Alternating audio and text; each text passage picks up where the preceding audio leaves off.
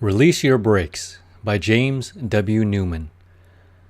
Published by the PACE organization in 2001. About the author. James W. Newman was a pioneer in the study of high-performance behavior. By the time of his death in the summer of 1997, his reputation was worldwide and his theories clearly proven. The PACE organization, which he founded in 1961, continues to provide consulting services, conduct seminars and workshops, and publish books, pamphlets, and other training media. James Newman's legacy is in the work being done today by the organization he founded. Mr. Newman's ideas and innovations have blended into the fabric of American culture. The term comfort zone was, for example, a Jim Newman invention. Mr. Newman's teachings empowered millions of people to do more and to be more than they ever thought they could. Companies, professional associations, and governmental agencies today make use of management and communication tools created by Jim or inspired by his ideas. Indeed, much of the personal development and interpersonal communications training being offered today is grounded in the principles Jim discovered.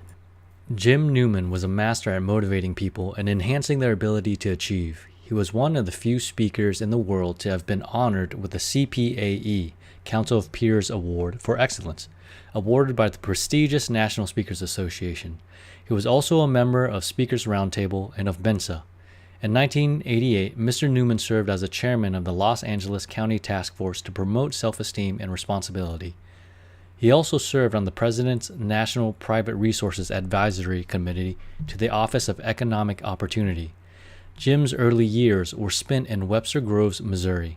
His undergraduate education was at Washington University, Iowa State College, and Westminster College, and he served 3 years of active duty as a naval officer in World War II. He spent his later years in Studio City, California. In his leisure hours, Jim enjoyed photography, tennis, computers, and magic. He was a performing member of Hollywood's famous Magic Castle. When Jim died, he left 2 grown children, Colby and Jim Jr., and his wife, Nan. Forward. I first met Jim Newman when my wife, Lois, and I enrolled in a PACE seminar a few years ago. At the time, I was starring in 2 of the longest-running series in broadcast history, serving on the boards of directors of 7 national corporations, and actively heading up a half-dozen businesses of my own, and enjoying life with a family of 5. In short, I was financially successful, professionally secure, and socially responsible. So what was I doing in middle age going back to school? And most surprising to most of my associates, what was I doing at this point in my life trying to learn how to be more effective? It's really simple. I believe none of us should ever stop growing, learning, changing, and being curious about what's going to happen next.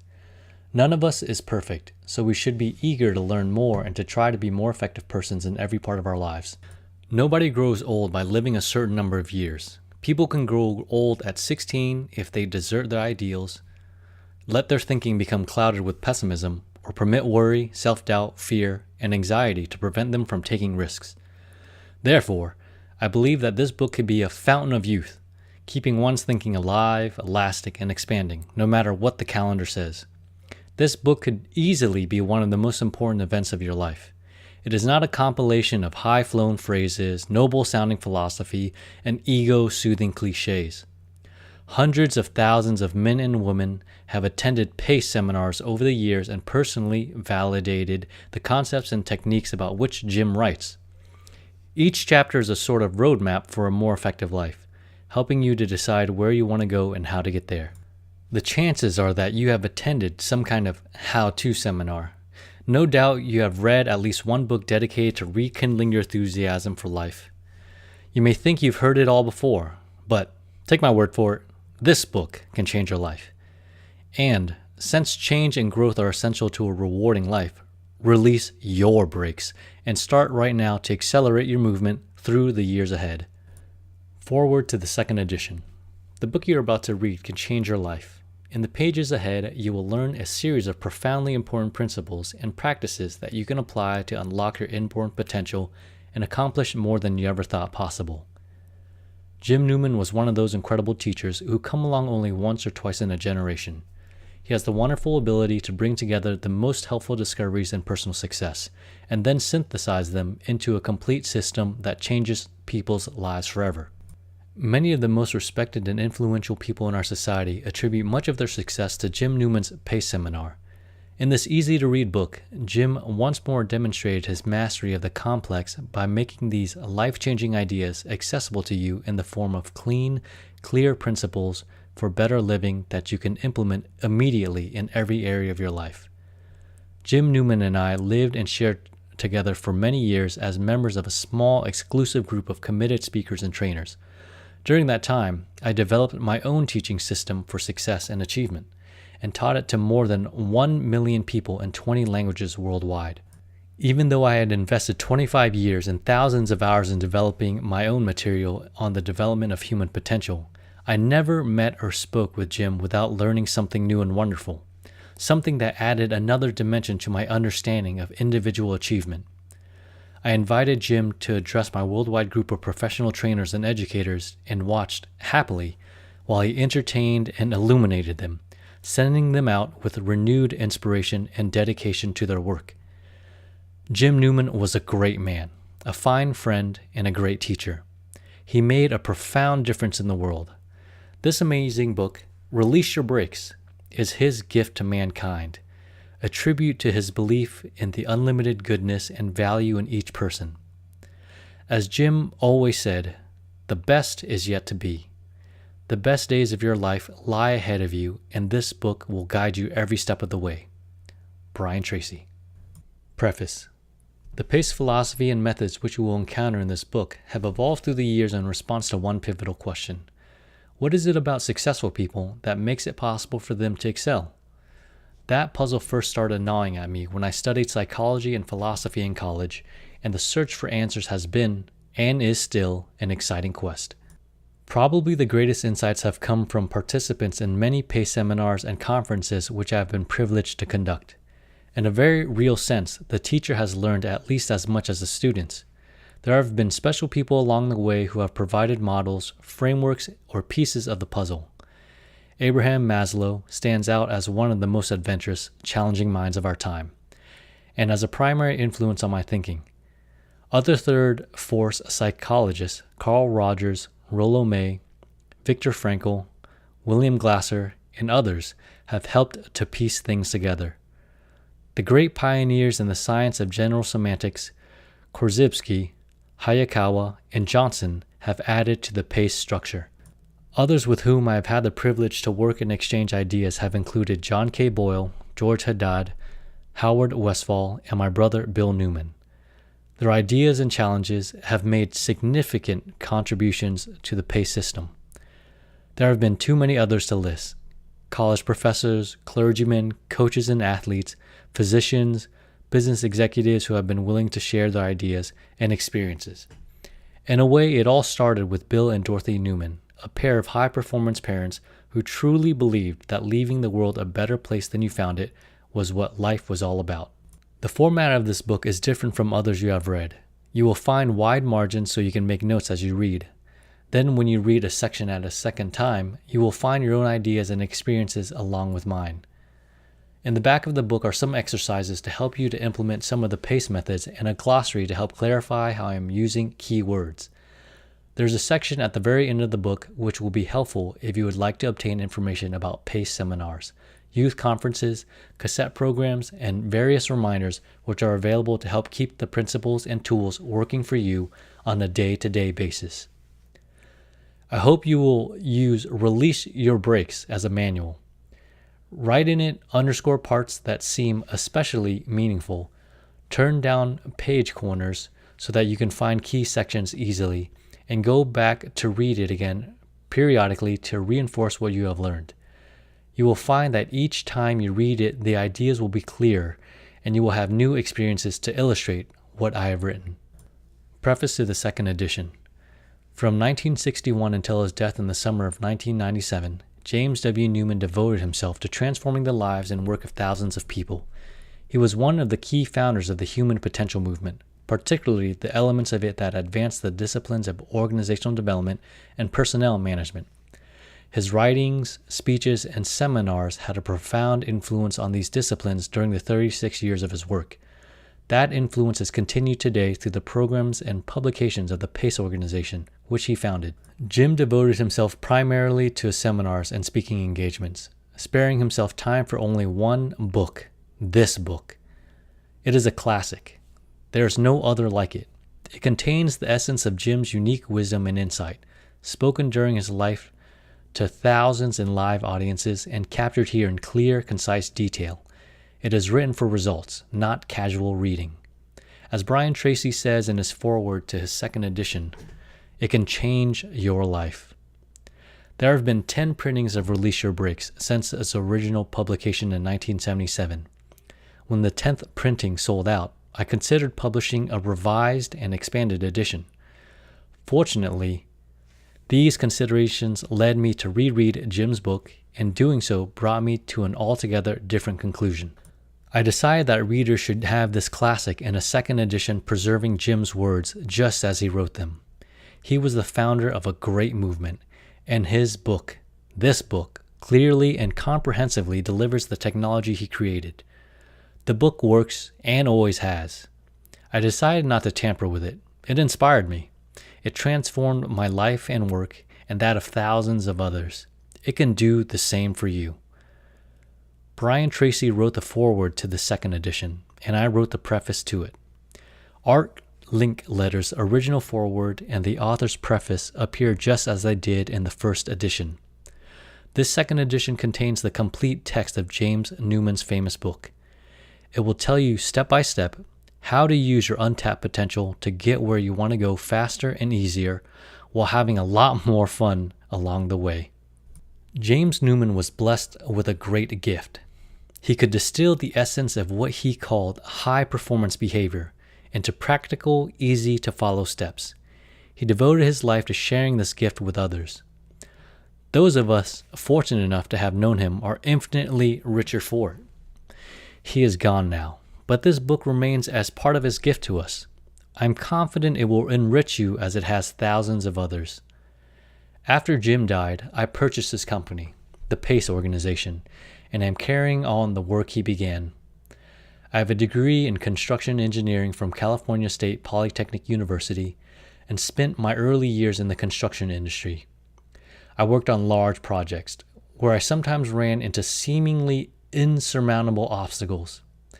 At first, I thought of these obstacles as unavoidable aspects of the many technical problems of construction. With time and experience, however, I saw that the vast majority of these problems were not technical at all. They were interpersonal. They were breakdowns in communication between people. I realized that what I was saying to my subcontractors was often not what they were hearing.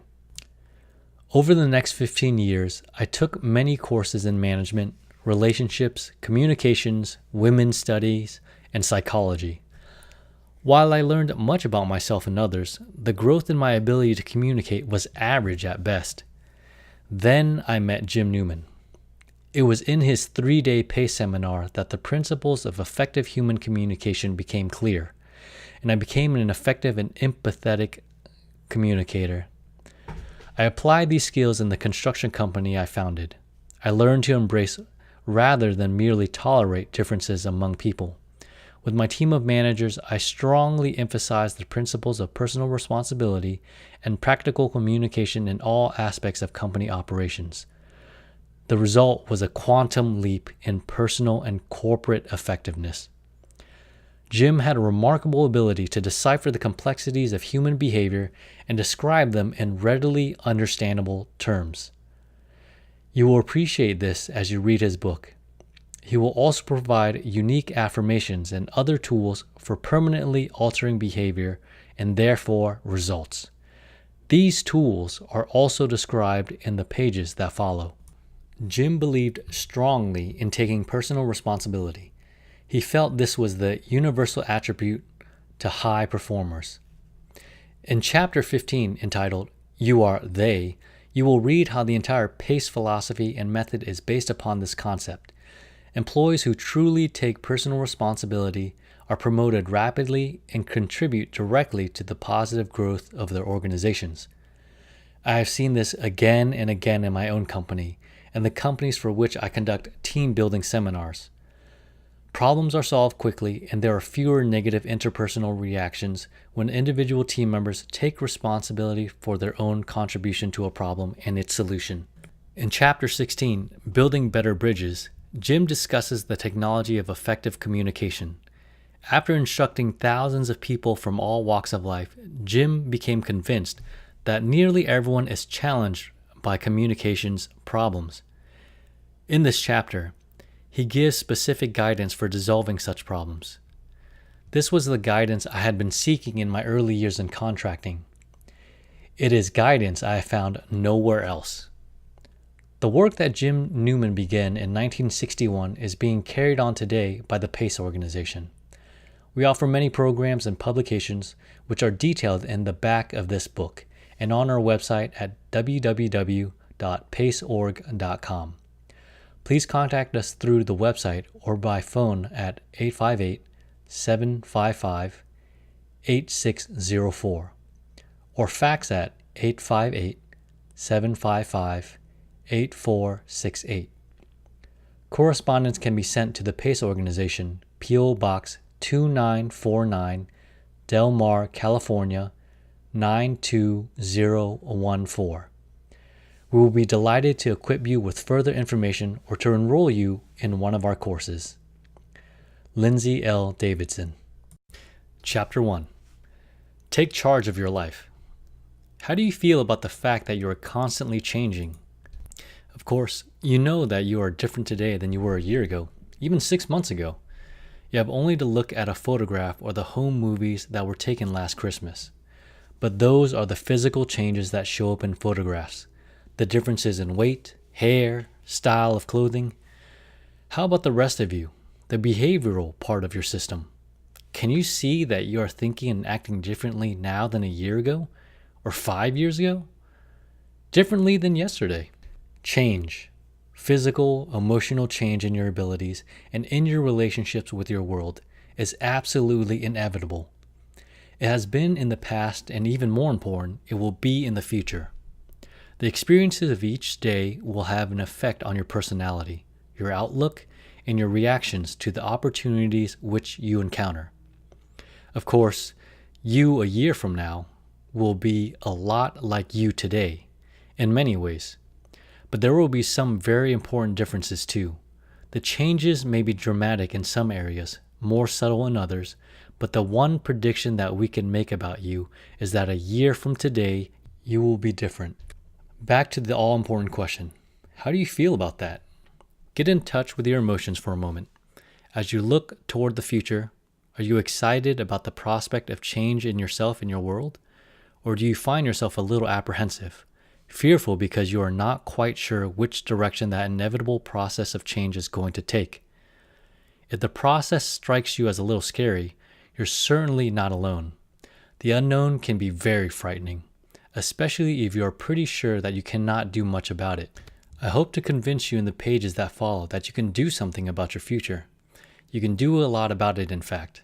Oh yes, there will be many unexpected, unpredictable events in your life, events over which you have little or no control. But even in those areas, you have the ability to determine and manage your reaction to what's happening. Your decisions, your actions, and your reactions are creating your future. Within the framework of your own unique potential, you are guiding and directing your destiny, by intent or by default. The goal of this book is to provide you with a very simple but comprehensive method for guiding and managing the inevitable process of change so that you can accomplish the things that you want to accomplish in life a lot more easily.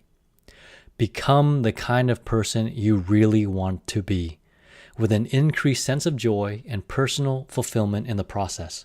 A participant in one of our PACE seminars summed it all up very simply. Paul and Gretchen had just bought a small foreign sports car, and on the weekend preceding the seminar, they had driven down the California coastline in their new car, reveling in the pleasure of the new addition to their environment. As they made their way down the coast and back, while one drove, the other read aloud from the owner-operator manual. They studied the various dials, knobs, and control levers, knowing that the more they understood about the automobile, the more likely they were to take proper care of it and use it properly for the many years to come. With this experience vividly in my mind from the recent weekend, Paul told the seminar group that the whole PACE experience seemed to them like an owner-operator manual for the human system. As you move through the pages ahead, it may help if you think of this book as an owner-operator manual for your system, designed to help you understand yourself a lot better, to take better care of your whole system so that it will function effectively and take you where you want to go, quickly and enjoyably. With this owner-operator manual comes the PACE toolkit with which to tune up and enhance your own personal effectiveness, health, and happiness. Let me put this another way. If you just let the inevitable process of change happen in its own way, take your chances with it, the end result may turn out very well, or it could be disastrous. But it is not necessary to drift along like a feather in the breeze and hope that everything will turn out all right, that you will be lucky. You are not stuck with the conditioning and habits of your past, nor do you need to allow others to determine your future. They are not in charge of your future. One of the most limiting attitudes a person can possibly have is, well, that's just the way I am. You can decide where you want to go, what you want to become, and then deliberately guide the process of change in that direction. This book is going to show you exactly how to do that. What are the results that you can expect from reading this book? That's a little difficult for me to tell you right now, because the book will mean something different to each person who reads it. I don't know, and right now you probably don't either, just which areas of your life you will want to change. You will be making some decisions about that as we go along. But I can tell you this. When you have finished reading Release Your Brakes, you will know a lot more about how to move your life in the direction that you want it to go. The ideas, techniques, and images we are going to work with together will have already brought about a change in your thinking and your behavior. You will be looking at yourself and your world in some profoundly different ways. One of our PACE seminar participants put it this way: I feel like I've been driving through a muddy rainstorm all my life, and someone just turned on the windshield wiper. Come with me through an exercise that may help to prepare you for the experience you're about to have. What do you see when you look at this picture? The chances are about 4 to 1 that it looks like the profile of a rather attractive young lady, with her face turned away from you, a sort of Toulouse-Lautrec picture. But for about 1 person in 5, it's a picture of an old witch with a large nose and no teeth. Which one do you see? Regardless of which picture you see first, if you keep looking, you will soon be able to see the other image. When that happens, when the other picture snaps in, you will have what I call an aha experience. It is a feeling of discovery. Oh, there she is. If you still see only the young girl's picture, try this. Look at the black line that represents the choker or necklace around her neck. See if you can see that the line has a mouth, the thin-lipped mouth of an old hag.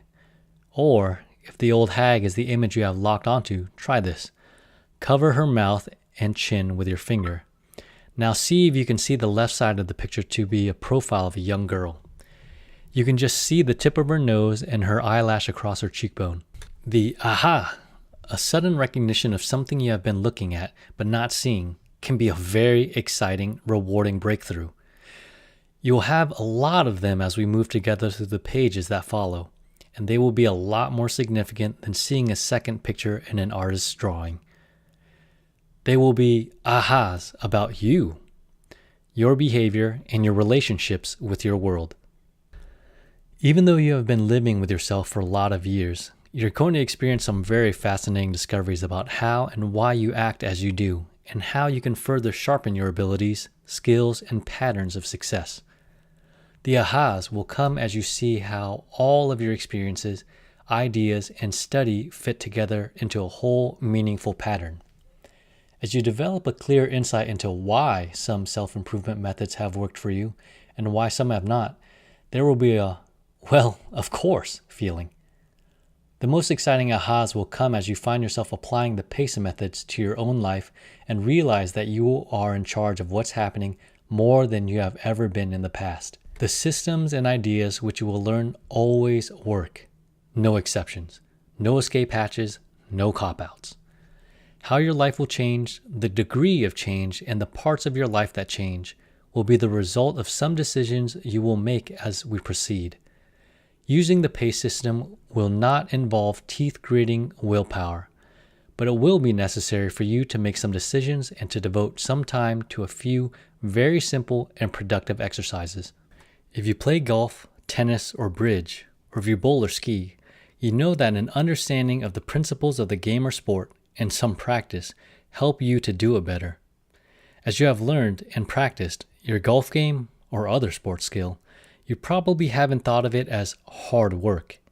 It may have involved some effort, but because the results were rewarding and immediately evident, the energy expended was a lot of fun, recreation. How you felt about learning, practicing, and improving in that sport had a lot to do with the speed with which you progressed. I would like to urge you to have the same view towards expanding your personal horizons. We will explore together some principles of personal growth and some step-by-step methods for you to practice, in much of the same way that you would practice a golf swing, a tennis stroke, or driving an automobile. The results will be quickly evident to you and to others, and will prove far more rewarding and exciting than any skill that you have ever practiced before. There's one more suggestion which I believe will help you to receive the maximum return on the time and effort you are investing in this book. Remember that this is a book about you. It starts from the assumption that you have a considerable amount of untapped potential. I want to introduce you to some simple, proven keys with which you can unlock that potential and release it. Please be very selfish as you read on. I know that you probably learned that when you were very young that selfishness is bad. We will take a longer look at that concept later on. But for now, set that idea aside and look for the principles and methods which apply to you. What can you find here which can help you to get where you want to go faster and to become the kind of person you are capable of being? Unless you are a very unusual person, you will sometimes be tempted to see how directly the material we'll be examining applies to others, your mate, your boss, your children, the home office. You may find yourself thinking how much better life would be if only they would practice some of the PACE methods. Observing all of this applies to someone else can waste a lot of time and energy, which might be more profitably be invested in your own personal growth. It can be very frustrating too. Yes, this would be a much better world if everyone else would just shape up, whatever that means. But first, see what PACE can do for you. See what kind of effect it has on increasing your effectiveness. The changes in you will be contagious. Then, if there are others you admire or love who you think would find these ideas to be valuable, give them a copy of Release Your Brakes. Now, let's begin our journey. A guided tour through the wondrous labyrinth of the human system. Your system. I believe that you will find it one of the most exciting, absorbing, and rewarding experiences you have ever had.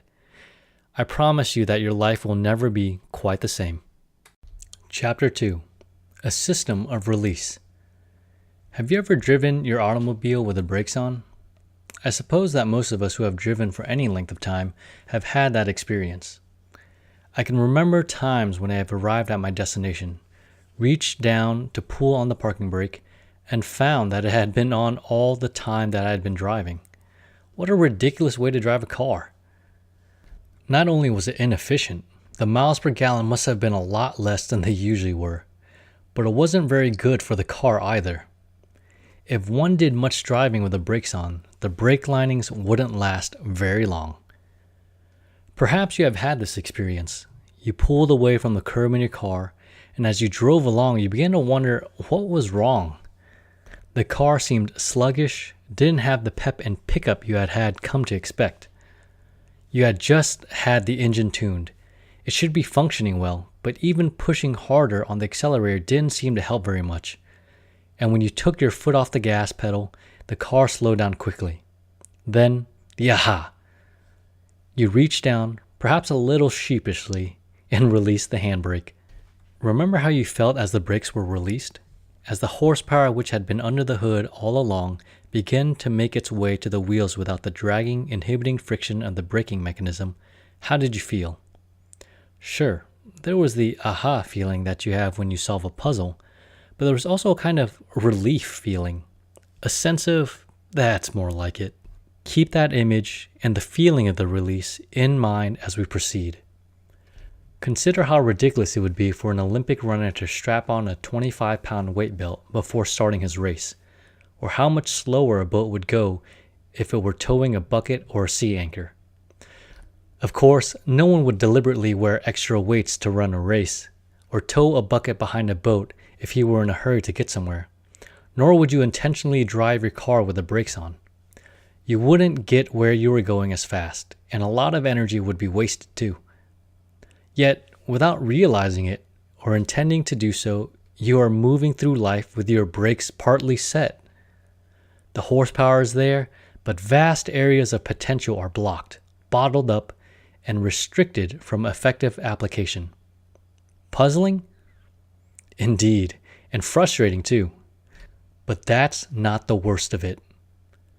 When you have the ability to do something, and that ability is not functioning or flowing the way you want it to flow, you may find yourself trying harder, pressing.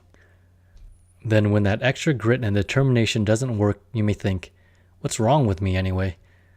In fact, the try harder approach may even further diminish the flow of your ability at the expense of a lot of wasted energy. Isn't that a lot like pushing harder on the accelerator when the handbrake is set? It may work, temporarily, but it's not very good for the system. It wastes energy, and the end result is more likely to be negative than positive. We know enough about the automobile that, given a choice between pressing harder on the gas pedal or releasing the parking brake, the decision is obvious. Unfortunately, the human system is not delivered with a set of directions to help you make the best use of its marvelous potential, or to help you to care for it so that it will give long and trouble-free service. So, here's the manual.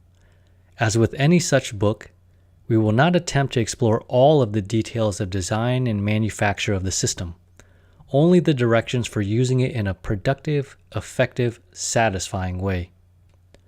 The system we will be applying is not a teeth-gritting, willpower, try hard to shape up method. You have tried that already. I'm going to try hard to get organized. Or, I'm going to put my willpower to work and stop smoking. Probably the harder you tried, the more frustrated you became. Now we are going to look at a proven system for releasing that potential, allowing it to flow. You will be surprised at how quickly and how easily it works. Chapter 3. Potential and Performance. The average person uses only a fraction of his potential. As many times as you have heard that, or even said it, I wonder how much you have thought about what it means. What is potential? To be more specific, what is your potential? As we will be using the term, a person's potential is the present combination of three elements or components. First, there's the basic design or blueprint of your system, the original equipment with which you began your life. This dimension includes your physical stature, the color of your skin, eyes and hair, whether you are in a male or female body, musical and artistic talents. Your intellectual capacity is a part of this first component too, not the IQ, but the original wiring of your thinking mechanism. This part of your potential is simply the genetic endowment, your heritage from prior generations. It is unique.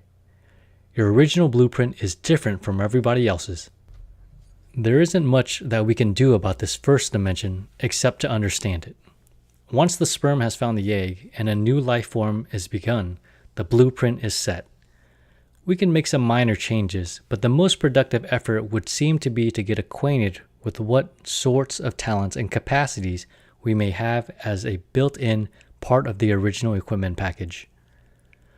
The second part of your potential is the complex mass of knowledge, information, data, and skills which you have acquired since the genetic blueprint was set. What you have learned about yourself and the world around you, whether or not it is immediately available to recall, is also unique. No one else in the world has ever had, or ever will have, exactly the same accumulation of knowledge and information that you have. This second dimension includes the skills which you have developed, the coordination information about how to stroke a tennis ball, how to ride a bicycle, how to walk. The first two dimensions are fairly mechanical. We can see an interesting comparison in these two areas with a computer. The electronic brain also has a basic design which equips it very well to handle certain kinds of tasks, and not very well to handle others.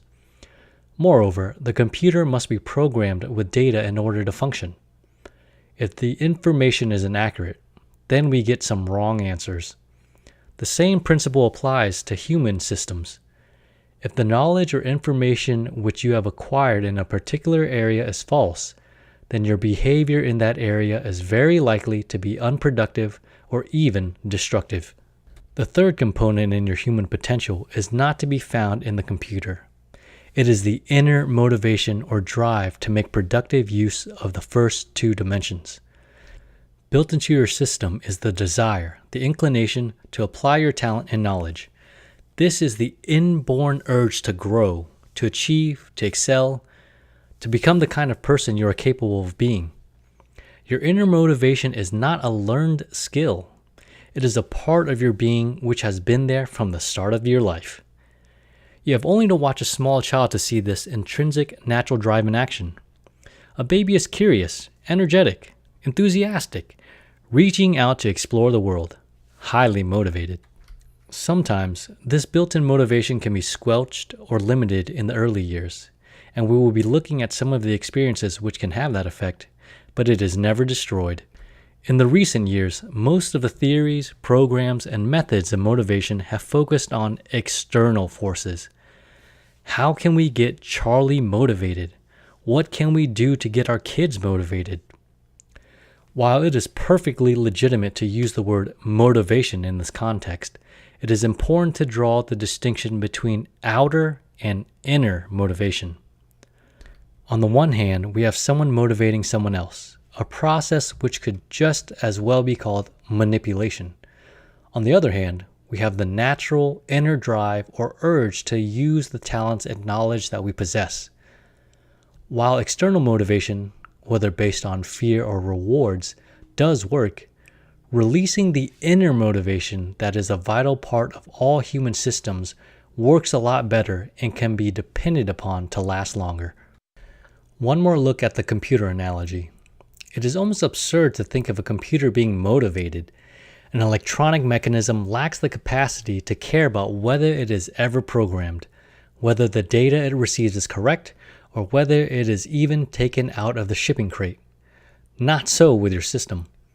A vibrant part of your potential is the natural, built-in, driving urge to function well, to use the talents and knowledge which you have in your system.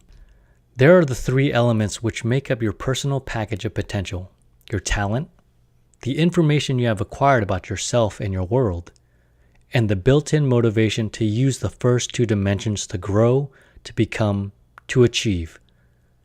Defined in this way, we can clearly see that we all have a lot of potential that is not being used.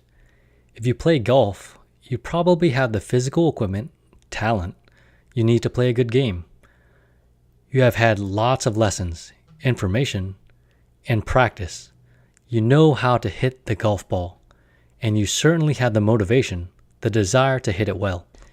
If you're a parent, you probably know more about how to fulfill that responsibility than you sometimes act like you know. If you're a salesperson, it's a good bet that you have more potential than you are using. The physical equipment is there.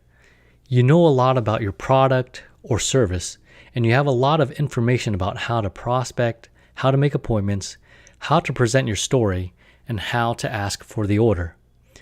And you are highly motivated. You really want to be successful in your chosen profession. So, when the time comes to close the sale, why do you change the subject? Not because of any lack of potential, but because of a fourth dimension in your behavioral system. The fourth dimension is emotion. How you feel about yourself in your world. Here's the key dimension which will facilitate or restrict the flow of your potential.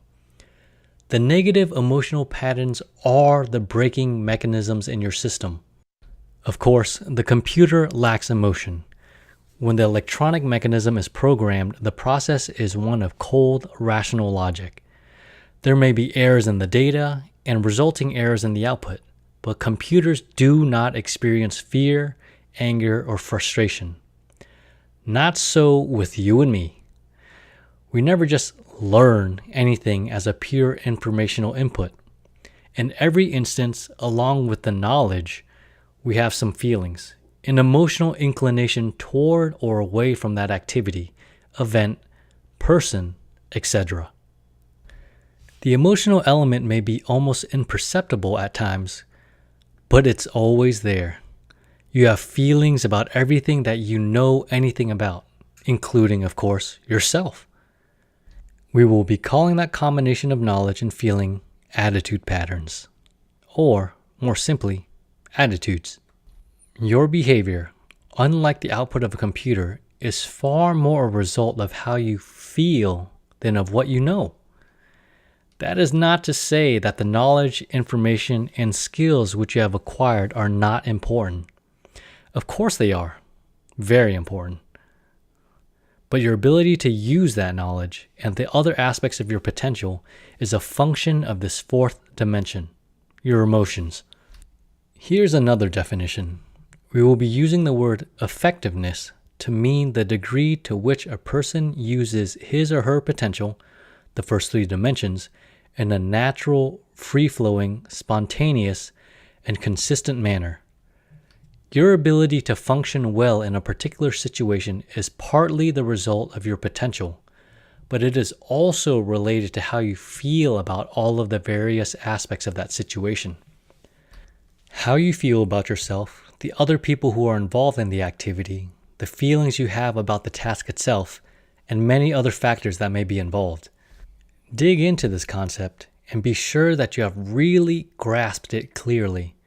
It is a very important principle. I have found that the importance of emotion in human behavior is often much more difficult for males to accept than for females. Both little boys and little girls receive a lot of negative messages about emotions. But it seems that, in our culture at least, boys are especially subject to the "don't be emotional" programming in the early years. They learn, more often than not, that boys are supposed to be logical, rational, and intellectual, but not emotional. Don't get angry. Don't be afraid. Shut up and go to sleep. There's nothing in the closet.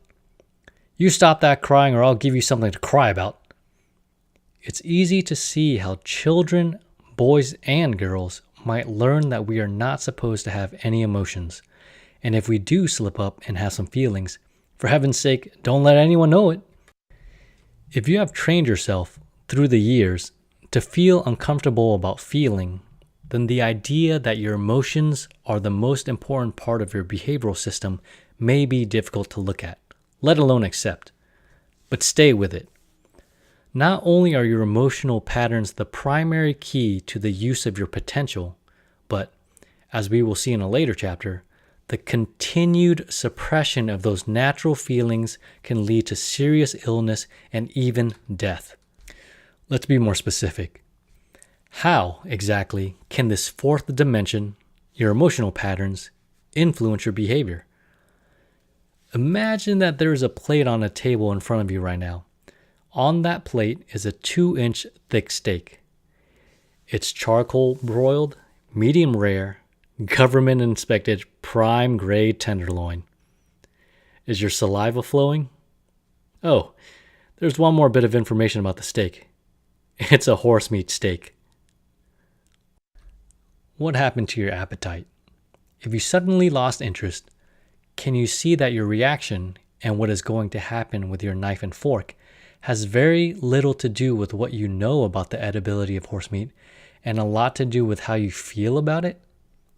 The idea of eating horse meat may not have turned off your appetite at all. What I am asking you to look at is that everyone who has some knowledge about horse meat also has some feelings about it. The feelings, positive or negative, will guide, manage, control that person's behavior. If you are traveling in the Orient and you were invited to dinner by some friends in Hong Kong, you might find yourself sitting down to a meal that is considered a great delicacy in that part of the world. Boiled dog. How do you suppose you would respond to that? Would your behavior be logical, rational? Or would the feelings you have about dogs have an influence on your behavior? Suppose your telephone were to ring right now, and when you answer it, you find that the call is from a program chairman of a club or association to which you belong. He is calling to ask for your help. The speaker who was scheduled to address the meeting this evening has taken ill suddenly and will not be able to talk to the group after all. It's a real emergency. The program chairman would like for you to give a 30-minute talk to the group this evening. You can select the topic. It can be about your hobby, vocation, a trip you have taken, or whatever else you want to talk about. What's your reaction? Do you leap at the opportunity, only regretting that you will be limited to 30 minutes? Or do you panic? Who, me? You gotta be kidding. Your response may not be at either of those extreme ends of the scale, but we can be certain that how you react and how you perform if you accept the invitation will be only partly a function of your potential and largely a function of how you feel about yourself as a public speaker. You may have all of the necessary physical equipment, the intelligence, education, training, and even the motivation to give an excellent, dynamic, well-organized public speech. But whether or not you actually walk up to that microphone, and if you do so, how well you use that potential that you possess will be a result of the emotional dimension. Whether you express yourself clearly, forcefully, enthusiastically, and naturally, or find yourself at a loss for words, tense and trying hard to get your ideas out, will be controlled by the feelings you have developed through the years of your life about yourself as a public speaker. Positive emotions release your brakes. Help your potential to flow spontaneously, freely, and easily. When you have feelings like joy, enthusiasm, pride, love, or confidence flowing through your system, your brakes are off. Whatever talents, knowledge, and motivation you have available, your potential will be working for you in a very natural manner. The negative emotions are the braking mechanisms. Let's look at some of them. Think of specific times in your life when you did not handle a situation as well as you could have because of one of these patterns of emotion. Probably the primary braking device in the human system is the emotion of fear, or the somewhat less intense but still limiting pattern called anxiety. If you have the potential to be a good public speaker, but you are not using that potential, can you see that fear is blocking your performance? Sometimes it may be fear of actual physical pain which causes you to avoid certain kinds of activities, or to put them off as long as you can. Many people have taught themselves to fear a visit to the dentist's office because of the possibility of physical discomfort. So they procrastinate. By the time they do get to the dentist, the cavities or other problems have progressed to the point that there really is some discomfort. More often, though, fear of less tangible pain ties up the system. Fear of failure, for example. Somewhere in childhood, you may have learned that one of the worst things you can do is to fail. If so, and that is a very common lesson that many young people do learn, then you will do all sorts of things to try to avoid situations in which you might fail. How about the fear of rejection? When you were very small, someone who meant a lot to you may have said, "Go to your room. I don't want you around me when you act like that. If you keep that up, we'll just have to find someplace else for you to live." That was pretty scary. And if it happened often enough, there's a very good chance that you developed a fear pattern which can have a dramatically limiting effect on your behavior as an adult. Have you ever wanted to ask someone for a date? Invite someone to come to dinner? Or ask a prospect for an order and not done so? Get in touch with the fact that the braking mechanism which kept you from doing something you were capable of doing and really wanted to do was fear. Fear that the person might say no. Fear of rejection. There's still another kind of fear which is remarkably widespread, extremely limiting, and yet not likely to occur to you right away. The fear of success. Why on earth would anyone be afraid of success? That's what everyone is supposed to want, not fear. Think about that for a moment. What is there about success that can be a little frightening? If I achieve success, however you may want to define that word, will I be able to maintain it? If I get up there, will I be able to stay? If I become very successful, can I handle the responsibility? I'll be making decisions which affect a lot of people. What if I make a mistake? What will other people think of me if I make a lot of money, live in a big house, belong to a country club? What if I can't handle that kind of lifestyle? It seems strange, doesn't it, that one might, at an intellectual level, want to succeed, and at the same time have emotional patterns which restrict progress. But it happens with all of us to some degree, just like driving the car with the brakes partly set. Fear is not the only limiting emotional pattern. Have you ever been so angry that you could hardly function? When you have wanted to accomplish something, but there was an obstacle blocking your progress, did the feeling of frustration have an adverse effect on your performance? The feeling of envy or jealousy can tie up your abilities. Hate, a disastrous combination of fear and anger, can short out all of the intellectual circuits. Enough about negative emotions. We are going to be working with the releasing mechanisms, tools for growth. Each one of us has some attitude patterns which include negative feelings, but fortunately we are not stuck with our present accumulation of attitudes. In the course of this book, you will learn how to use a technique called constructive imagination, a dependable, proven break releasing method. With constructive imagination, you can bridge the gap between potential and performance. Here is one example of how it worked for a professional salesperson. Several years ago, I was conducting a series of conferences for a large national sales organization. At one of the meetings, I met Dave, a handsome, enthusiastic young salesperson. His district manager told me that he was about to give up on Dave and let him go. He was really bewildered. That kid has so much going for him, so much potential. He's a star pupil in our training sessions, knows our product inside out, and he really wants to succeed. He's married and he endorsed just had a baby. He's got plenty of motivation. I just can't figure out what's wrong. It didn't take long to find the answer. Dave was a perfect example of a lot of horsepower with the brakes on. Dave knew that one of the keys to success in selling, especially in his field, was a constant flow of prospects. He understood that fact thoroughly and could explain the importance of prospecting to new trainees at great length. He knew how to prospect. Dave had attended several training sessions about how to use the telephone to find new prospects. And yes, Dave was highly motivated. Still, he would sometimes sit at his desk and look at the telephone for 20 or 30 minutes without picking it up. Or, more often, he would find other, more important things to do. Day after day would pass without any new prospects. It's pretty hard to keep your sales volume up when you don't have prospects. Dave's difficulty was not related to what he knew or to his desire to use that knowledge. It was an emotional pattern which was blocking his performance. His feeling about calling a stranger on the telephone. Many years before Dave became a sales professional, he had taught himself to be afraid of rejection and failure. Those fears were now destroying his performance and his career. I showed Dave how to apply the PACE technique called constructive imagination to the project of building a positive, enthusiastic feeling about using the telephone to find new prospects.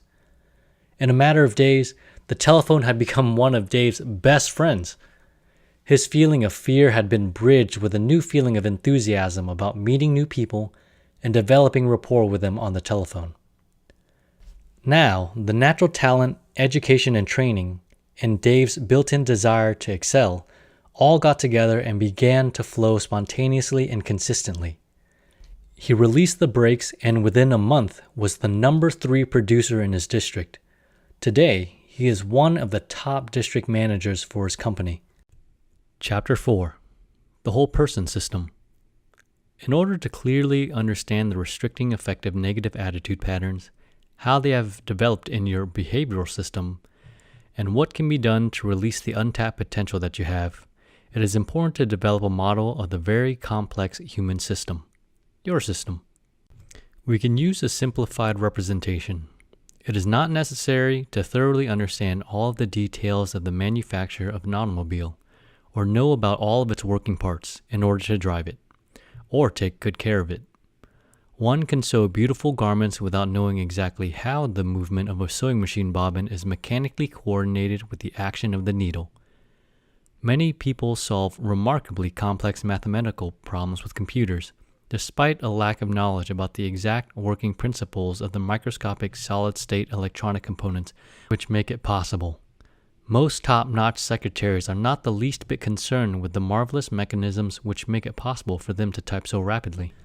To make effective use of any of these modern mechanical or electronic wonders does, however, require a certain amount of knowledge about its purpose and the overall scheme of its design and function.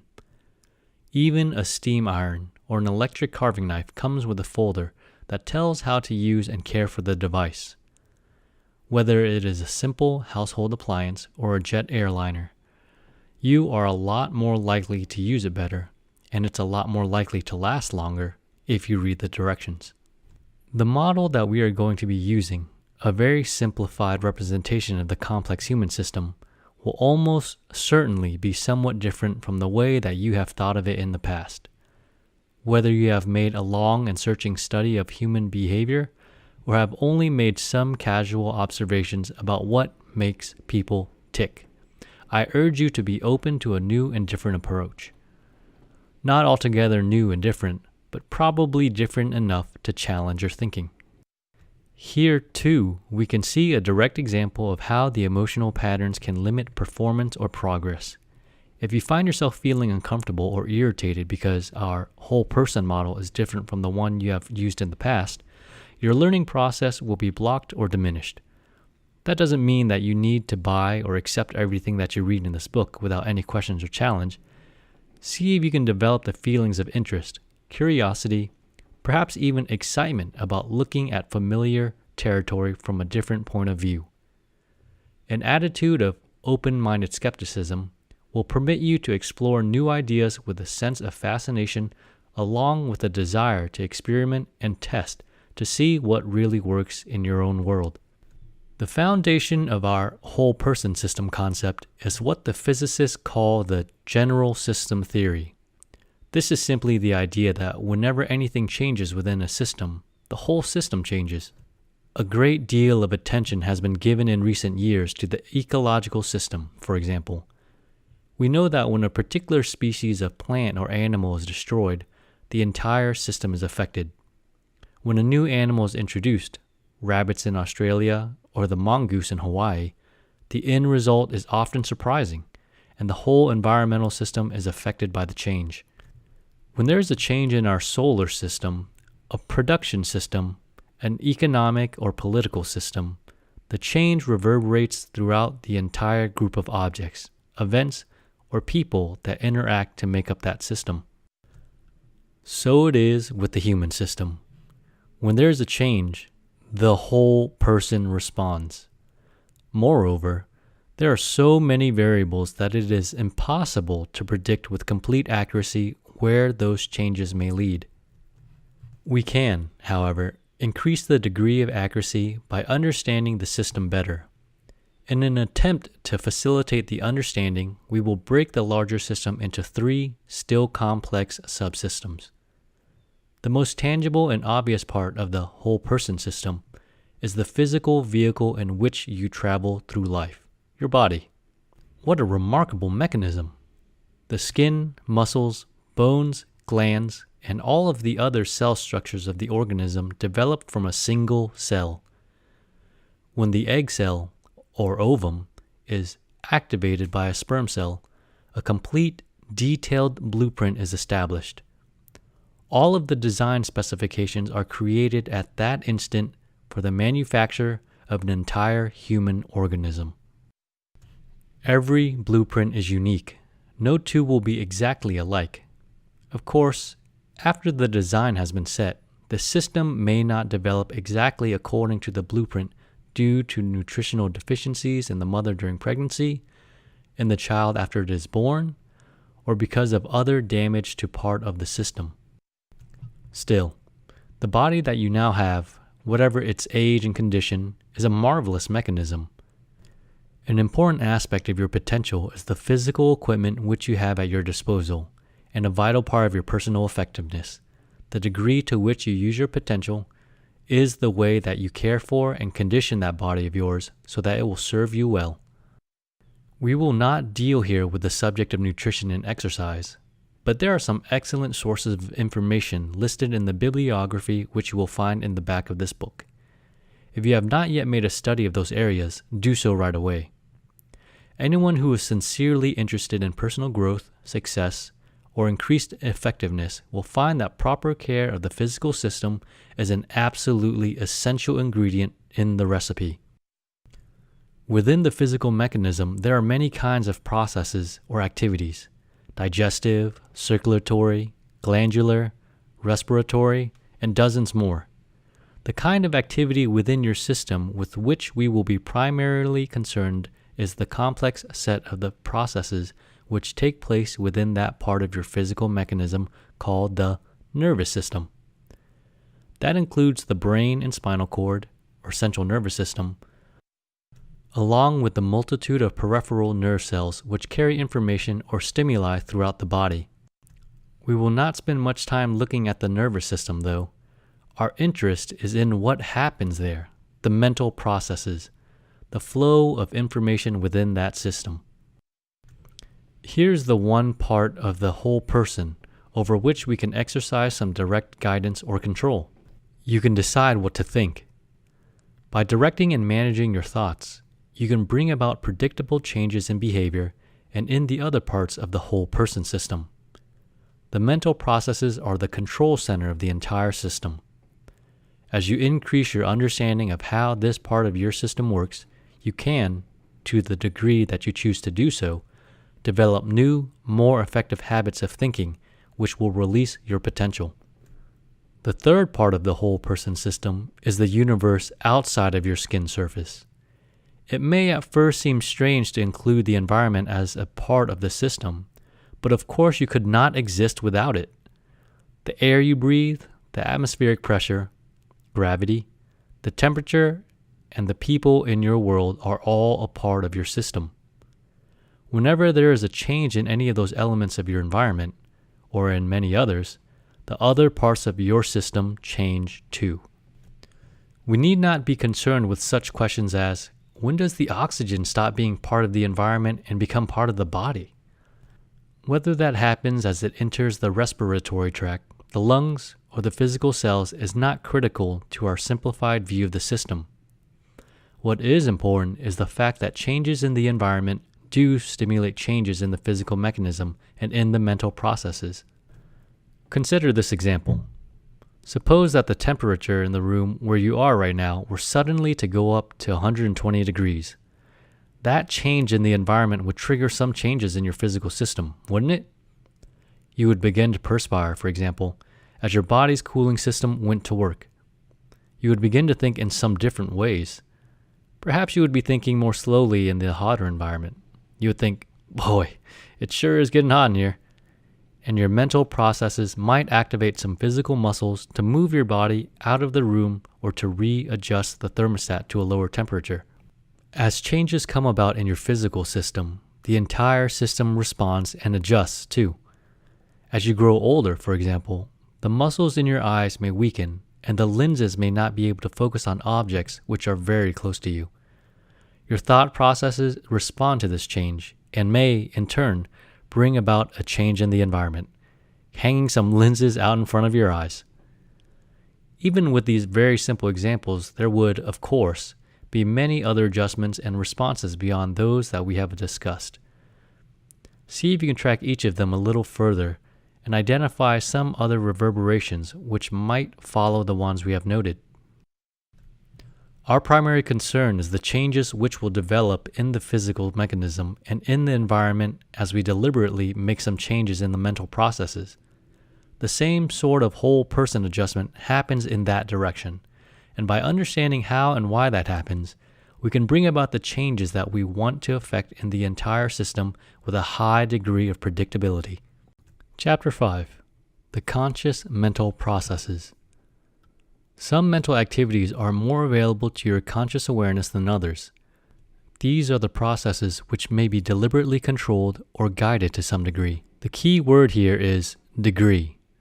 You do not have a compartment or place in your brain or in your mental system which can be logically be called a conscious mind. But you do have certain processes which seem to happen most of the time at a predominantly conscious level. It is not accurate to think of your thought processes as either conscious or subconscious.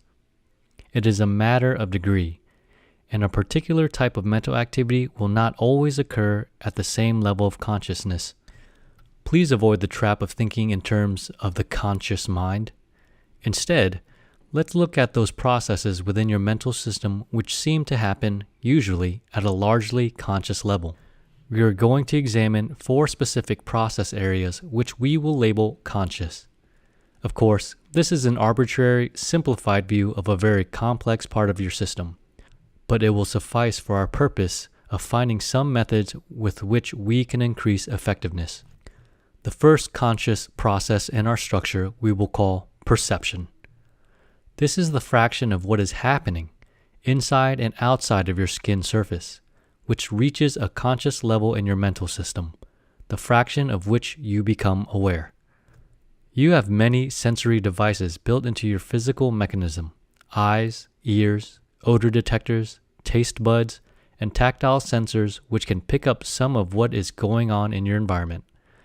Within your body, there are many more which we can provide information relating to balance, muscular position, hunger, thirst, temperature, and the like. Neurologists have estimated that about 2 million signals or stimuli come into the central nervous system every second. Of course, you do not perceive all of those 2 million per second inputs.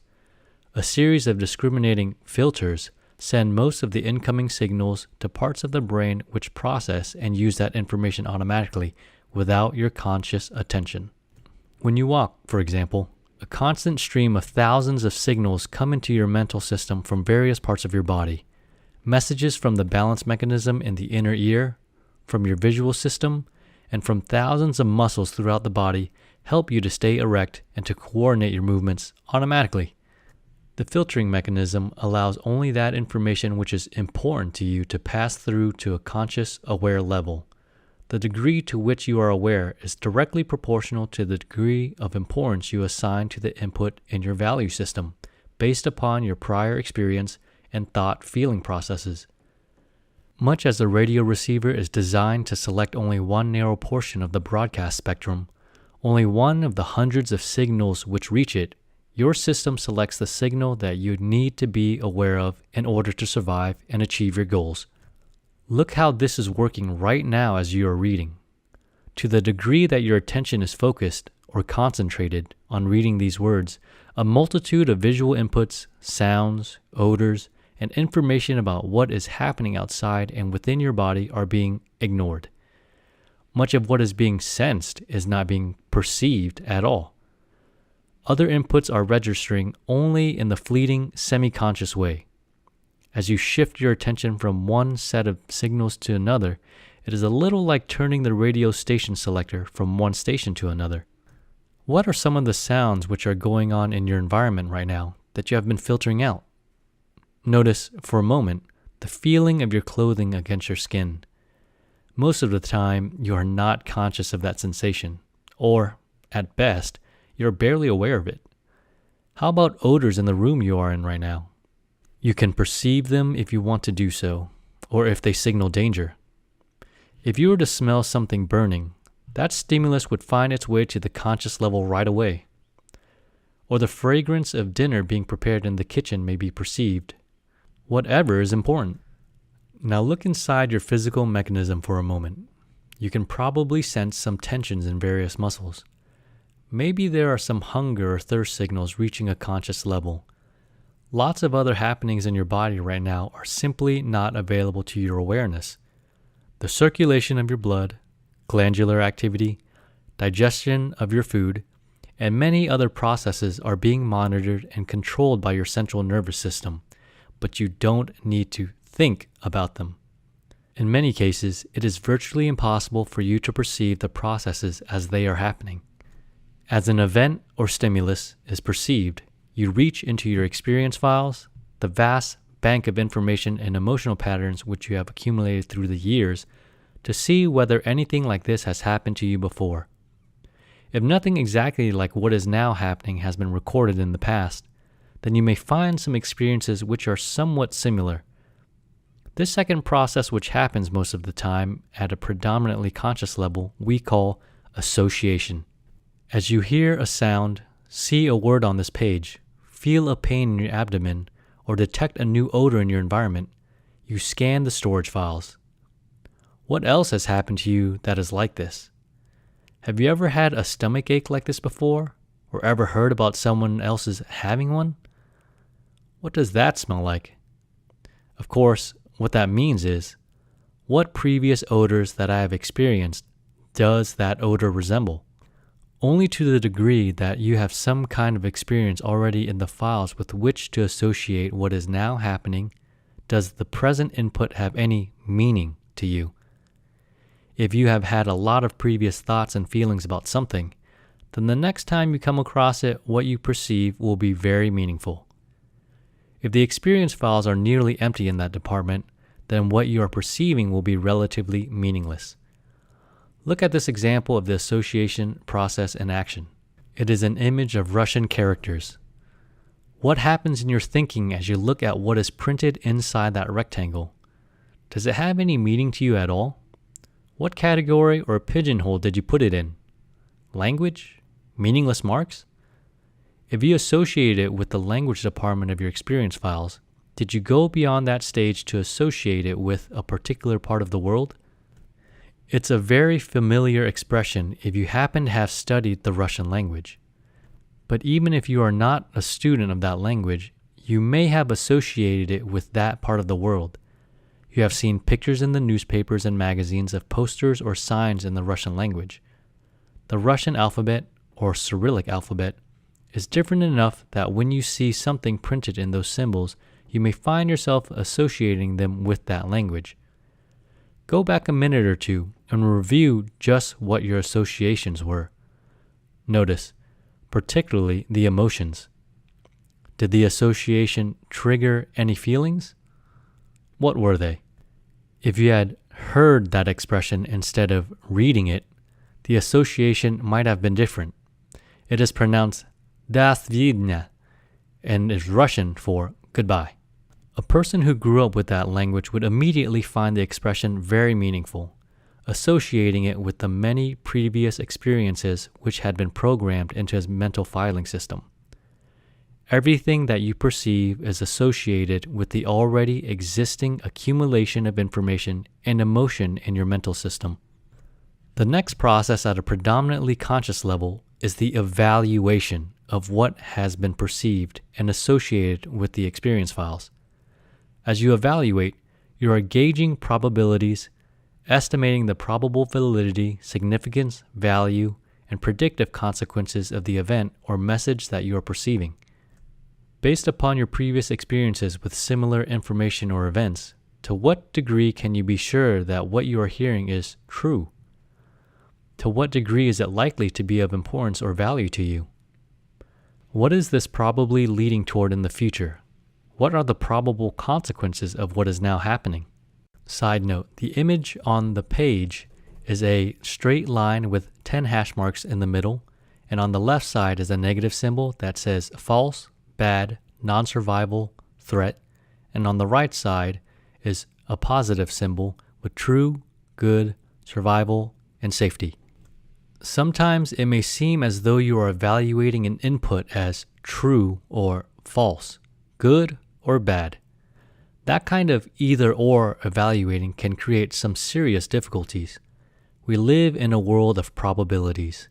Your thinking and resulting behavior is much more likely to be effective and productive as you develop the habit of recognizing those probabilities. Here's an example which you may have experienced.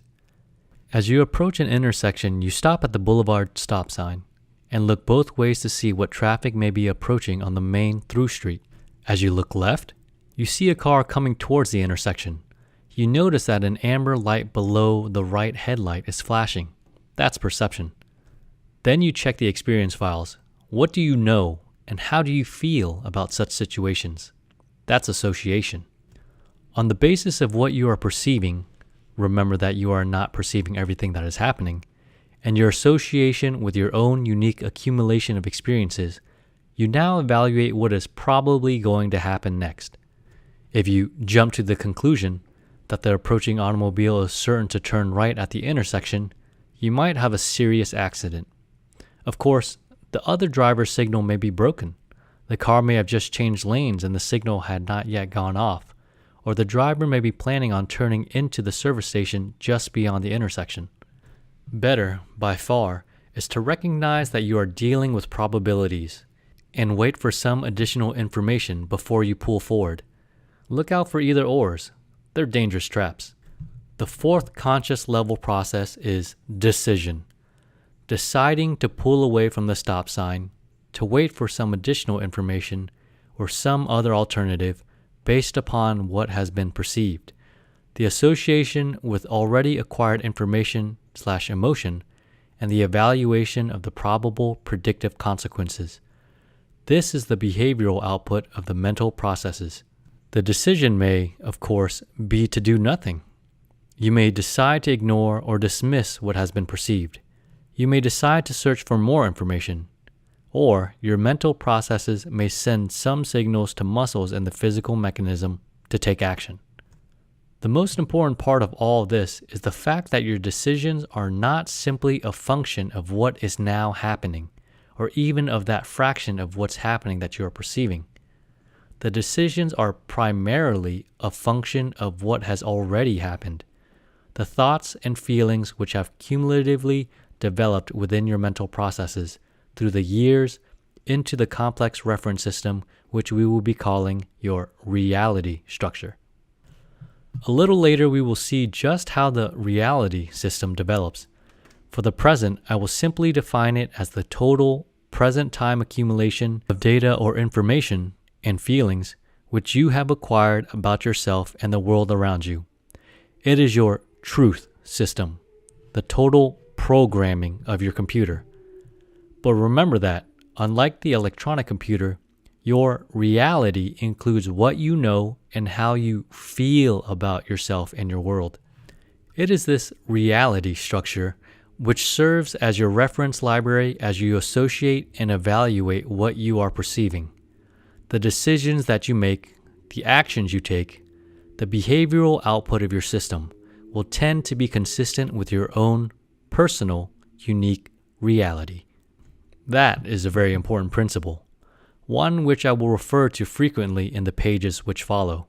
Human behavior tends to be consistent with the individual's currently dominant reality structure. Perhaps equally important is another principle or fact of life about your truth system. Your reality structure is incomplete and inaccurate. That is why I've put the word reality in quotation marks, to distinguish the reality which you have in your mental processes from the reality that is actually happening or has actually happened. You do not, and probably never will, know all that there's to know about anything. No matter how long or how intensively we study any subject, there is always more that can be learned. Whether it is something as large as the universe or as small as the atom, the more we learn, the more we realize how little we know. Your reality is incomplete. Moreover, what you do know about anything is never completely accurate. There are distortions in the programming process. What is actually happening in your life does not somehow get injected into your reality system. You can only store or record what you are thinking, feeling about what is happening, and that is never exactly the same as what is going on in the environment or your physical mechanism. Can you see that this is happening right now? As you are perceiving words on this page, you are associating those words with your already existing reality and giving them some sort of meaning. Then, as you evaluate the probable validity and usefulness of the ideas which they represent, you are deciding what, if anything, to do with those ideas. All of those conscious processes are different in your system than in any other person who reads the same words on the same page. If you have ever heard or read 2 eyewitness accounts of an accident or any other happening, you have seen dramatic evidence that people do not record what is happening, but rather what they are thinking and feeling about what is happening.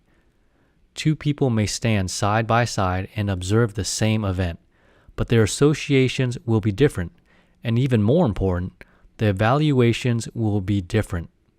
They are programming their experience files or reality structure with different inputs.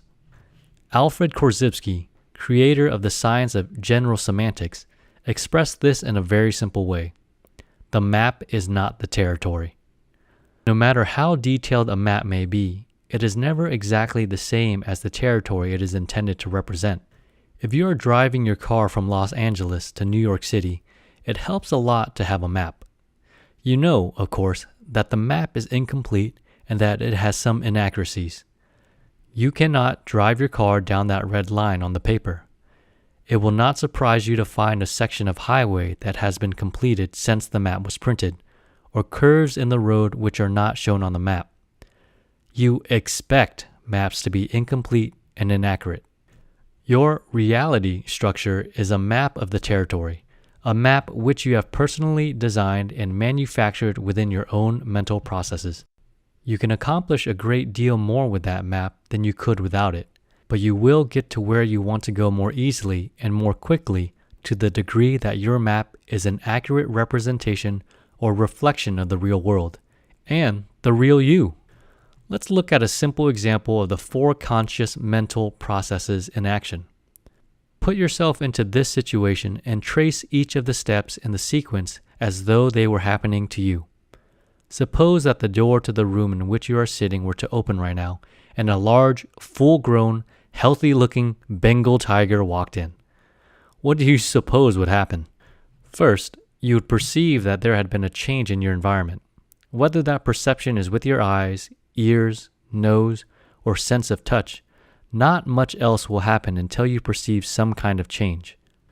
Then you associate what you are perceiving with your own personal, unique reality about tigers, whatever patterns of information and feelings you have programmed into your experience files. Next, you evaluate the probabilities. What is the likelihood that this is a real live tiger, or might it be some friend dressed up in a tiger costume? Is it probably dangerous? What will it probably do if you sit very still? Or if you run to the door? Then you decide what to do. I cannot predict what that decision would be because I don't know enough about your reality. Would you run? Yell for help? Talk to the tiger? Sit still? Several years ago, we had a real tiger expert in one of our PACE seminars. Herman Brix, the famous actor who played the role of Tarzan in many films, had worked with a lot of real tigers. Herman told the group that, on the basis of considerable personal experience, he would sit very quietly and immediately caution everyone else in the room to do the same. Part of his reality was that quick movements were very likely to frighten a tiger and cause him to attack. On the other hand, If a person has never had a negative thought or feeling about tigers, but has seen pictures of friendly ones, has been told that a tiger makes a nice, cuddly house pet that likes nothing better than to be scratched behind the ears, we will see a different kind of behavior. That person will perceive the same animal that you and I are seeing, but as he or she associates those perceptual inputs with a very different reality, the evaluations will be different, and that person may quite logically, rationally, sensibly walk toward the Bengal tiger with the intent of scratching him behind the ears. If you were watching that happen, you might think that your friend had gone crazy. Crazy behavior is often simply the result of extreme distortions or incompleteness in the reality maps. When people knew that the earth was flat, they behaved as though they lived on a flat earth. That wasn't crazy, was it? It was perfectly logical, rational behavior given the truth that the earth was flat. Notice that they did not think that the earth was flat. They knew that it was, and they felt very deeply about that truth. When you were a child, you probably knew that there was a Santa Claus or an Easter Bunny, and maybe a boogeyman too. That child, too, behaves in a manner that is consistent with his or her reality. When you see people, adults or children, whose behavior is different from yours, people with different customs, values, religious rituals, or food preferences, it is important to remember that they are behaving in a very logical, normal manner on the basis of their different reality structures. The difference is in the programming, a different map of the same territory. I want to emphasize once again the importance of the emotional component of those attitude patterns which make up your reality system. What you know is a very significant aspect of your behavior, but how you feel about what you know is even more influential. Mankind has recognized the importance of the emotions for centuries. In the book of Proverbs, chapter 23, verse 7, it is stated quite simply, "As he thinketh in his heart, so is he." Not in the brain, and of course not in the organ which pumps blood, in the heart of your thinking process, the emotions. The ancient sages considered the heart, or more commonly the bowels or solar plexus, the central control center of human behavior.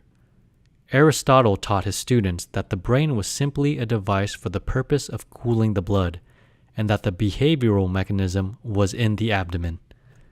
It is easy to see why this might have been regarded as the truth about the human system at one time. Today, we understand a little more about the sequence of events which might lead to that conclusion. When you have some thought processes that include the emotional component of fear, the emotional center of your nervous system is activated. The resulting combination of activity in the muscles and glands of the physical mechanism is sensed, felt, in the abdominal area. The butterflies are in the stomach. That, of course, is why emotions came to be called feelings, because they can be physically sensed or felt. Chapter 6. The subconscious mental processes. We will concern ourselves with only 3 kinds of activity which seem to take place most of the time at a predominantly subconscious level in our mental processes. Once again, we are working with a very simplified model of an extremely complex system, but a better understanding of these 3 functions will contribute to a lot of increased effectiveness. All 3 of these activities are unthinking, automatic, robot-like. While it is possible to affect them, stimulate or reprogram them with deliberate, directed, conscious level thought, they will go right on functioning automatically if we allow them to do so. The first process is that of managing, guiding, controlling the automatic activities within the physical mechanism and the mental processes. You were born with some automatic functions already wired into your circuitry, reflexes, for example. When the doctor hits your knee with his little rubber hammer, you do not go through the perceive, associate, evaluate, decide cycle. A reflex loop is activated in the spinal cord. A signal is sent back to the leg muscles to contract. And then when it is all over, a message is sent to the brain about what has happened. By the time you perceive it, the reflex has completed its cycle. Breathing is an interesting built-in automatic process. So far as we can tell, you did not learn to breathe. The controlling mechanism or circuitry was built into your system right from the beginning. You do not need to think about breathing for it to happen. And yet, if you choose to do so, you can breathe deliberately, consciously. You can decide to take a deep breath or to breathe rapidly. This is one more example of the continuum or scale which extends from the extremes of very conscious to very subconscious levels of your mental system. Many other activities going on right now in your system are being handled quite efficiently at a subconscious automatic level. The digestion of your food, adjustment of the level of your sugar in your blood, circulation of the blood through the physical mechanism, and countless more. We also have the ability to train the system to perform various functions automatically. Many activities which were not built into the original blueprint and which were once managed quite consciously in your system have now been moved down to the more subconscious level where they can be handled automatically. When you first tried to walk, it was a very deliberate, conscious activity. Over a period of time, walking has become so natural and automatic that it seems as though you have always done it that easily. You can still move the walking skill up the scale a little if you want to do so. But if you do, you may find yourself walking less smoothly, less effectively. When you have trained your system to handle an activity automatically, you are usually better off letting it flow, not thinking too much about it consciously. Hitting a golf ball provides an excellent example of that danger. The professional golfer has trained the system to hit the ball in a natural, free-flowing manner automatically. When he is playing in a tournament, he is not thinking about keeping his left arm straight, keeping his head down, and all of the other coordination activities which are so important to his success. These activities are all automated. If he starts thinking about them, his game is almost certain to suffer. Think of some other activities of a physical nature which you have trained your system to handle at an automatic, subconscious level. Tying your shoes, riding a bicycle, driving a car. What else? Now look at some of the mental activities that you have automated which started out at a very conscious level. Multiplication tables?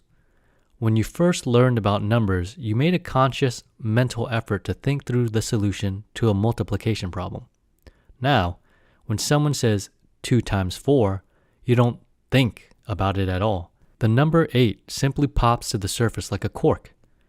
See how differently you react when someone says 13 times 16? That takes a little longer, doesn't it? Most of the activities which you do extremely well are activities or skills which you have automated. Think of some examples within your own system. Your tennis stroke, vocabulary, rules of grammar or spelling, skiing, all fall into this category. The outstanding surgeon has practiced his skill so that it has become automatic. The professional salesperson doesn't just know how to prospect, make appointments, present his product or service, and close the sale. He has trained his system to handle all of the skills of high-performance selling easily, spontaneously, automatically. When you have automated an activity while you're engaged in that skill, your more conscious processes are free to think about something else. When you are driving your automobile, you can think about where you are going and what you are going to do when you get there. I am always impressed with the way Vicky, my secretary, can accurately transcribe dictation and carry on a conversation on the telephone at the same time. There is a closed circuit between her eyes and her fingertips, which function so automatically that she can think about other matters while she's typing and rarely makes a mistake. In fact, she is a lot more likely to make a mistake if she starts to think about her typing instead of just letting the system work for her. So much of our life involves automatically controlled thinking and action that it is difficult to conceive of a human being without that capability. It is not just a convenience, but clearly an essential element of survival. The second subconscious level process in our model is the storage of information/emotion, the automatic cumulative development of your reality structure. All of the thoughts and feelings which occur at the more conscious levels in your thinking are stored or recorded. This is a very important characteristic of your system. Be sure that you grasp this idea. Whatever is experienced at a conscious level is recorded, subconsciously as experience or reality. More often than not, the conscious thought processes have something to do with an event that is actually happening. You record your own distorted version of that event, and it is usually close enough to be a useful map, but not always. Sometimes you may experience an event or activity totally in your imagination.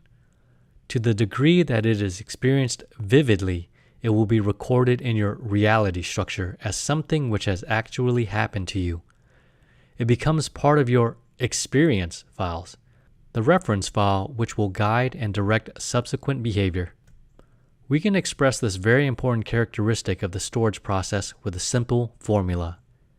I times V equals R. Or imagination times vividness equals reality. To the degree that you experience an event vividly in your imagination, it is accepted and recorded subconsciously as reality, something which has actually happened. At first, this may appear to be a serious weakness in the human system. It is, of course, the chief reason for inaccuracies in the reality structure, but it need not be regarded as a weakness or fault in the system. Quite the contrary. In fact, it was the recognition and understanding of this quality of the mental processes which led me to realize that deliberate, conscious control of the inevitable process of change in human behavior is possible. The basic method for personal growth and development, which I will describe in detail in Chapter 10, Constructive Imagination, is based upon this very principle. I want to increase the probability that this idea is sufficiently clear. Can you think of a time when you have experienced something so vividly in your imagination that it has become part of your reality?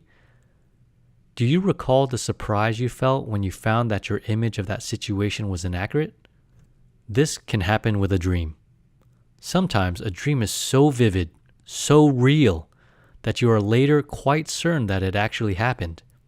You not only recall the event that you dreamed about, but all of the emotions seem real too. Have you read a book, a novel, or perhaps a mystery story, which was so well written that you became a part of the story? It might be more accurate to say that the story became a part of you. The author developed such vivid descriptions of the characters, their thoughts, appearance, and activities that you felt that you actually knew them. You knew how they walked, talked, ate and drank, their innermost feelings and thoughts. You may have even felt a tinge of sorrow as you finished the book because you were saying goodbye to some close friends. To some degree, that book and the people in it became a part of your experience files, your reality. Then you went to the movie which was made from the book. How did that feel? Uncomfortable? Irritating? Well, the movie was okay, but it wasn't as good as the book. This very common reaction was probably at least partly because of what you were watching on screen did not match the way it really happened in your mental processes, in your imagination, as you read the book. Here's another example. Have you listened to a voice on the radio day after day? A newscaster or disc jockey while you rode to work each morning? As you heard that voice, you imagined a face to go with it. That is part of the association process. As the days went by, your image became more vivid, more real. Then you saw his photograph in the newspaper. Did you find yourself thinking that the newspaper made a mistake? That's not what he looks like at all.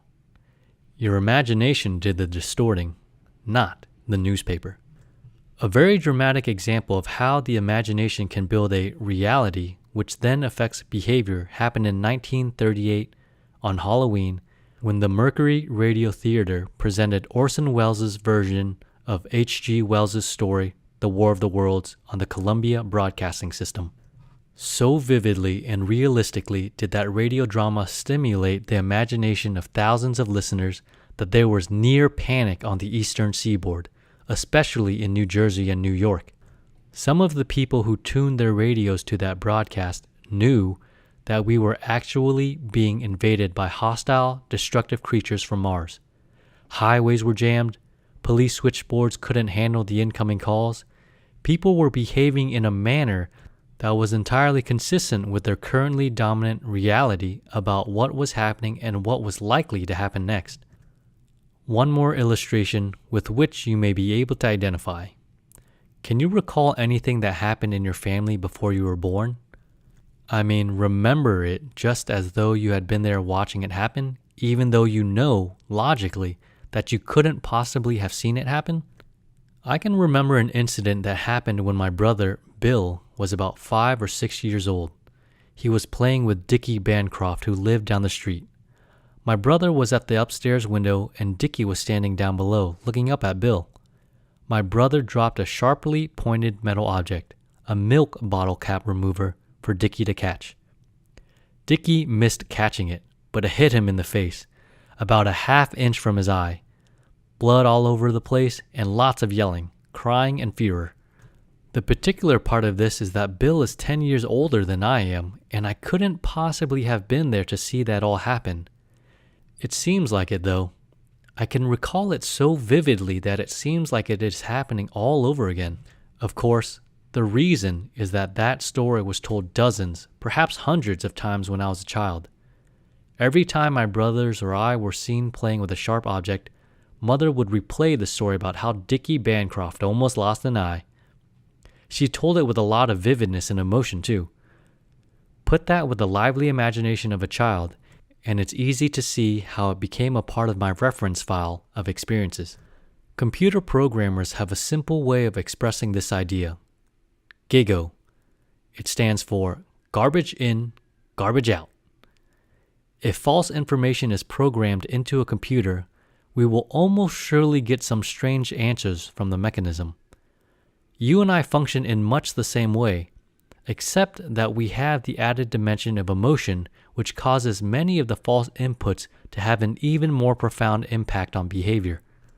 I am not going to attempt to look at the chemical or biological processes which are involved in the storage of your reality structure.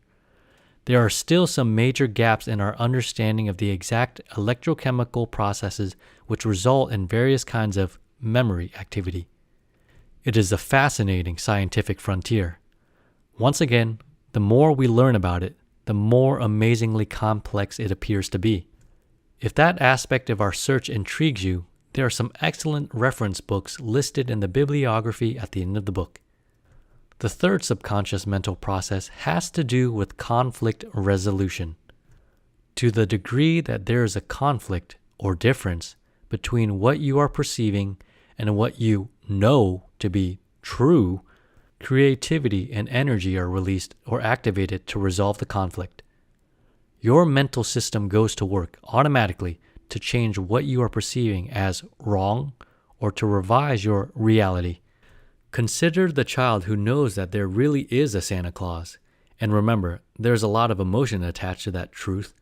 Then someone in the neighborhood says, "You don't believe that Santa Claus stuff, do you?"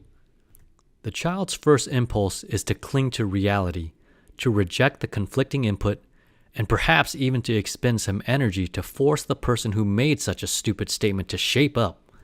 Then, as more and more evidence is perceived which seem to indicate that Santa Claus truly is a myth, the evaluation process slowly begins to change, and the reality structure is reprogrammed. The truth about Santa Claus is superseded by a new truth. Sometimes, when there is a very strong emotional attachment to the earlier reality, the reprogramming is aided or assisted by some creative activity at a more subconscious level. One example of such subconscious creative reprogramming is found in dream activity. Dreams are not just a way of passing the time while you are asleep. They are thought to perform a very important psychotherapeutic function, like having your own built-in therapist, working while you are asleep with creative psychodrama to help you cope with the conflicts in your life. Dreams seem to be symbolically related to the upheavals which are happening in your day-to-day world, and if you are deprived of dreams, the deprivation will eventually result in neurotic or even psychotic behavior. An example of an extreme conflict with a great deal of emotion is the sudden, unexpected death of a close loved one, your spouse, parent, child, brother or sister. That other person had become a very important part of your environmental reality. Then, one day, he or she isn't there anymore. Your immediate impulse is to cling to your reality, to reject the idea that the person you love is really gone. There must be some mistake. You may feel a strange mixture of emotions as you are confronted with additional evidence that there really has been a death. Along with the grief, there will be anger and then guilt and frustration. Meanwhile, at a subconscious level in your system, dream activity will be working to help revise the reality structure so that you can accept what has happened as final, real, and something that you can live with. The creative subconscious reprogramming process goes on all the time, not only when you're asleep. Another application of the same process can be seen in action when you are confronted with a business or personal problem. When you perceive something that is not complete or finished, you tend to feel uncomfortable. When something isn't neat or the way it is supposed to be, there's that automatic impulse to get it fixed. Look at the illustration on the left. Do you see a picture? You probably filled in the empty spaces and saw the figure of a Dalmatian, a dog. That happened at a largely conscious level. The same sort of process occurs continuously in your mental system at a subconscious level. In Chapter 17, we will look at some specific steps that you can take to make more productive use of this creative process. Another application of this third subconscious activity, conflict resolution, can be seen in the goal-seeking function of your system. We will be looking at this area in considerable detail in Chapter 13. For the present, it is sufficient to note that when you set a goal and program it into your reality structure, a conflict develops between the way things are and the way things are supposed to be, which stimulates creativity and releases the necessary energy to achieve that goal. There's one more aspect of the conflict resolution process which we do not yet clearly understand, but which should at least be mentioned. Sometimes your mental system seems to be able to tap outside sources of information or inspiration through some channel other than the conscious process of perception. This may be related to parapsychology, telepathy, clairvoyance, etc., or for some, it may seem to have religious or spiritual implications. Carl Jung, the great psychoanalytical theoretician, called it the collective unconscious. For lack of a better term, we will simply label this additional input channel the eighth arrow. A clear understanding of the nature and function of this flow may well be one of the most exciting frontiers of the next half century. We will look at it in a little more detail in Chapter 17. Chapter 7. The Care and Feeding of Attitudes. Your reality structure is an intricate network of attitude patterns, countless combinations of what you know and how you feel about yourself and your world. Each attitude pattern is the result of your own conscious thought processes. You were not born with attitudes. You have built every one of them, piece by piece, bit by bit, with your thinking, your imagination, and your responses to the events of your life. The conscious mental processes are the programming mechanisms for the subconscious reality. What are the building blocks with which you have built this complex structure? There are three media that we use at a conscious level which, together, contribute to the development of attitudes. The most obvious of these, to most people, is the verbal medium. We think with words. Can you notice that right now you are talking to yourself inside your head, even while you are reading? That inner dialogue, or self-talk, goes on all the time that you are awake. While you are reading, listening to someone else talking, watching television. Even while you are talking to someone else, your self-talk continues at a rate of about 300 to 400 words per minute. Of course, you did not talk to yourself with words until your mental system had been programmed with those verbal symbols. In the early stages of your life, before you found out that words existed, your thinking involved only two media. How else do you think besides with words? Can you observe your thought processes in action and detect what else is happening? You think with images, don't you? You think about a sunset, and suddenly you see the sunset, maybe a whole series of them in your mind's eye. You can think with your mind's ear, too. How does a violin sound? Or a fingernail scraping across a chalkboard? Or you can draw back up to the surface of your thinking the fragrance of a rose, bacon cooking in the frying pan, or an angered skunk. You can think about touching a piece of velvet or sandpaper, tasting a lemon or a chocolate sundae. You can even think about a stomachache or how it feels to hang upside down. All these are simply thoughts which make use of a sensory information which you have perceived at some time in the past, or which you have experienced in the imagination as though they had been perceived. Now, if you wish to do so, you can use those prior experiences in your present thought processes. But the second medium of conscious thought goes beyond the sensory area to include abstractions such as the future, personal liberty, or 3 p.m. Those ideas are not really sensory inputs, but they certainly are concepts with which you can think. So, we use the label conceptual for this second kind of thought. What is the third level or medium? When you thought of the word sunset, you triggered your file of sunset experiences. What else was going on in your mental processes? When you thought of the violin, the fingernail on the chalkboard, the rose, or the skunk, what happened besides the verbal and conceptual thoughts? One more example. What happens in your system when you read this sentence? There's a long black snake over there in the grass. First the words, and there may have been a flood of them going through your thoughts. Then the concepts, the experiences you have had with or about snakes in your past thoughts. And then, of course, the emotional medium. The feelings which you have trained yourself to have about snakes. Were they warm, affectionate feelings? Fear? Revulsion? Whatever the emotions were, can you see that you were not born with them? Oh, you were born with the ability to feel those particular emotions, but you learned to associate those feelings with specific items or events. The emotional medium is the first one that was activated in your thinking.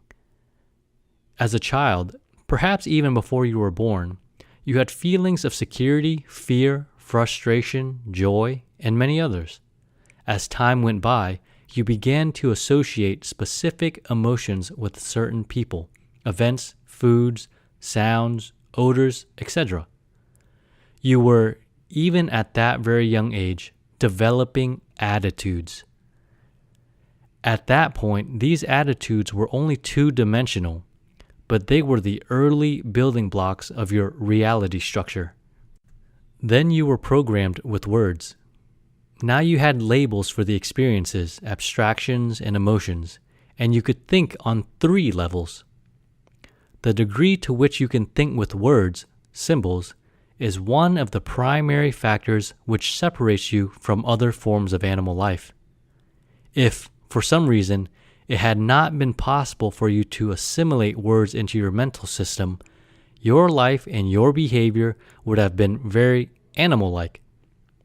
Even among people who do think on a verbal level, there is a remarkable correlation between vocabulary and effective, intelligent behavior. The 3 media of thought, verbal, conceptual, and emotional, are flowing continuously in your mental system, at least during your waking hours. Any one of the 3 media may initiate a sequence or stream of thought, but the other 2 join in right away. One of the 3 may be dominant for a while, but all 3 are there to some degree at all times. Self-talk, then, is not entirely verbal as it might at first seem. There is a very important reason for looking so carefully at all 3 dimensions of your thinking. Those 3-dimensional thoughts are not fleeting impressions which occur and then evaporate or disappear. The automatic subconscious storage process records each thought as a new experience in the reality structure. Every thought that you have makes its contribution, reinforcing, modifying, adjusting the existing patterns of information and emotion. We can think of an attitude as the way that we lean toward or away from something, a positive inclination or a negative inclination. Notice that I am not classifying attitudes as good or bad. What is important to our discussion is the degree to which the emotional component of the attitude pattern is positive or negative. Whether the behavior which results is useful, profitable, and productive, or the opposite, is an entirely separate question. A very positive attitude about sweets might be unhealthy for a diabetic, and an attitude with a strong negative emotional component might be very desirable if the attitude is about heroin. Check this out in your own system. See if you can get acquainted with your own attitude in the following areas. How do you lean, toward or away from? In some cases, there might be only a slight, almost imperceptible inclination. In others, it will be stronger and easier to identify. To what degree is your attitude positive or negative about sailboats, foreign cars, 10-week-old kittens, spinach, making speeches to large groups of people, drinking buttermilk, remembering people's names, mowing the lawn, eating a horse meat steak, people with different colored skins, the Catholic Church, money, people who smoke, people who do not smoke, policemen. The list could go on indefinitely. As you look at each item, can you sense the reality at work in your mental system? Can you feel the emotional component that you have programmed as part of your truth about that aspect of your life or the world around you? Remember that each of the countless attitudes which you now have has been developed, programmed, adjusted, and reinforced by you. They are all the result of your own three-dimensional self-talk. No one else can develop an attitude within your system. Only you can do that. It may help to portray an attitude pattern visually. Picture it like a scale that a chemist might have in his laboratory, with a positive side and a negative side. Every three-dimensional, verbal, conceptual, emotional, thought is like a small weight or rock automatically deposited on one side of the scale or the other, depending on whether the emotional component is positive or negative. The weight or mass of the rock is a function of the intensity of the emotion. One thought about a particular subject, one rock, does not have much impact unless there's a very strong emotion involved. But a constant flow of weights to one side of the scale will result in a firmly held attitude and, of course, corresponding behavior. Let's look once again at the area of public speaking. When the child is still functioning at the emotional/conceptual level of thinking and is first introduced to the world of words, he finds an exciting new frontier.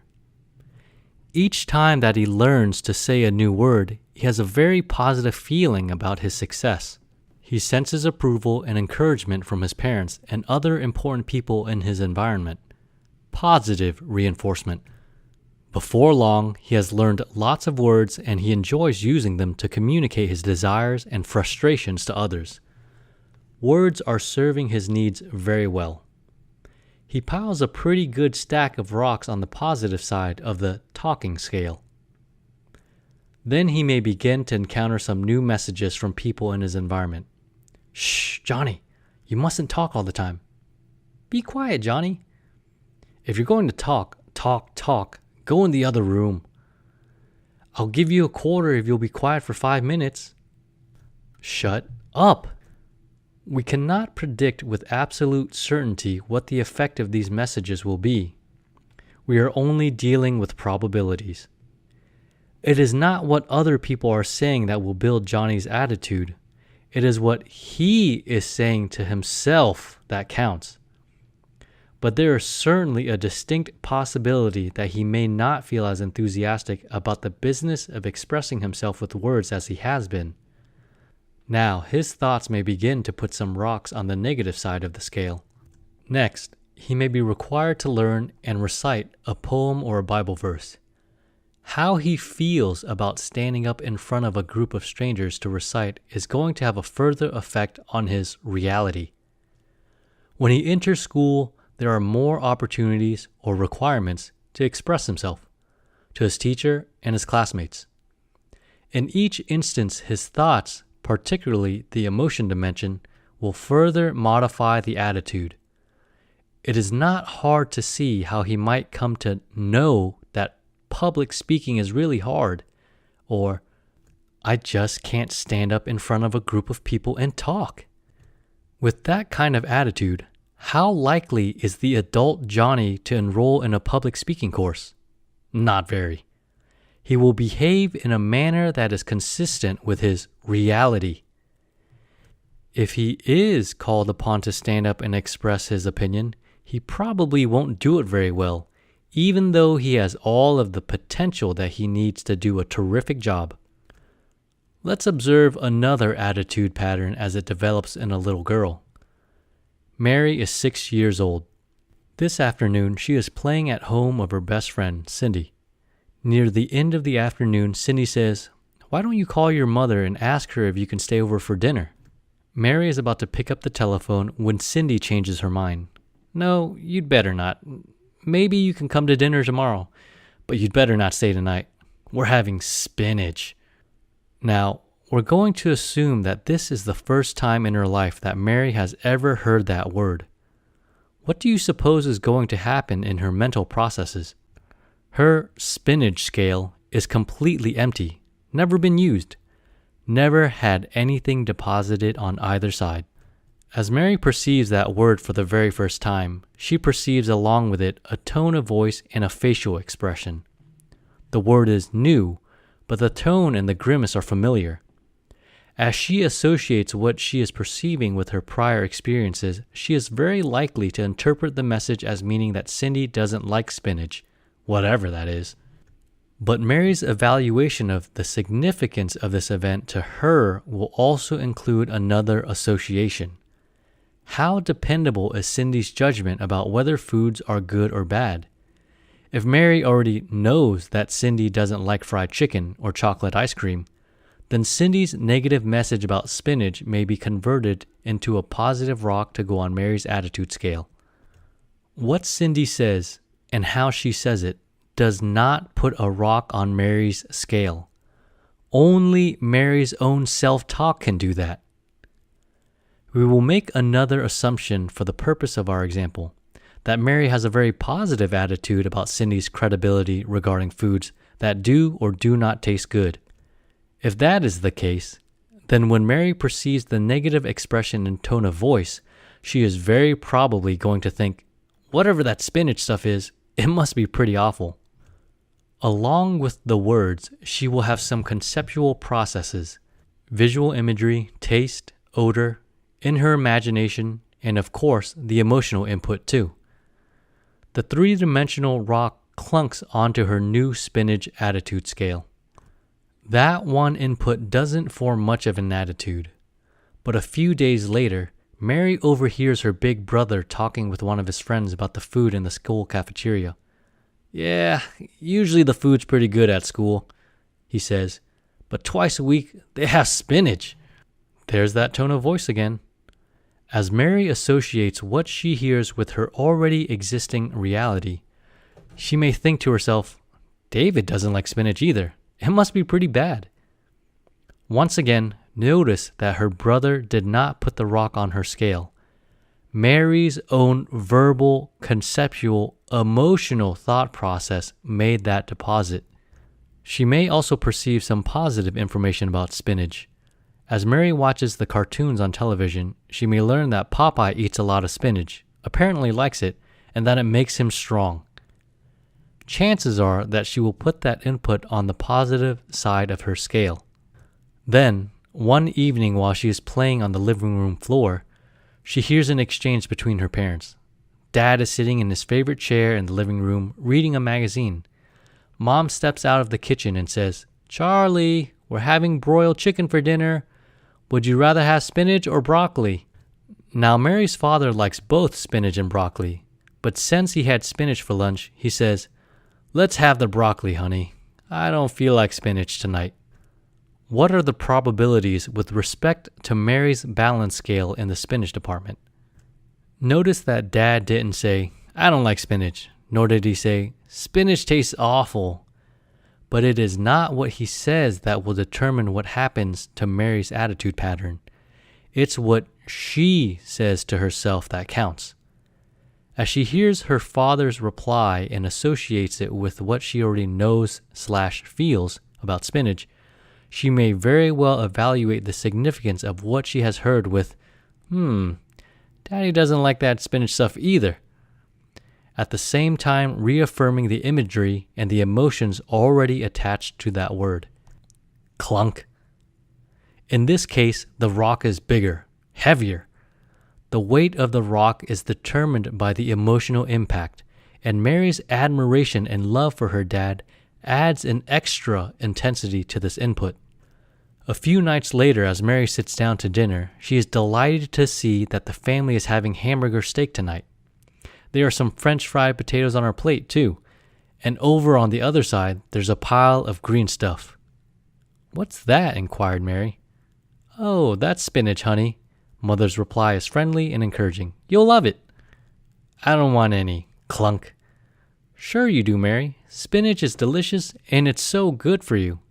"I don't like it." Clunk. "But you've never had any before. Just try a little and see how good it is." "I don't care if I haven't tried it. I don't like it and I don't want any." Clunk. Now father steps in. "I don't want to hear any more conversation. Just eat that spinach." "Daddy, I hate spinach. It's awful. I don't want any and I'm not going to eat it." Clunk. "You'll sit there until it's all gone." "I may throw up." Clunk. And that is just possible. Notice that every time Mary reaffirmed her dislike for spinach, she was not just talking to her parents, she was also talking to her own reality structure. As the dialogue progressed, the emotions became more intense and the rocks got heavier and heavier. Without intending to do so, and without realizing that they were doing so, Mom and Dad virtually insisted that Mary develop a full-fledged hatred for spinach. They did not program her mental system. She did that. But their behavior certainly played a role in the development of that attitude. Now, whether or not Mary likes spinach is not the most important question in her life. I offer this illustration simply because it is pretty easy to see that she was not born liking or disliking spinach. This and other food preferences were acquired, learned.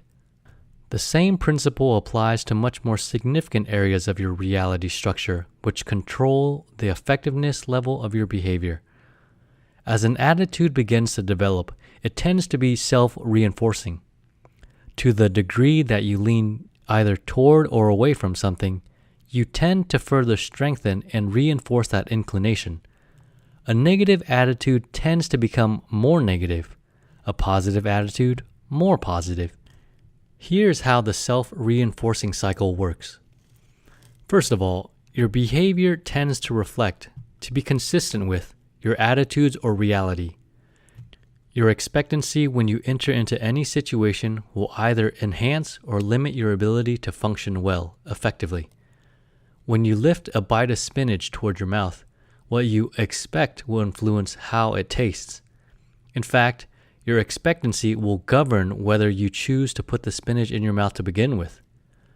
When you go into an interview, stand up to make a speech, or call someone on the telephone, how you expect that event to proceed will have a lot to do with how it actually does proceed. I call this the sure enough effect, a short, convenient label for the phenomenon of the self-fulfilling prophecy. There are actually two stages of the sure enough effect. First, your expectancy either helps or hinders the flow of your potential. Second, what you expect is communicated to others in subtle ways, and that they tend to respond in a manner which helps to create the outcome which you expected. Look what happens if you waken in the morning, reach over to turn off the alarm, and think to yourself, "Oh boy, this is going to be a miserable day." You can just about bet that it will be. Not only will your negative emotions limit your ability to function well, but everywhere you go will be telling others, with your facial expressions, posture, and tone of voice, that you have decided this day is going to be awful. Usually, people will pitch in and make that day miserable for you. Or you go into the sales interview knowing that this person will be a very difficult prospect. Sure enough, he will be difficult. A lot more difficult than he would have been had you had entered into the interview with a more positive expectancy. And fortunately, the sure enough effect works at least as well in the positive direction. When you waken in the morning with an optimistic feeling about the day, your abilities and skills flow much more smoothly and effectively. Everywhere you go on a day like that, people will find it easier to respond to you with cheerfulness, openness, and warmth. To the degree that you expect success in an interview, tennis game, or any situation which involves other people, your expectancy will be contagious and will have a very powerful impact on the event. Then comes the self-talk process. As you perceive what is happening, associate what you are perceiving with your reality about such matters and evaluate its significance. Your conscious thoughts tend to further reinforce the already existing truth. Your verbal, conceptual, emotional self-talk process compares what you perceive to be happening with what is supposed to happen in cases like this. To the degree that there is a match, you are likely to think, "That figures, just what I would have expected." Your existing attitude or reality has been reinforced. To the degree that what you are perceiving seems to conflict with your attitude, there is a tendency to think, "How did that happen? That's not normal," an exception to the rule. Again, your existing truth has been reinforced. Here's an example. Betty knows that she just cannot bake cakes. She feels pretty good about her cooking generally, but her image of her ability to bake cakes is tilted way over to the negative side. As a rule, Betty behaves in a manner that is consistent with that reality. Most of the time, she just doesn't bake cakes. Why should she, when they always turn out so badly? If there is a special birthday in the family and she summons all her courage and tries her very best to bake a cake that is edible, it is nearly always a disaster. Her grim determination causes her to misread the directions, stir the batter too long, or set the oven at the wrong temperature. Then, as Betty looks at the drooping result of her valiant effort, she thinks, "I knew it. Just my luck. I might as well face it. I can't bake cakes." Clunk. Another big negative rock just reinforced her already existing attitude. What would her reaction have been if the cake had turned out well?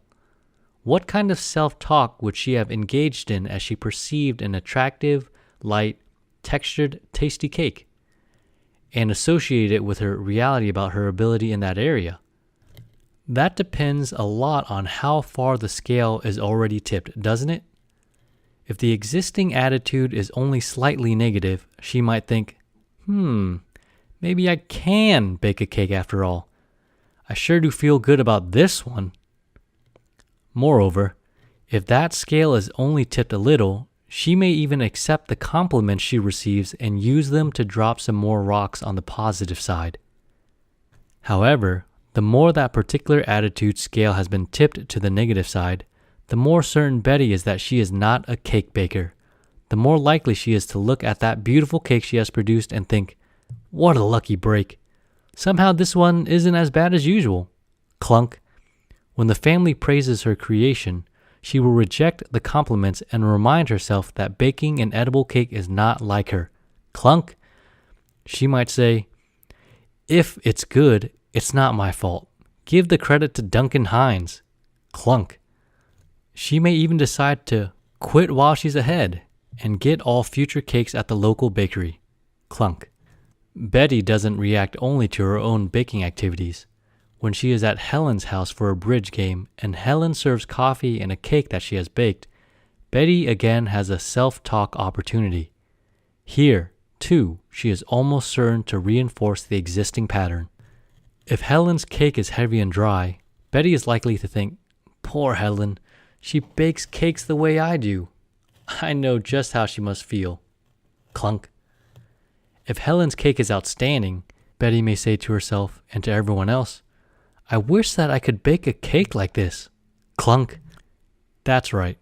A wish is a negative rock. One of the biggest, heaviest rocks you can drop on the negative side. Think about that.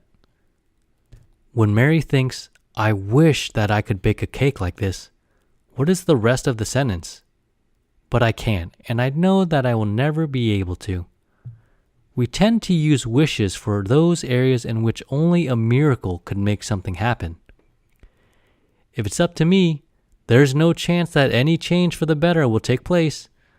It could only happen if the genie grants my wish. It could only happen by magic or if somehow the laws of the universe are set aside.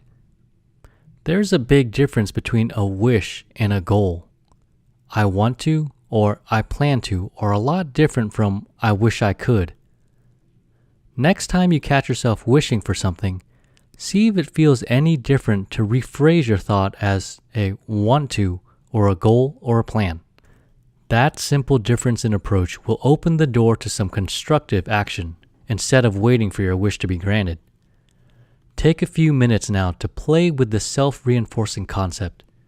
Be sure that you grasp it thoroughly before we go on.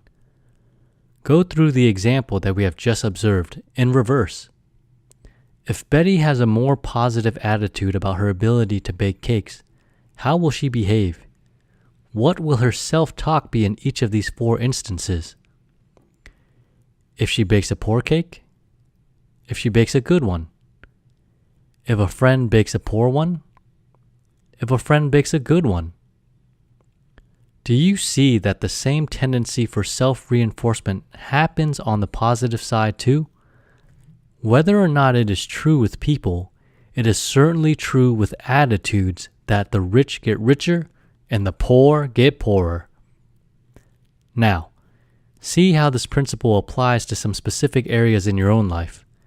Pick out a few attitudes that are important in your profession, in your family, or in social areas. Identify some attitudes that you have which are positive and some which are negative, and note that in each case, to the degree that the attitude is already tilted in either direction, it tends to feed on itself, to grow, and to have a more and more powerful effect on your behavior in that area. Remember, though, that while there's a strong tendency for attitudes to continue to build in the same direction that they are now leaning, it is not inevitable. If that were absolutely predictable, there would be no reason for this book. The normal, natural flow of your conscious thought processes tends to reinforce or reaffirm the already existing truths which you have adopted, but it is also possible for you to decide to direct your thinking deliberately to build the kind of attitudes which will serve you better. In that connection, it may be useful at this point to look at what I call the rock exchange exercise. All day long, you are on the sending and receiving end of a lot of rocks. A lot of messages and signals which stimulate the self-talk process and are deposited on the positive or negative side of various scales. As your awareness of this exchange increases, notice that it is very much to your benefit to keep the messages that you send to others on a positive channel. You cannot be sure what the other person will do with what you are saying to him, but if it appears to be a sincere, positive expression, it is likely to be received and accepted as such. It may be even more important to recognize that when you are on the receiving end, you can decide which side of the scale is going to get each new input. Even though the message that you are receiving from someone else appears to be very negative, your self-talk can respond to that rock in a positive way and use it to reinforce the positive side of that attitude scale. Look at how this might apply in a family situation. teenage daughter Susan is on her way to her bedroom to do some homework after dinner. As she goes through the kitchen, she notices her mother is scraping the dishes and getting them ready to wash. Susan is not in a very big hurry to get to her homework, so she says, "Can I help you with the dishes, Mom?" There are a lot of ways her mother may respond to that offer. Some very positive reactions and some that are not so positive. Let's assume for this example that her response is one of shock. "Can you what? I can't believe my ears. What's come over you?" Looks like a big, heavy negative rock, doesn't it? It wouldn't be any surprise if Susan says, "Forget it, I'm sorry I asked," and goes on to her room. Why on earth would mother react so negatively to an offer of help? That's easy, isn't it? Mother has an image of Susan as a part of her reality structure. Based upon her observation of her daughter for the past 16 years, Mother knows that Susan is thoughtless, self-centered, inconsiderate, and immature. She has been wishing that Susan would grow up, but it has never occurred to her to reinforce mature behavior when it happens. So, when she perceives her daughter offering to be helpful, she associates that action with what she knows about Susan. The evaluation is, "That's not like her," and Mother behaves accordingly. On her way to her bedroom, Susan's thoughts and feelings about the incident will probably further reinforce the idea that offering to be helpful is a waste of time. To the degree that Susan's mother understands the concept that we are exploring, she is much more likely to simply accept Susan's offer with appreciation. "Sure, honey, thanks. I really appreciate your help." No big fanfare, just a pleasant, loving thank you.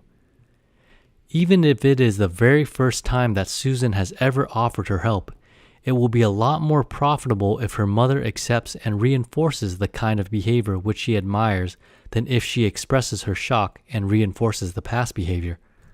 If Susan has a grasp of this rock exchange idea, she will know that even though her mother's amazement is a pretty negative message, she is not required to put it on the negative side of her scale. If she wants to, she can reply with, "Oh, I don't know. I guess this is just my day to be helpful. Would you like me to dry the dishes?" In other words, it will be in Susan's self-interest in the long run to grow up in spite of her mother. One of the reasons this idea is especially important to you right now is that as you put to work in your day-to-day life what you are learning in this book, you are almost certain to encounter some reactions of surprise or even shock from other people. Your family, friends, people that you work with are going to notice changes in your behavior, and they may give you a "that's not like you" reaction. Welcome those responses and put them on the positive side of your scales. They are rewarding evidence that what you are doing is working. Chapter 8. The Importance of Childhood Conditioning. A remarkable amount of learning takes place in the first few years of a child's life. While we usually think of that learning process as it relates to acquiring information, many habits are also formed during that period. Not just habits like brushing our teeth or washing our hands before a meal, but all sorts of skills, attitudes, and habits of thinking/feeling. Because of the emotional attachment, dependency, and love for your parents, the messages, or rocks, which a child receives in the early years have a much higher probability of being processed and accepted into the reality structure without question or reservation. If a child's parents repeatedly tell him how clumsy he is, the youngster is much more likely to accept the negative rocks or messages from experts and begin to feel that he is uncoordinated than if the exchange were between two adults. Still, the attitude is the result of the child's own conscious thoughts and feelings, and in response to the messages from the parents. The development of those patterns may be motivated either positively or negatively, with pleasure or with pain, promises or fear. Actually, the emotional impetus is a matter of degree and falls somewhere along a continuum or scale ranging from the very negative to the very positive. We tend to move towards those activities, events, or things which we expect, on the basis of prior experience, will bring pleasure or reward of some kind. And, of course, we tend to avoid or move away from activities which we associate with discomfort or pain, physical or emotional. As a side note, there's an illustration with a continuum with hash marks in between. On the left side is a negative symbol, under it saying pain, discomfort, fear. And on the far right side, there's a positive symbol, and under it saying fun, pleasure, eager anticipation. This principle applies to you now, but it applied even more when you were small. As a child, your emotional channel of thinking was an even more significant part of your system than it is today, the key part of your thought processes at that stage of your life. We can categorize those patterns which have developed through repeated association with a positive emotion as constructive patterns, and those which are built with negative emotions as restrictive patterns. Side note, there's a visual illustration of a continuum with hash marks in between. On the far left side, there's a negative sign, above it saying restrictive, and below it saying rigid. On the far right side of the continuum, there's a positive sign, and above it saying constructive, and below it saying flexible. The constructive patterns tend to be more flexible, more easily changed or adjusted, while restrictive patterns are more rigid. Let's see how a constructive pattern develops with a simple example of a physical coordination skill, walking. For a variety of reasons, a child wants to learn how to walk. Most of the other people in his environment are doing it. It seems to get them from place to place a lot faster than crawling. It looks like it would be fun. And besides, Mom and Dad seem to get a kick out of holding his hands and showing him how to shift his balance and move his feet. Next, the child acquires some information about how to walk. Some of the inputs are the result of what he is perceiving in his environment. Watching people walk, being shown how to take a step. We can call this kind of informational input training. The child also learns a lot about walking from the trial and error and success process. When he falls down, since he is so small, it's not a very painful impact. He just picks himself up and tries again, correcting for the error. As he is able to take a step or two without falling, he reinforces the kind of coordination and balance which leads to the success. He uses both the failures and the successes to do an increasingly effective job of walking. As he acquires more and more information about the skill of walking, and uses that information repetitiously, a pattern begins to develop at a more subconscious level in his mental processes. What has been happening at a very conscious, deliberately directed level now is automated, becoming an increasingly subconscious, constructive pattern. There are 3 steps, then, to the development of a constructive pattern. 1. A positive feeling about the activity or object. 2. Acquiring information through A. Training, which are inputs from the environment, and B. Experience, trial and error and success. And finally, number 3, repetition. Take a few minutes right now to trace this simple 3-step process as it applied to you when you learned how to drive an automobile, play tennis, tie your shoelaces, operate a typewriter, knit. You can readily think of many other coordination patterns as well. See if you can recall the kind of emotion you had about a skill when you first started to think about it. Look back at the ways that you acquired information from the environment, how you learned from your experiences, and how the repetitious use of that information gradually automated the skill. Now, think about how the same constructive sequence helped you to learn some patterns of a mental nature, such as the multiplication tables, rules of grammar or spelling, vocabulary, speaking a foreign language, sending and receiving Morse code. How about some attitude patterns about such aspects of your life as silk fabric, sunsets, your own savings account, your favorite kind of music? As you think through the conditioning process with which these patterns have developed, you will note that the amount of feeling that you have in each area varies a lot. Get acquainted with those emotional leanings. The restrictive conditioning process includes the same 3 stages or steps, with one very important difference. The emotional component in restrictive conditioning is negative instead of positive. This sequence correlates information with a negative feeling: anger, frustration, hate, envy, disgust, or, most frequently, fear, repeatedly. The repeated association of a negative emotion with some aspect of yourself or your environment builds a restrictive pattern. We saw that happen with Mary as she programmed herself with the truth that spinach is awful. Another way that she might express such a pattern would be, "I can't eat spinach." Restrictive patterns which involve a can't are called inhibitive patterns. Others which involve a have to are called compulsive patterns. Both inhibitive and compulsive patterns are restrictive, and the great majority of them are formed and maintained with some sort of "or else." What other inhibitive patterns can you recognize in yourself? How about these? Crossing the street in the middle of the block. Public speaking. Drawing or painting pictures. Eating horse meat steaks. Buttermilk. Wetting your pants. Look for a few compulsive patterns too. Do you have any of these? Being on time for appointments. Going to church. Eat everything on your plate. Answer the telephone when it rings.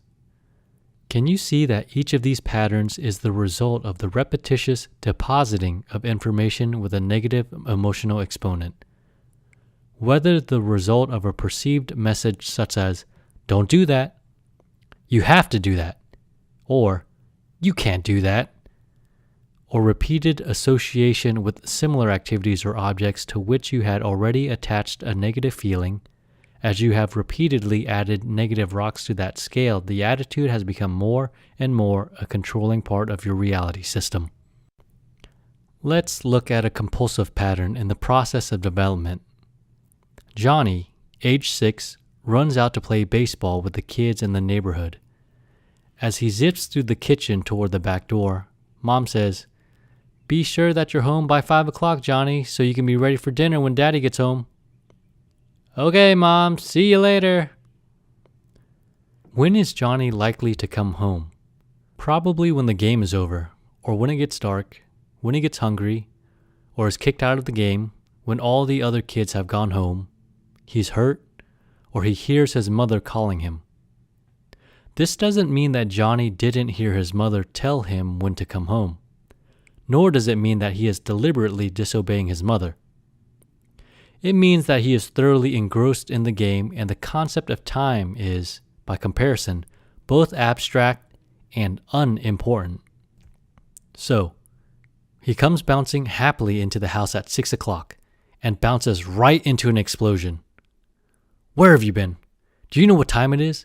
Did you hear me tell you to be home at 5 o'clock? When we tell you to be home at a certain time, we expect you to be home at that time." The first rock has just been deposited on Johnny's punctuality scale.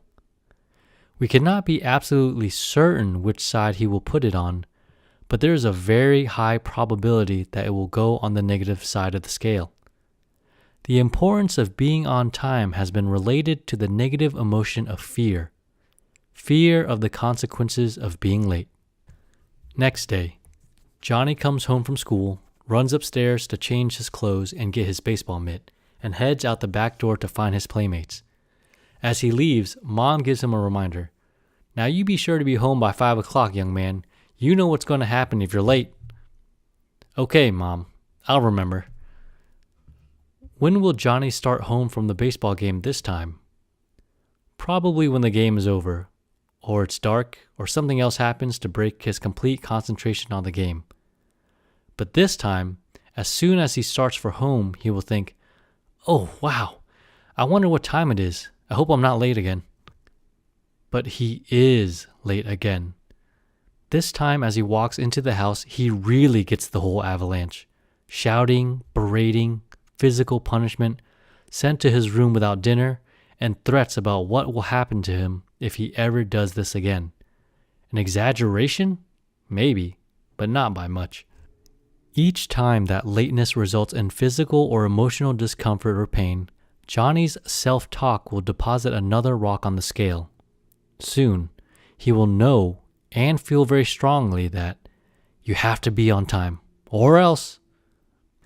The have to, or compulsive, pattern is now a part of Johnny's truth system, and it will have a very powerful impact on his behavior. Often it will seem to be a useful pattern. Being on time is courteous and considerate. But with Johnny, punctuality is not a matter of thoughtfulness. It has become a compulsion. Imagine this situation. Johnny is now an adult businessman, and he is driving his car through city traffic on his way to an appointment set for 3 o'clock this afternoon. It is now 20 minutes before 3.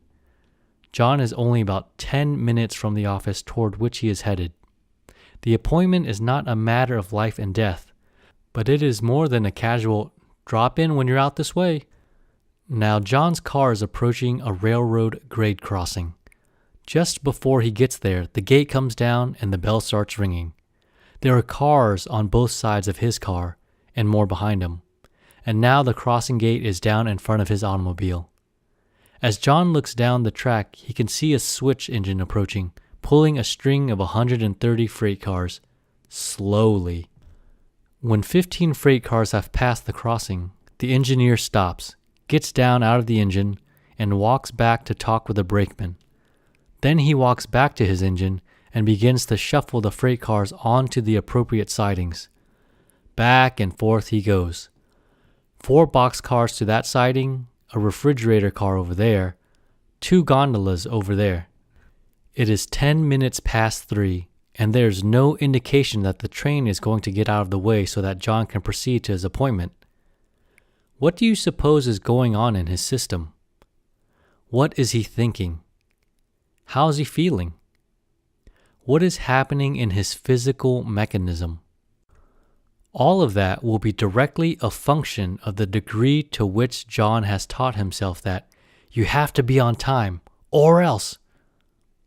To the degree that this compulsive pattern has become a part of John's reality structure, he will be feeling an emotion called anxiety. Anxiety is a kind of low-intensity fear, but without a specific focus on exactly what is threatening the person who is feeling it. When someone points a gun at you, what you feel is fear. You know exactly what you're afraid of. Anxiety involves the same physical symptoms, the same organic changes in the physical mechanism, but you can't really put your finger on why you are afraid.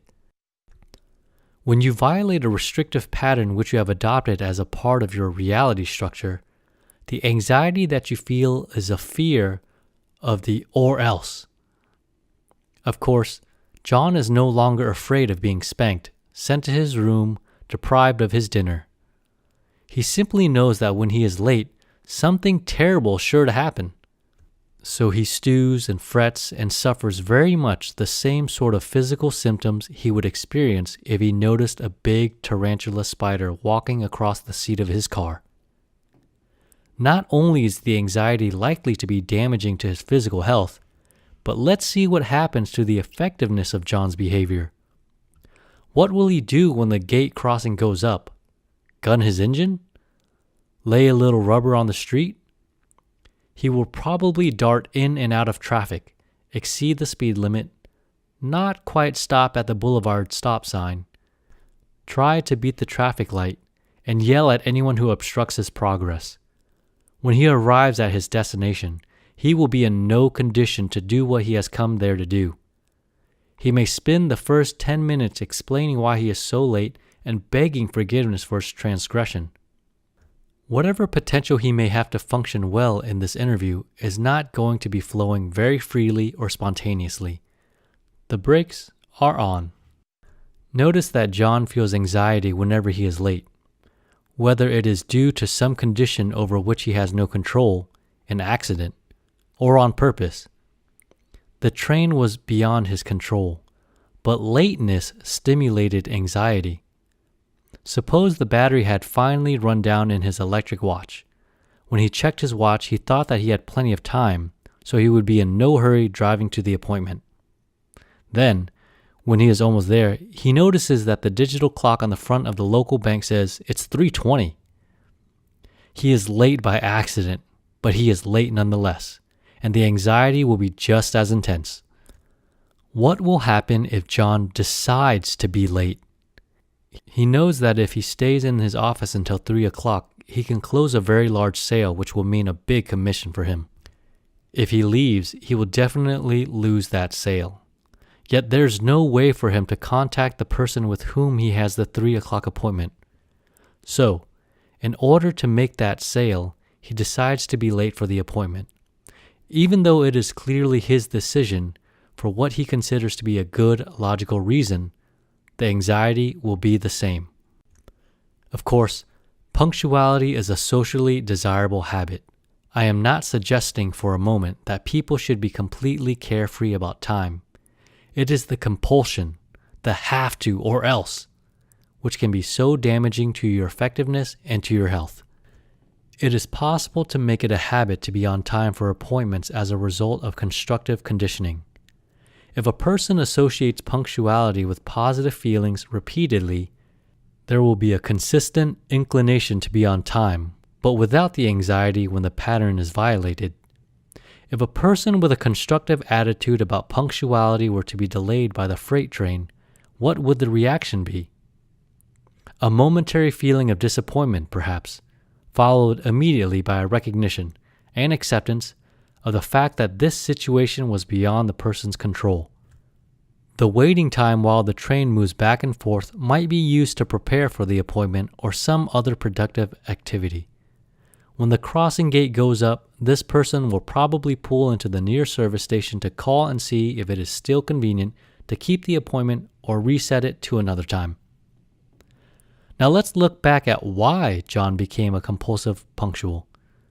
Why did the pattern develop in the first place?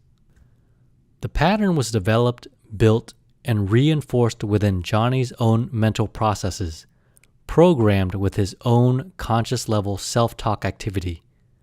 Still, it is not entirely reasonable for him to ignore the messages from the environment, his perception of which initiated the thought/feeling sequence which dropped the rocks on the scale. While it is possible that his thinking might have responded to those messages in a different, more positive way, his age and emotional attachment to the sources of those messages rendered that pretty unlikely. Why did his parents react so violently to Johnny's behavior when he got home late for dinner? If you were to ask him about that, they would probably explain it all quite logically. So that he will grow up with an understanding of the very important role which time plays in our modern society. Or, it is simply not convenient to fix a separate dinner for each member of the family if they all choose to come home at a different time. Those sound like very sensible reasons, don't they? They are actually rationalizations, attempts to make irrational behavior seem to be rational. You can bet that Mom and Dad did not arrive at a consensus decision after lengthy discussion that because of the social importance of time and the convenience to the family when people are late for dinner, every time that Johnny comes home late, we will lose our tempers, scream, yell, and beat the dickens out of the child.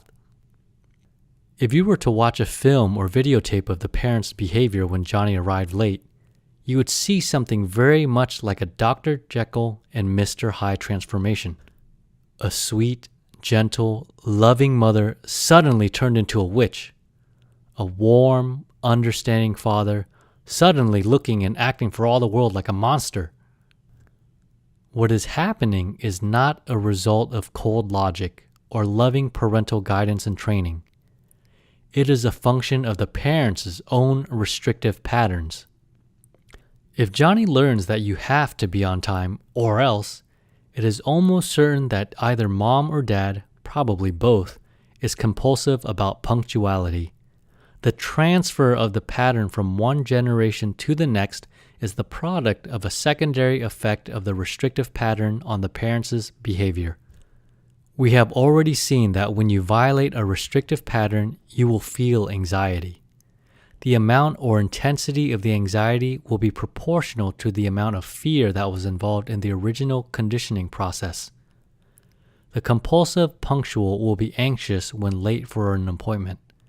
A person with an inhibitive pattern about nudity, you can't be naked in front of other people, or else, will feel anxious if he or she disrobes in front of another person. There's a secondary reaction.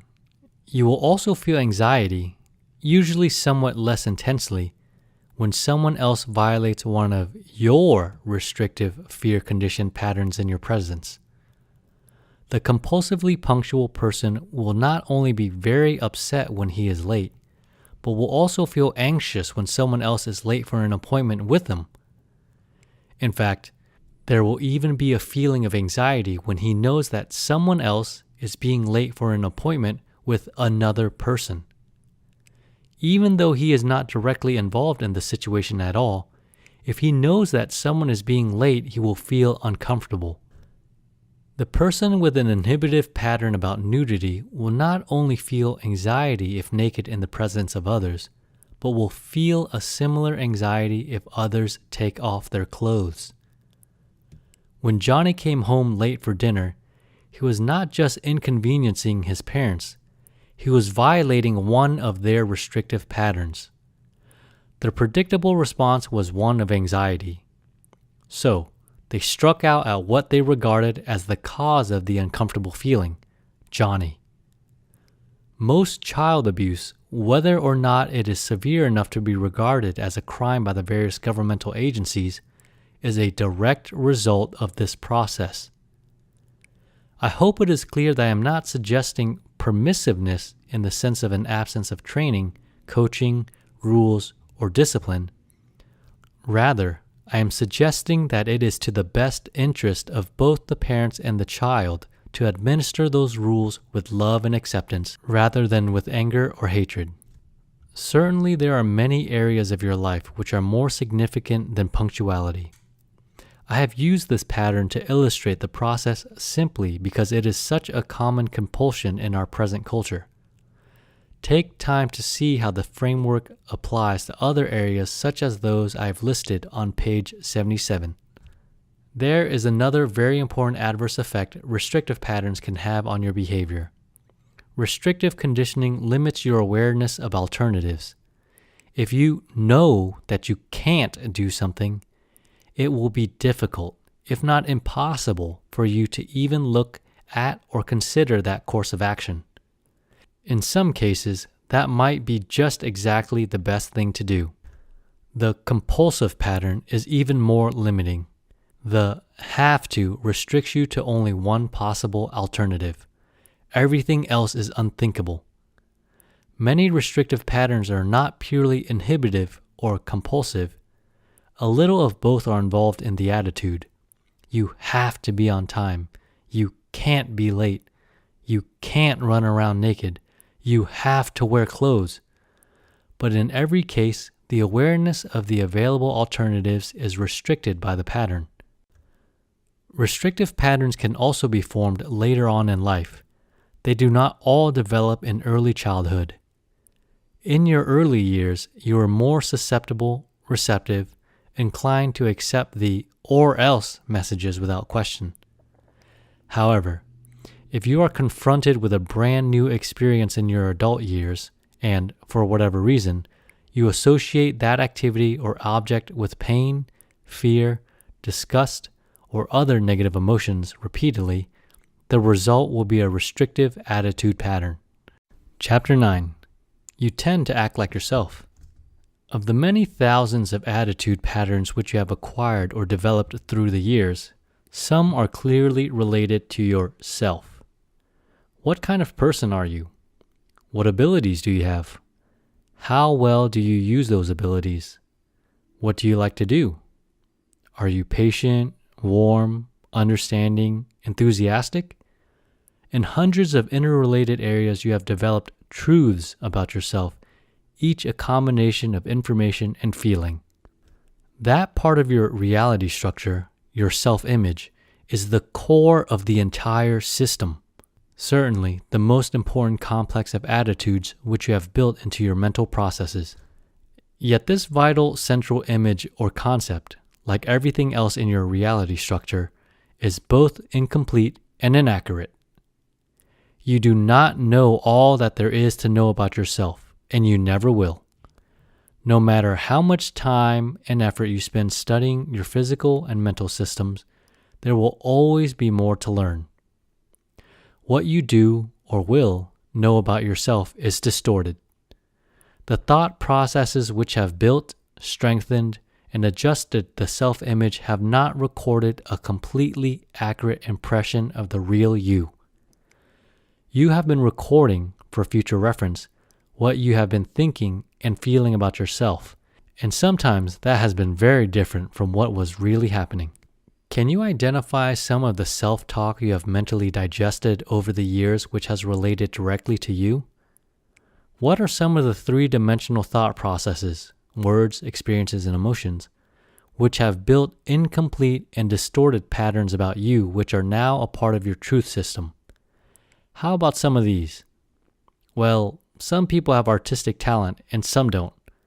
I guess when they were handing out their artistic abilities, I just got passed by. I can't draw a straight line. Why am I so clumsy? I always seem to goof everything up. Me? Run for office in our club? You've got to be kidding. That would involve standing up in front of people and speaking. I can't even lead a group in silent prayer.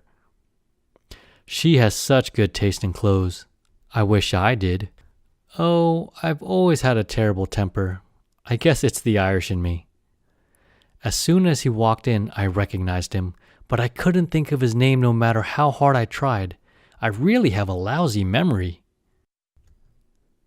Can you see how the words trigger the experiences and the emotional response?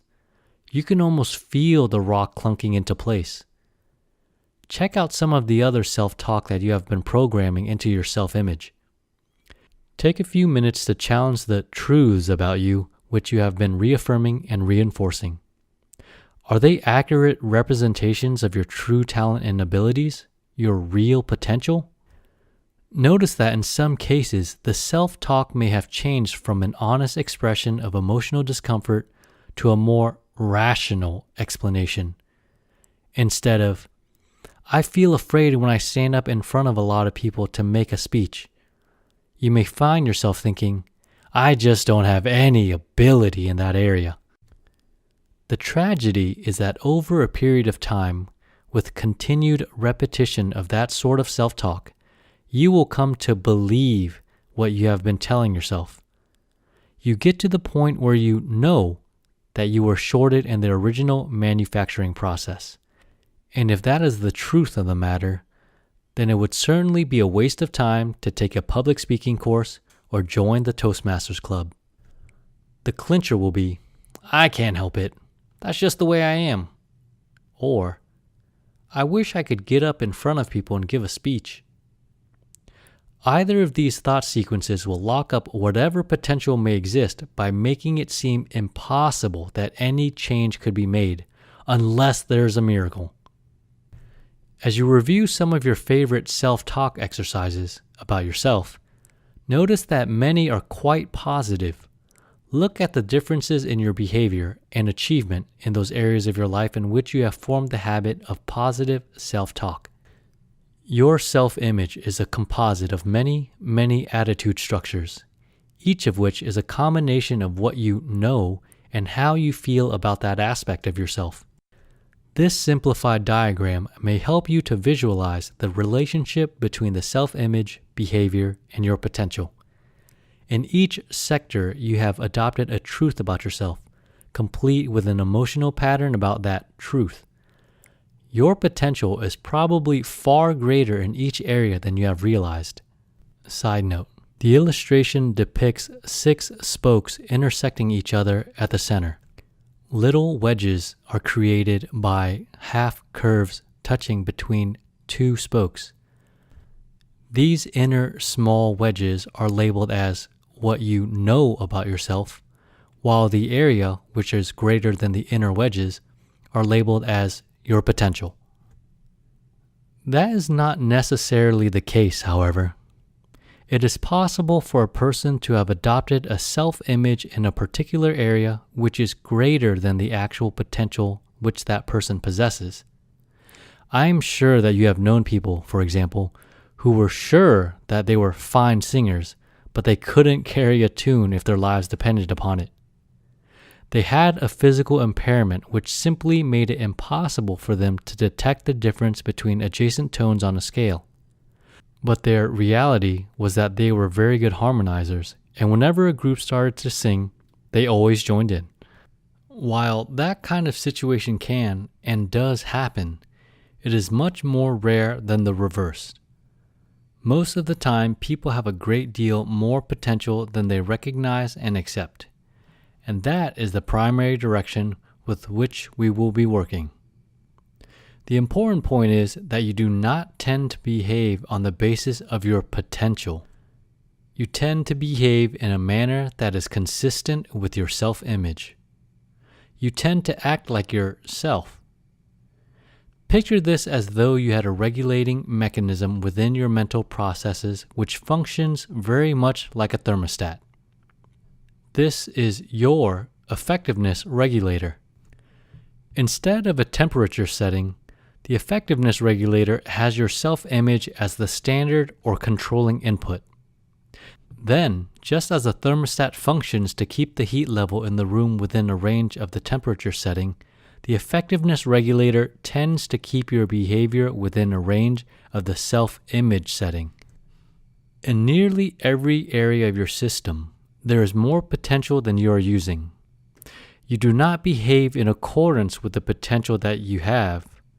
You behave in accordance with your reality about yourself. Side note, in the image displayed is a vertical standing continuum. Is an arrow pointing in the middle of the continuum showing where your self-image lies. On the right side are boundaries in which your self-image stay, specifying the boundaries of your comfort zone. The vertical scale on our regulator diagram, which represents your potential, is constantly changing. As you acquire additional information or skill, take a golf lesson or learn how to close a sale, your potential increases. That doesn't necessarily mean that you will behave more effectively. It just means that the information part of your potential package has been expanded. As the years go by, your potential may diminish in certain areas because the original physical equipment is beginning to wear out. Our concern is with the degree to which you are using whatever potential you possess right now in a particular area. You may also want to increase that potential, but let's see how the effectiveness regulator works. With a thermostat, when the temperature in the room gets to the edge of the thermal range, an electrical signal is sent to the furnace or the air conditioner to turn on or off. Then, as the temperature in the room changes, those electrical signals continue to respond to the changes and keep the temperature within the range. Instead of electrical signals, your effectiveness regulator uses tension signals to keep you within the comfort zone. As your behavior gets close to the edge of that zone, you begin to feel uncomfortable, uneasy. Things are not happening the way that they are supposed to happen. The discrepancy between what you are observing and the way that you expect yourself to behave in such situations creates tension within your system. To the degree that your behavior deviates from the comfort zone, you tend to want to get back to acting like yourself. It's easy to see the regulator at work in the life of a golfer. If you play that game, you may be able to empathize with a golfing friend of mine. Jerry enjoys the game most of the time. He plays at least once a week, sometimes more often than that. And for a long time, he has been shooting in the mid-90s. On a particularly good day, he might come in with a 91, or occasionally he will barely break 100. Over a period of time, Jerry has begun to think of himself as a mid-90s golfer. His self-talk process reaffirms that truth at every opportunity. It has become a very real part of his self-image and the setting on his golfing effectiveness regulator. If you were to watch Jerry play a game of golf, you would sense immediately that he has the potential to be a much better player. He has the physical equipment that he needs. He has taken many lessons from the club professional and has spent hours on the driving range practicing what he has learned. And he is certainly highly motivated to get his score down. You can see the potential breaking through from time to time as Jerry plays. Sometimes his drives are straight, long, climbing beauties, right down the middle of the fairway. Sometimes his approach shots have just the right loft and backspin to land on the green and stop near the cup. And sometimes he putts like a professional.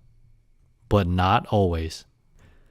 If Jerry starts his game well, using the knowledge and skills he has acquired in a natural, free-flowing manner, he might finish the first 9 holes with a 44. But then, as he tallies up his score for the first half of his game, what do you suppose his reaction is? Wow, if I keep on playing like that for the back 9, I'll have the best score I've ever had. Then, instead of continuing to play in a relaxed, effective way, Jerry will try hard to hit the ball well. On the last half of his game, he will have a score of 51. Back in his comfort zone. Another day, the same principle might apply to Jerry's game in the other direction. If he has a score of 51 on the first 9 holes, he will nearly always settle down and play a better game on the second half. By the time he gets back to the clubhouse, his score is nearly always in the mid-90s. Then his self-talk goes to work again to reaffirm his self-image. No matter how I play, I seem to end up in the mid-90s. If he does get out of his comfort zone with an 88 or 101, he is quite naturally inclined to see that score as a fluke, an exception to his normal game. Does this mean that Jerry is inevitably destined to stay in the mid-90s? Of course not. It just means that the natural tendency of the system is to continue to reinforce existing attitudes and to behave in a manner that is consistent with those attitudes. Getting out of the ruts is possible, even easy, but it requires an understanding of the system and some consciously directed effort to change the setting on the regulator. Here's another example of the regulator at work, this time with a professional salesperson. Marty has been with his company for 5 years. His monthly sales volume hovers around $10,000 per month. With a commission percentage of 20%, that gives him an income of about $2,000 monthly. With all sorts of logic, Marty has made up his mind that he is a $2,000 a month salesperson. He has a great deal more potential than that, which gives his sales manager a constant feeling of frustration. But even with the fluctuations of season and the economy, his sales volume stays within a pretty narrow range. Automatically, his system does whatever is necessary to keep him acting like himself. Then one month, a lot of proposals that Marty has been working on result in sales all at once. His gross production for the month adds up to $18,500, and his commission check for $3,700 is the biggest monthly check he's ever received. Now, what happens? I expect we would all like to think that Marty's reaction will be, well, now that I know that it is possible, I'll sell that much every month. Wouldn't it be nice if he just accepts that as his new standard and continues to produce at the higher level? But what actually happens in the real world, almost without exception, is that Marty will spend the next couple of months correcting the error. He will get his files in order, do some research at the library, rework his sales presentation, the one that just made him more money than he has ever made before, or spend a lot of time calling on unlikely prospects. One very common action which will get him back into his comfort zone is to take a well-earned vacation. After all, if he earned all that money, he must have been working terribly hard. How else could he have produced such extraordinary volume? Side note: the illustration displayed depicts the same vertical continuum, with the left comfort zone arrow saying $2,000 a month earnings. On the right side are the boundaries, the lower boundary being $7 of monthly production, and the upper boundary being $13,000 of monthly production. A new addition to this vertical continuum is the recent $18,500 sales achievement, and between that arrow and the right side boundary arrow, a visualization of a couple bed springs in between the two, representing tension. Marty's sales for the next few months will be somewhat below his normal level, and he will very likely end up the year with earnings of about $24,000. Won't that excellent month have some effect on Marty's image? Of course, but we cannot predict that effect with any certainty. Remember that the only event which ever has a direct effect on Marty's self-image is Marty's own conscious level self-talk process. It is not what is happening with his sales, but what he is thinking and feeling about what he perceives to be happening that will change the self-image. He may reinforce the already existing image by seeing the excellent month as an exception to his normal production, or he might see it as progress towards a more consistent use of his potential. Which direction his thinking takes, and the degree to which it will move in that direction, will be a function of how strongly attached he is to his present reality. Unless Marty understands some of the principles we are exploring together in this book, it is very likely that as he associates the outstanding monthly performance with his existing reality, the truth which he has developed and accepted about his sales ability, he will find some reasons why it happened which have little or nothing to do with his professional ability. He knows it won't last, and sure enough, it doesn't. The effectiveness regulator concept helps to explain why willpower is so ineffective and sometimes destructive.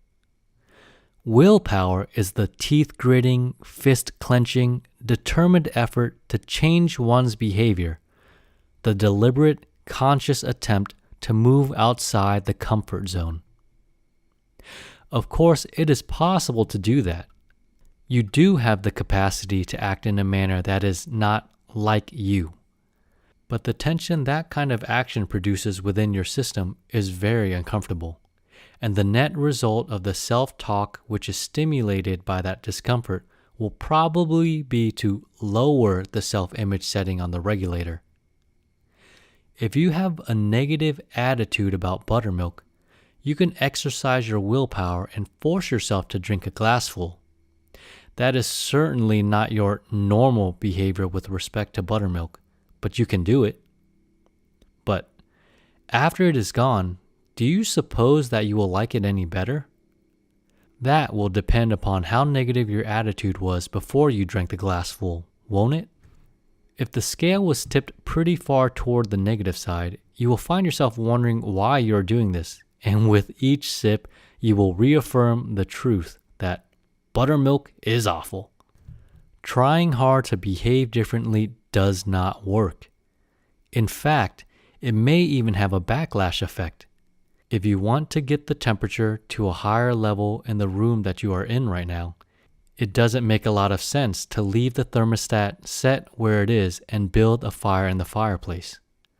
The thermostat, sensing the temperature rise from the fire, will send a signal to the air conditioner to turn on.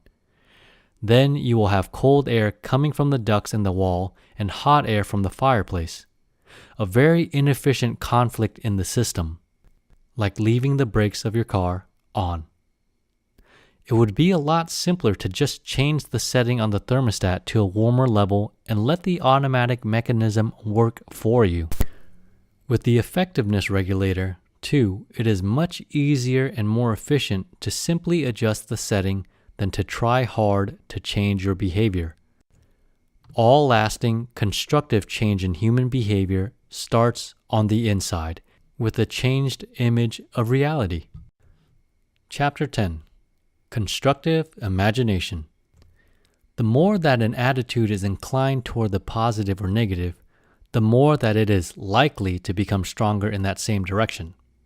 The more rocks you have piled on one side of that scale, the more probable that subsequent rocks will be deposited on that same side. Attitude patterns tend to be self-reinforcing. They tend to be. But if you want to do so, you can break into that self-reinforcing cycle that we talked about in Chapter 7 and deliberately guide it in the direction you want it to go. You can deposit some heavily weighted rocks on the positive side of whatever scales you want to work on. There's no way to remove the negative inputs, but there is a simple way of adding new experiences to those patterns you would like to change. There is a procedure with which you can reset your effectiveness regulator in the direction of your real potential. Of course, you have been resetting that regulator all your life. It has been a constant flowing process ever since you were born. Every thought which you have experienced at a conscious level in your mental processes has moved your self-image in one direction or the other to some degree. The technique which I call constructive imagination is simply a way of guiding and managing that process a little more deliberately, intentionally, consciously. With constructive imagination, you can quickly and easily bring about the changes that you want to make in your self-image, and the behavioral changes follow automatically. There's nothing mystical about this process. It is not a magical secret to the mysterious power of the subconscious. Constructive imagination is a practical, proven application of the principles of human behavior that we have reviewed in the preceding chapters to the exciting project of releasing your potential and becoming more nearly the person that you are capable of being. There are 5 basic principles which led me to the realization that constructive imagination is a valid, useful method. 5 aspects of human behavior which can be observed and tested, and which lead directly to a dependable formula which you can start using immediately to guide your life in the direction that you want it to go. I believe that these 5 premises are so important to what follows that I want to review them to be sure that they are clear. Think them through thoroughly. If there is any question or reservation in your acceptance of these 5 principles, please go back over their development in previous chapters. Dig more deeply into them and see exactly how they apply to your own personal experience. Premise number 1. Every human being tends to behave in a manner that is consistent with his currently dominant subconscious reality structure, which is always somewhat incomplete and inaccurate. Your decisions and actions, and mine, and everyone else's, tend to make sense on the basis of what we know and feel about ourselves and the world around us. Every person behaves normally, considering the kind of truth he has accepted or digested into his reality structure. Natives in a primitive tribe who know that it is forbidden to cross a certain river, and that to do so causes death, tend to stay on this side of the river.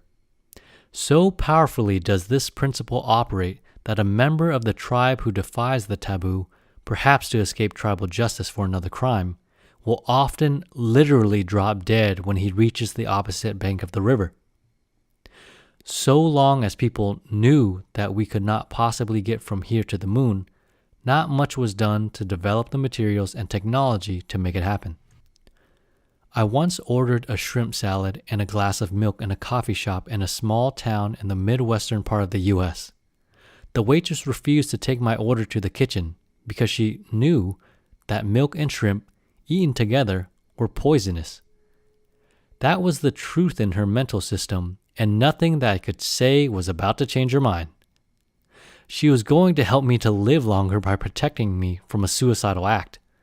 My reality was different, and after a friendly discussion with the manager, I did get the milk and the shrimp salad. He brought it himself. You should have seen the expression on the waitress's face as I ate my lunch. It was all she could do to even look my way. I'm sure she didn't expect me to get out of that restaurant alive. Premise number 2. Your reality structure is the cumulative result of the experiences which have taken place in your mental processes. Each verbal, conceptual, emotional thought process makes a lasting contribution to the attitude patterns which make up the reality structure, and nothing is ever lost or erased. Once a thought has been programmed or stored in the experience files, your truth system, it is a permanent part of that system. It may not be easily accessible to recall, but the attitude has been affected, and your behavior will reflect that change from that moment on. The only exception to this is the actual physical deterioration or destruction of part of the brain. Psychotherapy or psychoanalysis does not erase or eliminate information, impressions, or feelings from the mental system. Change in the reality structure results from the acquisition of additional inputs. Did you at one time know that there was a Santa Claus or a tooth fairy? If you no longer listen for reindeer on the roof on Christmas Eve, or put your used teeth under the pillow to be exchanged for a coin, it is not because anything has been deleted from your reality. Somewhere along the line, you have adopted some new, more accurate, more verifiable information. You are constantly building upon what you know and feel about yourself and your world. And, of course, as that structure changes, behavior changes right along with it. Premise number 3. You build your own unique reality structure with your own thoughts and feelings, your own mental processes. Your mother or father did not give you your reality system, nor did society, or the neighborhood in which you were raised, or a church, or any other they. You have built it, step by step, piece by piece, with your own thoughts and feelings. That is not to say that one's environment, including the people who are a part of it, is completely unimportant. The world around you, the environment, is part of the whole person system. But what you have done with the constant stream of signals, messages, stimuli which have come to you from your environment is what is important. It is those experiences that you have dwelt upon, those about which you have felt deeply, those images and ideas which you have accepted, digested, adopted into your own unique personal reality structure, which are determining your behavior. Have you been puzzled when children brought up in the same family, the same environment, develop such different personalities? There are a lot of reasons for this, of course. Part of the answer is in the different genetic patterns. Each child starts off with a different blueprint. A very important element is the fact that no two children ever grow up in exactly the same environment. The first child in the family is, for a while, an only child who then may have the opportunity to adjust to the presence of a brother or sister. With each succeeding child, there is at least a chance that the parents will be somewhat wiser and more mature, that the family's income will be higher, and the house, food, and clothing a little better. So, there are differences in the environment. Even identical twins with the same genetic endowment do not receive identical inputs from their environments. Still, the way in which a child or an adult will respond to a particular situation is neither predetermined nor predictable. We can guess, estimate, evaluate the probabilities, and sometimes we will be close. More often, we will be far from accurate. There are many classic stories of brothers who have gravitated to different ends of the spectrum of society from the same early childhood environments. One may have become a judge, his brother a hardened criminal.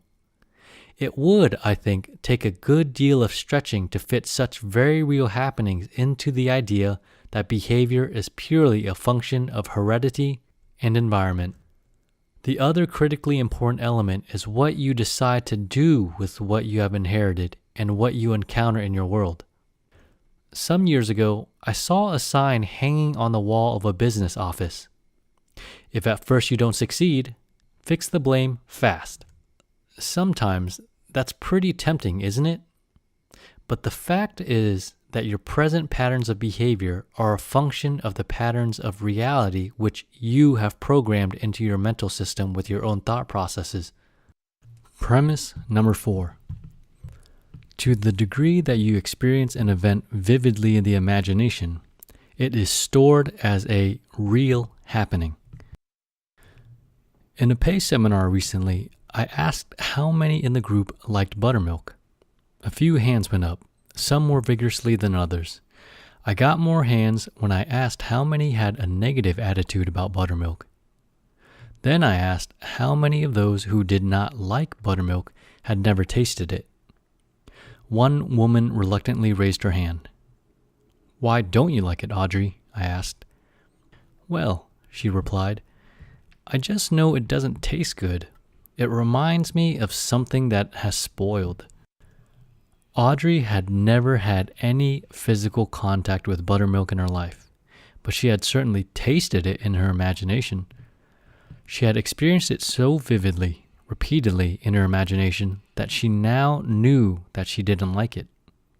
She felt so strongly about it that when I offered her some of my buttermilk at the dinner table that evening, she hardly wanted to look at it, let alone taste it.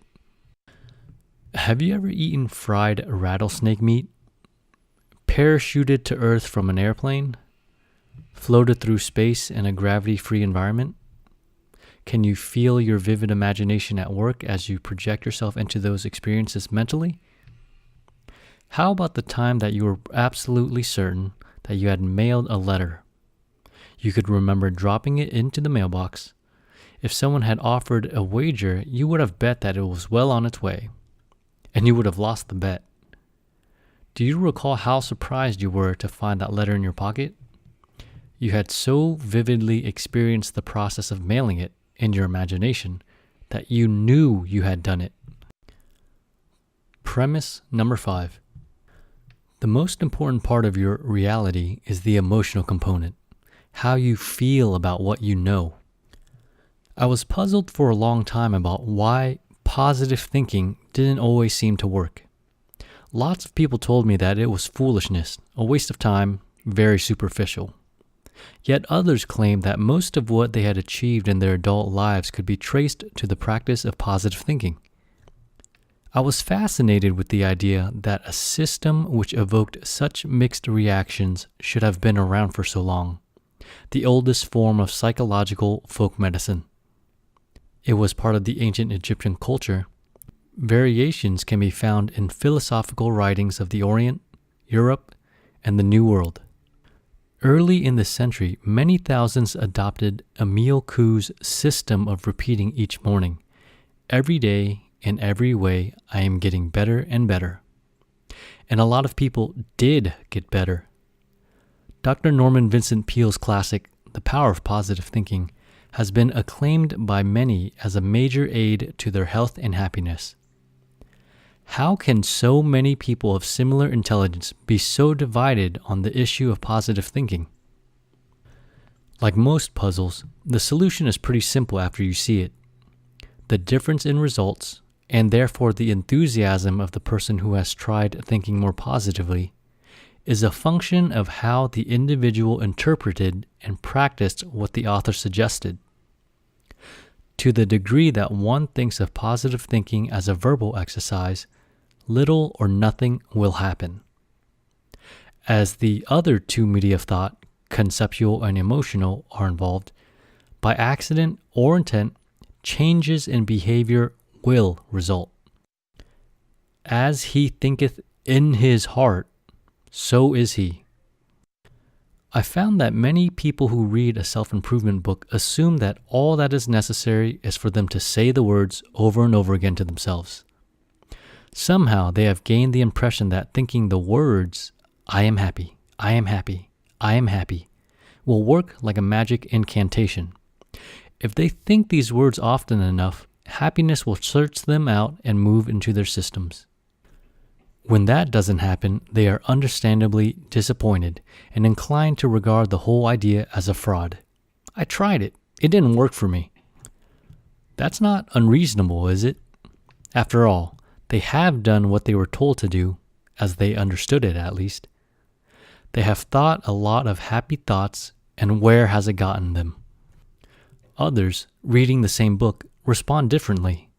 Because of different habits of thinking or a different understanding of what the author suggests that they do, they go further. Instead of just repeating positive sentences in their thoughts, they allow those words to trigger an experience in the imagination to match the words, and then they let the positive emotions that go with that experience flow through their system, and their whole life changes.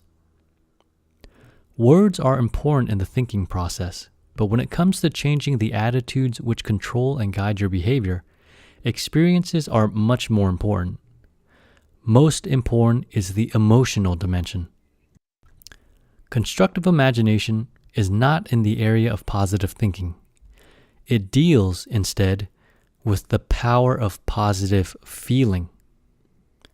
Applying this technique in your own life is simply a matter of repeatedly experiencing in your imagination the information, images, and feelings which you want to have become the dominant controlling patterns in your reality structure. Does it sound too easy? Don't let that stop you. Sometimes the puzzles which seem the most complex turn out to have the simplest solutions. The best thing about constructive imagination is that it works. In fact, as we look carefully at the specific way to practice this technique, I believe that you will discover that you have been using constructive imagination without realizing it, in exactly those areas in which you are making the best use of your potential. Over the years, I have had a unique opportunity to observe constructive imagination in action. Many thousands of adults and teenagers who have attended PACE seminars and conferences have seen fit to share with me their own personal experiences, the many ways in which they have successfully used this powerful method. Because of my special interest in this area of human behavior, I have been particularly aware of many other examples of both the positive and the negative impact that one's self-talk can have on performance. Newspapers, magazines, books, and news and sporting events on television provide a constant stream of dramatic illustrations of the importance of the attitude dimension and the use of imagination as a preparatory exercise. It has been particularly fascinating to me to see the wide spectrum of human behavior to which constructive imagination can be productively applied. The broad area of physical coordination is perhaps the easiest area in which to watch results happen. Whether in individual sports like high jumping, gymnastics, or diving, or in team efforts such as football, basketball, baseball, hockey, the top performer knows that physical conditioning and skill training are important. But in the final analysis, his ability to use the potential he has developed will depend upon attitude.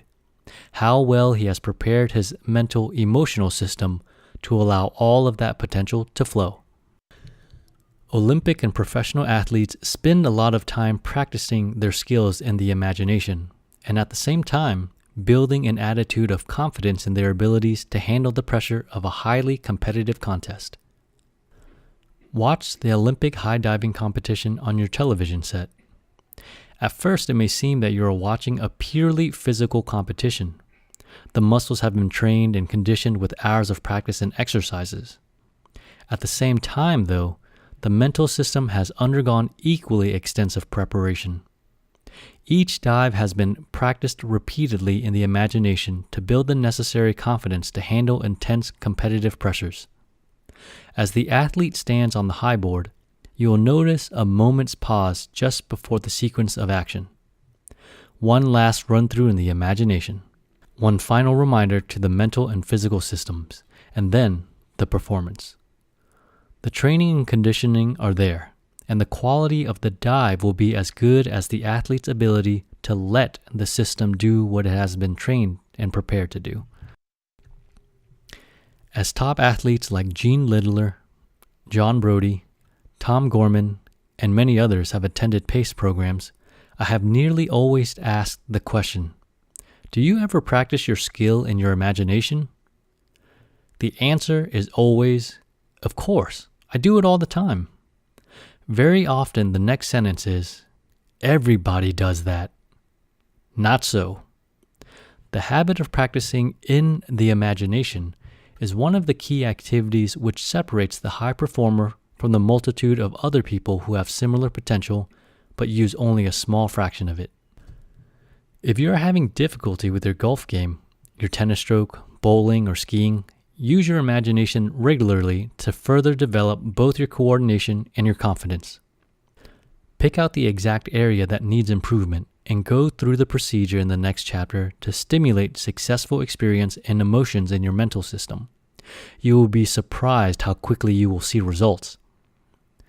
Many teachers and coaches are now using constructive imagination to help students learn a new skill more quickly, or to help team members to use more of their abilities.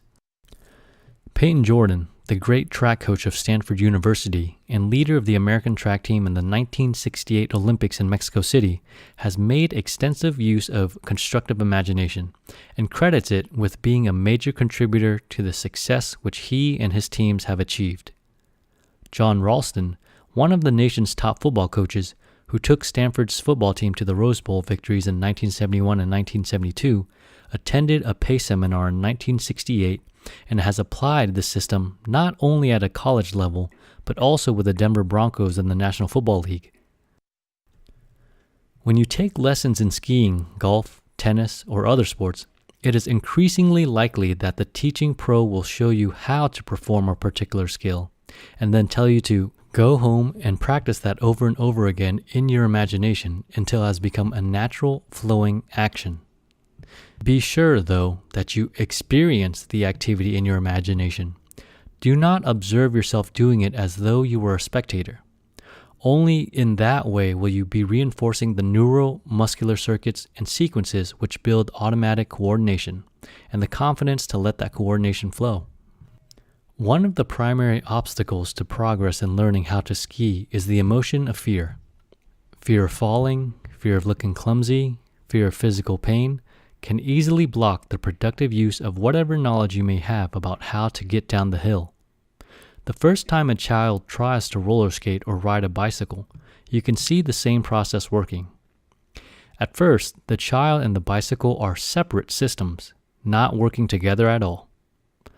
Then comes that magic moment when the two systems become as one.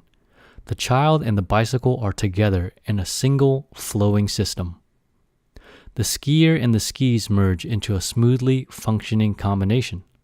You can reach that point of letting it happen much sooner by augmenting your actual physical practicing with the mental rehearsal of constructive imagination. Many flight instructors now make use of this technique to help their students learn to fly an airplane more quickly. After a lesson in which the student has gone through the actual process of taking off, landing, or another phase of the learning sequence, he is told to go home and practice what he has learned again and again before the next lesson. His homework includes sitting quietly in a chair in his own living room with his eyes closed, experiencing the process of flying the airplane in his imagination. As he does this, he not only reinforces the information he has acquired and builds the coordination patterns needed for that particular maneuver, he also creates a feeling of confidence and enthusiasm which comes from a series of successful experiences. It all adds up for a much faster learning process than would otherwise be possible. As we discussed the application of constructive imagination to the project of learning how to fly in a PACE seminar several years ago, one of the executives in the group said, "Sure, that works. It's exactly what I have done every time I have tested a new aircraft."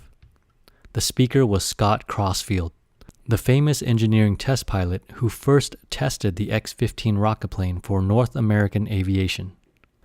Scott went on to say that while a new plane was still being designed, he would familiarize himself with the controls and expected performance capability of the craft and practice flying it in his imagination. Often, he would make suggestions to the engineering department on the ways they might improve the design based upon his experience with the plane.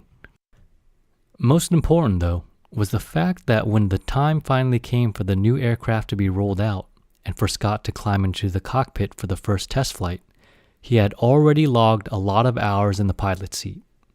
Scott Crossfield expressed it this way: "Even though it was the first time I had actually flown the plane, I felt as though I were at the controls of a familiar old friend. There were always some surprises, but not nearly as many as I would have had if I hadn't spent hours preparing for the real experience with imagined experience." Another student in one of our seminars related this dramatic personal experience with a purposeful use of imagined experience. Bill had been in the infantry on the front lines in the Korean conflict. A mortar shell exploded a short distance behind his position. He was given emergency treatment in a field hospital and then transferred to Tokyo for major surgery to get the shrapnel out of his back. When he awoke from the anesthesia, there were sandbags piled all around him on the bed and straps across him. The nurse cautioned him to lie very still. The surgery had involved his spinal column, and the doctor warned him that if he moved, there was a pretty good chance that he would be paralyzed from the waist down for the rest of his life. For weeks, he lay very still in his hospital bed, moving almost no muscles other than those controlling his eyeballs and his jaw. He could watch television or listen to the radio.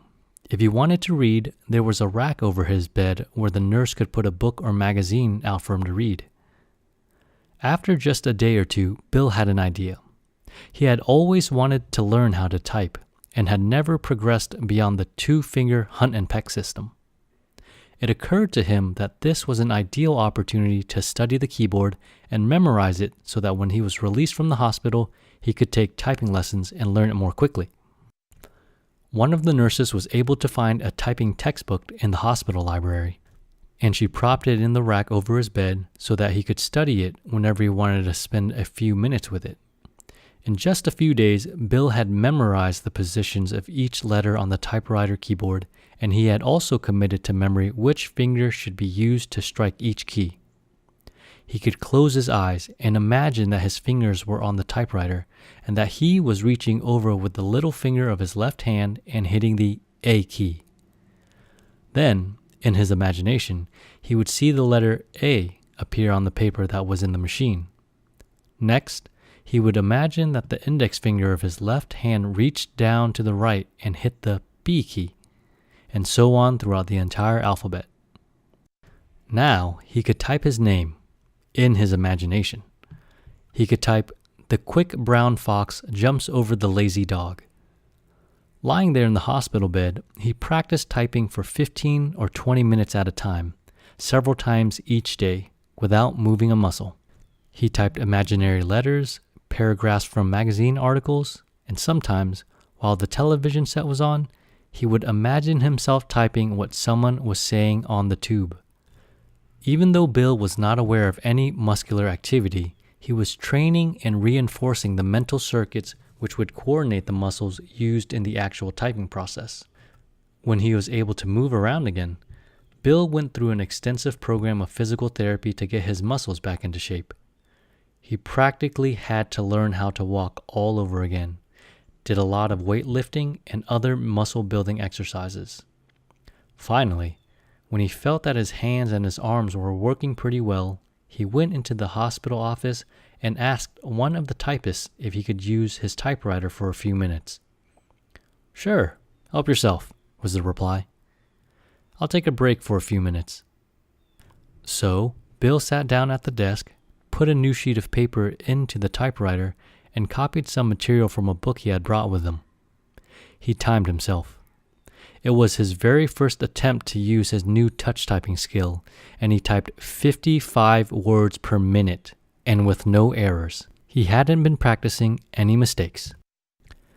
Checking into a hospital for delicate spinal surgery is hardly the best way to learn how to operate a typewriter. But Bill's experience provides a graphic example of how constructive imagination can be applied to coordination skills. Here's another instance, this time from the Vietnam War. Before Air Force Colonel George Hall was shot down over North Vietnam, he had played a lot of golf. He had a 4-stroke handicap, which classes him among the better amateur golfers. Colonel Hall spent 7 years as a prisoner of war, and each day he played at least 18 holes of golf in his imagination. Stroke by stroke, hole by hole, he would play various courses which he had actually played in past years. Of course, his intention was simply to occupy his mind, to escape mentally from the horrors of the Hanoi Hilton. The extra bonus which Colonel Hall had encountered on was the way that his imagined golf games maintained his proficiency. When he returned to the U.S. in 1973, he shot 3 practice rounds and then entered the Pro-Am preliminary to the Greater New Orleans Open with his old golfing buddy, Orville Moody. In spite of the 7 years without actually playing golf, Colonel Hall shot par golf. He had at least maintained, perhaps improved, his performance level by constructively using his imagination every day that he was in prison. Do you take shorthand?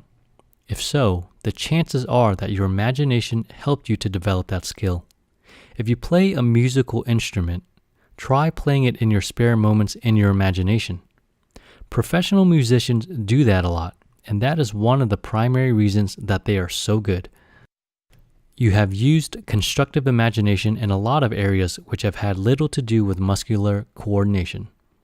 When you study a foreign language, one of the best ways to develop fluency is to practice having conversations in that second language in your imagination. Experience the process of ordering a meal, getting a hotel room, asking for directions. As you project yourself into those actual situations and practice them again and again, you will find the words flowing more easily and automatically. One of the best ways to prepare for that staff meeting or the directors' meeting you're going to conduct tomorrow morning is to have the meeting several times in your head before it happens. That doesn't mean memorizing a prepared script, just walking through the meeting's agenda a few times so that you feel comfortable with it and can more easily keep the meeting on track. The professional public speaker uses this idea regularly. When he arrives at a hotel where he is to deliver an address to a large banquet meeting, he checks in, gets his bag to his room, and then goes directly to the meeting room where the banquet is to be held that evening. Once he has familiarized himself with the room layout, where the speakers' tables will be placed, the position of the microphone, and how his audience will be seated in the room, he will relax, shower, and dress while he is imagining the experience of presenting his ideas to that group in that room. Then, when he is introduced and steps forward to speak, he's doing it again. The professional salesperson understands this method and uses it to prepare for a sales presentation. In fact, it is one of the key ingredients in the successful salesperson's formula.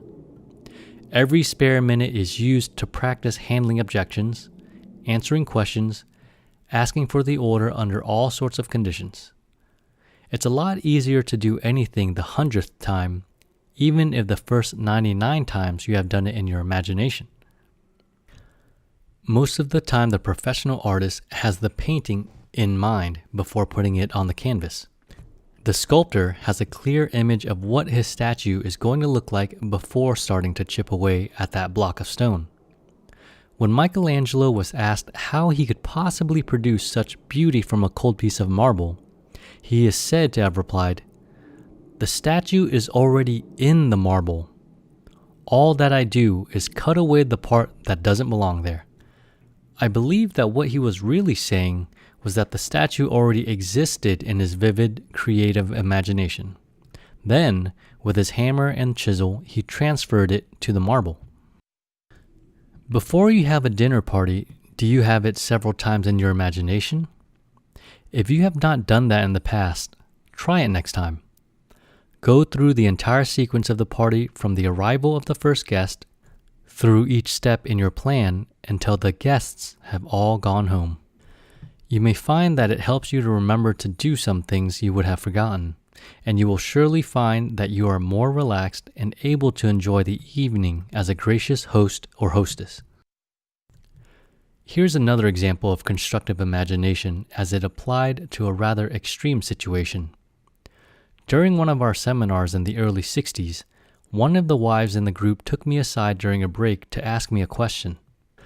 Could this technique be helpful, Helen wondered, in overcoming a fear of high places? She told me that for years she had not been able to go above the second floor of a building. I know that it doesn't make any sense, but I have an overpowering fear. I'm not even sure what I'm afraid of, but I just cannot force myself to go above the second floor. When they were married, her husband had not known of her phobia. When they checked into the beautiful resort hotel for their honeymoon, he told her that he had arranged for a luxurious suite on the top floor of the hotel. After he had registered, as they went toward the elevator, Helen summoned her courage to tell him that she simply would not go higher than the second floor. He arranged for another room, but that was only one of the hundreds of difficult and sometimes embarrassing situations in which she had found herself. Department stores, the dentist's office, even visiting friends who lived in apartment houses presented insurmountable problems. I encouraged her to try constructive imagination, to test it and see what would happen. We spent a few minutes discussing a specific sequence which she could use. I suggested that at first she should imagine herself climbing the stairs from the second to the third floor, feeling very calm and secure, relaxed every step of the way. Then, when she could get to the third floor comfortably in her imagination, I recommended that she spend some time just being there in her thoughts, strengthening the positive feelings of comfort and peace of mind. Then it would be possible for her to go on up to another floor and another. The next time that I saw Helen was 4 years later. I was speaking at a national convention of young chief executives in San Francisco. Her husband, Bob, was a member of the organization and they were both at the meeting.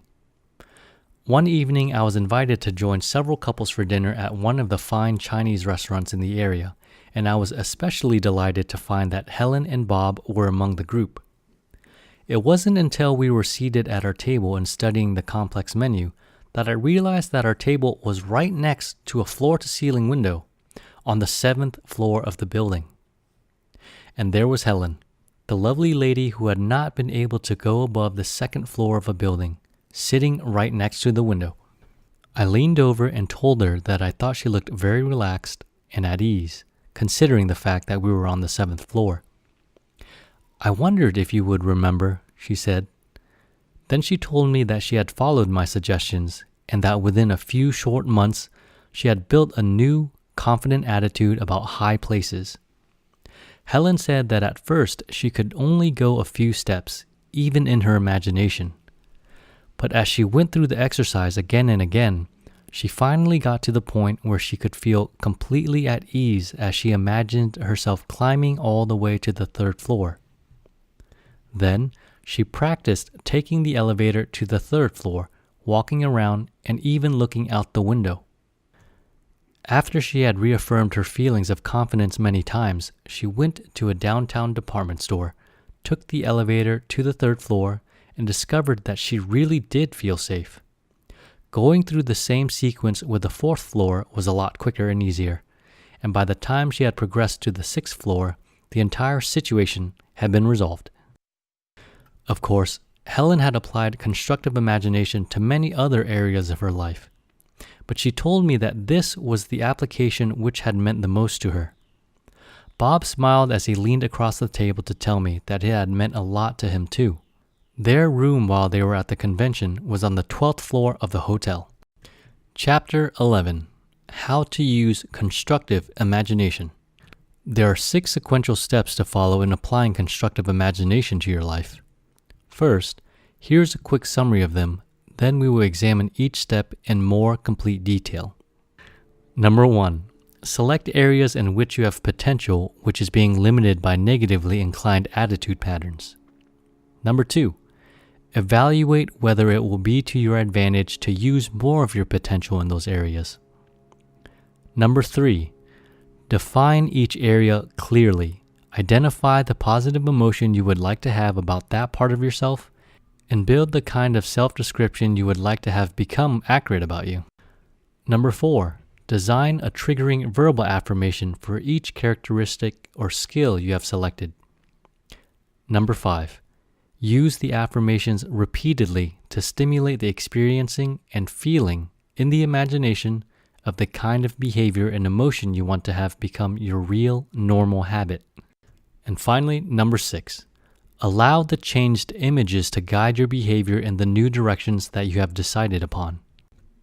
First, identify some areas in which you can recognize that you have some potential that you are not fully using. Try to pick segments of your day-to-day behavior which you are probably being limited by negatively inclined attitude patterns, departments of your life in which you are driving with the brakes partly set.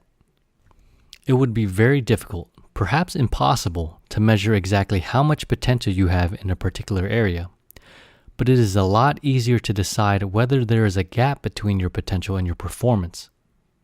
Do you know more about how to organize your time than you act like you know? How about remembering people's names? Do you have more knowledge and ability to remember than your behavior would indicate? If you play golf or tennis or some other active sport, perhaps you can see that all you have learned and practiced sometimes seems to get clogged up. How do you feel about public speaking? Are you as patient with your children as you know how to be? If you have a vocation or profession, pick out 3 or 4 areas which relate to that part of your life. If you are a student, consider that to be your profession at this time. If you are managing a household, then that is your professional sector. On page 263, you will find a list of some thought starters. You will probably think of many others that are not on that list, but it will help you to clarify the sort of characteristics you want to select. From the same list, choose 3 or 4 aspects of your family and social life in which you think that you could function more effectively. Then, turn your attention to more personal characteristics and skills. Pick out 3 or 4 of those departments that you would like to further strengthen. As you scan the list, see if you can really get in touch with your emotions. How do you feel about each of those sectors? How do you feel about yourself? Select areas in which it appears to you that the emotional part of your attitude pattern is negative. Write down the characteristics and skills that you choose on page 264. Be sure that you have a balanced list, about the same number in each of the 3 categories. It may seem at first as though you could achieve results faster if you were to focus all your attention on a single area, but it doesn't work that way. Centering your efforts on just one department of your system can, and usually does, create some undesirable distortions. Growth is more stable and lasting as it applies to the whole person. Now that you have listed some areas in which you can see a clear difference between your potential and your performance, you are ready for the second step. Think carefully about each characteristic you have selected, with this question in mind. Would it be to my advantage, profit, self-interest to use more of my potential in this area? If, by whatever that means, it were possible for you to function more effectively in that particular department of your life, would it help you to do what you want to do, achieve what you want to achieve, live a more fulfilling, happy life? If it appears to you that such a change would make an extreme difference, put a 5 in the box by that line on page 264. If the difference in your future would be very small, put a 1 in the box. And if the change in your life would be somewhere in between those extremes, grade it accordingly. If you cannot see any profit at all that would result from using more of your potential in one of these sectors that you have selected, eliminate it and find another to put in its place. In some cases, there may be both advantages and disadvantages which would result from a change in your behavior. List them on a piece of paper and then evaluate what, in your judgment, would be the net result. Constructive imagination will only work within the framework of your potential and in those areas in which you perceive a possible change to be in your self-interest. This method will not set aside the laws of the universe. It can take you far beyond what you now consider to be your limitations, though, and it has done that for many thousands of people. You may have heard the expression, anything the mind of man can conceive and believe, man can achieve. I regard that statement as untrue and potentially very dangerous. I have worked with people in mental institutions who could conceive and believe that they could step off the roof of a very tall building and float gently to the ground below. That sort of belief can be very hazardous to your health. The suggestion that the idea only applies to normal people compounds the danger by encouraging an attempt to judge normalcy. Distorted maps of the territory are perilous, whether the distortions are positive or negative. With all the books and courses that promote positive thinking, it would be easy to conclude that anything positive is good and anything negative is bad. But life is not that simple. Some negative attitudes may help you to live longer, and some positive thinking can get you into a heap of trouble. Now we're ready to move on to the third stage in applying constructive imagination. Exactly what kind of information would you like to have become the controlling, managing reality in your mental system in each of the areas that you have selected? If you could create the kind of self-image in that department which would be most advantageous to you, what would it be? To develop this information to the point that it will be useful, it will help to give some careful thought to each segment on your self-image that you have listed on page 264. Use the kind of form shown on page 265 for this purpose. First, clearly define the pattern that you would like to strengthen. Don't look it up in the dictionary. Think it through and decide what you mean by that characteristic that you have decided to work on. A sentence or two will be sufficient in most cases. The purpose of this activity is to be sure that you have a clear understanding of what you really want to develop. Also, what kind of emotion or emotions would you like to have with respect to that activity or event? What kind of feelings would be most advantageous for you to have become your automatic, spontaneous response to that part of your life? In some instances, it may be helpful to identify the negative emotion which is now attached to that area, but that is not ordinarily a necessary step. Write out how you would like to be able to describe yourself in that area. If you were to become just the kind of person you would really like to be with respect to that kind of behavior, how would you describe you? Sometimes it helps to think about someone else that you know who is extremely effective in that particular area. If you were telling someone about that person, what would you say? Here's an example of what I am suggesting. If you were to decide that sometimes you don't concentrate as well as you would like, that you have the ability, but often when you are trying to concentrate on something, your mind wanders off to other matters, you might put that on your list. Then ask yourself, how important is that to you? How profitable would it be to you to be able to maintain good concentration when you want to do so? After you have graded concentration in terms of its value to you, turn to the 3 fine-tuning questions. First, how would you define concentration? I believe that most people think of the ability to concentrate as a teeth-gritting willpower activity, something that you can only do if you really work at it. As you think this through and work out a functional definition of concentration at its best, I think that you will find yourself using words like fascination, absorption, engrossed. The harder you try to devote your attention to something, the more easily that you will be distracted. It is when you find something or someone fascinating that your attention is riveted. Concentration at its best is effortless. So, your definition might be something like the ability to become thoroughly engrossed in a project or activity, to find what I am doing so fascinating that I just don't notice what else is going on. Notice, that is not the definition of the word concentration. you may very well come up with a better, more useful definition for yourself. It is important that you identify just what it is that you want to develop and strengthen. Next, what kind of emotion would you like to have as a part of your reality about concentration?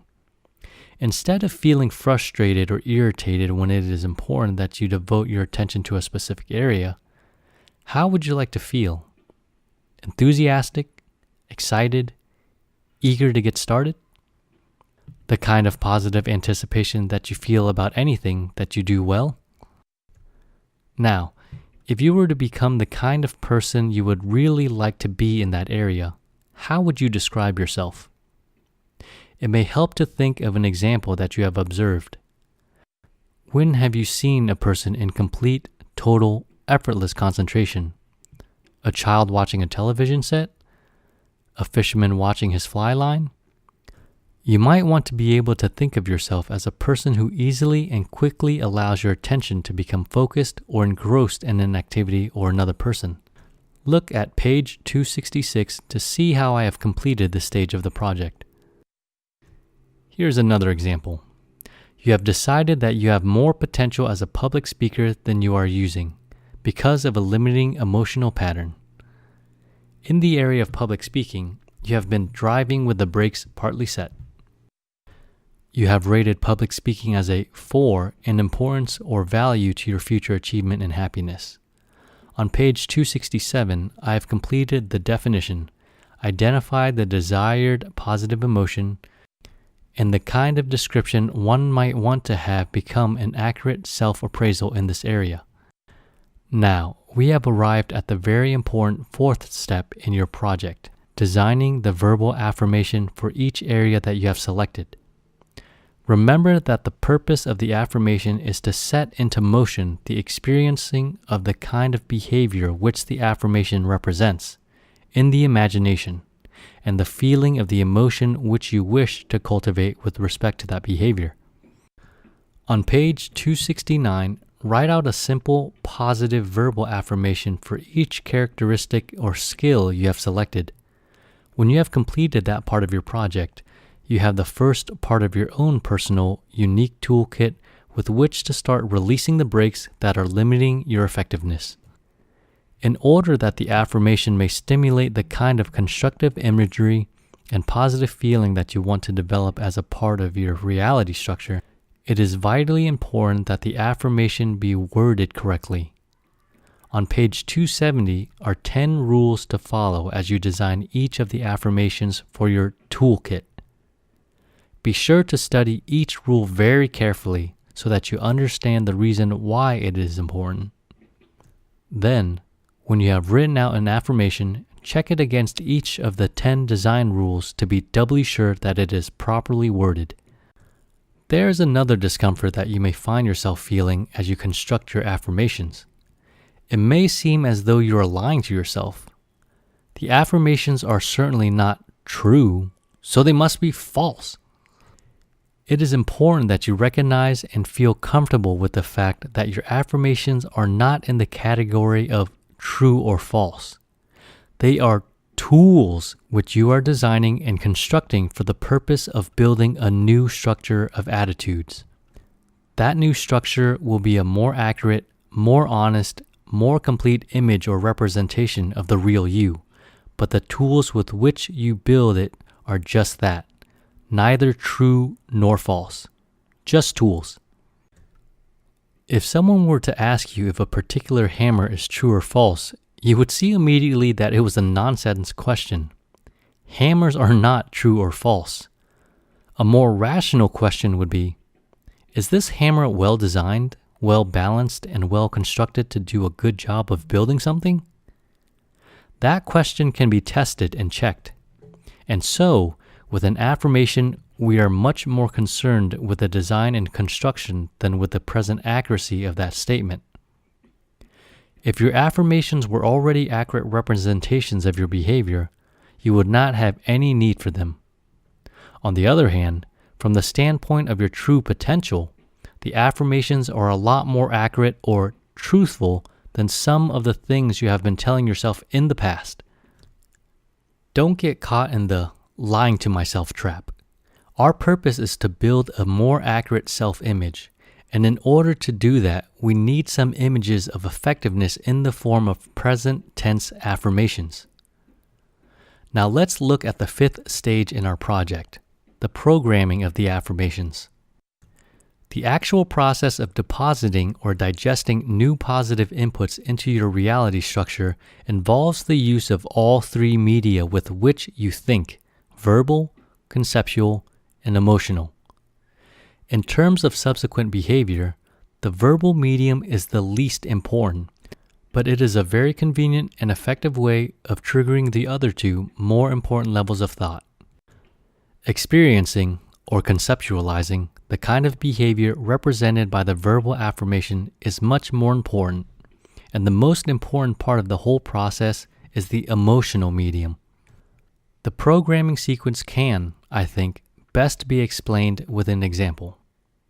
Let's use something quite familiar, an attitude which is probably already a part of your system. Please repeat the following sentence 2 or 3 times in your thoughts, not out loud, just in your thinking. The sentence is, I enjoy eating an apple. As you repeat those words in your mental system, let yourself experience the activity which they describe.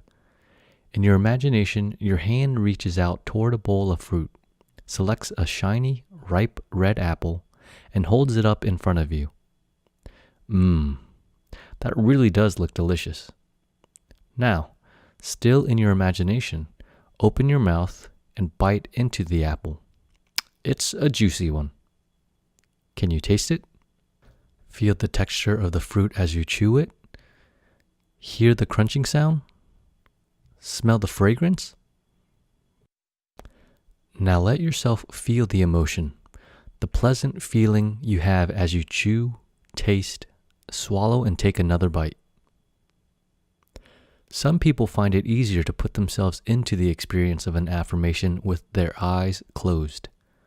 You may want to try an image with your eyes open, and then try the same one with eyes closed to see whether blocking out the visual distractions enhances the vividness of the experience. If you found the apple exercise the least bit difficult, go back and try it again until it flows easily. That's all there is to the programming process. Repeat the words of the verbal affirmation. Let yourself experience the kind of behavior represented by those words and feel the positive emotion that goes with functioning well in that area. Here is an extremely important point. In order for the 3-step programming process to have any effect on your reality structure, it is absolutely essential that you be a participant, not a spectator. You must experience the behavior represented by the affirmation, not observe it. That means putting yourself into the action, doing it, not watching yourself. That is why I have carefully avoided using the expressions picture yourself and visualize. If you watch yourself as though you were looking at a motion picture on a screen, it may be an interesting pastime, but it will not revise any patterns in your reality structure. The effect of constructive imagination is to bridge or supersede old patterns with new experiences. Fortunately, your storage system is so designed that to the degree that you experience an event with vividness in your imagination, it becomes a part of your subconscious collection of the way I have done things.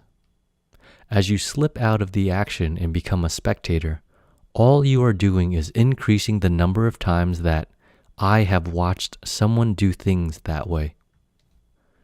What is the most important part of the programming process? Right, the emotional input. As you think in your heart, so are you. As you experience the affirmation, let your positive emotions flow. Feel the warm glow, the enthusiasm, the pride, joy, sense of accomplishment. Let that feeling bubble up inside of you with all the richness and depth you can muster. Think back for a moment to the time that you saw The Sound of Music or South Pacific. The words were important. The actions of the players added great meaning to the words, but the music gave it the feeling and lasting impact. In the process of constructive imagination, the emotional dimension is the music, the part that gives rich meaning and lasting impact to the experiences. Now let's see how this same 3-step programming sequence applies to the example on page 266. An appropriate affirmation for the further development of your ability to concentrate might be, "It is easy for me to focus my attention and become fascinated with a project or activity." Now think of a situation either in your job or family or social activity in which it would be to your advantage to be able to concentrate your attention on something that is happening. It might be an activity like balancing your bank statement, filling out some reports for your employer, or studying a textbook. Put yourself right into the scene, sitting at your desk perhaps, and let yourself become engrossed in the project that you are working on, so involved in it that you lose track of time and think only about what you are doing. Use as many of your senses in your imagined experience as you can. Feel the book or papers in your hands, seeing the printing on the pages. Hear the sound of a page turning. Then let yourself feel good about the fact that you can concentrate so completely when you want to do so. Get a sense of personal satisfaction about being that kind of person. As you can see, this need not be a long, involved, time-consuming task. If you wanted to practice your tennis serve or speaking a foreign language, you might devote several minutes to repeated practicing of the skill. But reinforcing an attitude pattern is a quick 1-2-3 deposit of a positive experience rock on your scale. Read the verbal affirmation, experience the behavior, and feel the positive emotion about being that kind of person. Here's another example. Let's see how this would work with the public speaking area that is on page 267. An appropriate affirmation might be, "I have an enthusiastic, conversational style of public speaking, and I enjoy the excitement of sharing ideas with large groups of people." If you have any difficulty experiencing that kind of attitude and behavior in your imagination, try identifying with someone you know who is an outstanding public speaker. Someone like Art Linkletter, Bill Gove, Billy Graham, or any other top professional. Think about what must be going on in that person's mental system as he stands in front of a large audience presenting some ideas which he believes in and thinks are very important. What is he thinking? Feeling? Remember that he has hundreds, perhaps thousands of very successful public speaking experiences programmed into his reality files. Can you sense the eager anticipation, the positive, enthusiastic, warm excitement that he is feeling? The purpose of projecting yourself into that person's reaction to the situation is only to get in touch with the positive emotions, not so that you will imitate his style, delivery, or vocabulary. Your objective is to become the enthusiastic, well-organized, fascinating public speaker that only you are capable of being. Occasionally, a participant in one of our PACE seminars says, "But I just can't imagine myself giving a good speech, or concentrating, or remembering names, etc."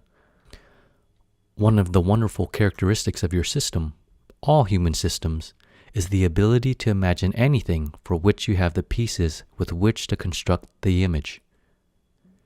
If you know what a polar bear looks like, either from having seen one at a zoo or having seen a picture of a polar bear, and if you know what the color pink looks like, then you can imagine a pink polar bear. If you have ever been really absorbed or fascinated with something, and you know what it is to study for an examination, then you can put those two experiences together in your imagination if you want to do so. and you can imagine what it is like to concentrate on the book you are studying for the examination. If you have ever expressed yourself in a forceful, enthusiastic manner to one or two people, and if you have ever been on a stage or platform and looked out at a large group of people, then you can, if you want to, imagine how it would feel to express yourself easily and confidently while standing before a large group of people. Just remember that whether or not you have ever experienced a particular behavior in a specific situation, if you have the elements available with which to create the experience in your imagination, you can do so. It is not necessary for you to have any faith or belief in order for constructive imagination to work for you. Some books or courses which deal with positive thinking suggest that the system they present will work providing you have enough faith. That provides a very convenient escape hatch. If the method doesn't work, then you must have not had enough faith.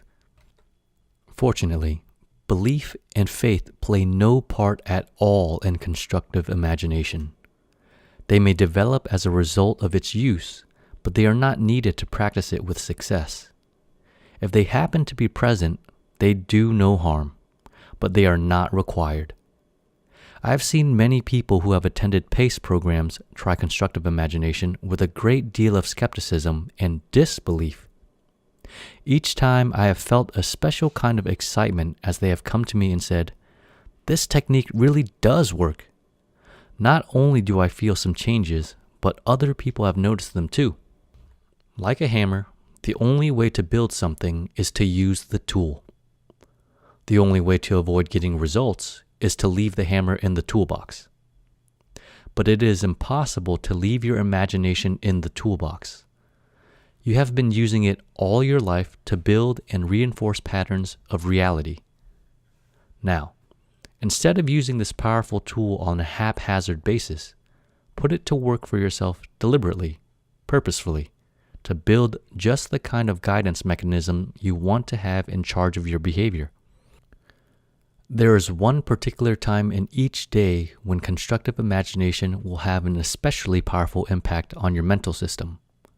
One time in each 24-hour period when the thoughts and feelings that you are experiencing at a conscious level are most easily accepted and made a part of your reality structure. That very important time is just before you fall asleep, whether it's at night or any other time. Even just before you take a nap is a good programming time, but the very best period is just prior to your regular night's sleep. As you are relaxing, getting ready to fall asleep, you become more receptive to suggestion, more suggestible. As your conscious mental processes begin to turn down, you are less inclined to question the validity of the images that you are experiencing. The evaluation process is not as questioning or challenging. You will find it easier to project yourself into the experiences represented by your affirmations. They will seem more real, more acceptable. It may also be that when you work with your affirmations just before sleeping, you provide your subconscious creative processes with the necessary stimulus to reprogram your reality structure while the conscious processes are turned off. It would appear that dream activity is often directly related to the thoughts and feelings one has just prior to falling asleep. Whether those thoughts are stimulated by your positive affirmations or by the negative images of the late news on television. If you are a parent, particularly if your child has not yet reached the teen years, here's a very simple exercise with which you can test the importance of the conscious thoughts and feelings just before sleep. If you will try this for just a few days, you will see dramatic results in the outlook and behavior of your youngster. Each night, when your child is ready for bed, take a few minutes to sit on the edge of the bed and talk about something pleasant. Gently, easily guide the child's final thoughts and feelings for the day into a positive direction. That does not mean to get the child so excited that he or she cannot go to sleep. Just be sure that good feelings about himself and his world, or hers, are uppermost in the thinking process. Then tell that beautiful little person how much you love him or her, plant a goodnight kiss, and go back to what you were doing. As with everything else that you do, how effectively you handle this time with your child will depend a lot on how you feel about doing it. If you see it as a nuisance, an interruption of something that is a lot more important, then it will be of little value. Look forward to those 3 or 4 minutes as a special time. If there is a question about whether you or your mate are going to handle the good nights, it should be a question of who gets to, not who has got to. Have you ever noticed the difference in a child's behavior in the first 3 weeks of December? At first, it might seem to be the result of a conscious effort to be good in order to get more Christmas presents. I think what is really happening is that when a youngster falls asleep each night thinking about the wonderful, exciting presents, Christmas tree, turkey, visit to relatives, or whatever plans he knows are being made, it is almost certain that he will wake up with increased enthusiasm and a more positive outlook on life. The same sort of thing happens just before a camping trip or vacation, providing that the child expects the trip to be enjoyable. It may help to focus this idea more sharply if we look at the other end of the spectrum for a moment. The time to scream, yell, and berate your child is not just before sleep time. Knowing how important the emotional dimension of one's thinking is in those early years, it is clearly not to either the child's or your benefit to send him to sleep with an avalanche of negative rocks about himself and his world. Help the people that you care about to fall asleep feeling good about life. And, of course, that includes you. Here, then, is the specific step-by-step process to follow to program your own personal affirmations into your reality structure. Keep your list of verbal affirmations on or in the table beside your bed. Just before you turn out the lights to go to sleep, get out the list and read the first affirmation. It is not necessary to read it aloud. Just read the words to yourself. Then, think of a situation related to that affirmation and let yourself experience, in your imagination, being that kind of person, behaving that way, in such a situation. You may want to think of an experience you have had in the past that you didn't handle well. Replay that experience, this time handling it very effectively. Or you can use a situation which you have observed, recasting yourself as one of the principal characters in the scene and experiencing the action instead of watching it. Let the positive emotion flow through your system. Feel good about being that kind of person. Revel in the enthusiasm, joy, excitement that you feel as you behave effectively, as you feel your potential being productively applied. Feel the satisfaction as you know that you are releasing your brakes. Read, experience, feel. The entire process takes between 5 and 10 seconds per affirmation. Even if you have as many as 30 affirmations on your list and you spend 10 seconds on each, that is a total investment of 5 minutes. That will probably be the most important 5 minutes of the day from the standpoint of your future achievement and happiness. Then, turn off the light and go on to sleep. Do not experience your affirmations and then watch the late news. Fall asleep with the positive knowledge that you are growing, becoming, guiding your own future. The next best time in each 24-hour day to work with your affirmations is first thing in the morning when you wake up. That is also a time when your system is relaxed and more receptive to the imagined experiences you want to digest into your reality structure. When the alarm goes off, sit on the edge of the bed, reach for the page of affirmations, and quickly read, experience, and feel each one on the list. It's a terrific way to start out each day with some positive feelings about yourself and the other people whose lives you will touch. The next best time to work with your affirmations is any time. Carry a set with you on a piece of paper or on cards. There are many times during each day when you will find that you are doing something quite automatically, and your conscious mental processes are free to work with your affirmations if you want to do so. When you are driving a car, washing dishes, cleaning the garage, taking a walk, riding your bicycle, or going to the bathroom, you can easily let your thoughts reinforce some positive imagery. Every time that you deliberately, purposefully deposit another rock on the positive side of one of those scales, it will have an impact on your subsequent behavior. Now let's look at the sixth step in the application of constructive imagination. Allow the changed images to guide your behavior in the new directions that you have decided upon. The key word here is allow. Constructive imagination will work best for you if you will allow it to work. As you are reviewing your affirmations each day and adjusting your self-image in the direction of greater accuracy and increased effectiveness, go right on acting like yourself while the self is changing. If it has been your style in the past to get things done by gritting your teeth and exerting a lot of willpower, then this may take a little practice, but it will be well worth the effort. While you are reprogramming the setting on the effectiveness regulator, go right on behaving in a natural, free-flowing manner.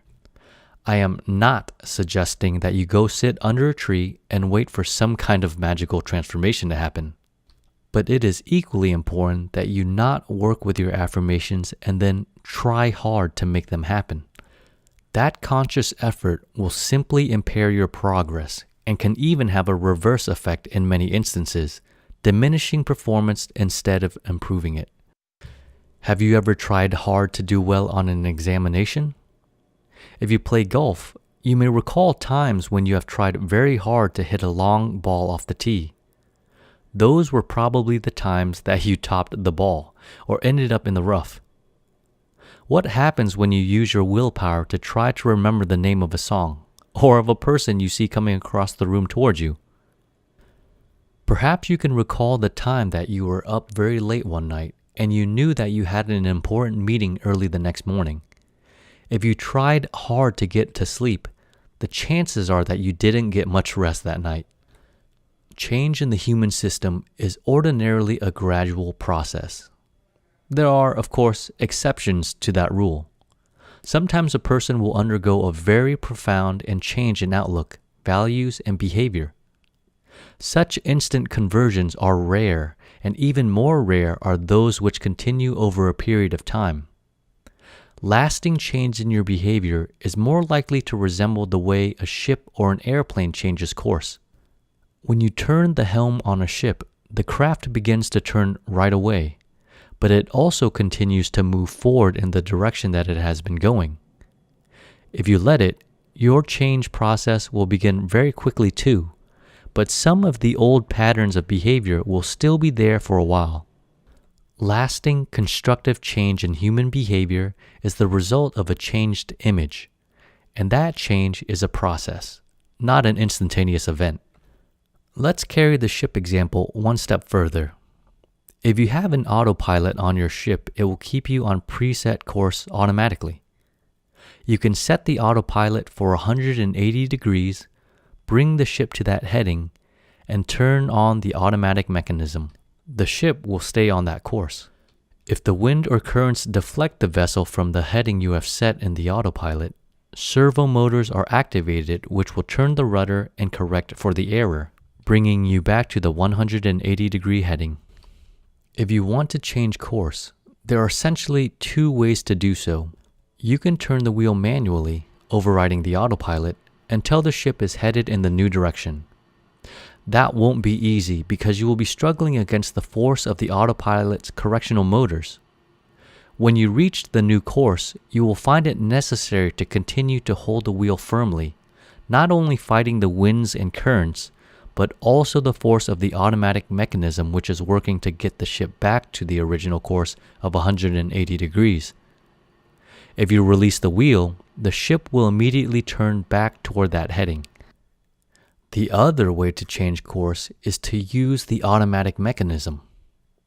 Reset the autopilot to the new heading and let it work for you instead of working against it. Your effectiveness regulator is a lot like the autopilot. The self-image functions as the course which you have programmed into the automatic device, and the regulator tends to keep you on course, acting like yourself. You can certainly override the regulator with a conscious determination to behave differently. You can exercise your willpower and temporarily move outside of the comfort zone, but it will require constant conscious effort and create uncomfortable tensions until you get back to acting like yourself. It's a lot easier and a lot healthier to simply reset the regulator and let it work for you.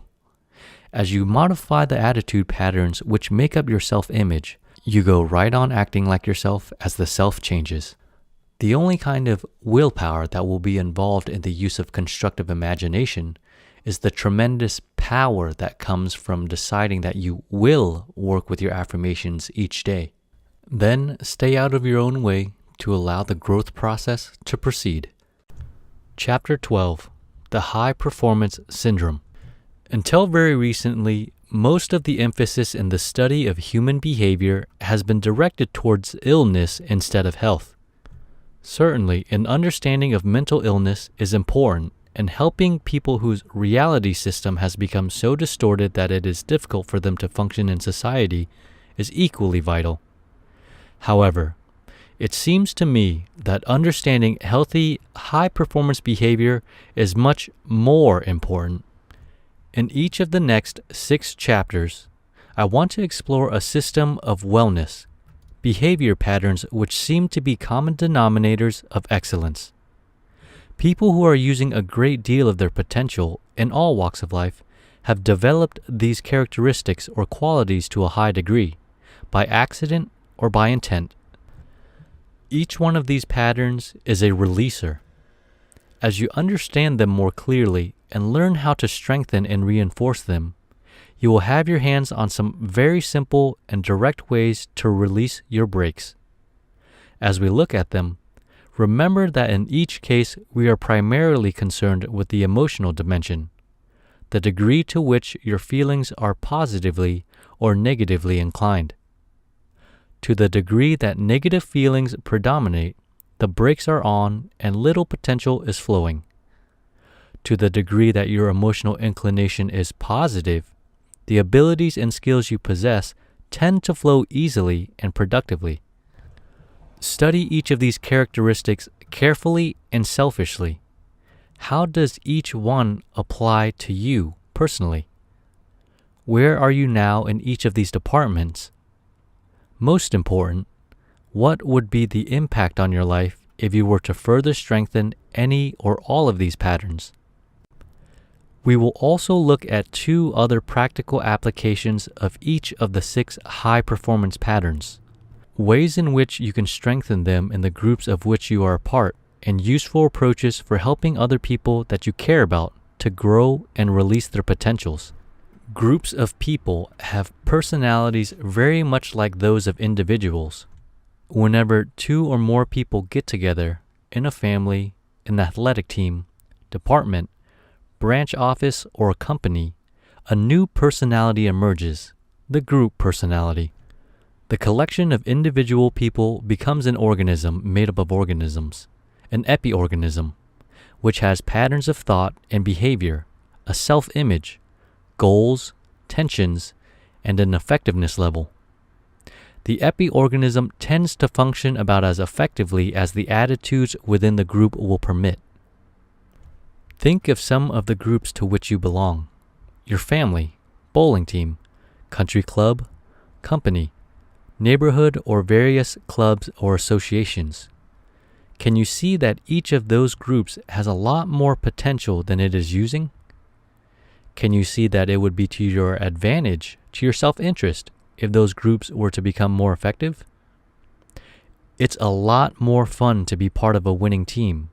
And when the group is functioning effectively, it is much easier for you to focus your attention on what you want to achieve and make it happen more easily.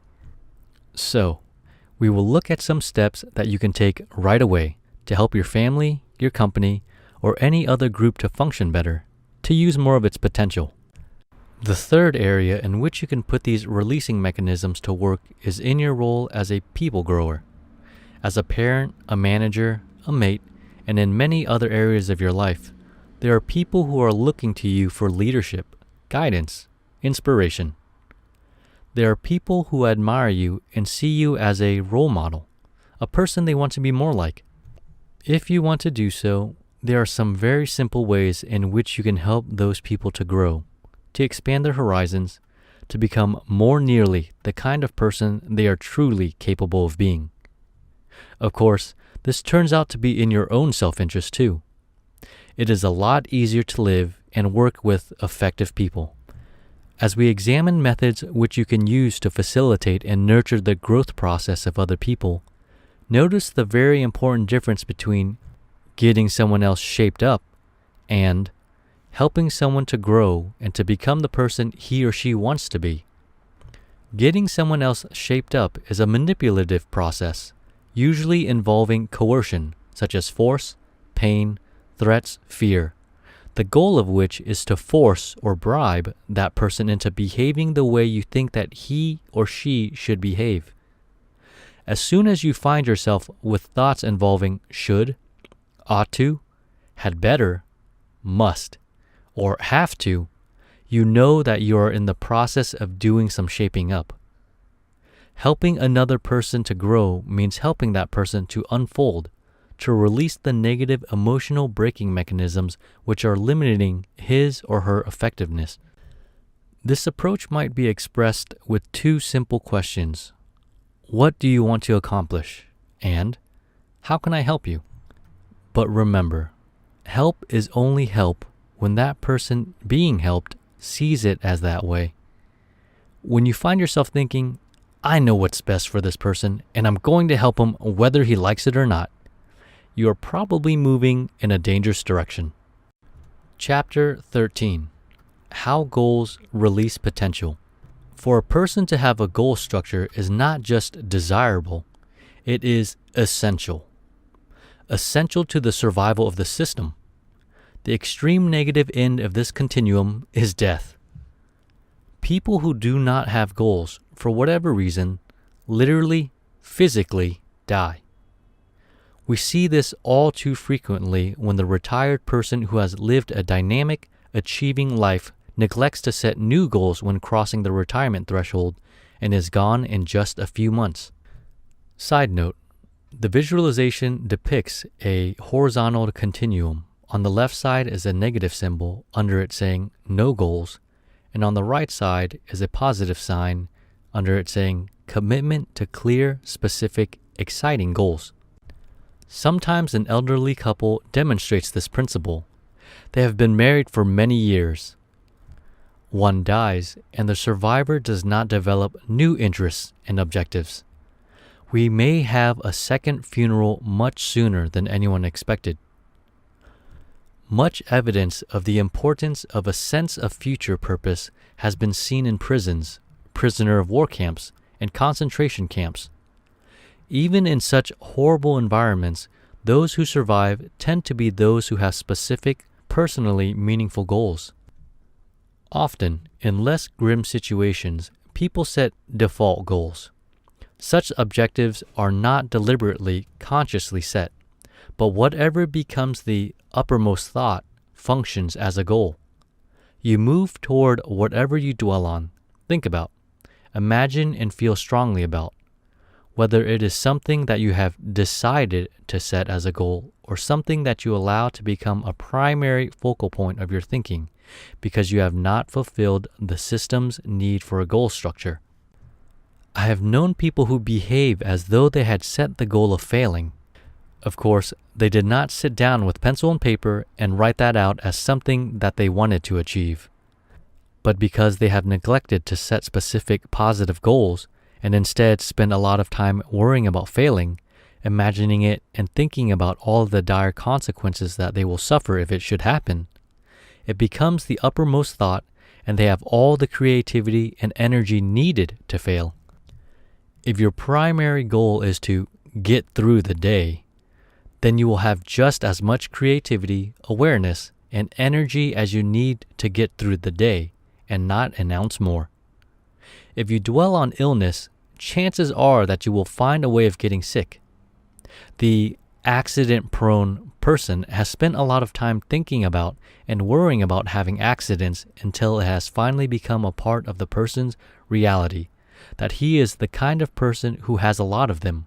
Sure enough, even the bum on Skid Row has goals, and all of the creativity, awareness, and energy he needs to achieve them.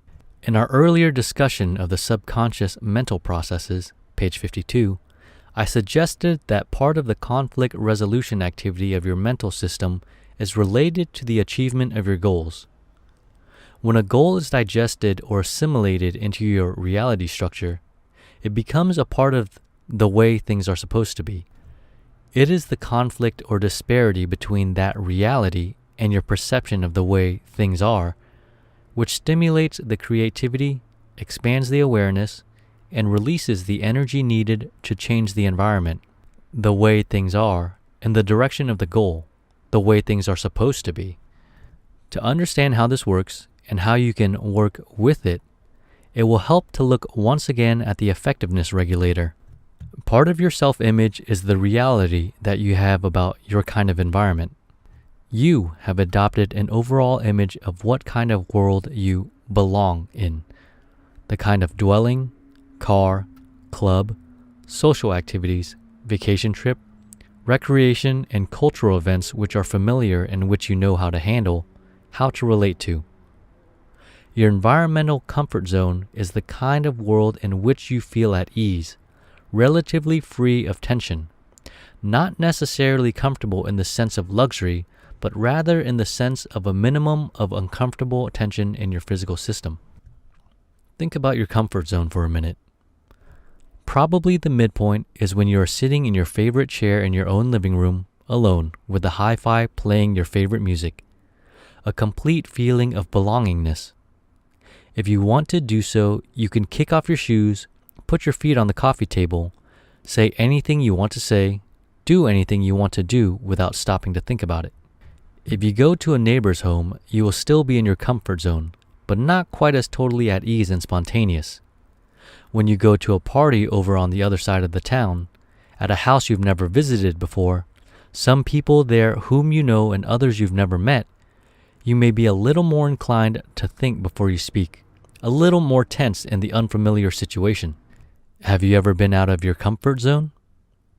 Think about some times when you have been very uptight because you were out of place, in an environment that was so unfamiliar that you didn't quite know how to handle it. How about the first day on a new job? Or when you are being interviewed for a new job? The personnel manager feels very much at home, but the applicant may be feeling a lot of tension, out of the comfort zone. How do you feel in a hospital? If you are a part of the medical profession, the hospital may be an integral part of your comfort zone. But if not, you may feel very much out of place when you are there, even if it's only to visit a friend. How do you feel in a courtroom or in a prison? How about the first day of basic training in the service? Think of specific times when you have personally been out of your comfort zone. Recall how it felt. What did you feel like doing about the situation? Sometimes when people travel in foreign countries, they find themselves out of the comfort zone. Different language, different foods, different customs may create some tension in the system.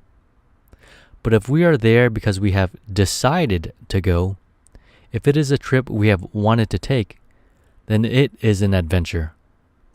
Adventure is the deliberate, volitional movement out of one's comfort zone. We still feel the tension from being in a strange, unfamiliar environment, but it becomes a positive, exciting, stimulating tension. Camping is another example of adventure, the intentional, deliberate venturing out of our normal world. Very often, even though the camping trip is voluntary, as soon as we make camp, we set about energetically and creatively to make the campsite a little more like home. Some people even take a camper, trailer, or motorhome, their portable comfort zone. But whether it is a vacation trip to a foreign country or a camping trip to the mountains, when your adventure is finished and you walk in the front door of your own comfort zone, how does it feel? Even if you weren't aware of the tension in your system which resulted from being out of your comfort zone, you can sense the release of that tension as you return to the familiar environment. We can reduce this to a very simple but very important principle. People tend to move toward or recreate their comfort zone. Think of some real-world situations which illustrate this idea, not only in your own life, but in circumstances where you have had the opportunity to observe others. If you served in some branch of the armed forces, you probably felt the tension that came with being out of your element. When some people reported to their first training assignment, they were out of their comfort zone in the direction of much greater luxury than they had ever experienced. Tension. Since it wasn't possible to get out, they did what they could to make the barracks a little more like home. Others found the service environment pretty shabby, but the impulse was the same. Make it a little more like my world is supposed to be. Another graphic and all too common example may be seen in government slum clearance projects. When a slum area is cleared, the rats and roaches killed, and a new housing project built, the people who have been living in the slum move in and convert the new buildings into a new slum. That doesn't mean that there is anything wrong with the people in the housing project.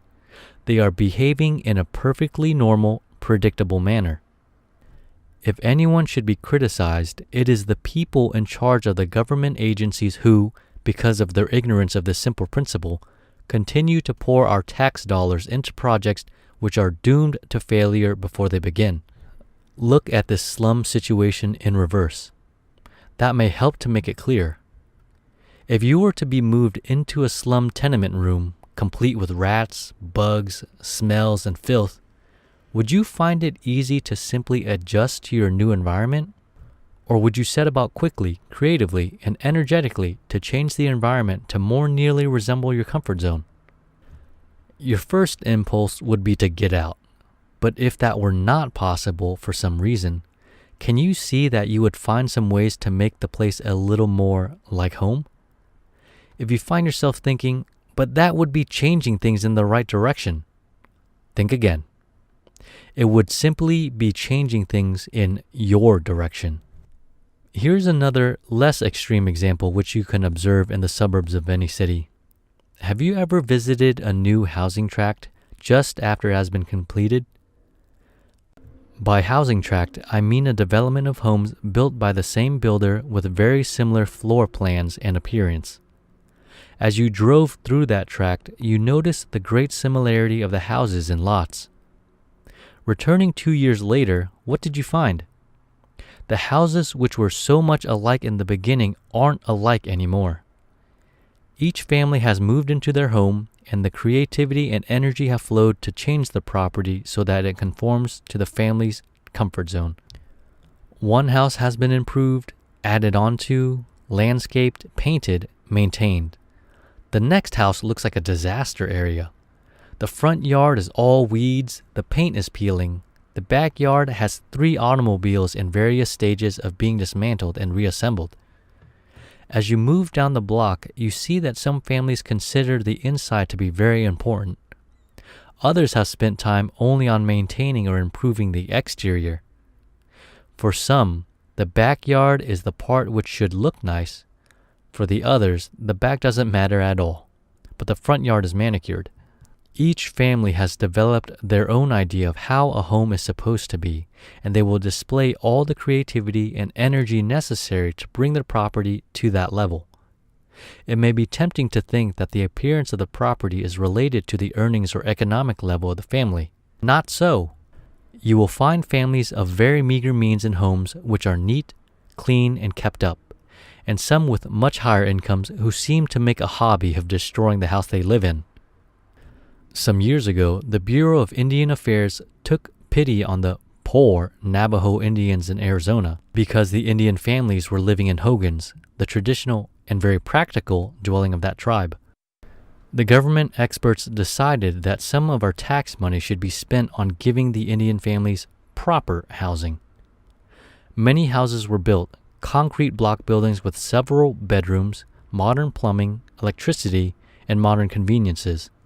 The Indians were very appreciative and began immediately to use the new houses which the government had built for them to store their grain and livestock.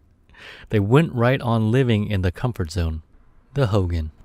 I'm sure you will be able to think of many more examples of this principle in action, both in events which you have observed and read about and in your own life. Take a few minutes and see if you can recall times that you have been out of your comfort zone and what you did to recreate it. There is a corollary principle which flows from the idea that it is unpleasant to move out of the comfort zone. People tend to resist moving toward the unfamiliar. If you see that your present course is taking you toward unfamiliar territory, toward activities, events, or an environment which you are not sure that you can handle, you will tend to dig in your heels and find creative ways to change course or resist moving in that direction. For example, you may have decided that you want a promotion to a position of greater responsibility and earnings within your company. However, so long as that new position is outside of your comfort zone, so long as it is unfamiliar territory, you will find all sorts of ways of resisting progress in that direction and avoiding opportunities which would take you there. But how about progress? People do change. If everyone always moved toward their comfort zone or recreated it, things would always stay the same. Not at all. There is no contradiction between this principle and the fact that we do see change, growth, progress in both individuals and groups. The solution to that apparent dilemma lies in the principle we looked at the end of chapter 9, or page 94. All lasting constructive change in human behavior starts on the inside, with a changed image of reality. As the reality, the self-image, changes, the comfort zone changes too. Then you will find yourself in an environment which used to be your kind of world, but in which you now feel out of place. Setting a goal and programming it into your reality structure has the effect of deliberately creating a positive, magnetic tension in the system, turning on the creative ideas, releasing the energy, and broadening awareness of the opportunities which will take you toward your goal. See if this idea triggers some examples from your own experiences. Yesterday's dreams are today's necessities. What can you think of that was once a vague fantasy, but now seems like an essential part of your world? Actually, there are 3 stages in this sequence. The first stage is, why on earth would anyone waste money on one of those things? Then, a little later, you find yourself thinking, those things aren't so bad. I wonder how it would be to have one. Then, when it has become a part of your comfort zone, you'll wonder, how can anyone live a normal life without one of these? Can you trace those 3 steps with a car? Or a washing machine, dishwasher, second telephone, air conditioning, color television? How about the kind of house or apartment that you are living in right now? What has happened in each of those examples is simply an adjustment of your self-image and a corresponding change in your comfort zone. As you have thought about it, dwelt on, imagined how it would be if that change were to be made in your environment, your image of the way things are supposed to be shifted, releasing the creativity and energy necessary to change the environment. Not only are yesterday's dreams today's necessities, but today's dreams are tomorrow's opportunities. The goals you set today and program into your reality structure will expand your awareness of the opportunities that are available to help you achieve those goals. In our discussion of the conscious mental processes, I suggested that only a fraction of what is happening in your environment is perceived. It is possible for you to look directly at an object and not see it. Your visual system is working properly, but there is a screening or filtering system in the central nervous system called the reticular activating system, which allows only the significant stimuli, the important information, to reach a conscious level of awareness. Here's a simple example of this phenomenon which you can test right now. If you are wearing a watch, don't look at it, but think about the following questions. What color is the face of your watch? Does the brand name appear on the face? What is the name? Is it above or below the center? Is there any other writing on the face? How many numbers are there around the outside of the watch? Are they Roman numerals or regular Arabic numbers? Does your watch have a second hand? Look at your watch and see how you scored. If you didn't answer all of the questions correctly, do not be surprised. Most people don't. Even though you look at your watch frequently, there are some things about it that are not very important and you just haven't seen them. Now, without looking at your watch again, do you know what time it is? Even though you were just examining it in great detail, you may not have seen the time. For the moment, that was not important.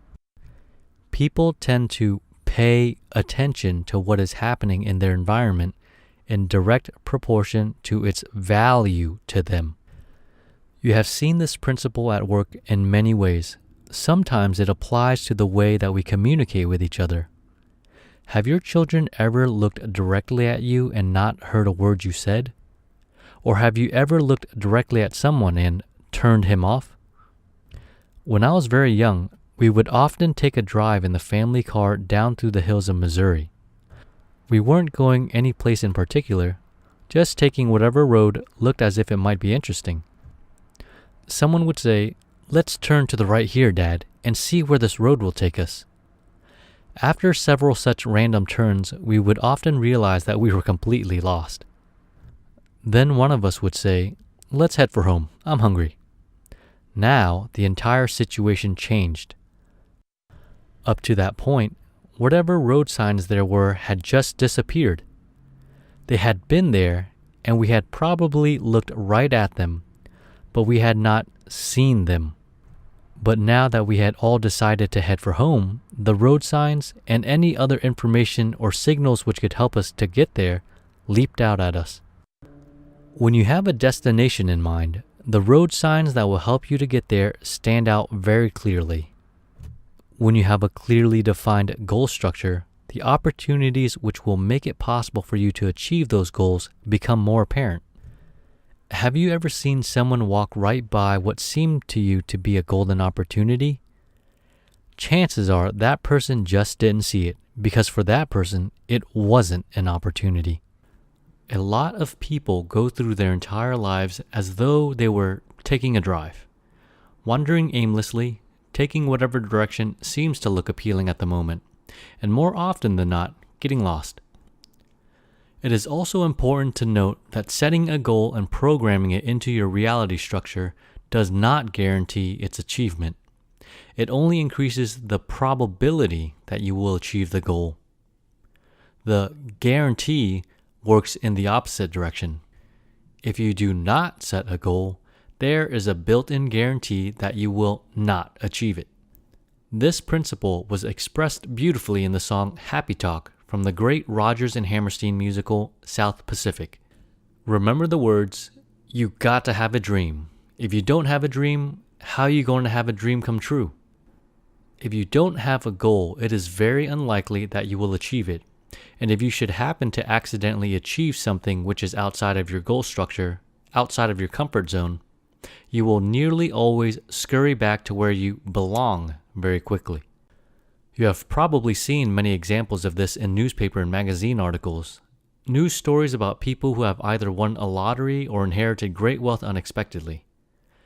After the initial shock and elation, they will almost always set about creatively and energetically to correct for the error. In no time at all, the money is gone and the person is back in the comfort zone again.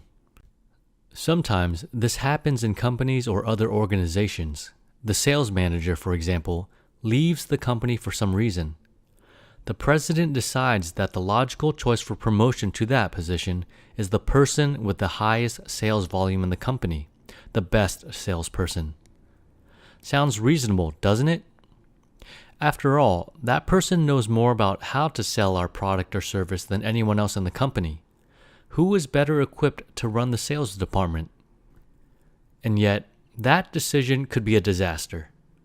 It will depend on the self-image of that person.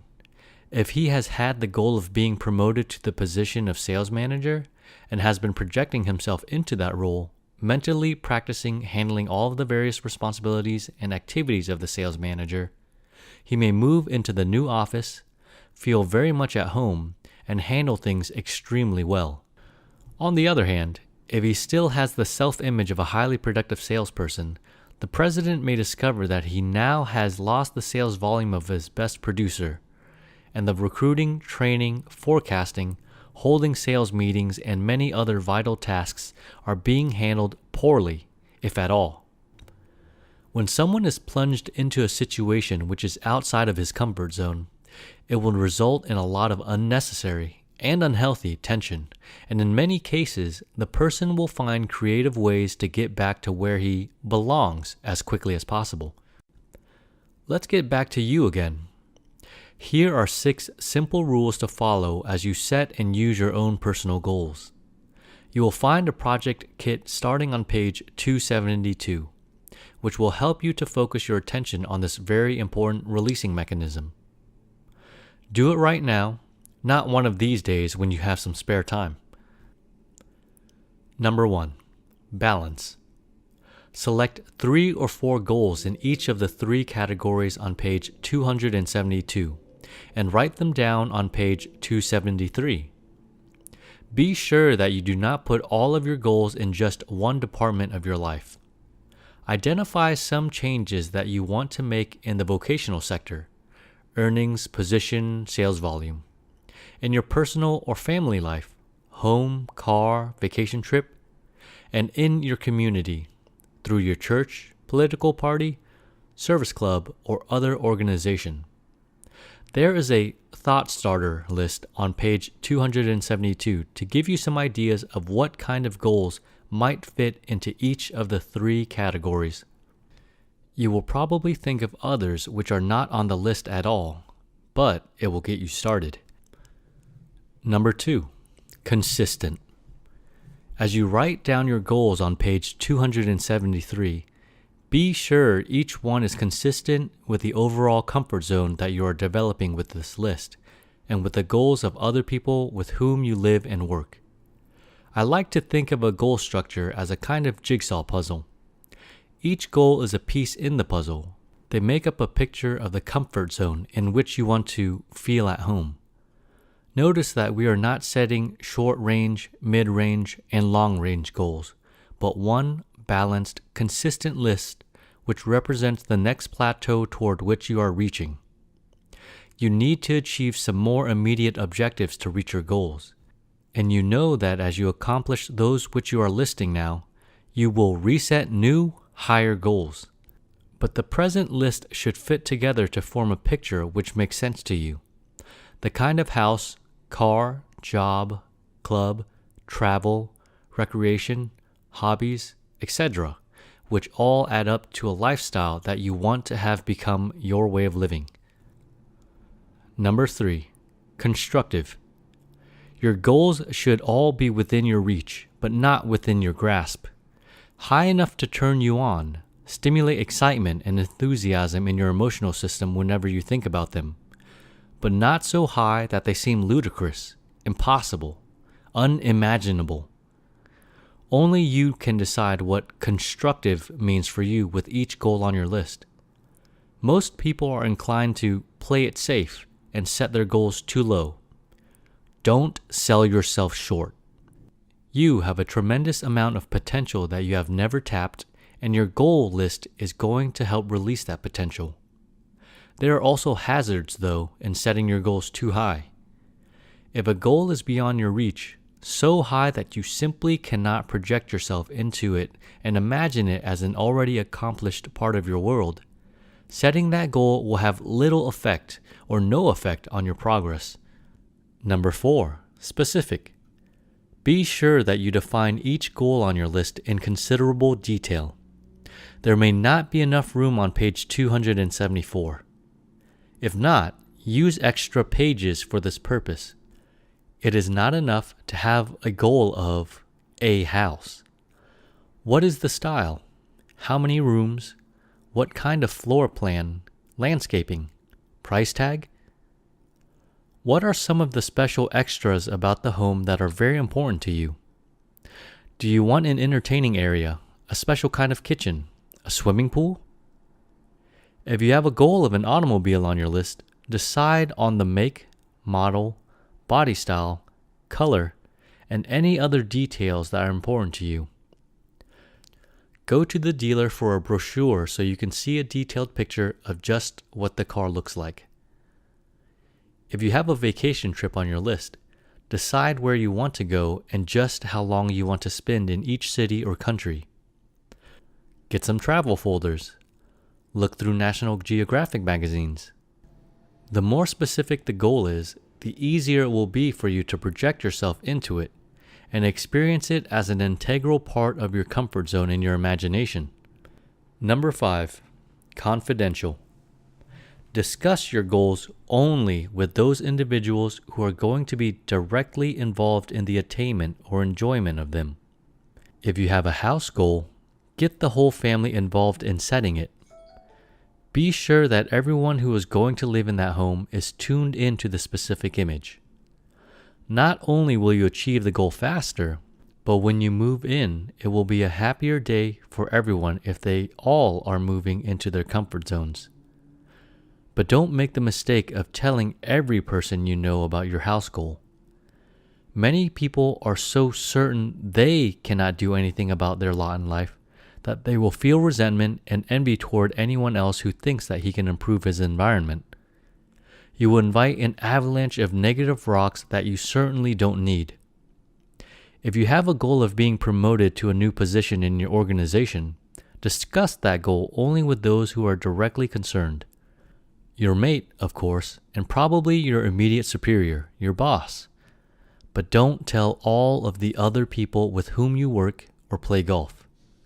You run too high a risk of attracting the negative inputs. Number 6, present tense. After you have decided upon your goals, define them very clearly and specifically, and check to be sure that they are consistent with each other and with the goals of the groups of which you are a part. Translate each one into a simple, brief, positive, present tense affirmation. Use the same rules, page 270, that you used for wording the other affirmations you have already constructed. Here, again, the purpose of the verbal affirmation is to trigger the experiencing of the goal as an already accomplished fact. These new affirmations will now become a part of your complete toolkit to be programmed into your reality structure each day.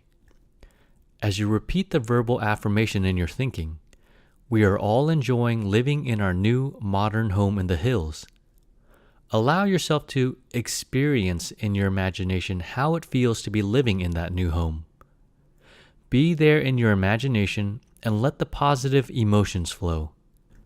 Remember, setting and using goals is a familiarization project. As it becomes possible for you to experience the accomplished goal in your imagination comfortably, the brakes are released and your potential to achieve that goal will flow much more easily and spontaneously. Setting goals and programming them into your reality structure does not eliminate the need for planning, organizing, and all the other activities which may be involved in reaching your objectives.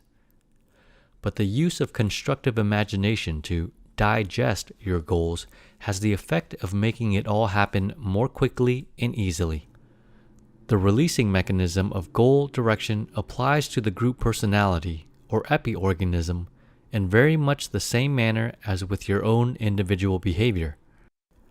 By encouraging and helping your team to set and use goals, you make an important contribution to the achievement of that group, and thus to your own progress as well. Groups, like individuals, must have goals or they die. Some sense of purpose is essential to the continued existence of every epi-organism, whether it is a marriage, a company, or a nation.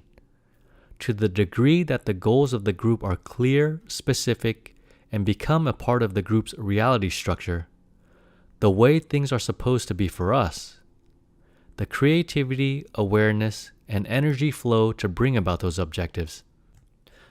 Picture this situation. 6 people are sitting in a boat in the middle of a lake. Each person has an oar, and they are all paddling frantically in an effort to get to shore.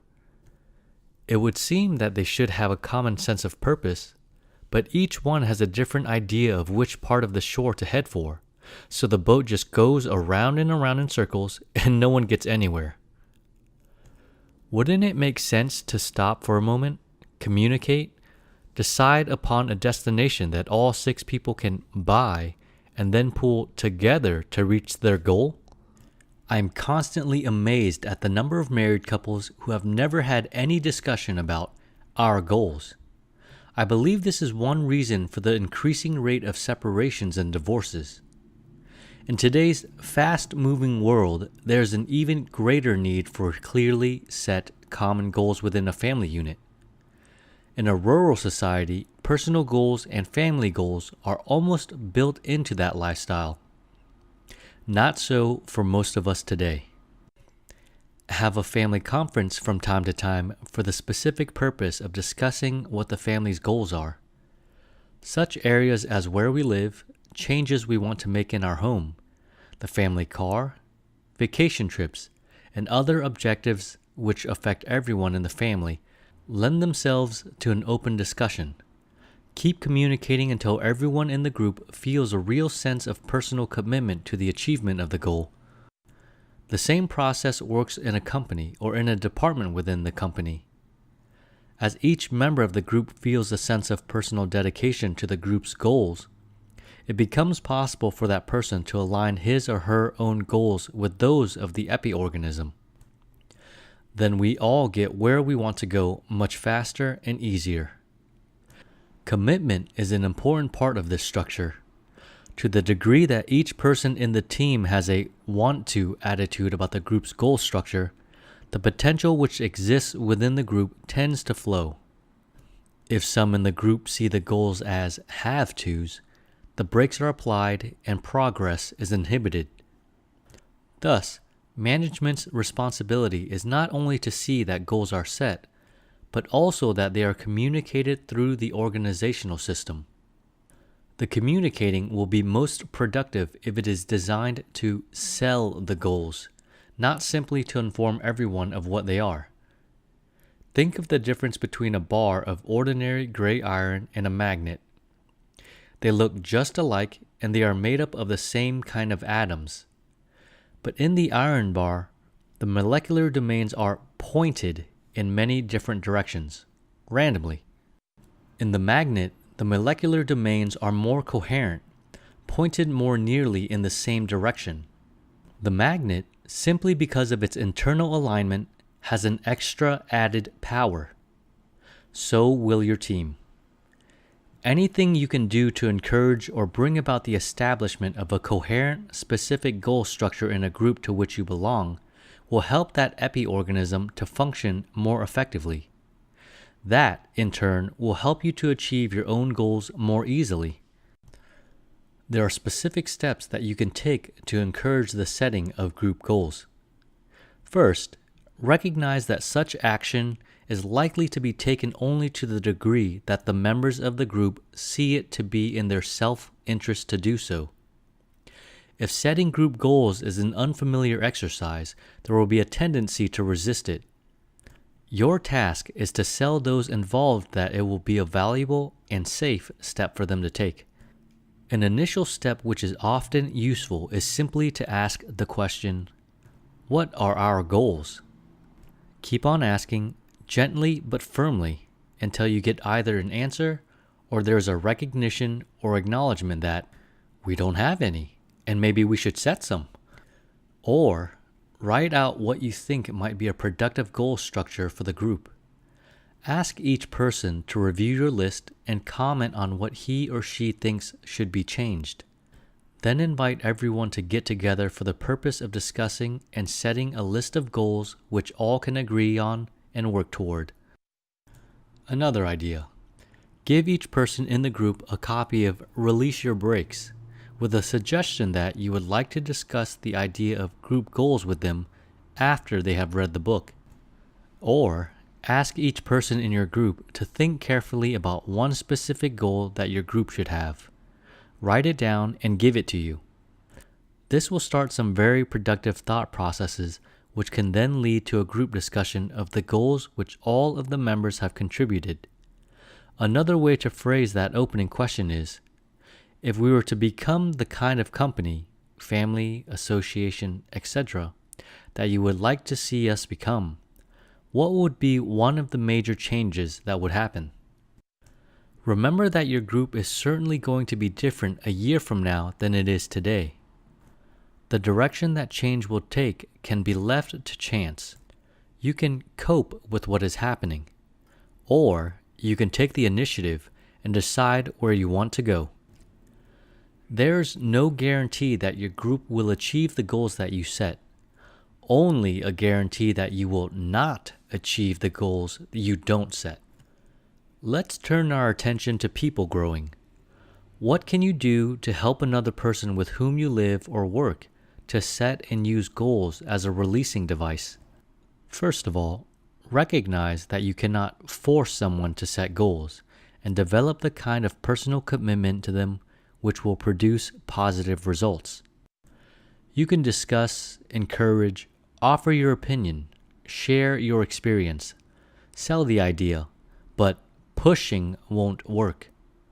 In fact, if you tell someone that he has to set goals, it may actually stimulate a pushback reaction, a determination to not set goals, followed by a list of creative rationalizations about why goals aren't all that important. Ask questions. What are your goals? What are some of the things you want to accomplish? Where would you like to be a year from now? Encourage the person to do some thinking about the future, and then offer some suggestions about how to work with those objectives, how to dwell on them, and program them into the mental system. As the people who look to you for leadership see that you are goal-directed, they will be inclined to follow your example. Let it be known that you have a very specific idea about where you are headed, that you think about your goals frequently, plan your time and effort accordingly, and fully expect to achieve them. You won't need to disclose the exact nature of your personal goals to others, but when they are achieved, you can discuss them. The fact that you are setting, using, and achieving goals will stimulate your associates and your family members to do likewise. Chapter 14. Self-esteem, a foundation for effective behavior. You are an extremely valuable, worthwhile, significant person. What is your reaction as you think about that? How do you feel about your worthiness and importance as a human being? That feeling, your level of self-esteem, is one of the most fundamental and vital attitude structures in your reality system. High self-esteem is an almost universal common denominator of excellence, a releasing mechanism that allows your potential to flow easily and freely. You have developed a pattern of truth about your value as a part of your self-image, and you tend to behave in a manner that is consistent with that attitude. Your self-esteem began to develop in the early years of your life. When you were very small, you got a lot of messages and signals from parents and other experts about what kind of person you were. Some of those signals were very positive, loving, encouraging, and reinforcing. I love you. You're a great kid. I'm glad you're a part of our family. Some of the messages from those very important people in your childhood may not have been so positive. Pick up your feet, clumsy. What did you do a stupid thing like that for? But here's an important point. It was not just what kind of messages you received, but what you did with those messages that counted. Look at that very carefully. It was not what those other people, those experts, those authority figures said to you that counted nearly so much as what you were thinking and feeling within yourself about what you were perceiving. That is what built your level of self-esteem. Your own unique personal feeling of worthiness was started in those early years with your own programming process. You have been building and revising it ever since with your conscious level thoughts and feelings about yourself. Your present level of self-esteem is the cumulative result of the positive and negative rocks which your thoughts and feelings have deposited on that scale since you were born. Self-esteem is a matter of degree. You don't either have it or not have it. You are somewhere on a scale or continuum, ranging from the very negative to the very positive, from low to high self-esteem.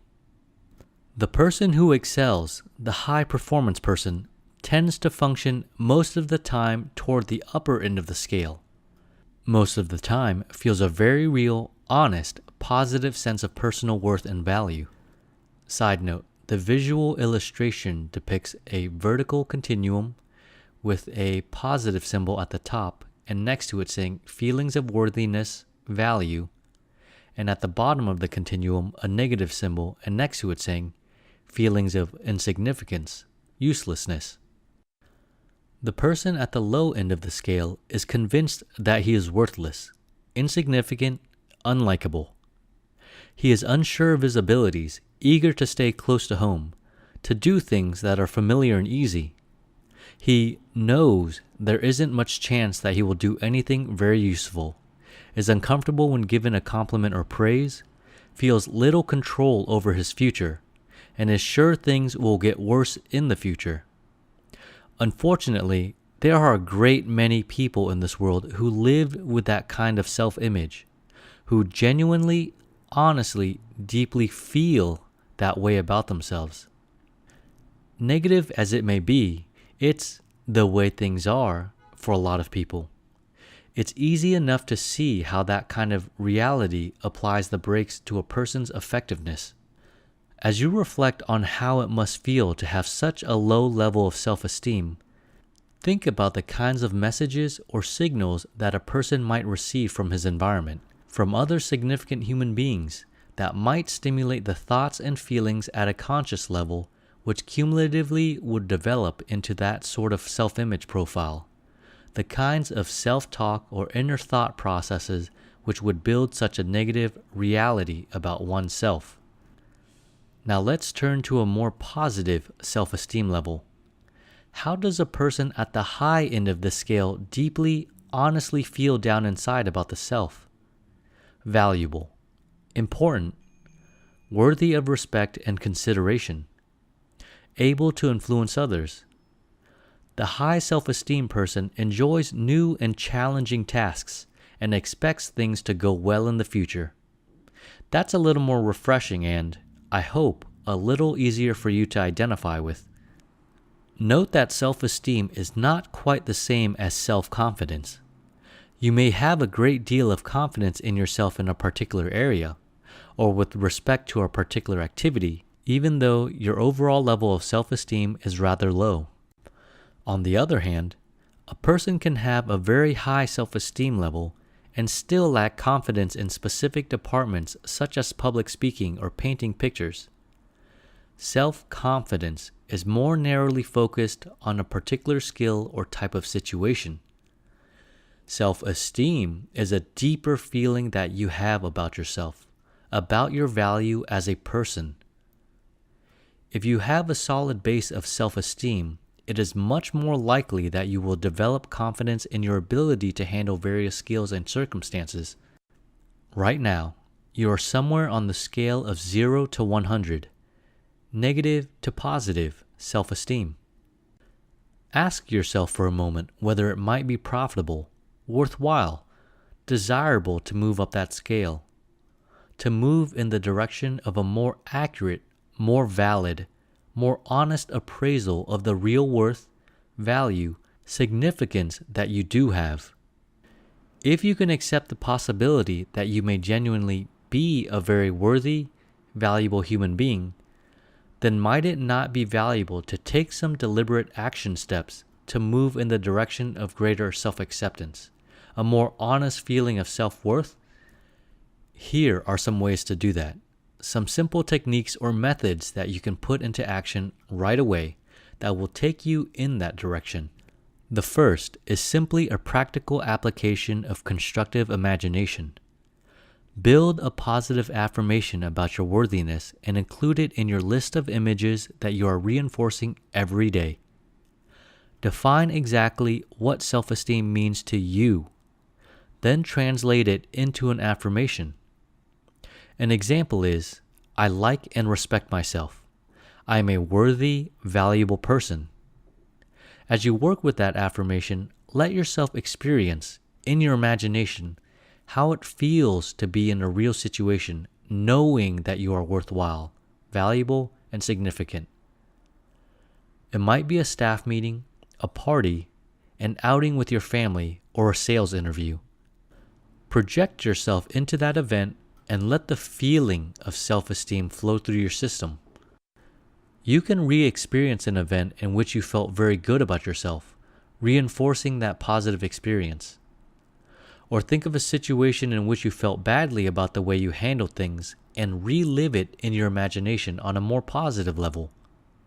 Handle the entire scene well and let yourself feel good about you. Feel the warm, joyful glow of pride and satisfaction. Another way to move up the self-esteem scale is to decide that you are going to spend a little more time dwelling on your successes, the things you feel good about having done, and less time wallowing in errors and failures. When you do a good job, feel good about it.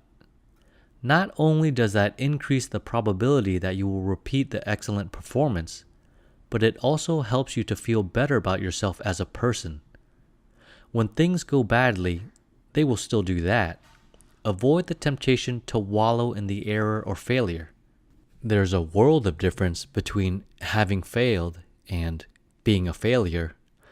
A lot of difference between having done something badly and being bad.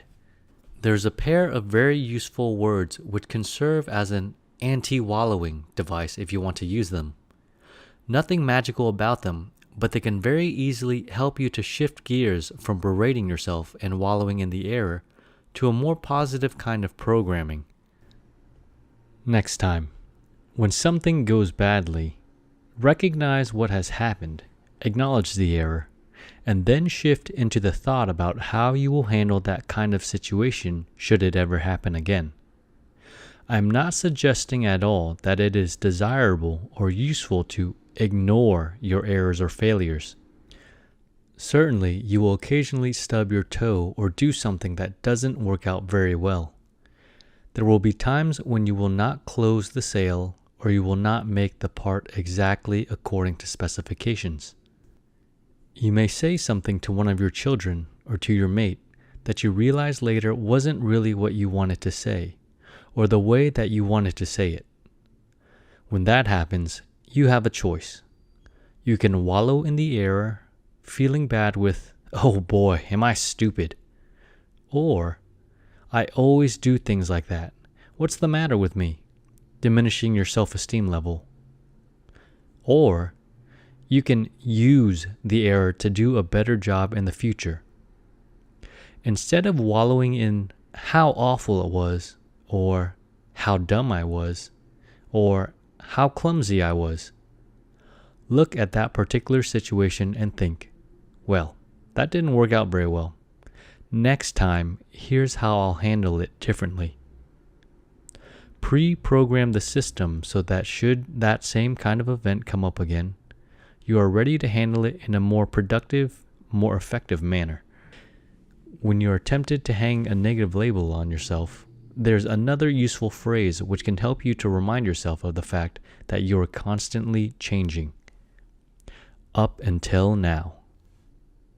Instead of, I just can't make speeches, it will be more accurate and more helpful to change to, up until now, it hasn't been easy for me to speak to groups. You are constantly changing, and there's no reason at all why the way you have done things in the past will be the way that you will do them in the future. Allowing your thoughts and feelings about yourself to move in a positive direction is particularly important the last few minutes at night, just before you go to sleep. I think it is very likely and very tragic that hundreds of thousands, perhaps millions of people lie in bed for 30 minutes or an hour each night thinking, dwelling on, re-experiencing all of the things they have done wrong all day, thus virtually guaranteeing that they are going to do them all over again. Just before you fall asleep is a very special time to be sure that you are directing your thoughts towards the things that you feel good about having done, or the activities that you are looking forward to in the future. Here's another way in which it is possible for you to reinforce, develop, enhance your personal level of self-esteem. You can build your own feelings of worth, value, and significance by reinforcing and strengthening the self-esteem of the epi-organisms of which you are a part. Think about your family, the department in which you work, or some other group to which you belong. Each member of the group has some feelings about the value or significance of that epi-organism, and when you put all of those attitudes together, you have a group attitude, how we feel about us. Your family has a self-esteem level. Mom has some feelings about the family. Dad has some. Judy, Mary, Johnny. Each member of the family has some feelings about our family. If you are very fortunate, you are part of a family with a high self-esteem level, where the prevailing attitude is, "What a terrific place to be," or "I'm proud and happy that I am a part of this family." I feel sorry for people that are not a part of family like this one. We love each other, we do things together, and express ourselves to each other. What a great family.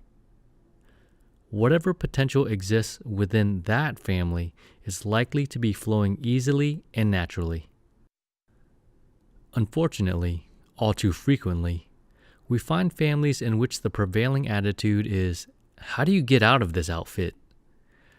That certainly says something about the self-esteem level of that group personality, and whatever potential exists within that group is probably locked up tightly. The brakes are on. Look at this as it applies to a company. You may be part of a company or other organization in which the prevailing attitude is, "What a great place this is to work. I really like being here. I'm working with terrific people. We're doing important things and we're doing them well." Your group's self-esteem level is somewhere on the scale from low to high. If it is in the lower range of the scale, maybe it would be to your advantage to get busy and do what you can to move it up. Consider that carefully. Can you see that it will be to your personal profit and benefit to help the group feel much better about itself? There are at least two important ways in which it will be to your self-interest. First, you will find it much easier to achieve your own goals if the groups within which you are living and working are functioning effectively. Second, when you know that you are part of a winning team, you feel better about yourself, and that helps to release your own abilities. How much value will it be to the tackle on the football team to go into the huddle between plays and say to his teammates, "Boy, we are a bunch of clods." If you have ever played on any kind of athletic team, you know how dramatically productive it is for someone on the squad to talk it up. It's contagious. Before you know it, everyone is more energetic, more coordinated, and expecting to win the game. That surge of positive self-talk within the team and the resulting feelings do increase the chances of victory. Because the athletic world in our culture is so visible, it is easy to see a process like this at work in a team of professional athletes. What happens when a player is traded to the top team in a league? Whether it is in baseball, basketball, hockey, or soccer, when that player puts on the uniform of the championship team, his performance improves. Just knowing that he is good enough to have been traded to the top team causes him to walk taller, play better. The new uniform doesn't change his potential. It stimulates a thought and feeling sequence which releases his brakes. You can see the same phenomenon with certain branches of the armed forces. Some units know that they are the finest, and they act that way when they are in combat. In every industry, there are companies which have the same atmosphere of high self-esteem, and it is no coincidence that they are leading the way in attracting the best people from their competitors. Take a very close look at this idea, again from your own selfish viewpoint. See if you could profit by spending a little more time reinforcing the positive feelings about your group. Look at the application to your family, your bowling team, your company, your department, your service club, trade association, church, community, and your country. Anything you can do, say, express in any way that will reinforce the good feeling within that group about the group will help the group to function better, achieve its goals more easily, and help you to get where you want to go a lot faster. How long has it been since you sat at a dinner table and said to your family, "I'm really proud to be a part of this family. We really are terrific"? Don't say it unless you feel that way about your family. But if you do feel it, why not express it? It may feel a little uncomfortable the first time. That goes back to some childhood programming about not expressing your emotions. But go ahead and release that brake.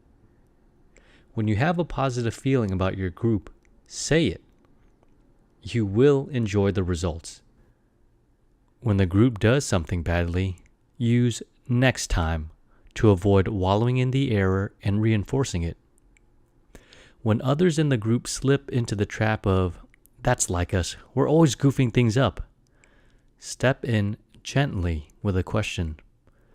What could we do to handle situations like this better in the future? Help the group to find a way to change the procedures which led to the difficulty so that it is less likely to happen again. Nations have self-esteem levels too, and they are constantly changing, just like those of individuals.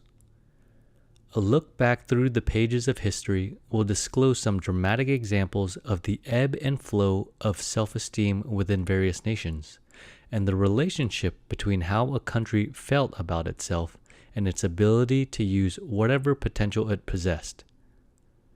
Great Britain, Russia, Germany, Israel, Japan, Mexico. As you think of each country, can you see how the national self-esteem level has changed and how that has affected progress, productivity, and the effectiveness of the citizens of the country? How valuable is it to our country and to you as a citizen of the country to talk about and reinforce all the things we have done wrong? Might it not be more useful to dwell on the incredible successes of our nation and feel good about them? In those areas where we have failed, what can we do to correct the system so that if we ever encounter a similar situation again, we will be more likely to handle it well? Now, let's look at how you can help other people to reinforce their feelings of self-esteem. This may be the most exciting and productive way of building your own feelings of value and self-worth. One of the interesting peculiarities of this basic releasing mechanism is that the more you give away to other people, the more you get. The more you reinforce, enhance, undergird the self-esteem of other people in your world, the better you like you. The reverse is also true, and perhaps even more obvious.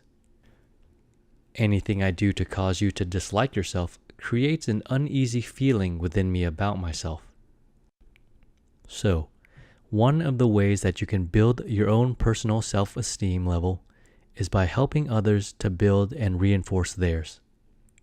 And there is an extra bonus benefit to this process. By providing other people the opportunity to enhance the positive feelings they have about themselves, you are enriching your environment.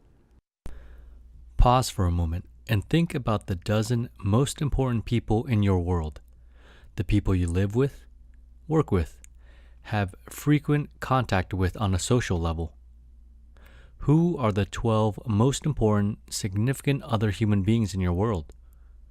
They might include a mate, your children, people with whom you work closely in your professional or vocational activity, close friends, or neighbors.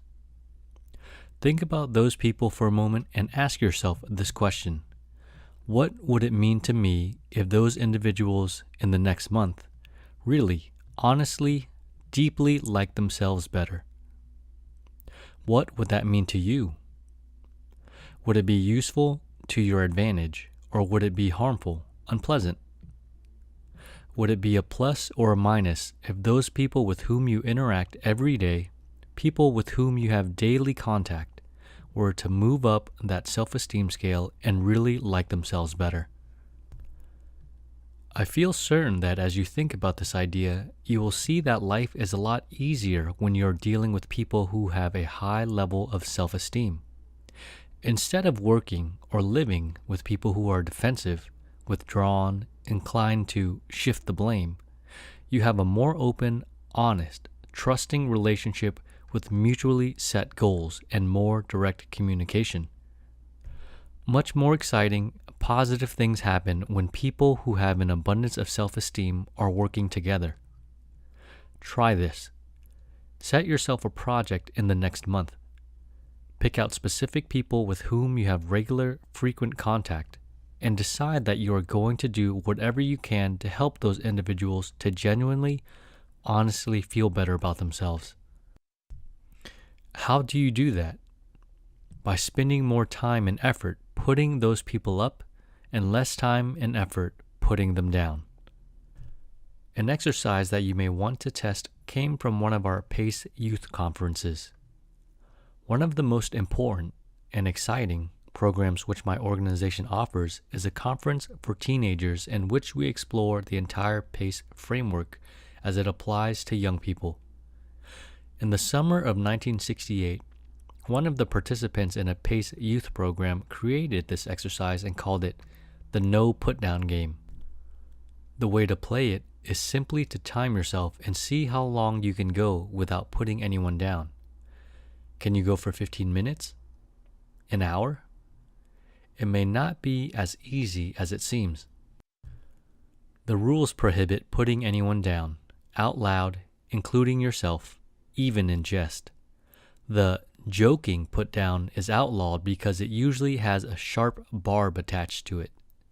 It is certainly possible to tease someone in a warm, loving way, but to rule out the possibility that the teasing, joking put down is just a clever way of sneaking in a little dug.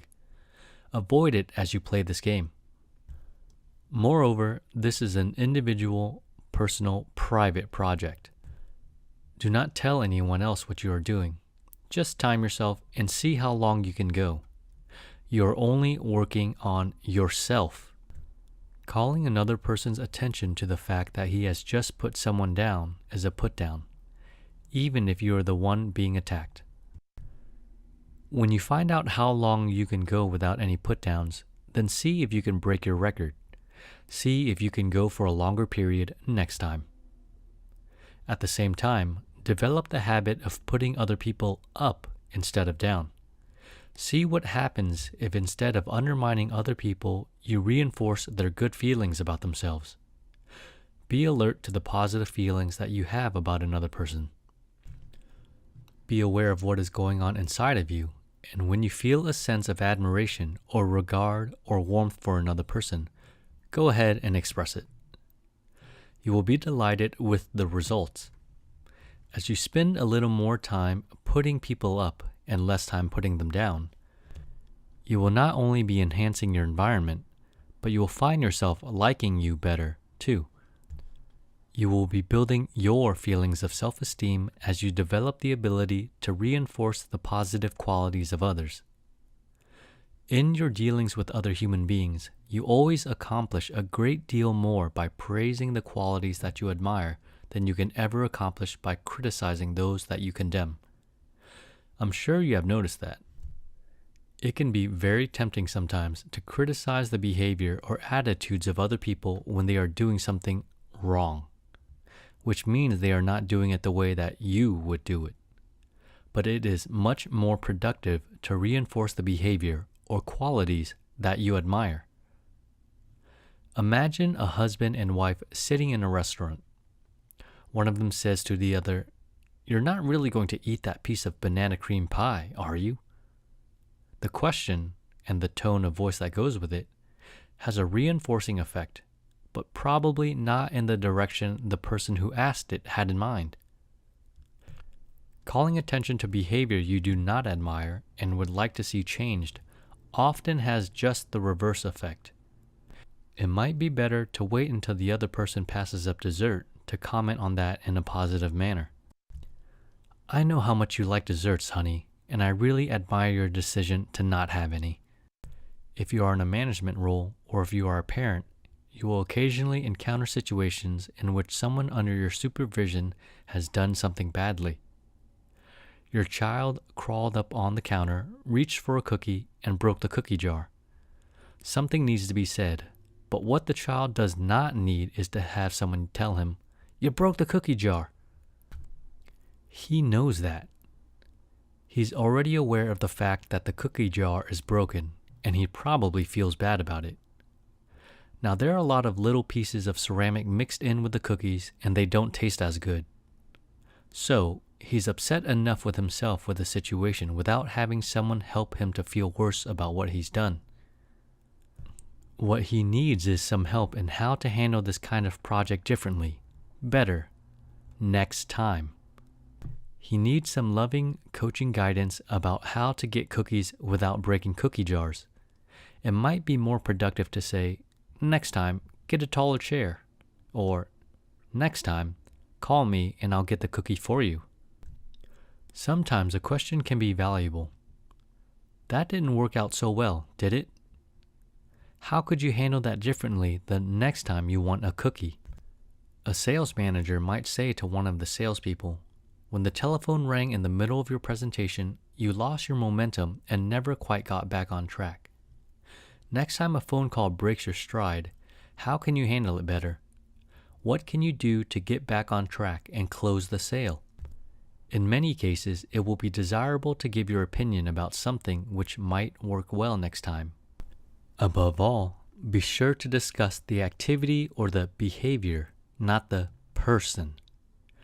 The coaching kind of helpfulness on the part of the manager or parent is more likely to be in the category of a next time message and an expression of opinion rather than advice. Before we leave self-esteem, there is one other puzzle it will be valuable to examine. What about the person who has so much self-esteem that you can't stand him? I suspect that if you really think about that person, the one who is always bragging and boasting about past accomplishments, you will probably find that you are not dealing with someone who has an overabundance of self-esteem. Chances are that a person who blows his horn all the time is pretty near to the lower end of the self-esteem scale. Side note: the illustration is a vertically standing continuum. At the top is a positive sign, and at the bottom is a negative sign. And on the left of it is describing the person who seems to be off the top of the scale is more likely compensating for low self-esteem. Here's someone whose reality structure is saying, "I know that I am worthless, and if anybody else ever really knew me, they wouldn't like me either. So, I can't let that happen." He presents a facade self, a false front. Talking constantly about something he has done well, he tries desperately to convince others that he may have some value, and at the same time, he is trying to convince himself. Of course, the transparent facade evokes a flood of messages from other people that they don't admire the fraudulence, the falseness. And so he tries harder and harder to be a likable person and to pretend that he is more worthwhile than he really believes that he is. If you have someone in your world who is trying to compensate for low self-esteem with bragging and conceit, your natural inclination may be to get out your needle and see if you can pop his balloon. When someone is blowing his horn all the time, there seems to be an almost automatic urge to whittle him down to size. but the reverse approach is much more productive. It may not be easy, but if you think it through, you will find that it is much more profitable. If you will devote some time and effort to reinforcing that person's inner feeling of value and significance, you will find that the bragging diminishes. That may be just the opposite of your initial impulse, but try it. When you run across someone who seems to be trying very hard to impress everyone, look for something that the person does that you feel good about. Find something that you can genuinely, honestly, sincerely compliment. Not flattery, but something about that person, his taste in shoes, the idea he presented at the staff meeting, that you admire, and express that positive feeling to the person. Express your admiration instead of reinforcing the low self-esteem by reacting negatively to his bragging. Remember that how you feel as you do this is what really counts. Set aside the external behavior of that person for a moment and acknowledge the true worth and value that is there if you will only let it out. Another possible indication that a person may be at the lower end of the self-esteem scale is a negative reaction to compliments. That is not a universally dependable symptom, but it can often provide an interesting clue that a person's self-esteem is sagging. When you admire a person's clothing, saying, "That's certainly an attractive jacket you're wearing," the response of, "Oh, this old thing?" may tell you something about how he feels about himself, especially if the jacket is obviously brand new.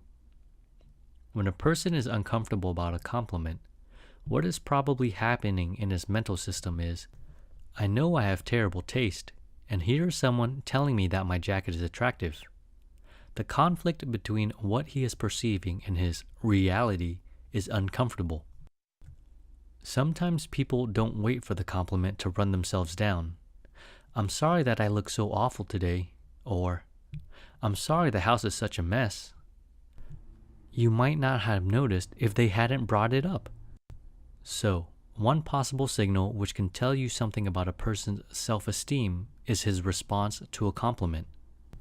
If you say to a person with very high self-esteem, "You really did a fantastic job on that project, Shirley," what will her response be?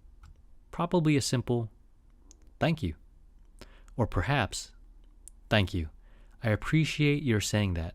I feel pretty good about it myself."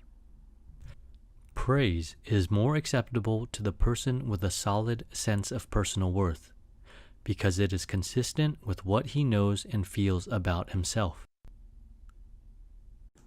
Chapter 15. You are they. The next symptom of excellence we want to examine is probably the most basic, most essential, and most universal attribute of the high performer. In a very real sense, this entire book, the entire PACE philosophy and method, is based upon the concept that we are now approaching. I urge you to study this chapter with special care. Reread it, discuss it, challenge and test the ideas you are about to encounter. They can provide you with the most exciting, productive, and immediate releasing mechanism. The label that I will use for this quality is responsibility, but what that label stands for can, and as with all words, mean something quite different to one person than it means to another. My first objective will be to define or clarify just how this term is being used, the meaning it is intended to convey. Responsibilities is the degree to which a person feels comfortable with the fact that he or she lives with, and in that sense is accountable for, the consequences of his or her behavior. Let's explore that definition in a little more detail just to be sure that we are on the same track. We start with the basic principle that nearly all of your behavior is volitional, conscious choices, decisions, selections of the most desirable or least desirable alternative available to you. Sometimes your behavior is more automatic, more toward the subconscious, pre-programmed reaction department of the mental system. whether what you are doing is clearly of a conscious decision-making nature or more of a conditioned reflex, you have built the reality structure on which that behavior is based, and you live with the consequences of those actions and reactions. This is a little like the law of gravity in the world of physics. It is simply the way things are, a dependable principle that always works. If you don't like the law of gravity or don't believe in it, it goes right on working anyway. We did not get to the moon by violating the law of gravity, but by understanding it and putting it to use to help us achieve a goal. The law of accountability is equally immutable in the field of human behavior. It goes on working whether or not you know about it, accept it, or like it. And the better you understand it, the more positively you feel about it, the easier it becomes for whatever potential you have to flow effectively and productively. Look at the responsibility continuum. After you have examined it carefully, go back and reread the definition on page 171.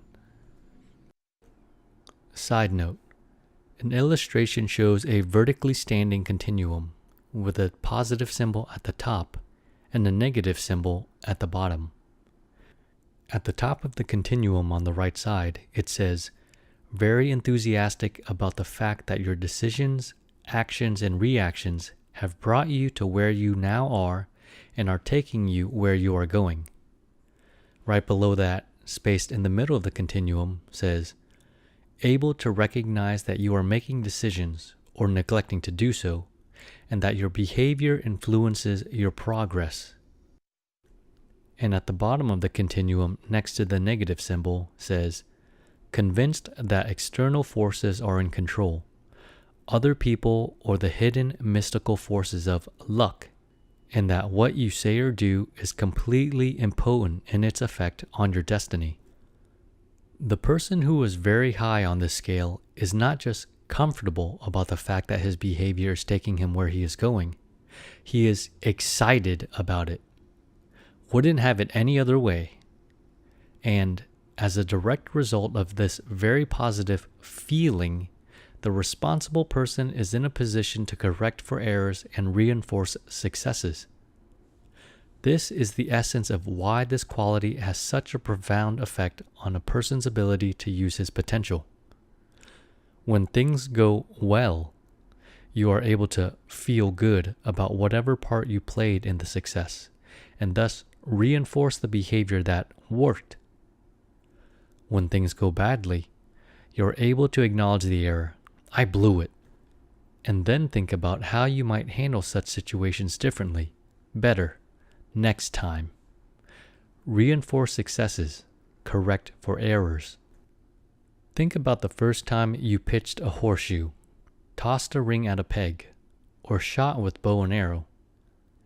Chances are that the first time you tried, you're quite a bit off target.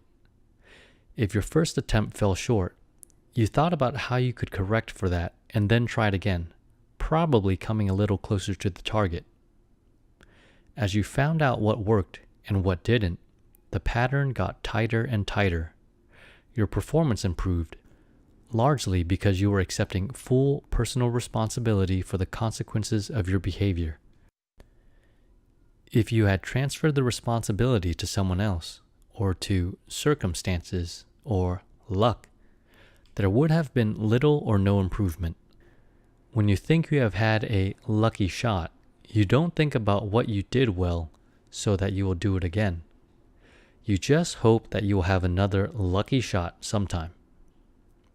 A person at the lower end of this scale, the non-responsible person, responds to his successes and failures as events which have happened because of some external force. When things go well, he thanks his lucky stars, sees the success as a lucky break, or is grateful that they let him have a win. When things go badly, he responds with, "Just my luck," blames the failure on the fact that he walked under a ladder, or resents the fact that they did him in. This person is usually very superstitious, and his motto in life is, if at first you don't succeed, fix the blame fast. But even worse, he fixes the blame for his successes too. There's no reinforcement of effective behavior and no correction for errors. Only a great many superstitious rituals and taboos, and the all-consuming hobby of getting them shaped up. A very difficult, frustrating task which further limits his effectiveness.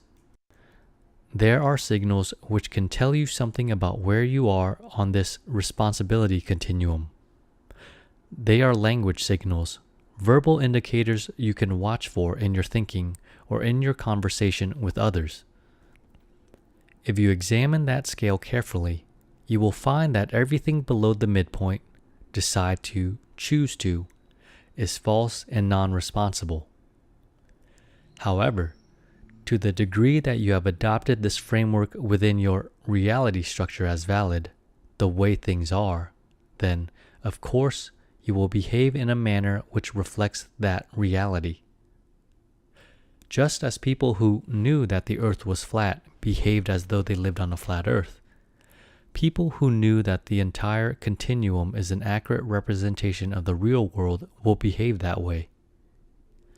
I believe that most people today accept the entire continuum in the diagram. Thus, non-responsible behavior is predictable, inevitable. Side note, the illustration depicts a vertically standing continuum, and at the top is a positive symbol, and at the bottom a negative symbol.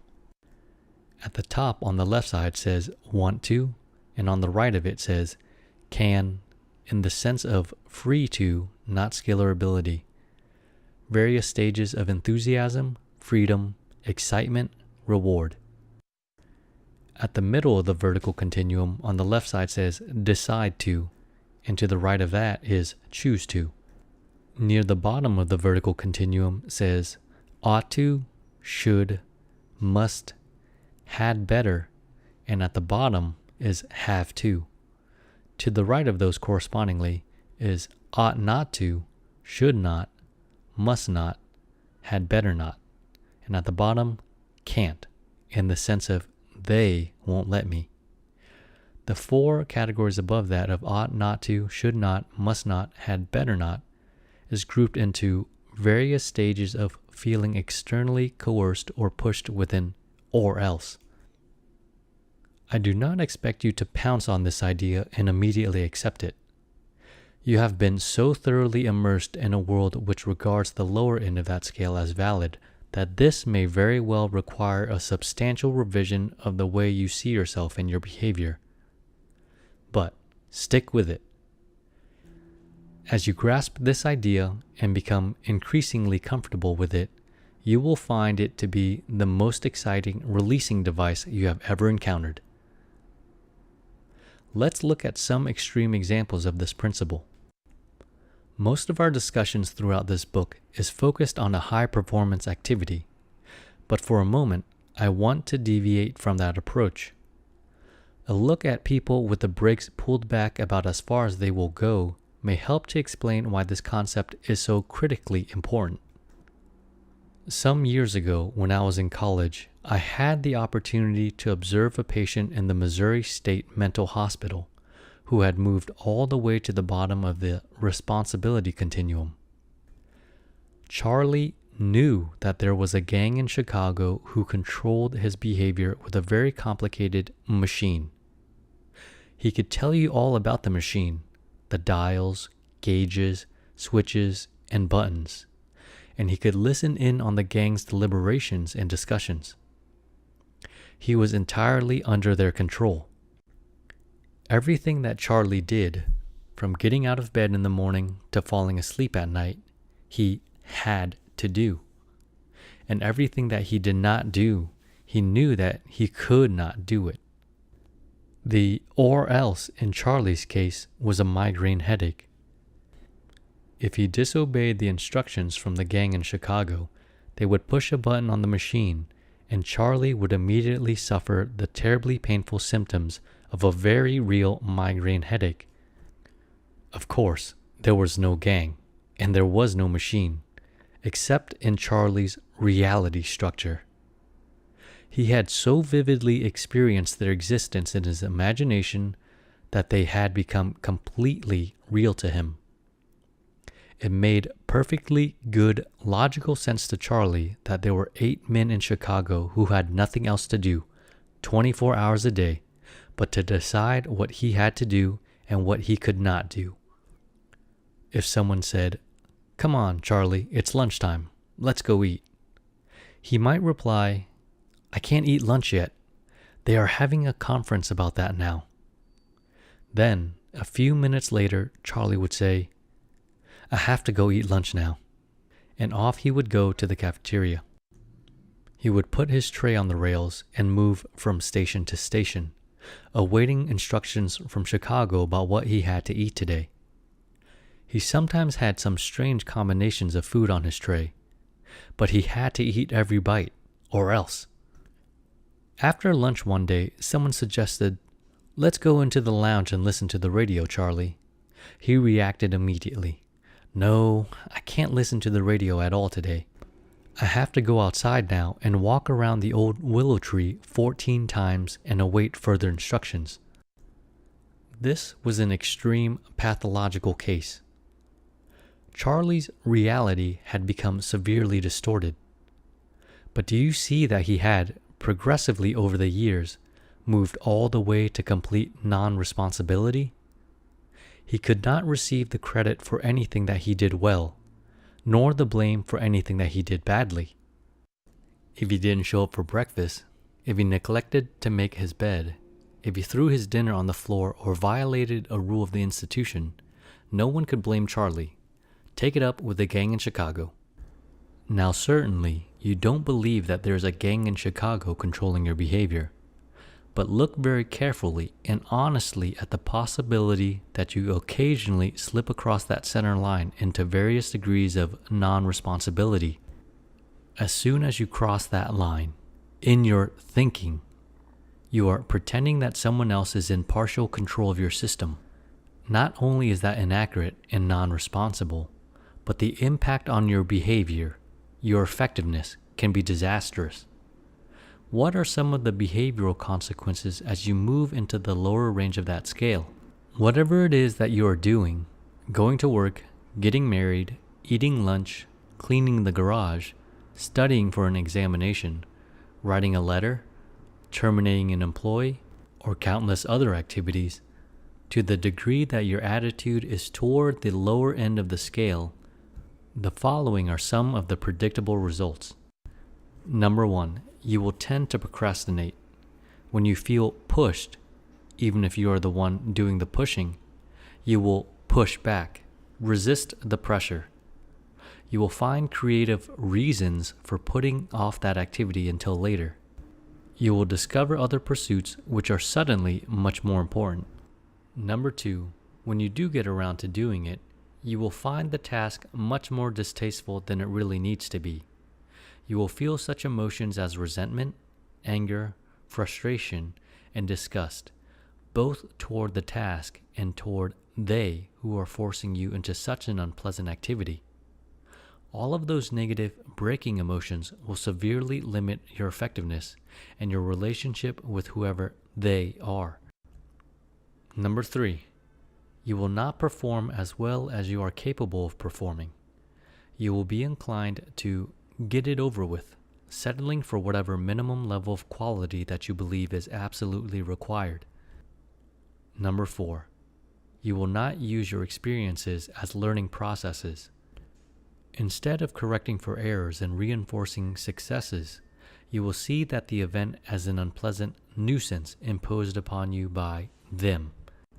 Number 5, your awareness of available alternatives will be limited. If you have made up your mind that you have to do something, you will see only 2 possible courses of action: do it or else. Life is almost never that simple. In the real world, there are many alternatives open to your consideration, and since you are making the selection, it helps to be able to examine as many of those which are available as possible. Here's an example. In a pay seminar, I asked one of the participants, "Do you have to pay income tax, Ted?" His answer was classic. "No, you can always go to jail." Sounds so simple, doesn't it? Either this or that. Either pay income tax or go to jail. When you know that something is a have to, you will see only those two possibilities. I asked the seminar group, "Can you think of any other alternatives?"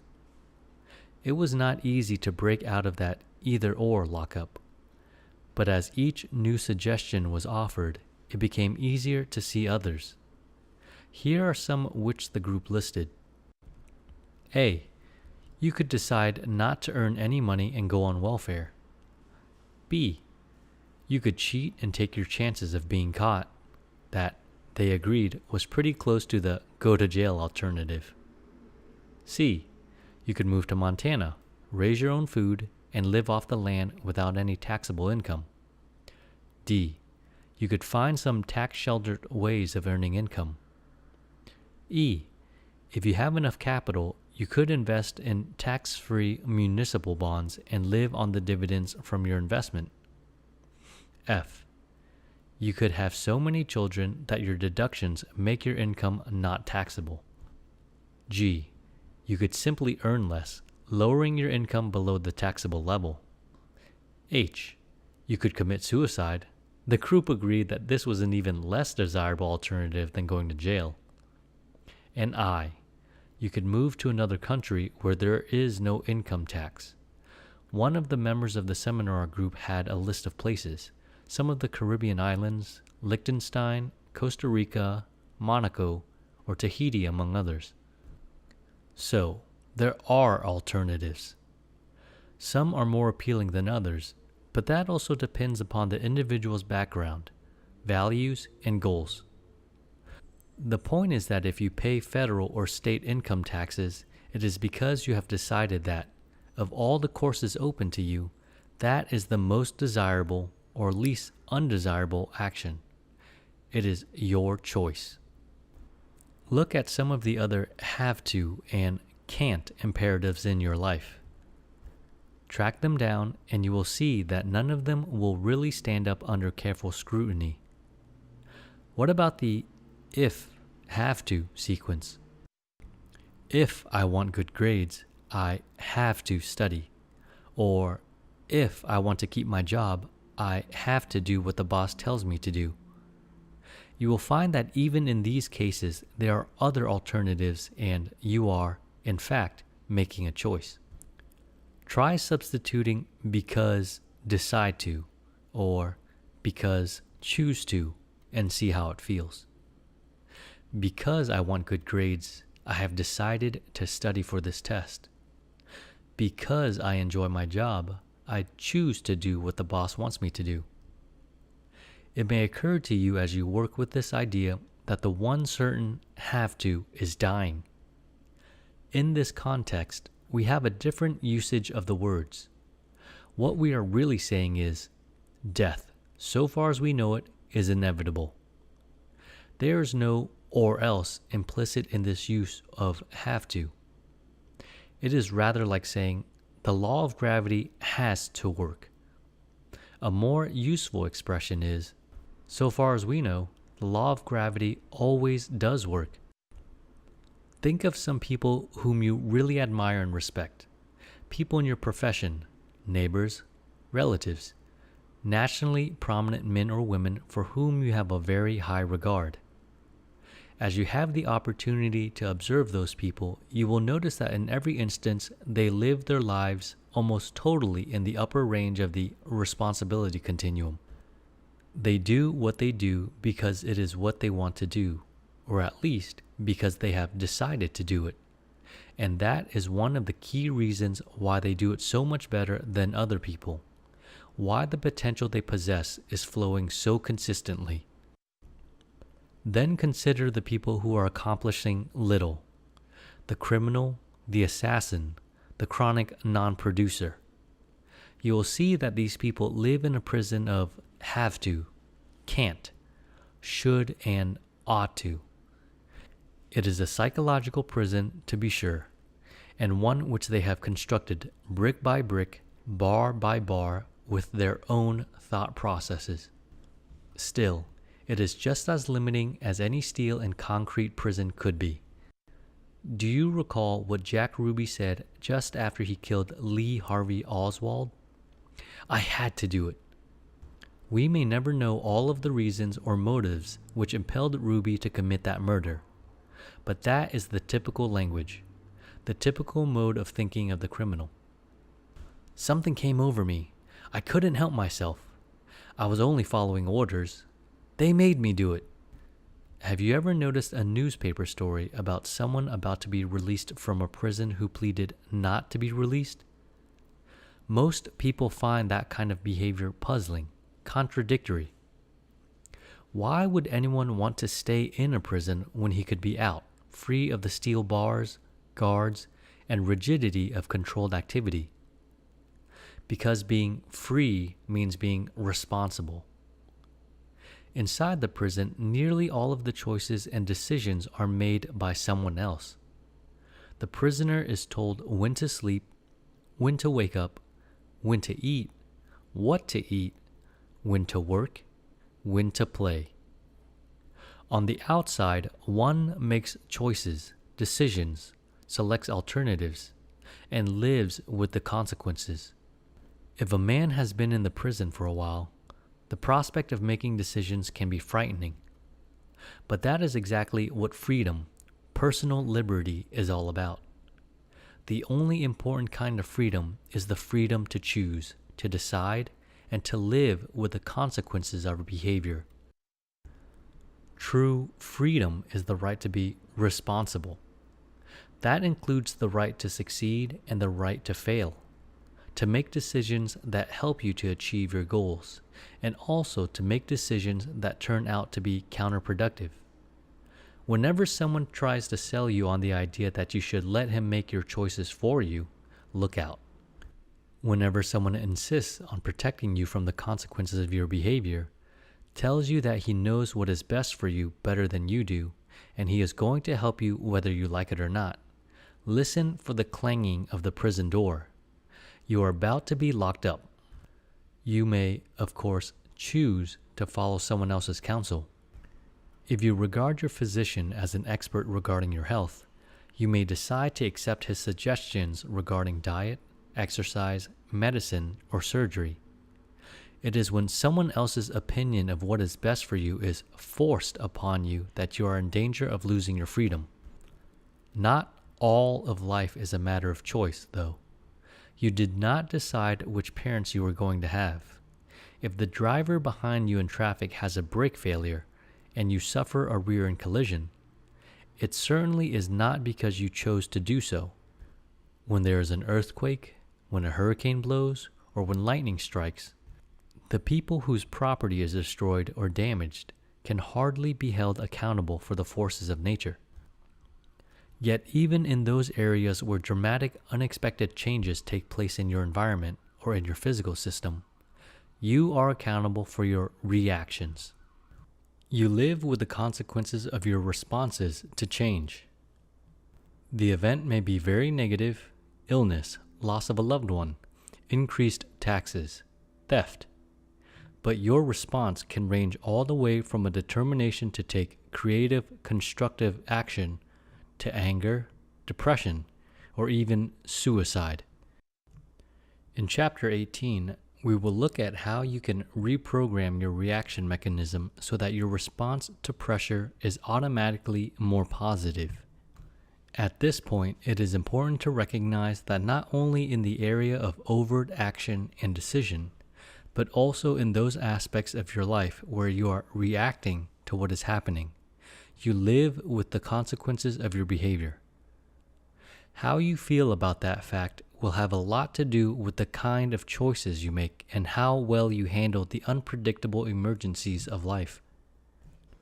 Now let's look at what you, personally, can do to move up the scale. It won't happen instantly, but the more that you can edge upward on the responsibility continuum, the more your potential will be released, available for your use in achieving your goals. First, use constructive imagination. Practice in your imagination responding to various situations in a responsible manner.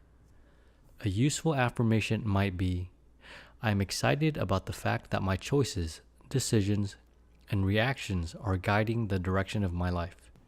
I reinforce successes and correct for errors, using my experiences to become increasingly effective.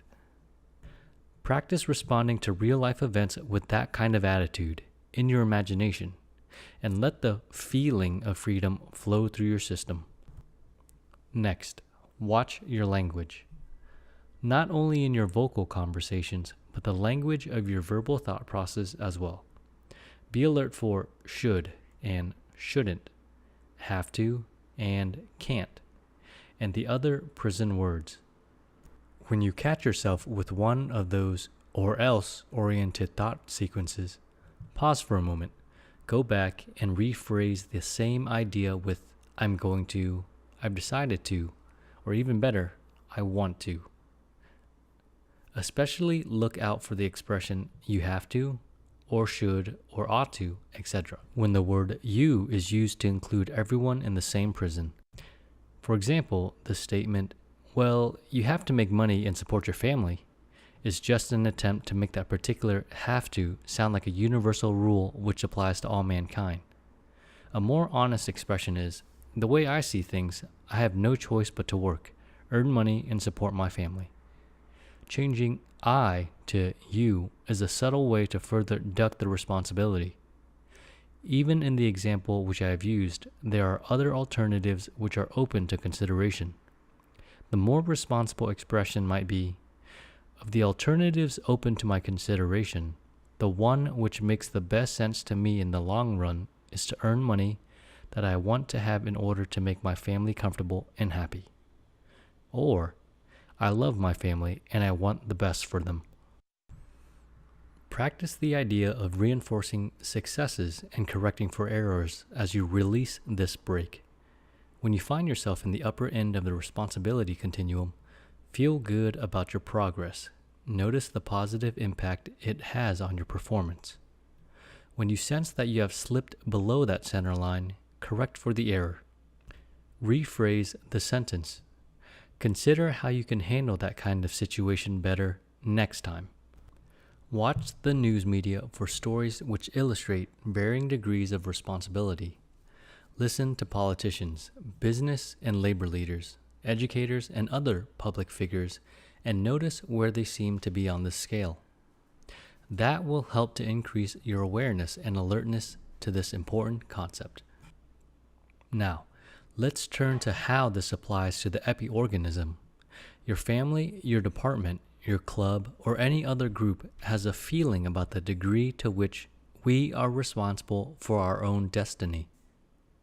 To the degree that the group is convinced that they are in charge of our future, there won't be much creativity, not much inclination to set goals, and a minimum tendency to reinforce successes and correct for errors.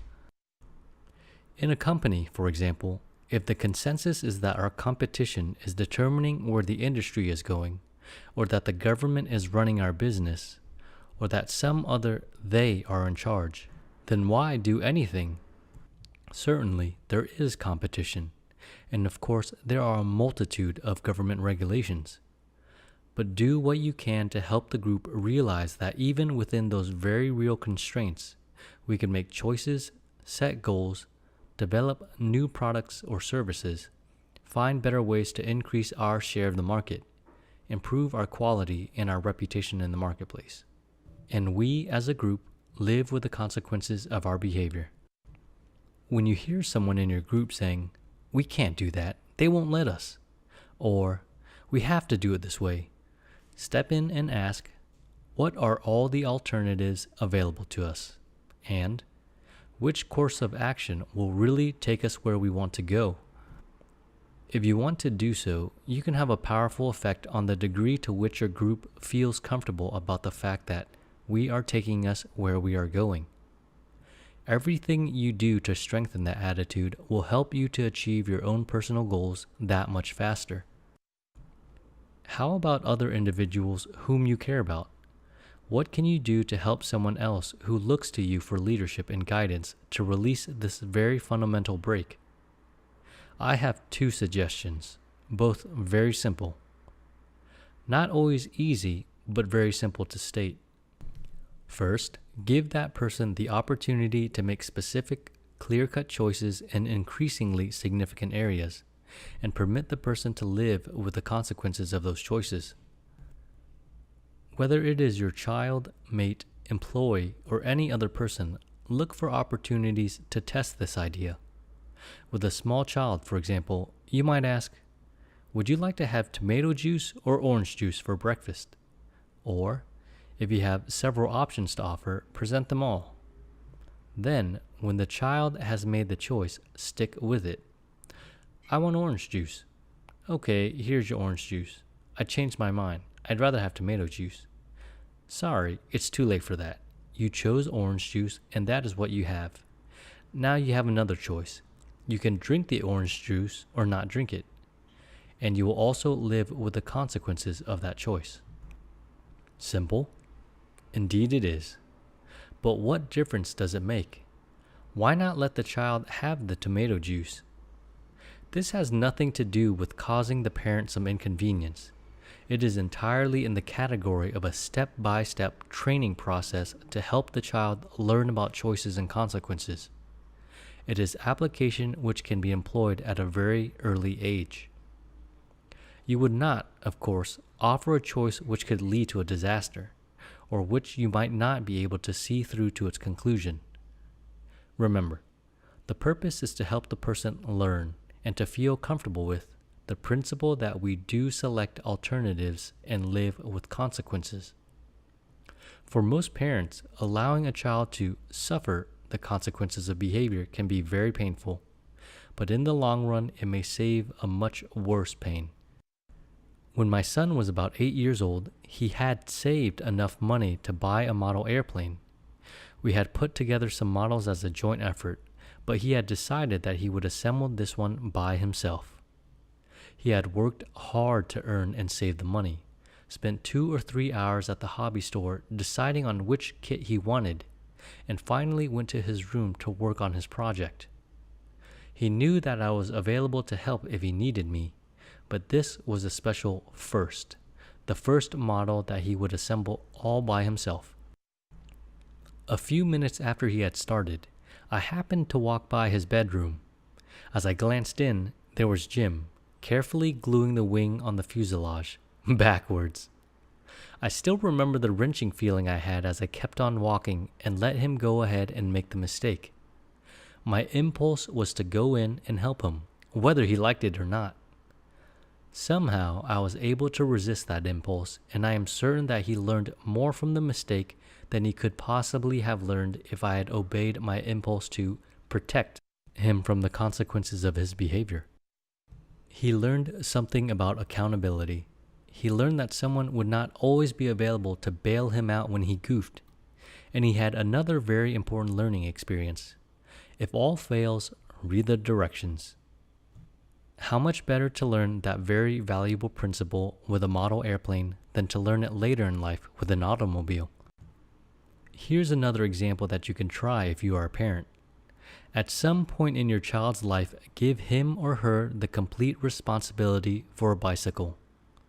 It may take some delicate judgment to decide when the child is ready for that, and it will somewhat depend upon what other experiences or training he has had with responsibility. But somewhere along the line, tell him that the bicycle he has been given is really his property and his responsibility. We're not going to give you any more bicycles. This is the last one. If you take care of it, you may be able to put some money with it and trade it for another one someday. But it is your bicycle. You can leave it out in the rain, take it apart, and never put it together again. Trade it in for a frog or keep it oiled and polished. It really is up to you. If something happens to your bicycle, you will walk a lot. Not because we are punishing you, but because that will be the direct consequence of your behavior. You might want to insure the bicycle. If something happens which, in your judgment, is beyond the child's control, the bike is locked in the garage, but someone breaks in and steals it, then you will replace it. But if it is left lying out in the front yard all night and is stolen, then the insurance doesn't apply. You certainly would not give this kind of responsibility to a 4-year-old. You might at age 12 or 14. I hope that you will get around to it before your child is 35. The goal is, the sooner the better.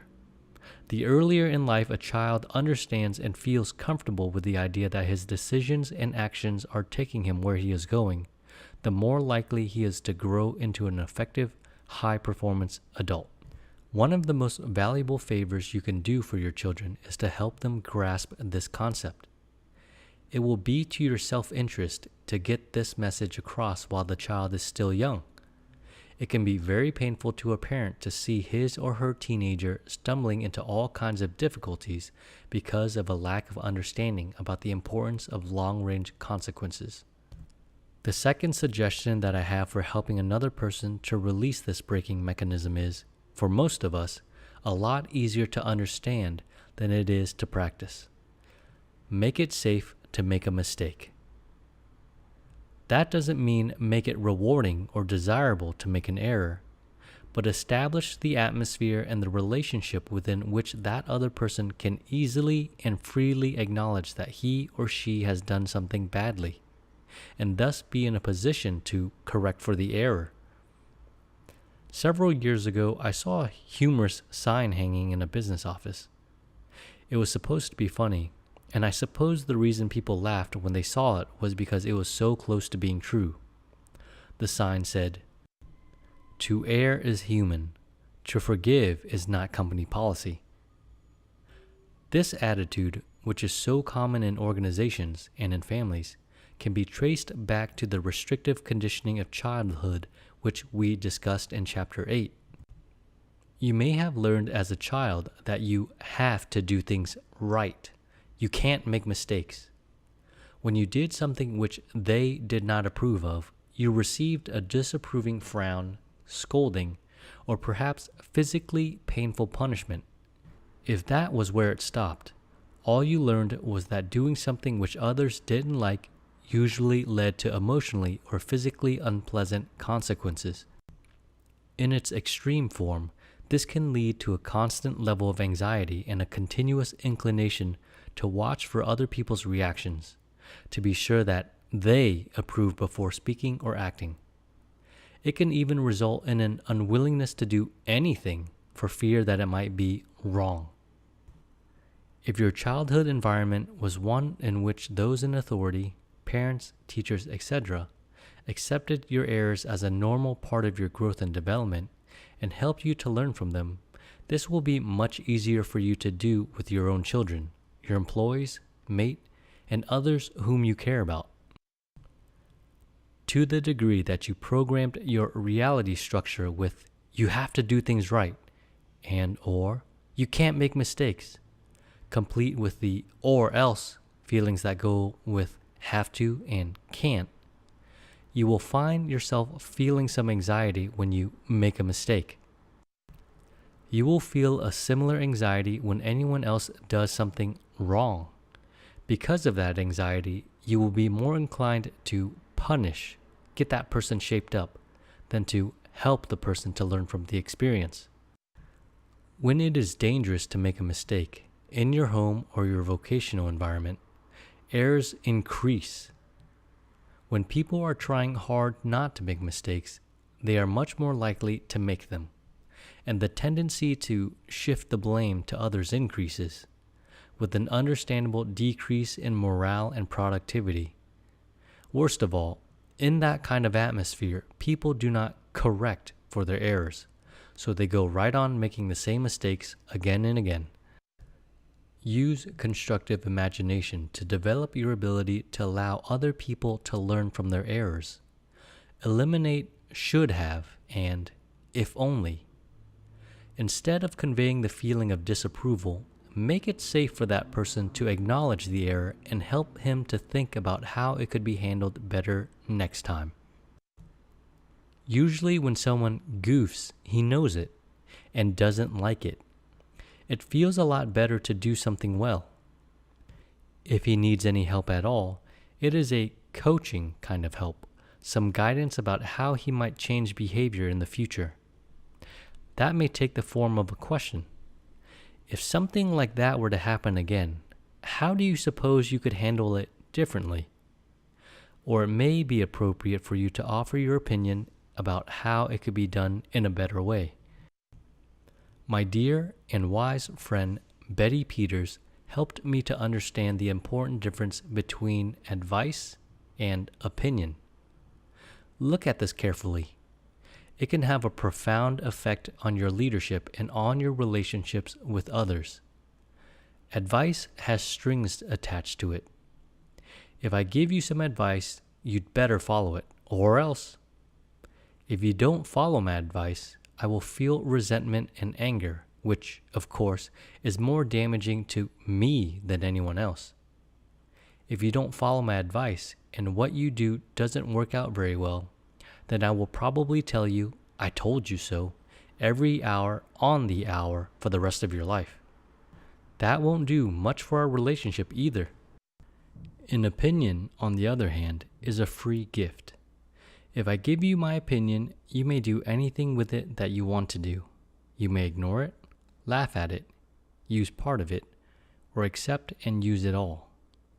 In effect, I am saying to you, you are much closer to this situation and much more involved in it than I am. You have different experiences and values influencing your decision and your behavior. And you are the one who will live with the consequences of your actions. So, here's an opinion, based upon my unique package of experiences. Examine and consider it if you want to do so, and use whatever part of it that seems to make sense to you. The fact that you label something as an opinion is not what counts, of course. The question really is, how do you feel about it? If there's a feeling of freedom that the other person may choose his own course of action, do what he thinks is best for him, then what you are offering is an opinion.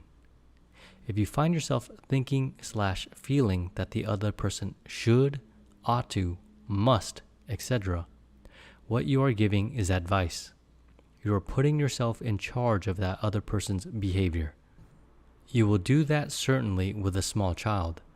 The parent is responsible for the survival and well-being of a baby, but shift that responsibility to the other person just as quickly as you can do so. Not only will it help the other person to grow, it will accelerate your own growth and build a lasting relationship of mutual respect as well.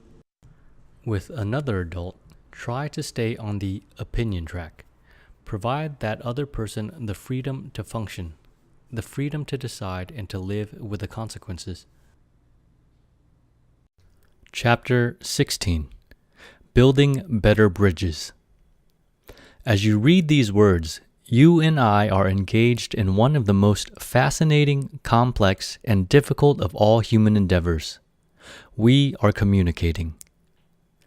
In this instance, I am the one who is sending a message and you are the receiver.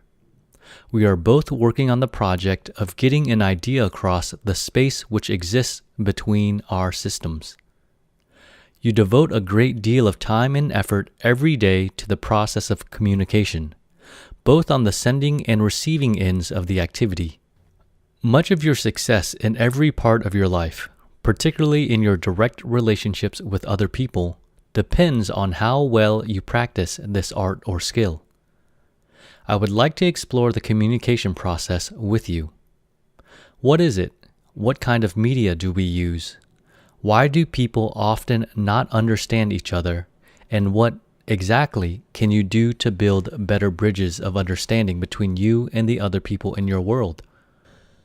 Our difficulties with the communication process start with the fact that we have not yet discovered a way to transplant an idea. We can transplant a kidney, a cornea, or a heart, but so far we do not have any way of transplanting an idea. There's no closed circuit cable between your head and mine across which we can transfer what is happening in one brain to another. Thus, if we are to communicate, we need to find some vehicle or medium with which we can convey the idea. Doubtless, the first such medium to be used by human beings was the system which we now call nonverbal communication, or body language. Gestures, postures, physical contact, and facial expressions must have been the way that the cavemen and women conveyed their ideas to each other. Next came verbal or symbolic communication. Sounds or designs were agreed upon to stand for ideas at various levels of abstraction. Then followed the extraverbal system of exchange, the meaning which could be added to the verbal symbols with inflection, tone, loudness, and speed. When we send a written message to someone else, we are limited to the verbal and extraverbal channels. A letter or memo is made up of word symbols. If we want to do so, we can add some meaning by underscoring or punctuating the sentences. Generally, we are able to convey a richer meaning with a telephone conversation because the extraverbal inflections are a lot clearer than they can be in a letter. Of course, the most complete mixture of messages is conveyed in a face-to-face interaction. The sender starts off with an idea which he wants to get across to the receiver. There is some goal which he believes can be better achieved if the other person has some grasp of that idea. The sender encodes his idea into symbols which stand for what he has in his mental system, adds a tone of voice, facial expression, posture, or gesture, and sends the coded message to the receiver. The sender's codebook is, of course, his reality structure. In trying to convey his idea to another person, he can only use the symbols and signals which he has already experienced and assimilated into his own unique reality. When the message reaches the receiver, he tends to pay attention in direct ratio to the value it seems to have to him. Both sending and receiving are purposeful, goal-directed, selfish activities. To the degree that the receiver becomes aware of the message, he then consults his code book, his equally unique reality structure, in an effort to find meaning in what he is perceiving. The image or idea in the mental system of the receiver is never identical to the sender's idea, because they have different code books. The receiver may have a very clear, vivid image in his thinking, and it may seem as though it is exactly what the sender intended, but that is impossible. No matter how hard we try, how much time we invest, how much we care about each other, or how important a particular project may be to both of us, we will never achieve a perfect match between what you are thinking and what I am thinking. The words, gestures, postures, inflections, and tones will never trigger exactly the same images and experiences in your system that they stimulate in mine. We have had different encounters with those symbols and signals, and different emotions will be connected to them in my system than in yours. This morning, as I was walking along the street in our neighborhood, I saw a dog in the driveway of the house next door. Look at what happened in your thinking as you read that sentence. Did you get an image of what happened? What kind of dog did you picture in your thoughts? The chance that your picture is anything like the one I have is pretty slim. We could spend a lot of time discussing the breed, gender, size, configuration, color, and other characteristics of the dog I saw, but no matter how much time we spent and how much detail I gave you, we would never achieve an exact match. You have had different experiences with dogs than I have had. Hundreds of different experiences. You have some very different feelings about dogs, and no matter how we work at it, we can never go back and reprogram either your reality or mine. If we use the word understanding to mean the degree to which what you have going on in your mental system matches what I have going on in mine, we can make some real progress in the direction of more meaningful communication. Understanding is a matter of degree, not an absolute that you either have or do not have. This puts an entirely new light on such expressions as, "Do you understand me? Have you got that? Have I made myself clear? Those questions are not only useless, they are downright dangerous. If you ask one of those questions and get a yes answer, it can give you a very false and perilous sense of security. A better procedure is to invite a more expressive feedback. What do you understand from what I just said? Or, I'm not sure that came out the way that I intended. Would you mind telling me how you understood it? The important point is, perfect understanding is an impossible and frustrating objective. The legitimate goal is to strive for is a meaningful, profitable, adequate level of understanding, which will make it possible for us to work together, live together, get the job done, close the sale, run a business, or whatever it is that we are working on together.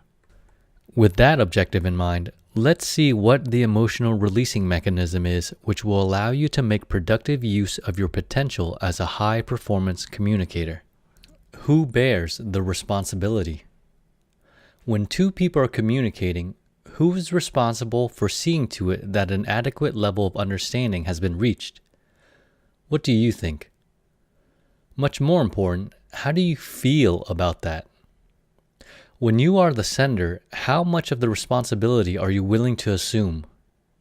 How much do you assign to the receiver? When you are on the receiving end, to what degree do you see yourself as the one whose job it is to be sure that a reasonable level of understanding has been achieved? Do you see it as a 50-50 proposition? Each should carry half of the load. We should meet each other halfway. I'll do my part if you do yours. That sounds very reasonable and just, doesn't it? But we are not dealing with justice or fairness. We are concerned with achieving a profitable level of understanding.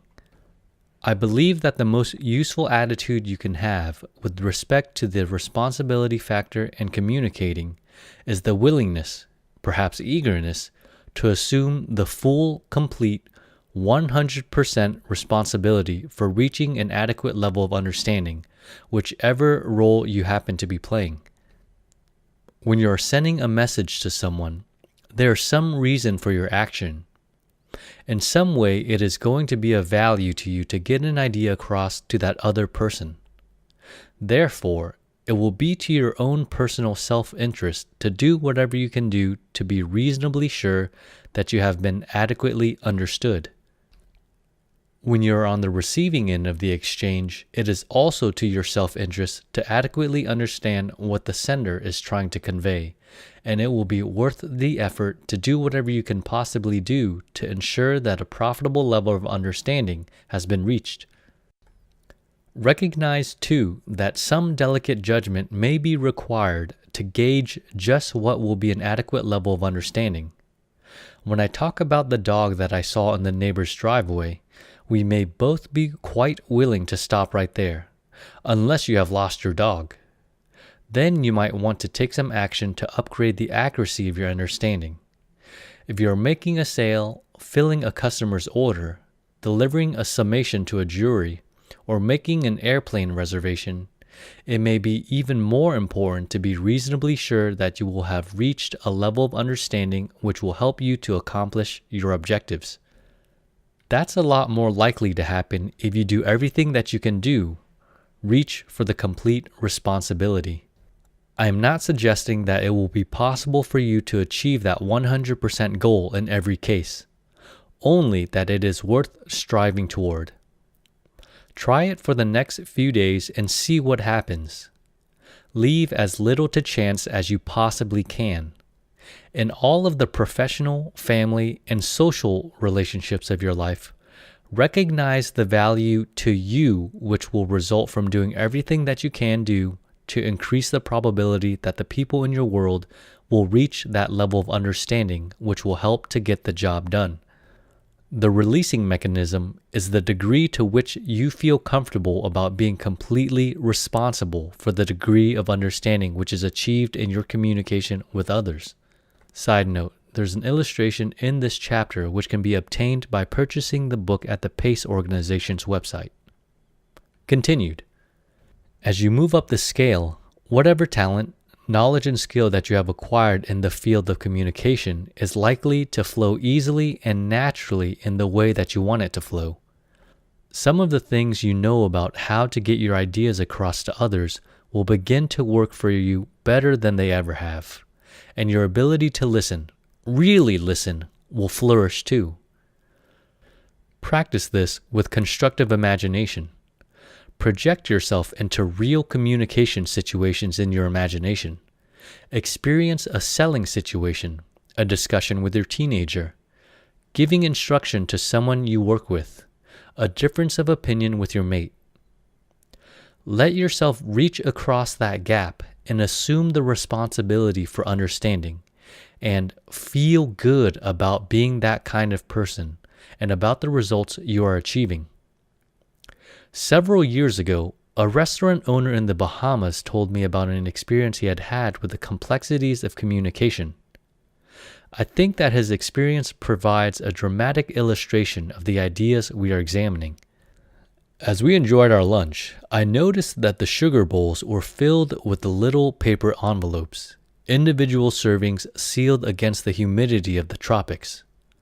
While those packets of sugar were fairly common at the time in the U.S., this was the first place I had seen them in the Caribbean. When the man who owned the restaurant came over to have a cup of coffee with us as we finished our dessert, I complimented him on having gone to the extra trouble and expense of protecting the sugar from the bugs and from people who stir their coffee and put the spoon back into the sugar bowl. He thanked me for the comment and then said, "Let me tell you a story about the sugar packets. I was over in Miami about a month ago and I saw these for the first time in a restaurant there. The minute I saw them, I knew that they were just what we needed here. So I went right to the phone in the restaurant and called the wholesale food broker who supplies us. I ordered a case of these packets and they arrived about a week later. It was about 4 o'clock in the afternoon when the delivery came. I put the carton of sugar up on one of the tables here in the dining room, called all of the Bahamian waitresses together, and opened it up. I took one of the packets out of the carton, showed it to the girls, and said, 'We've got something new.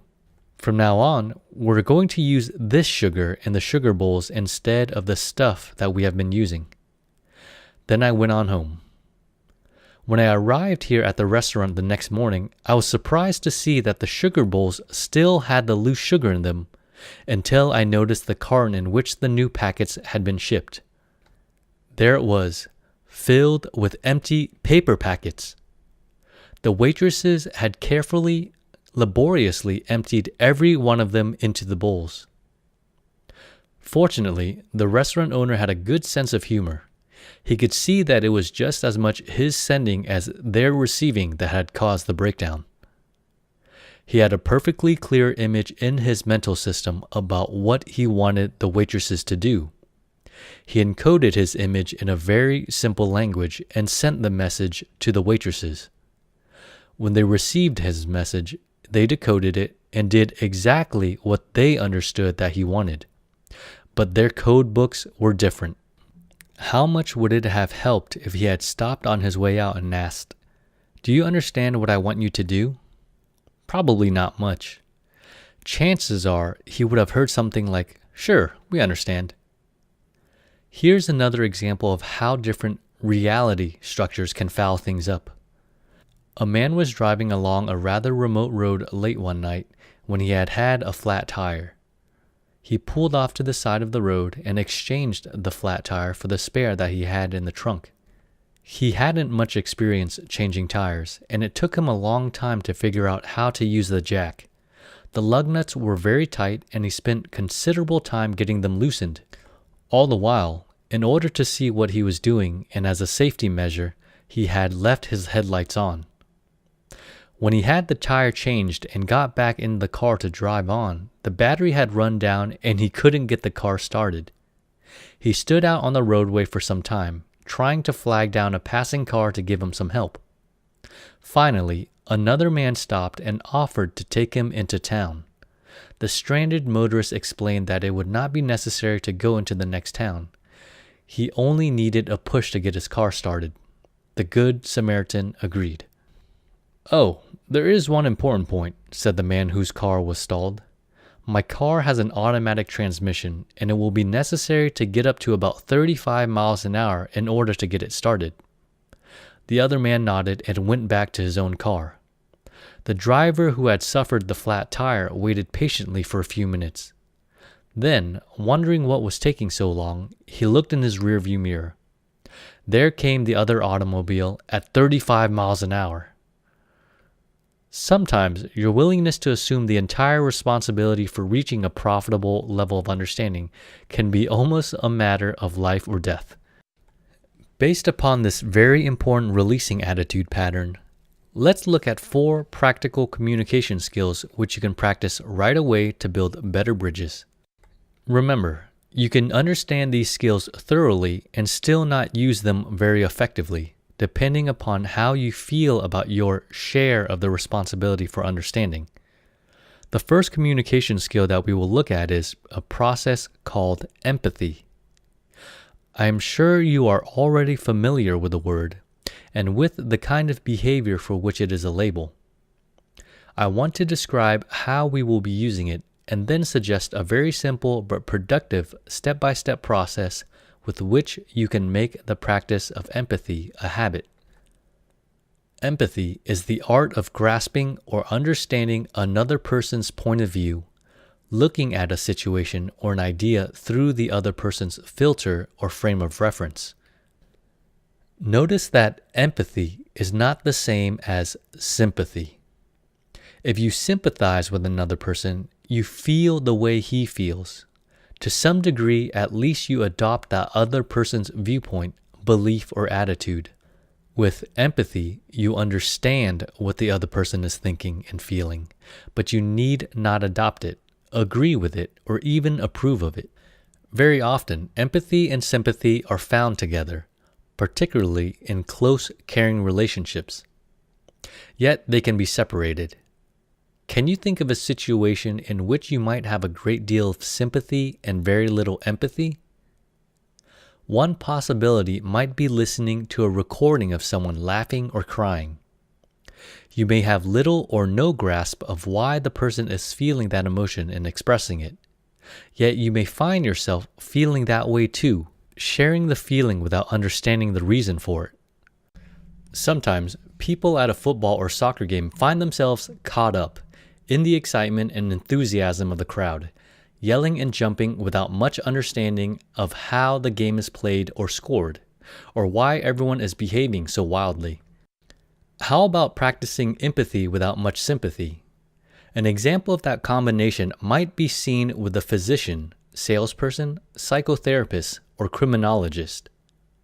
These professionals want to understand the other person's viewpoint as clearly as possible without adopting it.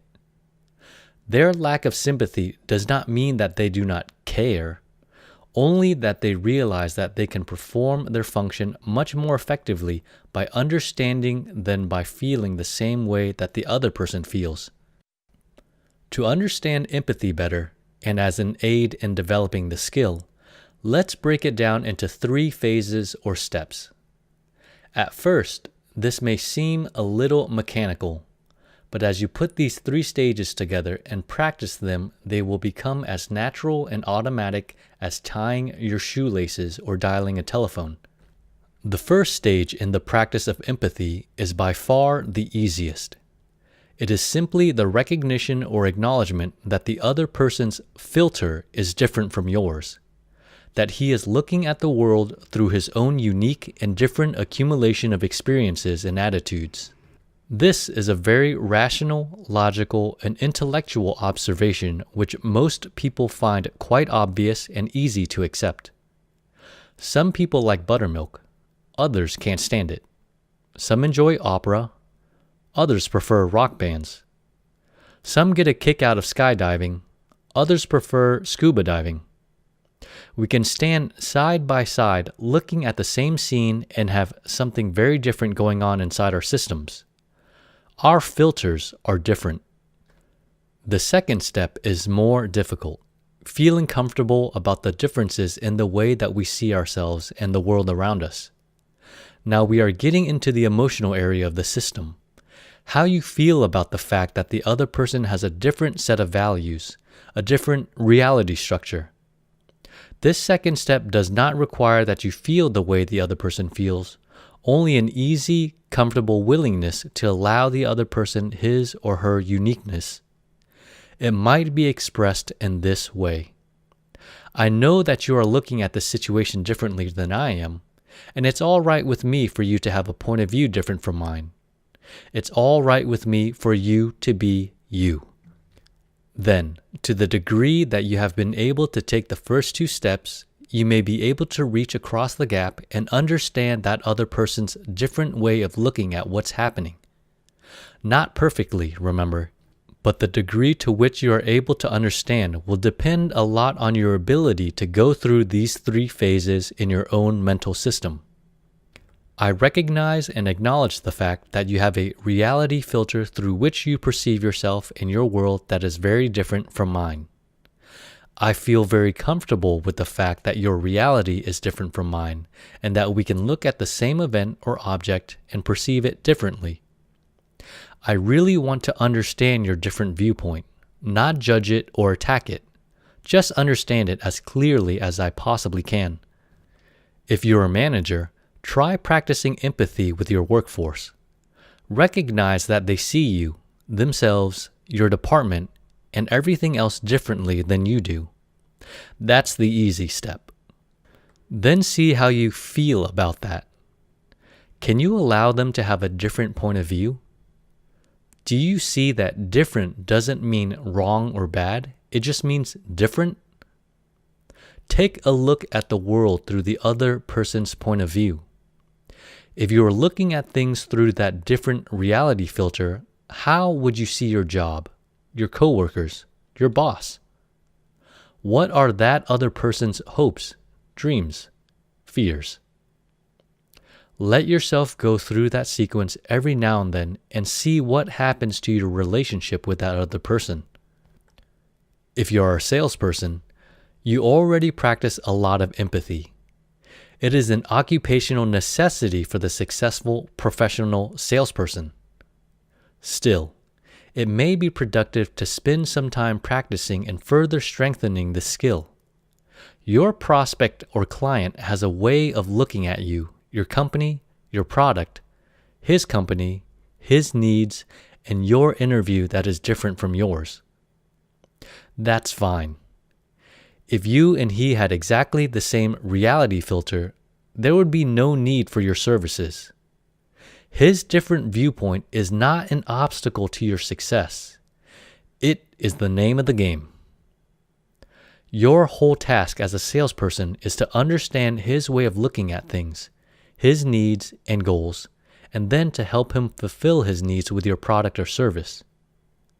One of the most important attitude structures the professional salesperson can cultivate and maintain is, I really want to understand your point of view. That is only likely to happen as you recognize that each person's point of view is different and allow the other person to have his own ideas and truths.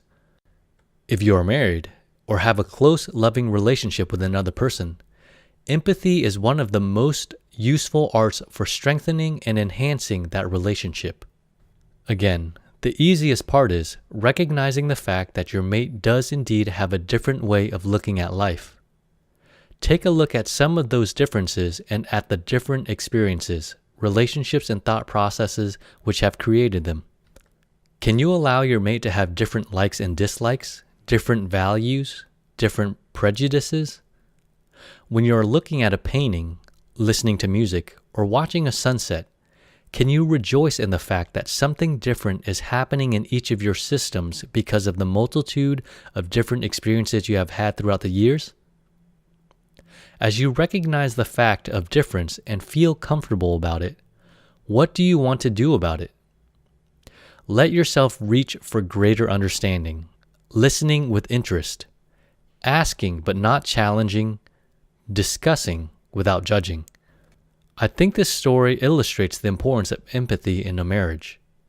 A mother was walking down the upstairs hallway one night. It was late and the children were all in bed. As she passed by the baby's bedroom, she noticed that her husband was standing there by the crib in the dim light looking down, lost in thought. She tiptoed in and stood beside him for a moment. Then she broke the silence and said, "A penny for your thoughts, darling."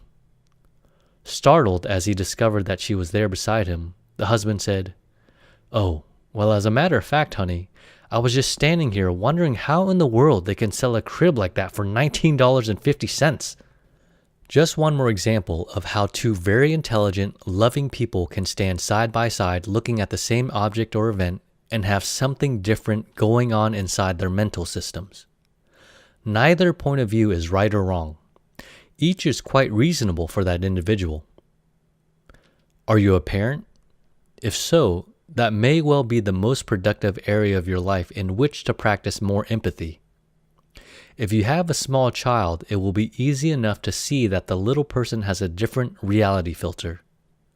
Not only different experiences, but so much less experience has been programmed into that mental system. Remember, too, the thought processes of the small child are still primarily on the emotional level. Not nearly as many abstract concepts or experiences have been assimilated, and the limited vocabulary allows less verbal thought activity. Are you comfortable with the fact that your 5-year-old thinks like a 5-year-old? Can you find excitement in watching that filter system develop, allowing your youngster to see the world and you in a childish way? Do what you can to understand the child's viewpoint. What's it like to live with people who are much bigger than you are? How does it feel to always be told what to do, where to go, what to eat, how to do things? How much of what is going on in the world does the child miss because his vision is obstructed by objects which are larger than he is?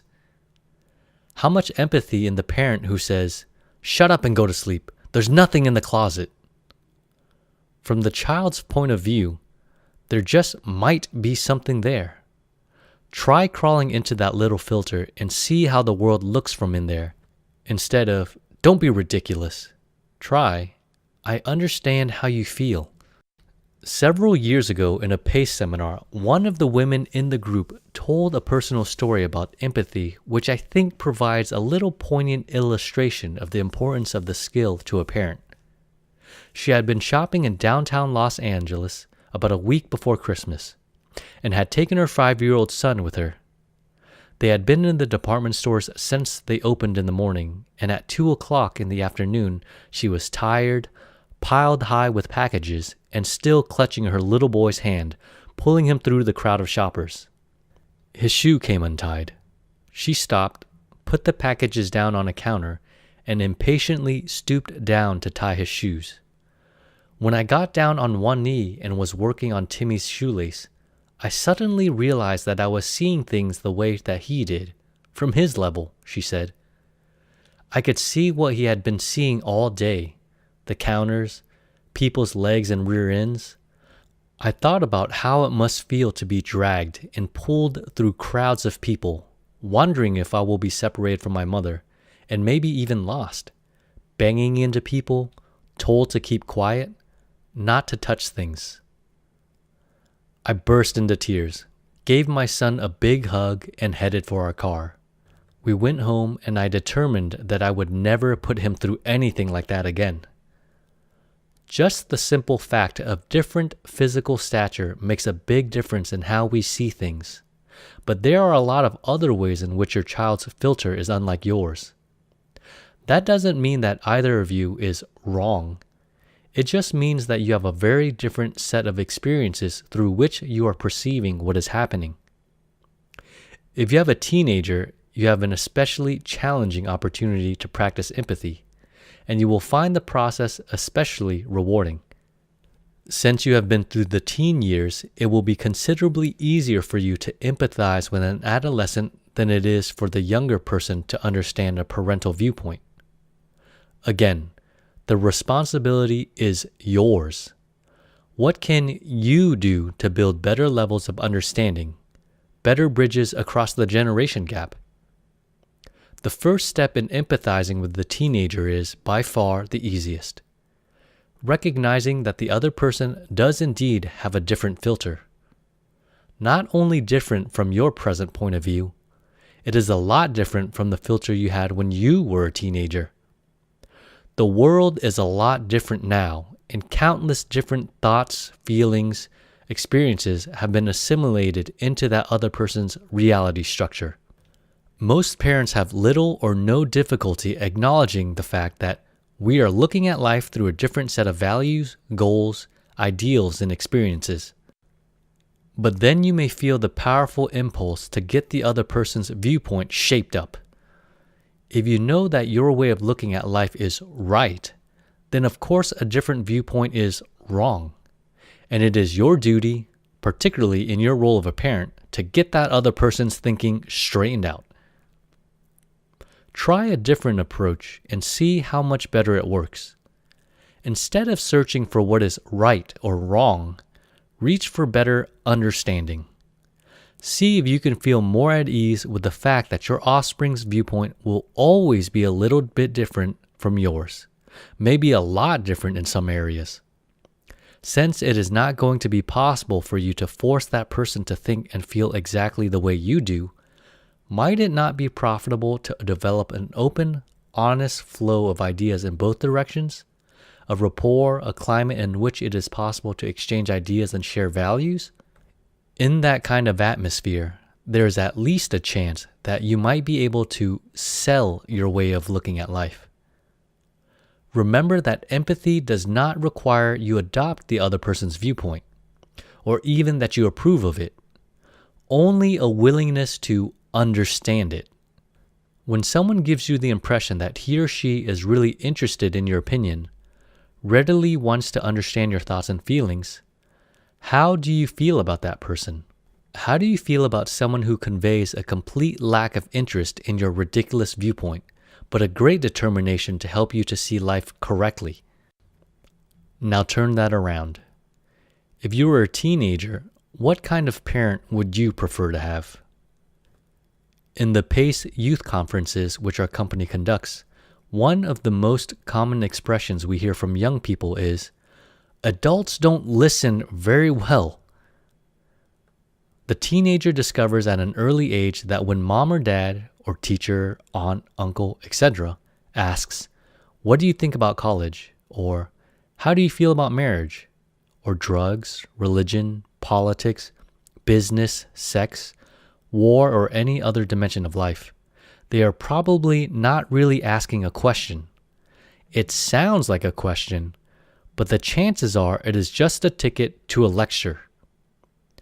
If the teenager responds as he would to a real question, he will probably receive a long dissertation about the truth, the correct way for a person to think about that subject. So, instead of answering questions, the teenager develops defensive strategies and responds with, "Oh, I don't know," or perhaps with the answer he thinks the parent wants to hear. You need to decide what kind of relationship you want to build with that person, your teenager. It may be that you really do not want to know what he is thinking and feeling about himself, about you, the future, about life. If that is the case, then you can easily maintain that situation by always being right and talking at instead of with your youngster. If you decide that you want a more open, honest exchange of ideas, then develop the key emotional pattern which allows empathy to develop. I really want to understand your point of view. Deliberately, mechanically practice the 1, 2, 3 sequence of empathy until it becomes an automatic part of your system. You will find that as your attitude changes, there will be an automatic increase in the other person's willingness to reciprocate, to listen to your ideas and opinions. To the degree that the other person is listening, there will be a chance that he might find your ideas of value and perhaps even worth adopting. The same method works in the other direction too, of course. If you are a teenager, don't cop out with the excuse that you have not been a parent and therefore it is not possible for you to understand a parental viewpoint.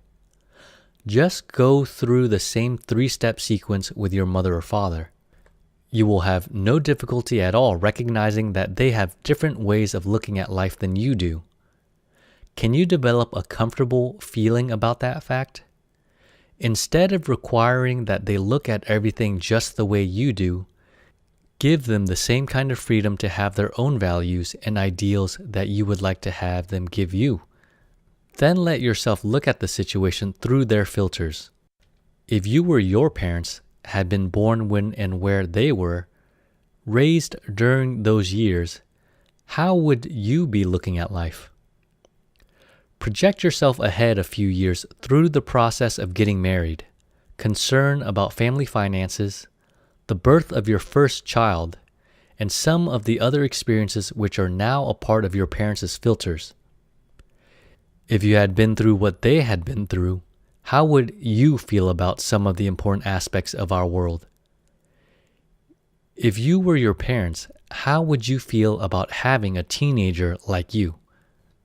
Be willing to assume the responsibility for building some bridges of understanding with your parents.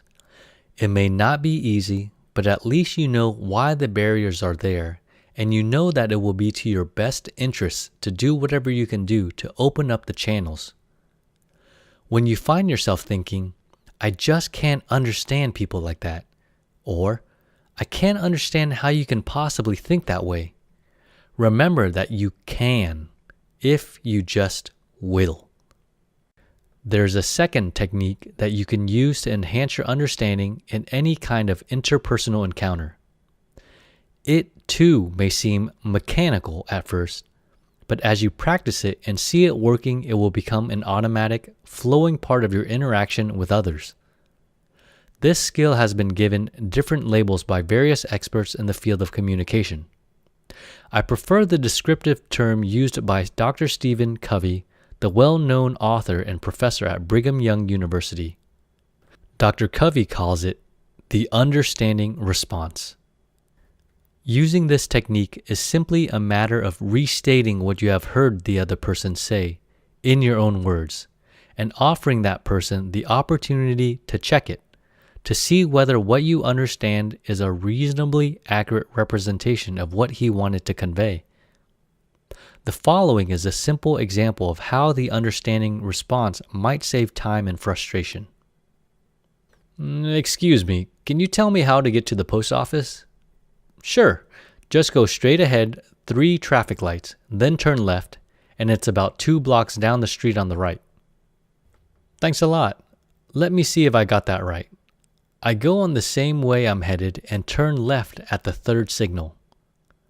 No, don't turn at the signal.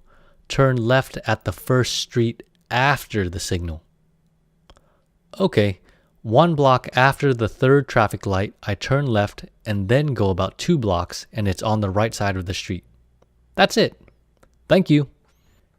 It may be very tempting to think that the person giving the directions was wrong. Yet, knowing the area so well, it made perfectly good sense to him to put it in the way that he did. The important point is that delegating the responsibility for understanding can lead to trouble. Going that one extra step to check your own understanding can often save a lot of grief. Here's another example. It's Friday evening. John and Mary are having dinner and she says, I think we should work on the garage this weekend, John. Which one of these responses is most likely to be useful? I already have my whole weekend planned. We will have to do it some other time. Yeah, okay, I'll think about it. You think it really needs to be strained out, eh? Okay, we'll start on it first thing in the morning. The third response is the understanding response and will probably be the most productive in most instances. It gives Mary the opportunity to further clarify what she has in mind. Even when it seems as though there could only be one possible meaning, it is often worth checking out. It might be that she is simply concerned about the oil spot on the garage floor, or the leak in the roof. The phrase, work on the garage, could have a lot of different meanings. The understanding response flows easily from the thought process. I really want to understand what you are saying. Let's see if I do. It is not a challenging, judging, argumentative exchange, just a way of checking out the degree of accuracy with which you have received the other person's message. There is a third technique for building better levels of understanding, particularly in situations which seem very tense or in which emotions seem to be blocking the flow of ideas. In its most complete form, this method has 6 stages, although in many cases not all 6 will be needed. The 6 steps are: Number 1. Here's how I am feeling about what is happening. Number 2. Here's what I want to have happen. Number 3. Here's what I am willing to do to make it happen. Number 4. How do you feel about it? Number 5. What do you want? Number 6. What are you willing to do? Here's an example of how the feel, want, willing system might be applied to a management situation. Jerry, I feel very frustrated. We have had several talks about how important it is for you to get to work on time. I've tried to explain why it is important to me and to the general morale in our office. Yet you still show up late about 40% of the time. We haven't been able to find an answer, and I feel frustrated about it. I do want to find a reasonable solution, some good way to resolve this puzzle that we can both feel good about.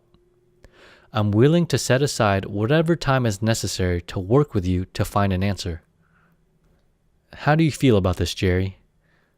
Well, I feel kind of guilty that I haven't been observing the company rules, and at the same time, I feel angry at the morning freeway traffic jams which keep me from getting in on time.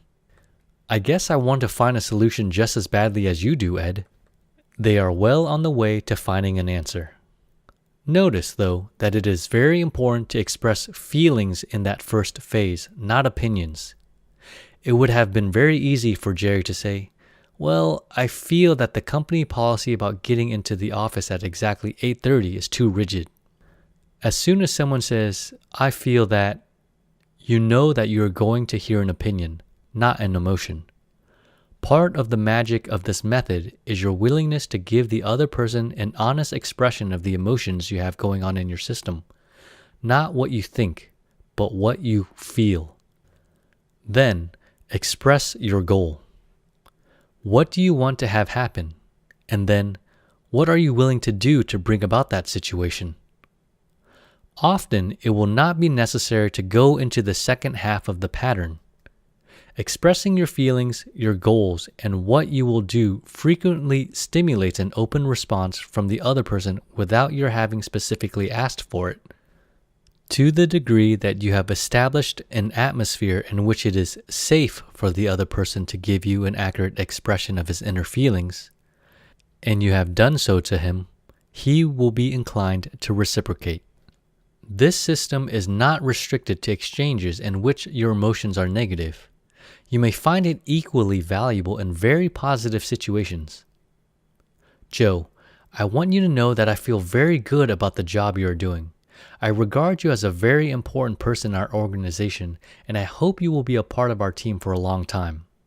And I want to be sure that you know that I am eager to help in any way that I can to make our association a good one for you. Practice using the sequence with constructive imagination. Prepare in advance when you have an important communications situation coming up. Project yourself in your imagination into that encounter and go through the sequence a few times so that you will be comfortable with it when the time comes. When you have had a communication breakdown, get off by yourself for a few minutes and think about how you can handle a situation like that differently if it were ever to happen again. Go through it in your imagination using this feel, want, willing process to establish an open flow of understanding. In the first part of this chapter, I referred briefly to the 3 media we use to convey our thoughts and feelings to each other. Let's take a little deeper look at those three channels now. I believe that a better grasp of their importance can help a lot in your effort to build better levels of understanding. Verbal communication, using words to send a message, may seem like the most obvious system. Some people seem to think that the word communicate means verbal exchange. We have become so accustomed to the use of verbal symbols that it may be easy to forget that some very important messages are sent on the other two channels. Certainly, words are important, as you well know if you have traveled in a foreign country without having studied the language spoken there. In the scientific community, where words and other symbols have had more limited and precise meanings, progress would be nearly impossible without a commonly accepted vocabulary. Most of our interactions, however, involve the use of extraverbal and nonverbal messages as well. Punctuation, emphasis, inflection, the rate of speed, the tone of voice with which something is said, all fall into the extraverbal department. These are ways in which we add extra meaning to what is being said or written. You can use exactly the same words, but by adding just the slightest note of sarcasm, the entire message is changed. Or the tone may be one of irritation, anger, frustration, fear or condescension, or warmth, enthusiasm, excitement or joy. Notice that the extraverbal messages are of an emotional nature. What one is feeling tends to come through on this channel, and usually the extraverbal emotional message is more dependable, more authentic. When the words and the tone of voice are in conflict, you usually find yourself believing the extraverbal impression. Nonverbal signals also convey what a person is feeling more accurately than the words being spoken. Gestures, body postures, facial expressions do not just happen. All behavior is communicative. While it is not possible to label a particular gesture or posture as 100% dependable or always indicating the same meaning, as you increase your awareness or sensitivity to this important signal system, you will find yourself grasping the other person's viewpoint much more accurately. Of particular importance are the messages of the eyes and the area immediately around them. Look for the emotions which come to you from that very expressive part of the person's face. Notice how difficult it is to communicate with a person who is wearing sunglasses. If the eyes are not available, the message is not as clear and not as complete. Here, then, is our fourth communication skill to develop. Listen to the whole person. The words, tone of voice, and the postures and gestures. And be aware of the fact that what you are feeling, anger, joy, fear, enthusiasm, frustration, and affection, is being conveyed to the other person. It is almost impossible to block that flow. Instead of trying hard to come across like a particular kind of person, develop the kind of emotional patterns you want to convey to others. Then relax and be the real you. Use constructive imagination to build the patterns you want to have, the positive emotions you want to have others see in you. Then, instead of tense, guarded communication, you can allow a natural, spontaneous message to flow to others. Here is one more suggestion. An emotional releasing mechanism which will help you to allow an easy, smooth flow of the potential you have to communicate well. Look upon every opportunity that you have to communicate with another person as a let's win situation. Recognize that a high level of understanding between you and that other individual will be rewarding to both of you, and that if your understanding breaks down, you will both lose. Here is how a continuum might look in this area. Side note, the illustration is a horizontal continuum. On the left side, the negative symbol, and on the right, a positive symbol. On the left side, above the continuum says breaks on, and below that saying communicating is a contest. Someone will win, the other will lose. And on the right side, above the continuum, says brakes released. Below that, saying we are playing on the same team. We both win or we both lose. Professional selling provides us with a very useful example of this principle in action. There was a time when the salesperson was trained in a skill very much like fencing. His goal was to maneuver the prospect into signing the order. Any means were justified by that end result. Such expressions as killer instinct were widely used in sales recruiting and training manuals.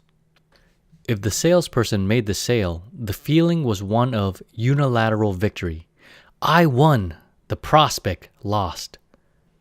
If the sale was not closed, the prospect won the contest. The entire selling situation was seen as a game or a hunting expedition in which the salesperson did whatever he could to trap the prospect into signing an order. Today, the professional salesperson has moved to the positive end of our scale. The goal is to understand the prospect's needs and to help him to satisfy those needs with the salesperson's product or services. If we can work together to reach an adequate level of understanding and solve the prospect's needs, everyone wins. If understanding breaks down or the product or service is not properly suited to the prospect situation, everyone loses. The professional sees the prospect and the salesperson as a working team striving for the same goal. The salesperson is a playing coach on the team, the expert who can best guide the process which will lead us to victory. See if you can feel the difference in this very fundamental attitude structure. If you are a salesperson, it can multiply your effectiveness quickly and dramatically. If you do not make your living as a professional salesperson, see if you can recognize that much of your life is devoted to selling yourself, your ideas, your values. If you are a manager, you must surely know that the best way to get things done is to sell your subordinates on the following policies and procedures which will accomplish the results that you want. Of course, you can get things done with fear. The reason you will do it this way is because if you don't, you'll be fired. But it requires a lot more energy on your part, and the other people in your group are going to be functioning with the brakes set. They will get a lot more done, and so will you, with much higher quality and a greater sense of personal satisfaction if they have bought your way of doing things. See if you can move your management style a little more in the direction of let's win. That doesn't need to mean that your department is a democracy. It does mean that when people feel that they are important, that someone listens to their opinions, and that they are working as a team, they will feel a greater sense of personal commitment to the organization and to the team's leader. How will this work around the house? How many sales do you suppose are made with, "Because I said so, that's why"? In your relationship with your mate and in your interaction with your children, search for areas in which you can communicate on the basis of this simple rule. We will keep the communication lines open until we find a solution that everyone feels good about. That may not always be possible, but give it a try, and I predict that you will find that it works far more often than you might expect. If you can get just 10% more of the differences of opinion settled on a let's win basis, it will make a wonderfully positive change in the atmosphere of your home. We have looked at 2 emotional releasing mechanisms and 4 skills or techniques which you can use to upgrade the level of understanding you are able to achieve with the other people in your world. Let's review them briefly. The releasing devices are: Number 1, develop an increasingly comfortable feeling about assuming the complete 100% responsibility for achieving a workable, profitable level of understanding. Delegate or shift as little as possible of the responsibility to the other person. Number 2, discover the excitement and reward of building and maintaining a let's win atmosphere in as many of your communication situations as you possibly can. When you feel a contest developing, remind yourself that the results will be far more satisfactory if everybody wins. The 4 communication skills which we have examined together are: number 1, empathy, the art of grasping or understanding the other person's different point of view. Number 2, the understanding response, the habit of feeding back what you understand the other person to have said and giving that person the opportunity to check it out and see how accurately you have received his message. Number 3, feel, want, willing, expressing to the other person what emotions you are experiencing, your goal in that situation, and what you are willing to do to achieve that goal, and offering the other person the opportunity to reciprocate. Number 4, listen to the whole person. Be alert to the tone of voice and the gestures and postures which are conveying messages along with the words you are receiving. Develop the emotional patterns you want to convey to others, because whatever you are feeling about yourself, the other person and the situation in which you find yourself is going to be telegraphed to others. Begin right now to practice these ideas. You will see an almost immediate change in the quality of your relationships. Chapter 17. There is a better way.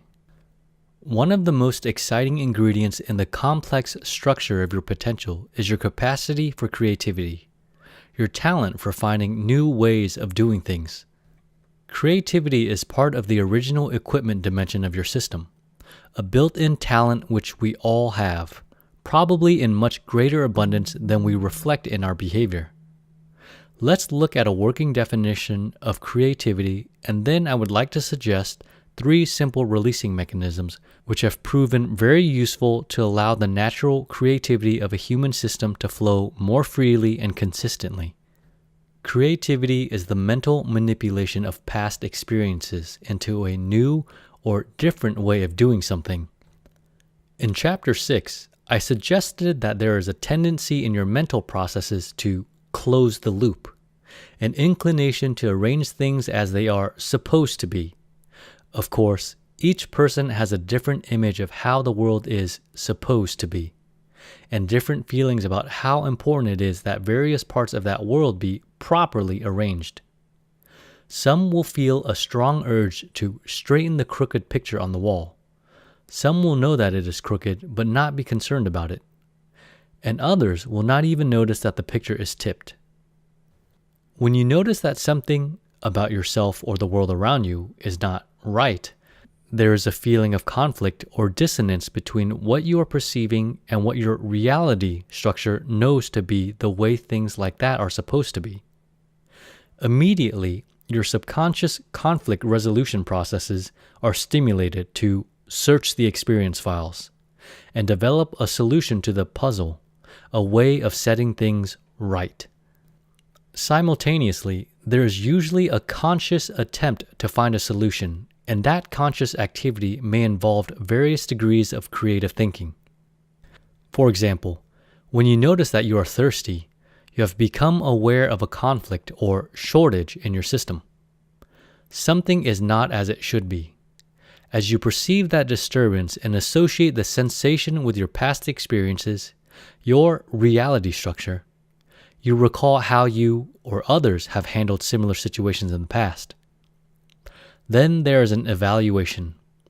Which of those past actions seem most appropriate in this instance? On the basis of that evaluation, you make a decision. That very common sequence of thought and action is simple and practical, but it involves no creativity. When you simply do what you have done before, your behavior may be very productive and sensible, but it is not creative. Now, if none of the past experiences seem to provide an appropriate solution to the situation, or if you encounter an obstacle which doesn't allow you to implement any of those previous actions, you may shift into a conscious type of creative thought. That process will involve rescanning whatever information you have accumulated from your own experiences and observations of other people, and fitting those ideas together in new ways. It may be very logical, mechanical manipulation of related information, or it can be a playful juggling of bits and pieces to see if something useful will evolve. Sometimes a combination of logical approach and playfulness creates something that works. Puzzles can provide a demonstration of these two conscious approaches.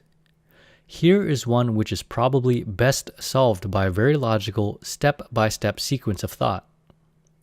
3 women, Mary, Betty, and Dorothy, each have 2 of the following hobbies: golf, painting, ceramics, collecting antiques, tennis, and photography.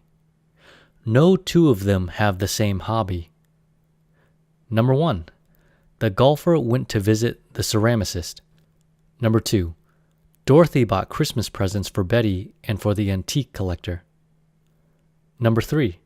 The ceramicist and the tennis player went shopping with Mary. Number 4. The antique collector is the painter's cousin. Number 5. Betty asked the tennis player to have lunch with her. Number 6. The golfer sold a family heirloom to the antique collector. Which 2 hobbies does each of the women have? Find the solution to the exercise and notice as you are working on it that your efforts follow a straightforward logical sequence. You will find the solution on page 276, but please at least try to work it out on your own before you look. Here is another puzzle which requires more than simple logic. To find the answer to this one, you will need to take a more playful, imaginative approach. A friend of mine had a very small window in his garage. He wanted to enlarge the original window, which was only a foot high and a foot wide. One Saturday afternoon, he went out of his garage, took a saw from his workbench, and started from the midpoint of the top of the window.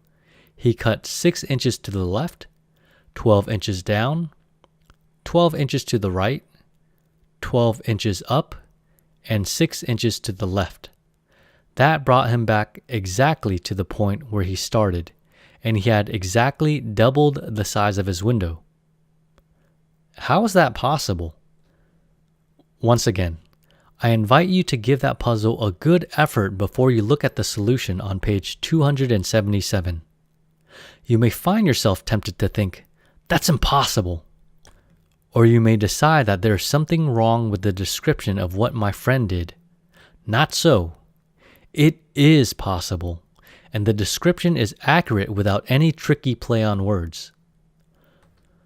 One more exercise, one of my favorite puzzles, will further illustrate the idea that you have a lot more potential in the area of creativity than you may think you have. There are 3 cookie jars on a shelf, high enough that you cannot see into them, but you can reach into them. There are labels hanging on the jars. One says chocolate chip, one says oatmeal, and the third says chocolate chip and oatmeal. Each one of the labels is incorrect, and your job is to rearrange the labels so that they are accurately placed. You may take only 1 cookie out of only 1 jar. Take the first one that you touch. No fair feeling around in the jar. The answer is on page 276, but try to find the solution on your own before you look.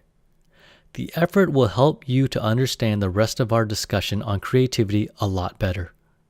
As part of the reading of this audiobook, I will not discuss the answers. If you want the answer, please proceed to the PACE organization website and purchase a copy of this book. Thank you. Thus far, we have been looking at what happens at a primarily conscious level in your mental processes. Meanwhile, some very creative processes are going on subconsciously. In fact, very often the logical thought processes which are working on the conflict at a conscious level may obstruct the flow of a much more exciting solution which has been created without any awareness on your part of the mental activity which has developed it. Let's see how that might happen.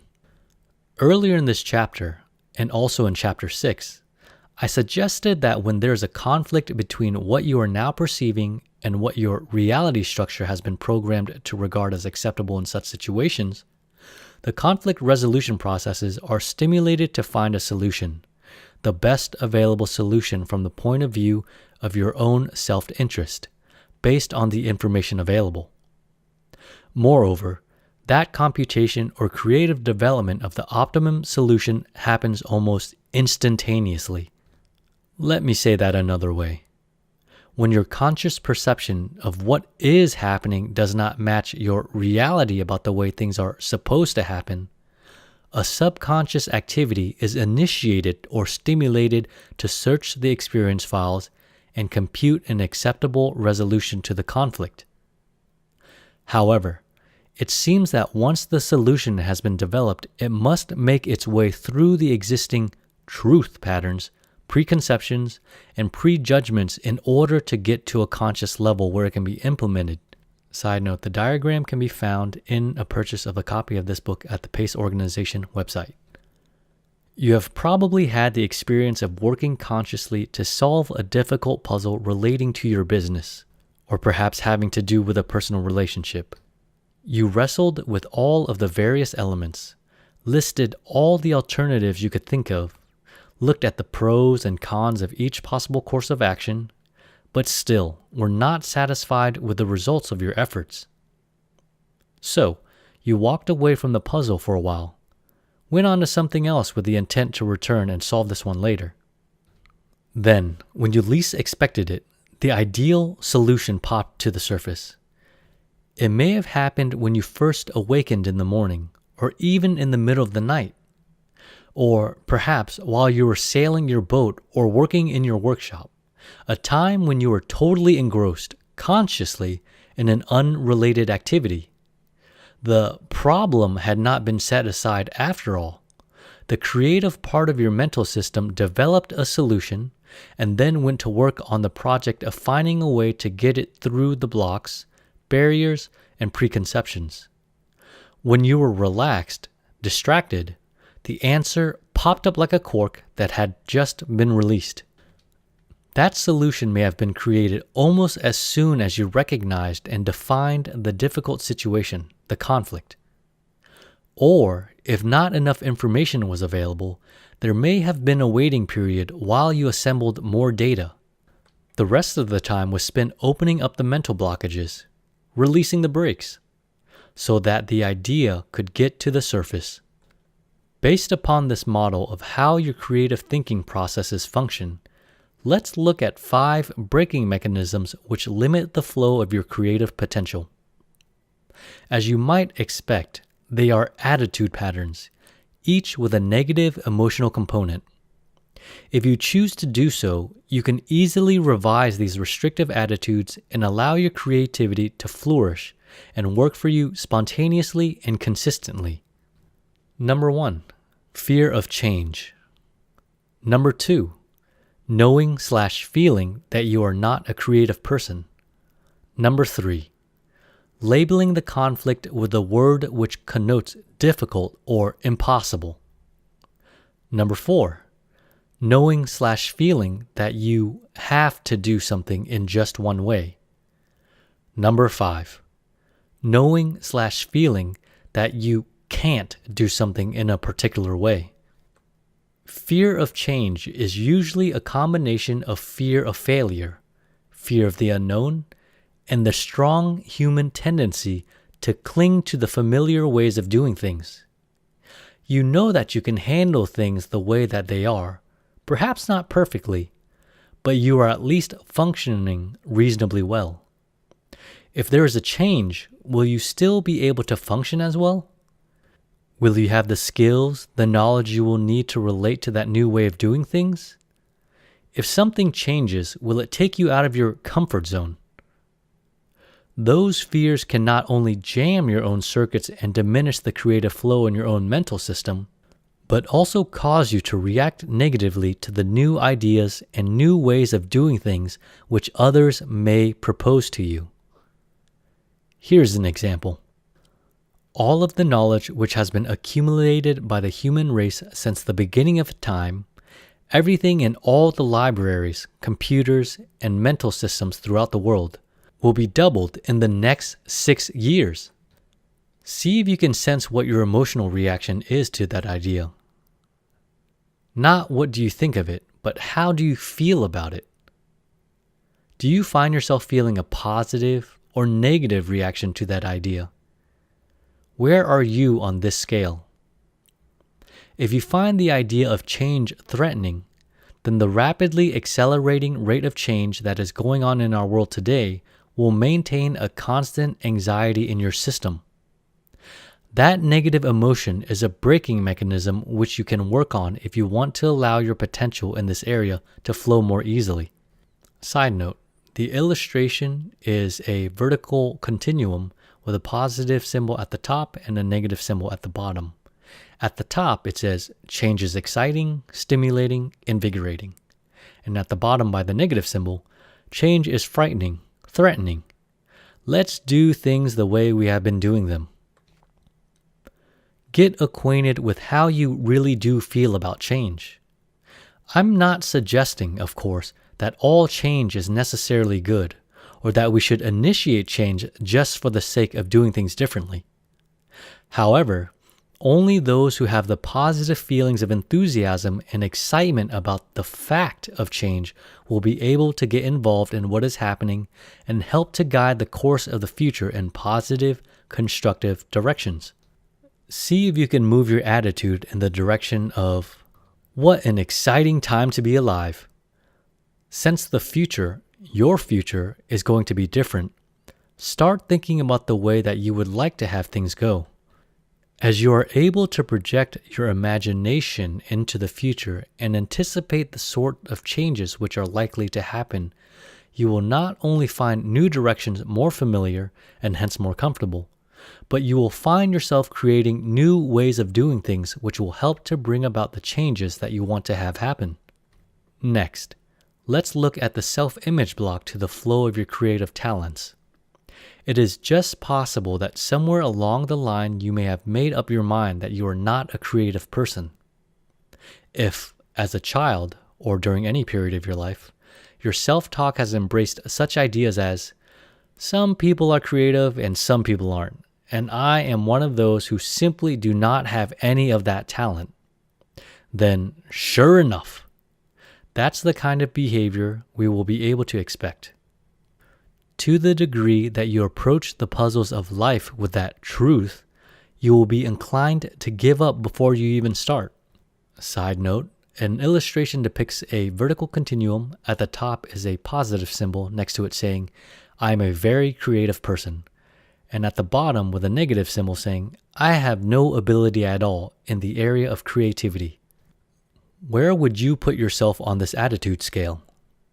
Can you acknowledge that even though you may not have been using much of it, you probably do have a great deal of creative potential? Or do you regard that as an area in which you have been shorted, deprived? If you can accept the possibility that you may have more potential in this area than you are using, and that it would be to your advantage to use more of it, then put constructive imagination to work. Perhaps an affirmation like this would be productive. I am excited about the fact that I am, by nature, a creative person, and I enjoy letting my creative ideas flow easily and spontaneously. Experience, in your imagination, how it feels when you have a new idea.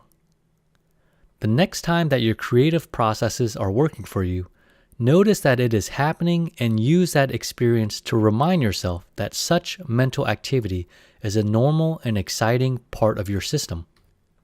Do you ever find yourself blocking your approach to a situation you have encountered by giving it a label which implies that this is going to be difficult or impossible?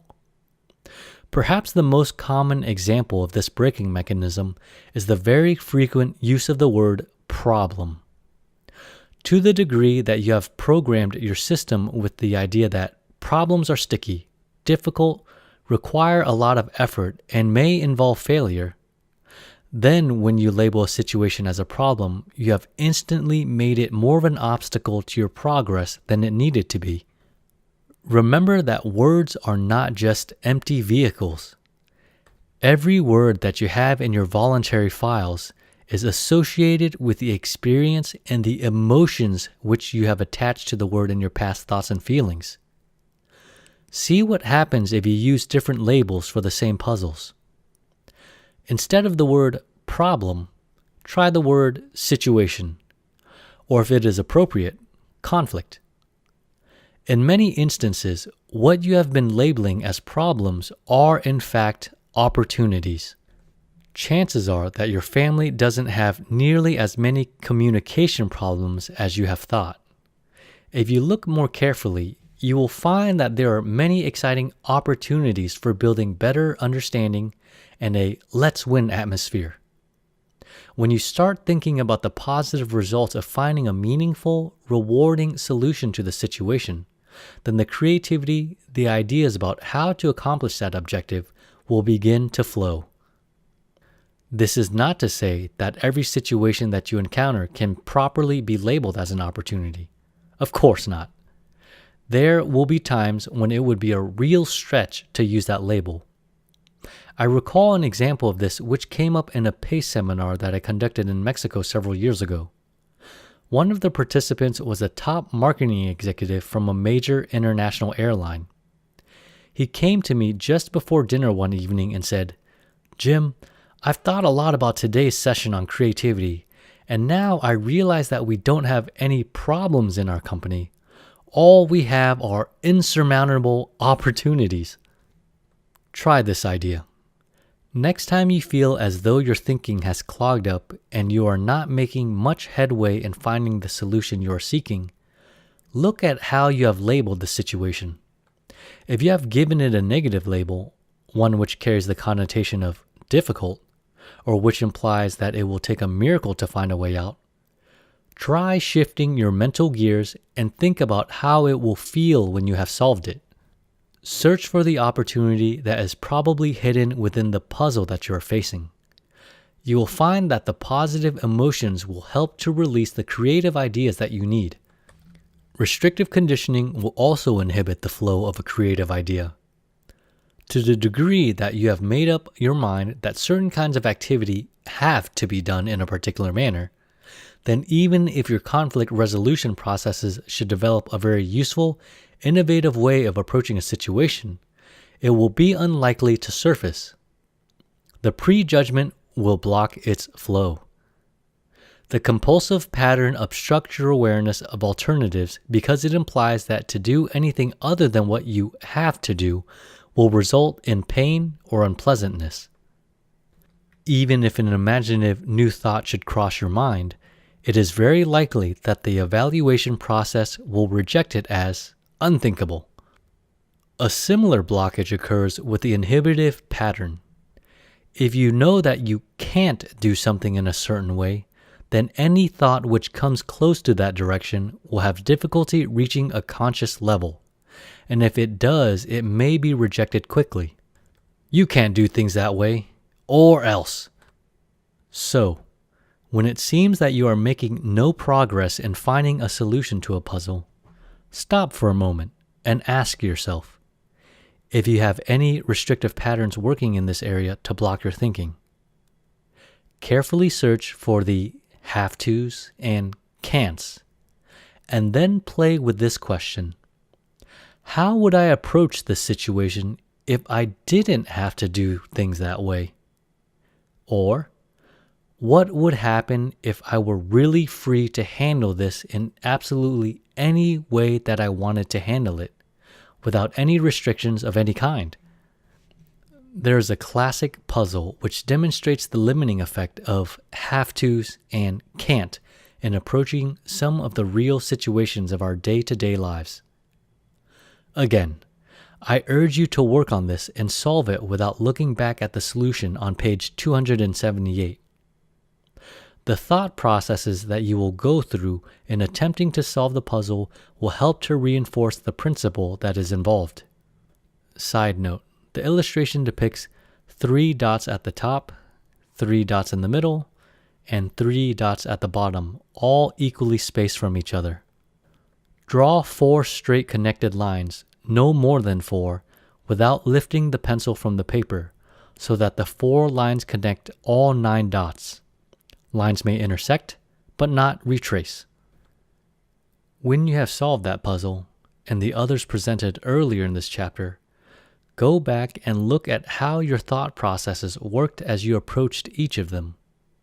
See whether any of the 5 braking mechanisms we have reviewed may have limited your ability to find the solutions easily. Be sure that you understand the principles involved in each of those simple exercises, and especially be sure that you know how to release your creative ability the next time you encounter a similar situation in the real world. Perhaps something should be said here about assumptions. I believe that a lot of unwarranted attacks have been leveled at the process of assuming or making assumptions in various management training programs, books, etc. How do you feel about assumptions? If you look at the subject carefully, I feel confident that you will agree that it is impossible to live without making assumptions. You are assuming that the ceiling in the room where you are now is going to stay where it belongs. That is not an absolutely predictable fact, but you are basing your behavior upon that assumption. And so it is with countless acts and decisions that we make all day long. The process of evaluation is a process of gauging probabilities on the basis of which we make assumptions and then take appropriate reasonable risks. The hazard is not in making assumptions, it is in not recognizing that we are making them. When you assume something and treat it as though it were a fact, then you are very likely to get into serious trouble. It is impossible to avoid making assumptions, and extremely valuable to continually examine them. There is one other aspect of the creative potential of your system which I believe is both challenging and exciting. It may well be the primary frontier in the next decade or two in the field of human behavior. That department is the 8th arrow. It seems that at least some people, probably all of us, have the capacity to tap into some outside force or source of information or inspiration in our creative efforts to solve the puzzles of our lives. Many highly creative, innovative people have felt as though ideas or new thought processes were flowing through them instead of from them. Ralph Waldo Emerson said that sometimes it seemed as though an alien force guided his hand as he was writing an essay. He always read those writings with great interest and fascination because he said, "They always contained concepts which were foreign to my thinking."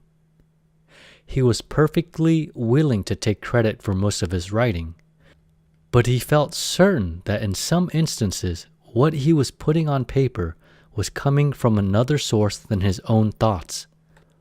Mozart, who wrote some remarkable music at a very early age, commented that much of his music came into his head fully composed. He simply listened and wrote down what he heard. Tchaikovsky, Beethoven, and other great composers related similar experiences. Thomas Edison, Charles Steinmetz, Albert Einstein, all felt that many of their great scientific breakthroughs came through them from some outside source, including the engineer Hermann Oberth, who was an extraordinary pioneer in the fields of rocketry and astronautics. He said, "We cannot take all the credit for our record advancements in certain scientific fields alone. We have been helped by the people of other worlds." Then, in somewhat recent times, we have had the research of Dr. J.B. Rhine and the extensive studies of the remarkable activities of Edgar Cayce, the clairvoyant who was apparently able to examine, diagnose, and prescribe for a person several thousand miles distant while he was in a hypnotic trance state. Much research is now being conducted in the area of parapsychology or extrasensory perception, both in this country and in the Soviet Union. I expect that we will soon have a better understanding of such phenomena as telepathy and clairvoyance, and that practical methods will be developed so that anyone who wants to do so can further develop the ability to allow that talent to flow. Meanwhile, one of the ways to release your creative potential is to be open to ideas which seem to come from left field. When a thought pops into your mind which does not seem to be grounded in any of your past experiences, there may be a tendency to toss it out, regard it as nonsense. Instead, take a closer look at it. At least examine it carefully and see if it might be a practical solution to your puzzle, even though nothing like that has ever occurred to you before. One final thought in the area of creative ideas. When you have one, capture it. Sometimes, when a great idea pops through and you recognize it immediately as the simple, ideal solution that you have been looking for, you will find yourself trying 30 minutes later to recall what the idea was all about. It's almost as though the old habit patterns and preconceptions in the reality structure were so thoroughly ingrained that they obliterated the new idea, or at least the memory of it. I have found it valuable to carry an idea trap in my pocket. It's a simple little notebook that fits easily into my shirt pocket. When an idea occurs to me, a new way of handling something, a project I want to start, a call I want to make, I simply note it in my idea trap. It may still be a while before I take action, but at least the idea is not going to get lost. Remember, you are a very creative person. Accept that aspect of yourself and allow it to flourish, to flow, to work for you. Chapter 18. Pressure. Turn on or tie up. It's a very delicate operation. The senator's mental functioning, indeed his life, will depend upon the next few movements of the surgeon's hand. The tumor must come out, but if the surgery is not precise, some of the most important parts of the brain will be damaged. Pressure. The golf ball is 4 feet from the cup. It's the final hole in the last round of the tournament. As the professional golfer stands over his ball, he knows that if he sinks this one, he will lock up the first prize money of $25,000. If not, he will be in a sudden death playoff with 3 other top pros. Pressure. It's opening night on Broadway, and the star is in her dressing room putting the finishing touches on her makeup. The house is packed, and all of the critics are out there. How they like what they see will have a lot to do with how long the play will run. Pressure. The small private aircraft is circling the field erratically. The pilot has suffered an apparent heart attack and is unconscious. The female passenger has never flown an airplane. Now the controller in the tower will try to help the distraught woman get the plane safely on the ground. Pressure. What's next?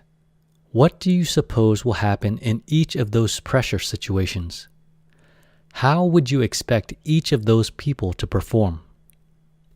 We need to know more about the person, don't we? The key factor is not how much pressure there is, but what is going on within that individual. How much potential the person has is very important, of course. But even more important is the degree to which he or she is able to apply the potential that is there. Some will even crumple under the pressure. Others will perform even better when it is critically important to do so. One of the most fascinating attributes of the high performer, the pro in any field who is using a lot of his or her available potential, is the way that person uses pressure as a positive, productive force. This positive response to the real pressures of life not only allows the potential to flow more easily and more consistently, it also allows the high performer to move on up to the top of his profession, where the pressure is usually the greatest. Consider that idea very carefully. When you reach the point at which pressure is frightening, overwhelming, too much to handle, your progress stops. You will tend to retreat to a safer, more comfortable level. So long as you see pressure as a stimulating, challenging, exciting adventure, you will continue to reach out and test your abilities at higher levels. When a person first joins the Toastmasters, for example, the pressure of standing in front of a few friendly, encouraging people can be pretty heavy. Some will find very creative reasons for not being able to come back for additional meetings, and others will return and further develop their skills. Those who return probably have no more potential, but they are responding to the pressure in a very different way. Later, when there is an opportunity to speak to a large group, the same screening process will be repeated. Some will find it an exciting adventure and others will falter. When you see an outstanding speaker performing with great enthusiasm and confidence, you can be sure that he has been subjected to the same pressures that have been felt by every other public speaker. He has not gritted his teeth and forced himself to continue, or if he has really gotten there the hard way. Instead, he has formed the habit of responding to the successively higher levels of pressure in a positive way, using them as turn-ons instead of tie-ups. Has it ever occurred to you that in nearly every field of endeavor, the person who is recognized as the very best is under the greatest pressure? The top surgeon, athlete, executive, salesperson, musician, or any other professional is under greater pressure consistently than the beginner or the person who has been in that field for many years and has stayed at a mediocre level.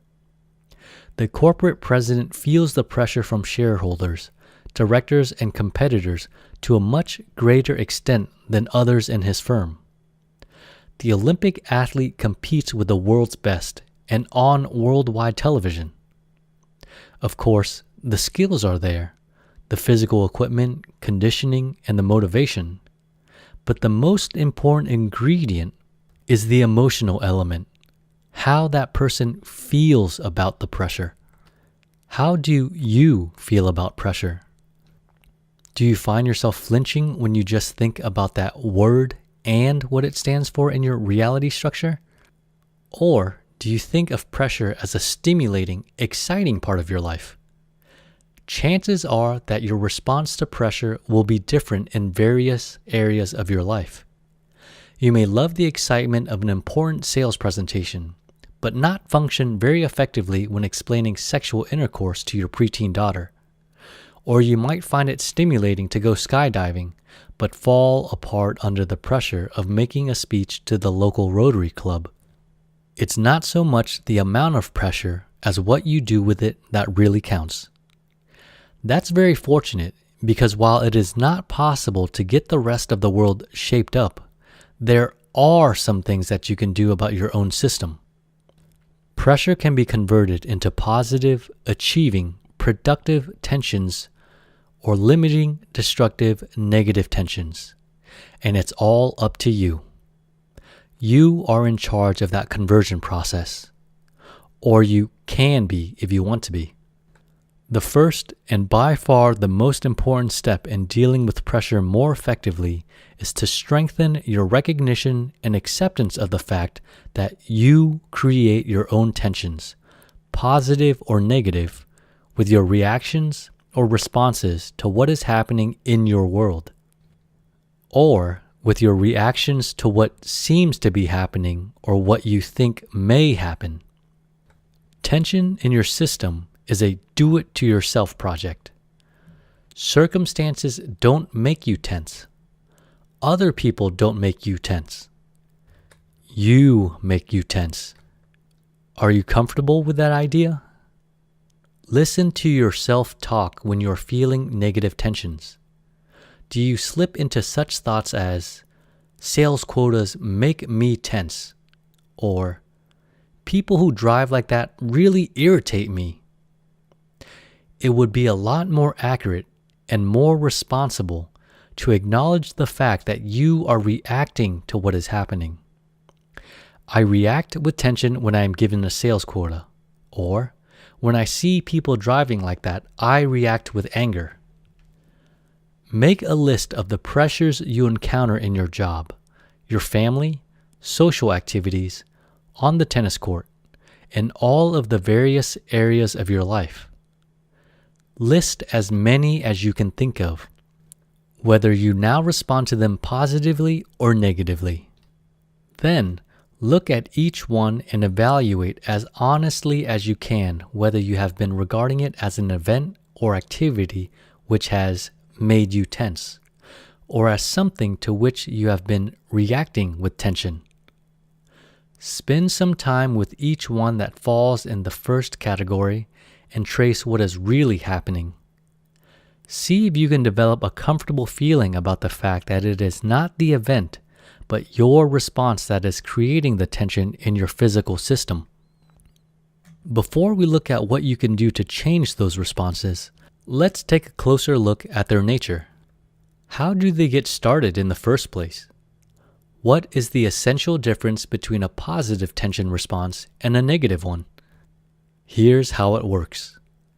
To the degree that you are thinking about the successful results of an outstanding performance, the rewards, the brakes are released, and the potential which you have will flow easily and spontaneously. To the degree that your thoughts and feelings are focused on the terrible consequences, you will suffer if you perform badly. Muscles will work against muscles, and the talents, knowledge, and skills which you do possess will be blocked. Side note, the illustration on this page depicts a horizontal continuum. On the left side, a negative symbol, and on the right side, a positive symbol. On the left side, it says coercive pressure, have to, can't. The or else causes a negative tension. And on the right positive side, magnetic pressure, want to, can. Profit or success is the magnet. Again, just because I describe the illustration doesn't mean that what I see and describe is what you are seeing. Please proceed to the PACE organization website and purchase a copy of this book. As in all of the other mechanisms of release that we have been exploring, this is a matter of degree. Rarely will anyone be all the way over at the positive or negative end of this continuum. Whatever potential you do have in any area of activity will tend to flow naturally and consistently as your perception of pressure leans toward the positive reward end of the scale. The outstanding American swimming champion, Shirley Babashoff, said it all in 2 short sentences during the 1976 Olympics in Montreal. The difference between winners and losers is that winners think about what they want to do. Losers think about what they are afraid might happen. Have you ever walked over to the coffee pot, filled your cup with coffee, and started back to where you were sitting? The cup was pretty full, but everything was going along quite nicely until some friendly, helpful person said, "Be careful, don't spill that." Oops. As long as your attention was directed toward the goal of getting back to your chair, all was well. As soon as you thought about how messy it would be if you spilled the coffee, you were a lot more likely to spill it. If you type, you know what usually happens when you try hard not to make any mistakes.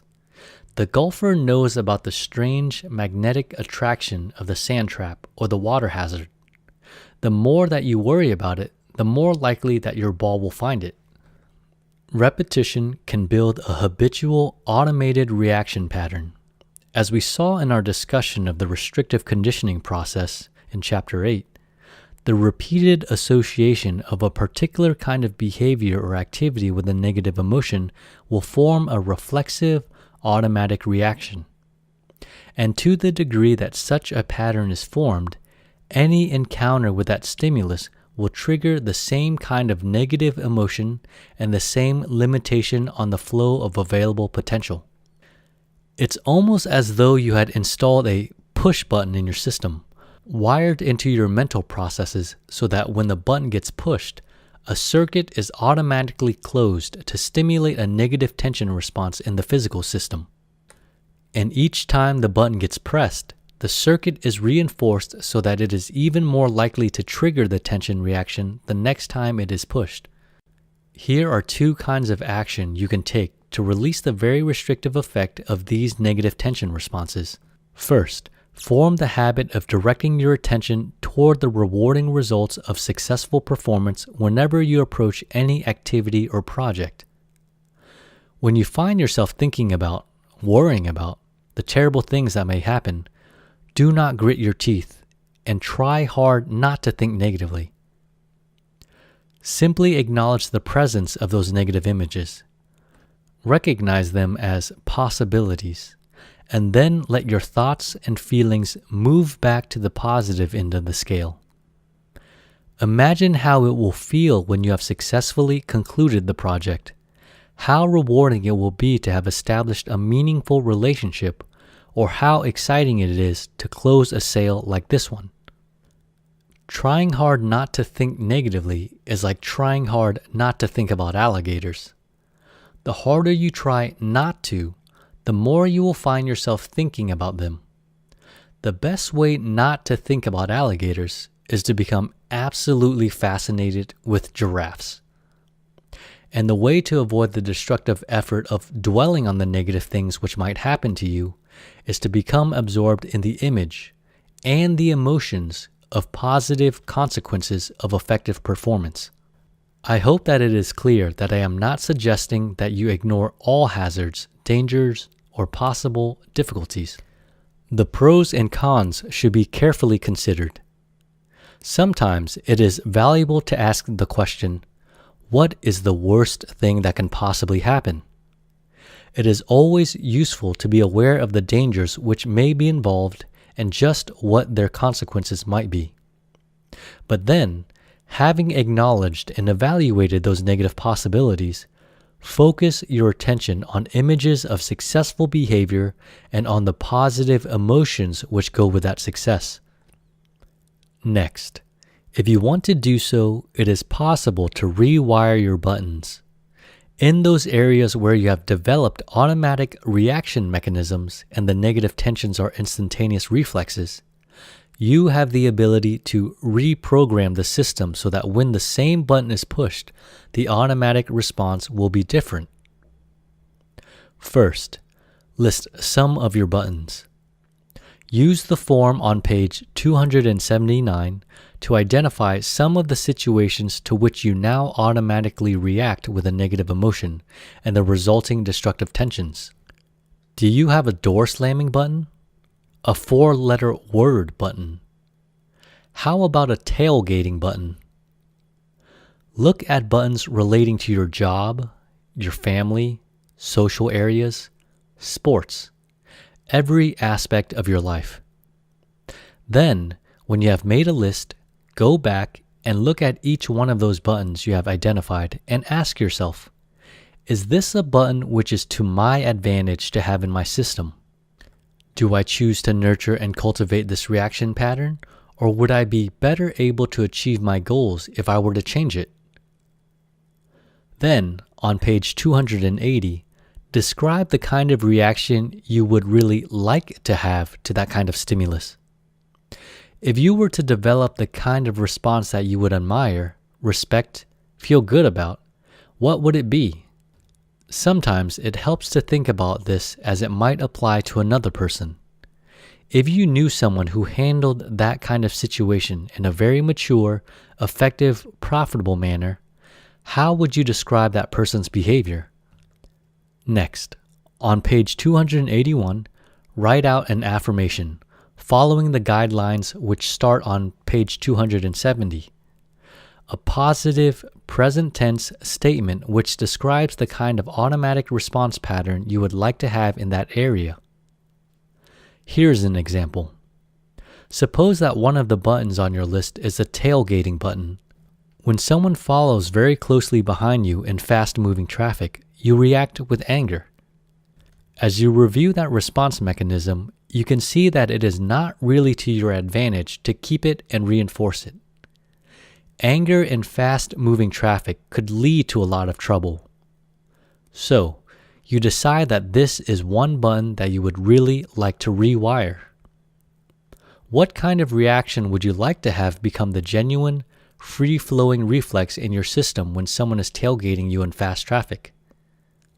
Perhaps a calm, relaxed inclination to move over to the next lane and let the other driver pass you.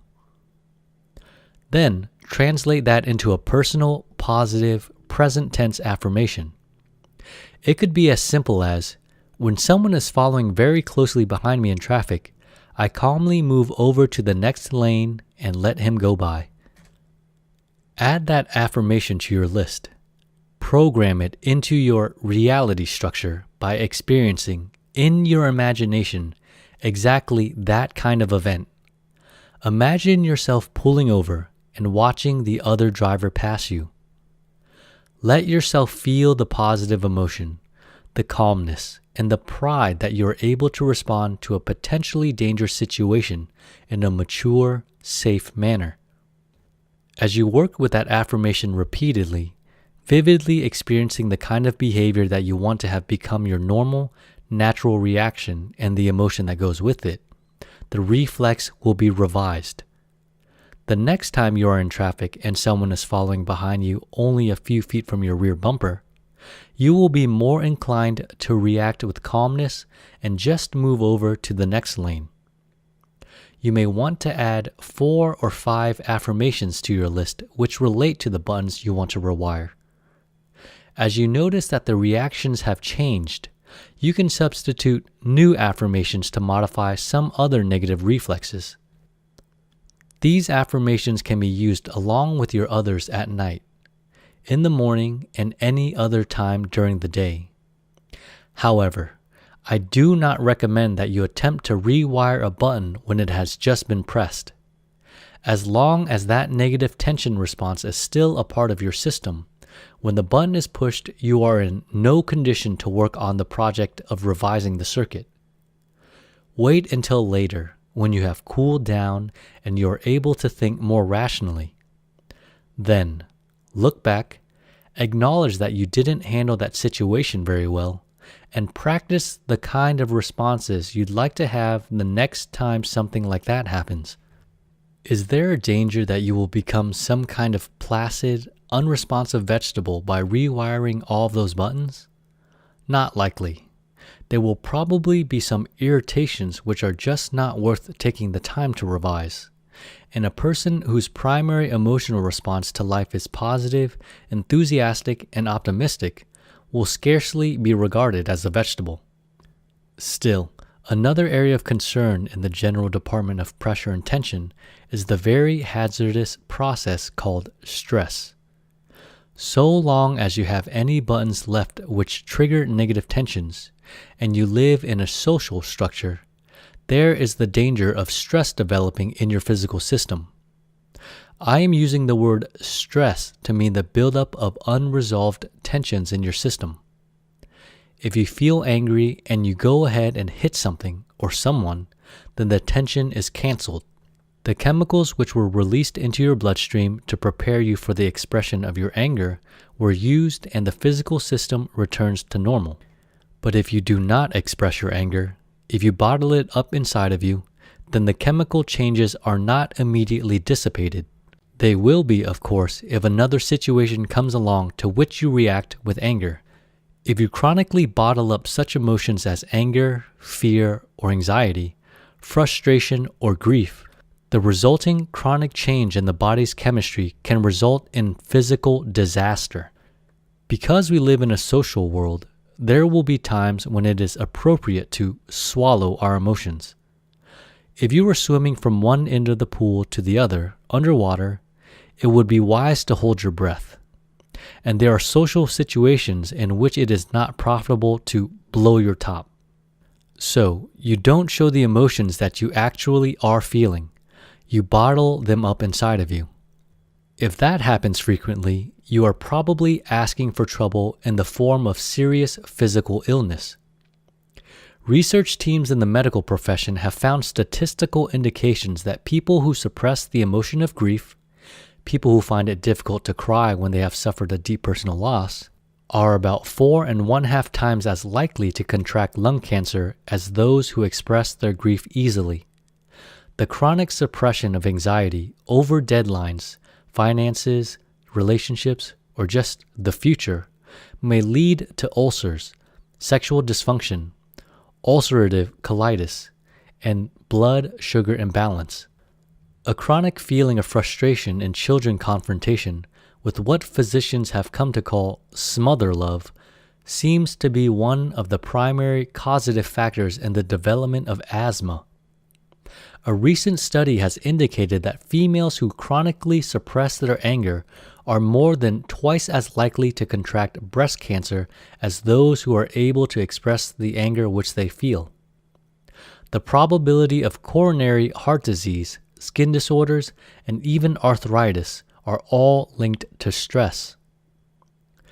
Your resistance to infectious or contagious illnesses also seems to be largely a function of your stress level. You are more likely to catch a cold, the flu, or the measles when you are under stress than when you are not. If you are interested in more detailed information about the relationship between stress and your physical health, you will find several excellent books dealing with that subject listed in the bibliography at the end of this book.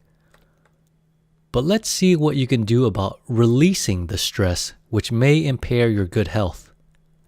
Many years ago, Dr. Hans Selye suggested a simple method which we have been teaching in our PACE seminars with excellent results since 1961.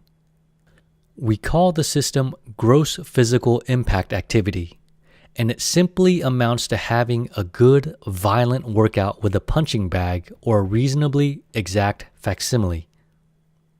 If you have access to a gymnasium or a health club, make use of the training bag for stress release. The training bag is the large cylindrical one, about 16 inches in diameter, 4 feet tall, hanging from a chain. If you do not have access to a place where there is a bag like this, you might want to get one of your own and hang it in the garage or the family room. I can promise you that if it is there, people are going to use it, and the cost will be returned in reduced medical bills. Look in your telephone directory under gymnasium equipment. Many of the companies with which we work have installed punching bags in the manufacturing area and have found that relationships improved and time off the job because of illness diminished. If there's no punching bag available, try pounding on a piece of wood or a log with a hammer, or beat the dust out of some throw rugs. Every time you change the sheets, hit the mattress 15 or 20 times, and do that with each bed, because the more beds you have, the more stress you are likely to be experiencing. Any kind of gross physical impact activity will serve to release the stress, restore the normal chemical balance in your system. Skillful activity does not seem to be as effective. Playing golf does involve impact, but there's the danger that the golf game may create more stress than it is releasing. Handball or racquetball are excellent, particularly if you can go on the court by yourself and practice. Of course, many forms of exercise, running, swimming, calisthenics, are beneficial to your system in building your heart and keeping your body in condition. For releasing stress, however, the exercise should involve impact and should not require skill. Gross physical impact activity. There are 2 applications of the stress-reducing method. As a preventative device, have some gross physical impact activity at regular intervals, once each week or even more frequently than that, depending upon how much stress you are likely to build up in your system. The second application is when you feel the stress building up. When you have felt a lot of pressure from your job, when things aren't going as smoothly as you would like around the house, or when there has been a major change in your life, will probably be appropriate times. If you will be alert for them, your body will give you signals that the stress is developing in your system. I cannot tell you exactly what they will be because each person has a different pattern. When you notice something different happening like a skin rash, headache, a muscular twitch, at least look at the possibility that it may be an indication that your stress level is reaching the danger point. Try some gross physical impact activity and see what happens. Of course, it may be that you just need a good night's sleep or that your nutritional intake has been inadequate. But if it is due to a stress buildup, then having a good workout with a punching bag will help to release it. There is one other area that is related to this whole department of tensions and stress which I would like to explore with you: headaches. Since the American population spends hundreds of millions of dollars each year on various headache remedies, most of which are the results of tensions which stem from a particular kind of emotional conflict, you may find value in a very simple technique which will eliminate most headaches and other functional tension pain quickly and easily. I call this process manipulating the conflict, and it is very easily applied, completely portable, healthier for your system than chemical pain relievers, and usually works faster than they do. If it doesn't work, then take an aspirin or consult your physician. We have been teaching this method in our PACE seminars for many years and have not only found it to be extremely effective, but we have also noticed that as people who have had frequent headaches use this, a few times they often stop having the headaches altogether. I believe that this stems from an understanding of the basic principles which underlies the process. As you become better acquainted with the type of conflict which causes such tensions to develop, it is possible to free yourself of the conflicts and thus eliminate the tensions. There are 3 simple steps to this technique. First, get acquainted with the tension. Second, test 3 images to see which will cause an increase and which will cause a diminishing of the tension. Finally, use those images to increase and diminish the tension until it is eliminated. To get acquainted with the tension means just sit quietly in a fairly comfortable position. Close your eyes and carefully examine the tension. Describe it to yourself in as much detail as you can. Where is it located? Is it well defined or fuzzy around the edges? Is it steady or does it pulsate?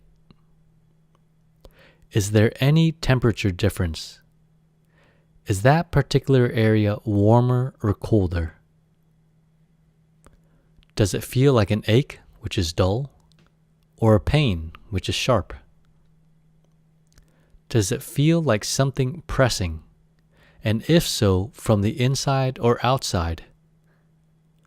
Or does it feel like a violin string that is being pulled tight? As you look at it, is it moving around at all or changing in any way? Or is it steady? If the tension is painful in more than one area, which is the most intense? Move to another area. Changed shape or changed in any other way? Just note the change, if any, and then go on to the next image. Now put yourself into 3 different kinds of situations in your imagination, and notice whether the tension changes in any way with each of them. There's no way to predict what change will happen, or even if there will be any change, so do not try to anticipate, just observe. The first image is one of being in a situation where you are doing something unpleasant, distasteful, that you really do not enjoy, but you have put it off as long as you can, and now you are doing it. It can be something like cleaning out the garage, firing an employee, working on your income tax, anything that you regard as unpleasant.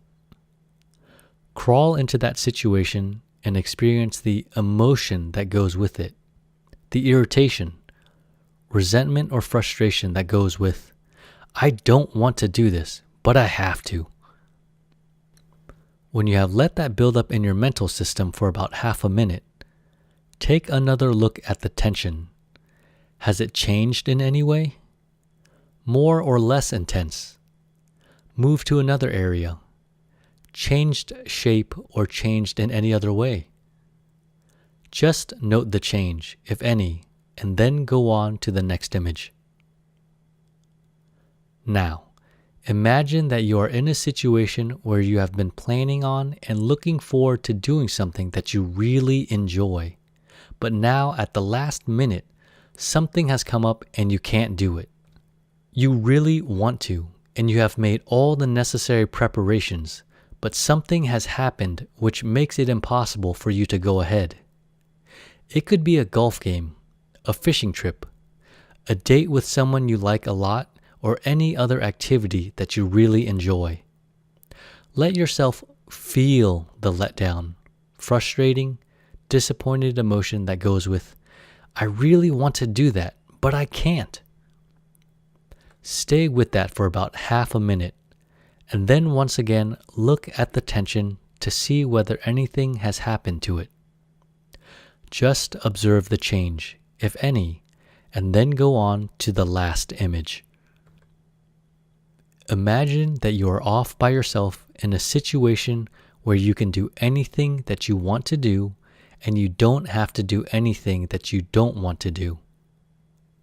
You're able to call the shots just the way you want to, completely free to do whatever you want. You can walk in the woods, lie in the shade of a big tree by a stream on a warm summer day, stroll along the beach, listen to your favorite music, whatever you want to do. Let yourself get into that situation in your imagination and feel the emotion that goes with it. I am completely free to be myself, to do what I want to do. There's no one to tell me what to do or what not to do. Free. Now, again check the tension to see whether there is any change. Nearly always one of the images will cause a noticeable increase in the tension, and one will cause it to diminish. If that is the case, then simply alternate between those two images, going back and forth with the emotions that go with them. Each time that you go from one to the other, the tension will increase a little less, diminish a little more, and after a few of those alterations, you will find that it has completely dissipated, and that neither of the images will bring it back. You may find that only one of the images will cause a change in the tension, and the other two do not affect it at all. In that event, alternate between the one which caused a change in either of the other two. Again, go back and forth until the tension is eliminated. If none of the three images causes any change in the tension, you may want to try some gross physical impact activity, and if that doesn't release it, then try an aspirin. If you frequently have headaches which will not yield to this process, I suggest that you discuss them with your doctor. Try to use this technique just as quickly as you possibly can when you first have an inkling that a headache may be developing. You may find, if you catch it soon enough, that just the process of describing the tension, acknowledging it, will release it. The reason that this method works so easily and quickly is directly related to the ideas we explored in Chapter 15. As you are able to accept and feel comfortable about the fact that there are no have-tos or can'ts as you break out of that psychological prison, and recognize that all of your behavior starts with decisions, selections of alternatives, choices, you will find the headaches come less often, and finally, not at all. When you find yourself in a situation in which you feel as though they, or circumstances, are keeping you from doing something that you want to do, or in which you feel as though you are being forced to do something that you don't want to do, that conflict between the pressure of the perceived external coercion and the internal motivation to do it your way may lead to a headache or other painful tension. It may cause you to tighten up some muscles and hold them in a state of suspended tension for a period of time. As the muscles fatigue, the waste acids which are produced by the fatigue cannot be carried off by the bloodstream fast enough. The nerve cells which are embedded in the muscle fiber react to that buildup and send pain signals to the brain. Then there may be a vicious cycle or spasm reaction.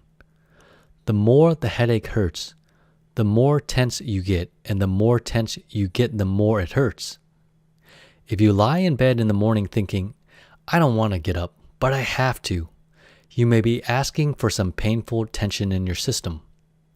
Or it could just as easily be, I want to stay in bed, but I can't. The long-range solution is to really accept the fact that it is your choice. If you do get out of bed, it will be because you have decided that in the long run, that will be more advantageous to you than spending the day in bed. You are, in fact, free to make that judgment and that choice. Sometimes an intense pain can stem from the double bind feeling that you have to do something, but you can't do it. I remember an attorney who attended one of our PACE seminars who was suffering from a recurring headache nearly every day that he went into his office. As we discussed what was happening at the office, the cause of his tension and the resulting pain became evident right away. His secretary had been with him for many years, helped him build his practice, and was a loyal, dedicated employee. Over the past year, though, she had begun to show signs of senility. She misfiled important documents, canceled appointments with important clients, transcribed dictation erroneously, and forgot where she had stored supplies. Without realizing it, the attorney had slipped into a dilemma. I have to let her go because she could have a disastrous effect on my practice, but I can't fire someone who has put in so many years of loyal service. Each day on his way to the office, that pressure would build up in his system, and by the time he got to the office, the pain was unbearable. As soon as he identified the conflict, he took appropriate action, retired his secretary with a nice pension, and replaced her with an efficient, younger person. Presto, no more headaches. It is not necessary for you to know what the specific conflict is which is causing the headache in order for the manipulation of the conflict to be effective. When you feel the tension beginning to develop, simply use this process to release it. It may be that after you have sent it on its way, you will want to ask yourself, what is the conflict I am experiencing which could have caused this tension to get started? When you have identified it, then take it apart and confront the fact that you are in charge. You are going to make a choice selecting the most desirable or least desirable course of action. Remember that responsibility, as defined in chapter 15, and freedom are two sides of the same coin. Now, let's review the 5 key concepts that we have been examining in this chapter. Number 1. Tension in your system, positive or negative, is a do-it-to-yourself project. They do not make you tense. You do. Work on the project of becoming comfortable with that idea.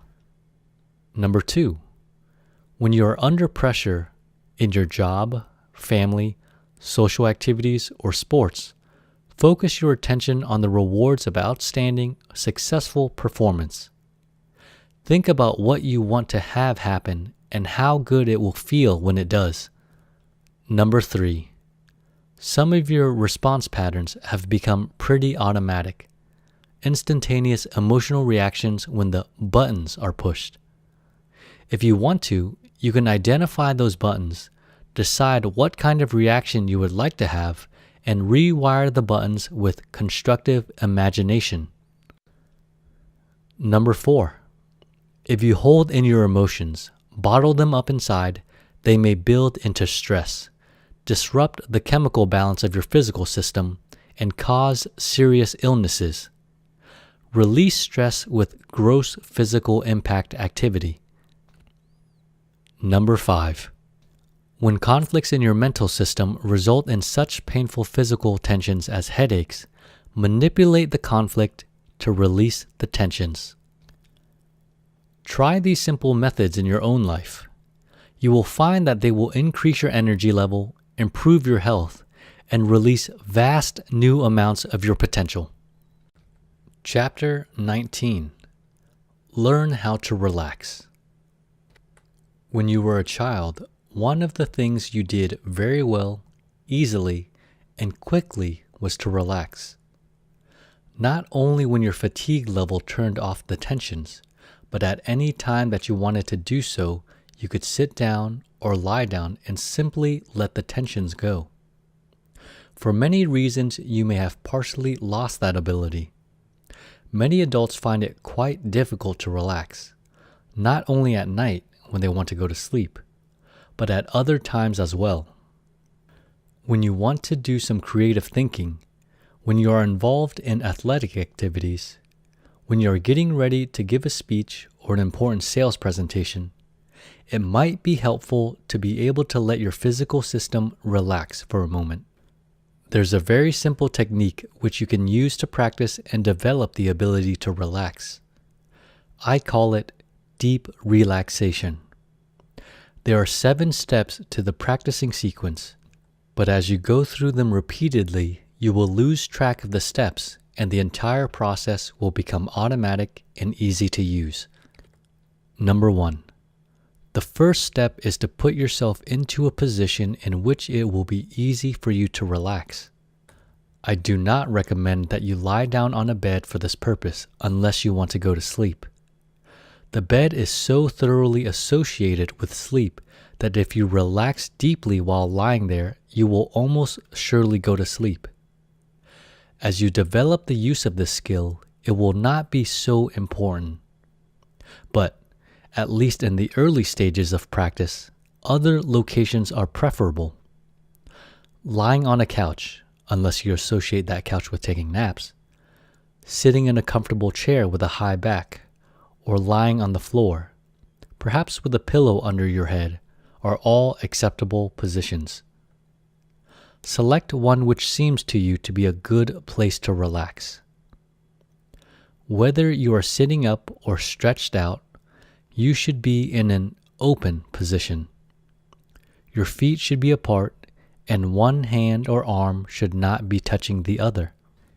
If you are sitting in a chair without a high back to lean your head against, sit so that your head is balanced on your shoulders, with a minimum of muscular effort required to keep it erect. If you are sitting up very straight, there's the possibility that your head will drop forward as you relax. If you are slumped down in the chair, your head may fall backwards. Sit with your head nicely balanced so that you don't need to exert much effort to keep it there. Your eyes should be closed. Number 2. Take a deep breath and hold it for just a few seconds. As you hold your breath, notice the tensions in various parts of your body. Exhale. As you let the air out of your lungs, feel the tensions draining out of your system in much the same way that the tension drains out of a balloon when the air is let out. Then simply breathe normally, deeply. Number 3. Next, dwell on some images of relaxation. Think of yourself as a cloud floating softly in the air, or as a heavy weight sinking into a pile of soft, foamy cushions. Some people find it more comfortable to work with a feeling of lightness. Others find that they relax more easily as they think of themselves becoming very heavy. Try both if you wish and see which one seems easiest for you to use. Tell yourself that you are relaxing now, letting the tensions drain out of your system. As you think about how good it feels to relax, experience the feeling in your imagination as vividly and realistically as you can. Go over your body, letting each part relax easily and smoothly. Your feet and legs, hands and arms. Feel the relaxation spreading into your body. Notice that the muscles in your face are relaxing, easily letting the tensions drift away. Tell yourself that with each breath you take, you are relaxing more and more deeply. After a minute or so of imagery, start a countdown from 1 to 10. With each count, notice that you are relaxing more easily and more deeply. Count slowly and let yourself revel in the good feeling of allowing your tensions to slip away. Do not try hard to ignore distractions or noises that may be going on outside your room. Simply acknowledge them and let yourself become increasingly fascinated with the feeling of relaxation that is spreading throughout your system. Number 4. When you reach the count of 10, think to yourself, I am now in deep relaxation and ready for constructive conditioning. At this point, you can dwell on one of your affirmations, experiencing it vividly in your imagination several times with the positive emotion that you want to associate with that behavioral pattern or attitude. In this state of deep relaxation, your conscious mental processes are turned down, especially the process of evaluation. Thus, your affirmation will have a dramatically powerful impact on your reality structure. You have reached a state in which your central nervous system is operating in a slower, more regular cycle. Your subconscious reality storage process is more open and receptive at this time, and you can use the relaxed state very productively to accelerate the changes you want to make in your attitude patterns. Or, if you want to do so, you can use this period of relaxation for some creative thinking. If you have been struggling with a problem, take it with you into this deep relaxation state. Quietly define the situation as you see it and let the solution flow. You may feel a little startled the first time that you use deep relaxation for this purpose, because you will find some exciting and brilliant solutions flowing very quickly. While you are relaxed, the preconceptions which have been blocking your progress can be more easily bypassed, and your creative abilities will become much more apparent. Of course, if you want to use this technique to help you fall asleep, just get into bed and go through the first 3 steps, focusing your attention on how good it feels to be so relaxed. Next thing you know, it will be morning. Number 5. When you have worked with your affirmation for a minute or two, or you have done the creative thinking you set out to accomplish, then think to yourself, each time that I practice deep relaxation, it becomes easier and easier for me. I relax easily and deeply whenever I want to do so. This is, of course, a reinforcing affirmation to help you to develop this technique more quickly. Number 6. Now, count backwards from 10 to 1. With each count, tell yourself that you are becoming more alert, awake, and energetic. Notice that you can feel the energy returning to your physical system as you count back to a wide awake state of mind. Number 7. When you reach the count of 1, stand up, stretch, walk around a little. Notice that you are more alert and energetic than when you started. One of the real benefits of this method is the extra energy it can give you when you're feeling logy or sluggish. Practice deep relaxation at least once a day until you are able to relax easily and quickly under almost any kind of circumstances. At first, it will help to practice alone with a minimum amount of distractions, but you will soon reach a point that noises and activity which once were distracting no longer are disturbing. Learning this method is much like learning the scale on the piano or developing your forehand stroke on the tennis court. With practice, it will become automatic, and when you have learned it, you will find that it is an invaluable skill. Not only will it help you to affect changes in your attitudes and behavior much more quickly than by the use of constructive imagination at night and in the morning, it will help you to create new approaches to puzzling job and family situations. It will give you a simple method with which to counteract any tendency you may have to slow down in the middle of the day. And you will know that at any time, anywhere you are, if you want to do so, you can sit down for a moment and relax the tensions you are feeling in your physical system. If you feel tense when you fly, use deep relaxation as soon as you have fastened your seatbelt. You will find many practical applications for this process in your day-to-day life, not the least of which may be the ability to go to sleep much more easily and quickly than has been possible for you in the past. Practice deep relaxation and let it work for you. One more way to release your brakes. Chapter 20. You are changing the world. In the first chapter of this book, I urged you to adopt a very selfish attitude toward its contents, to search for ideas which might help you to lead a more fulfilling, happier life, and achieve your goals more easily and quickly. I hope that you are doing just that, and that you are already aware of the changes which have come about in your thinking and in your behavior. Now, I would like to pursue that idea of self-interest to one more level. Rational self-interest requires a larger perspective of how you fit into the overall scheme of things.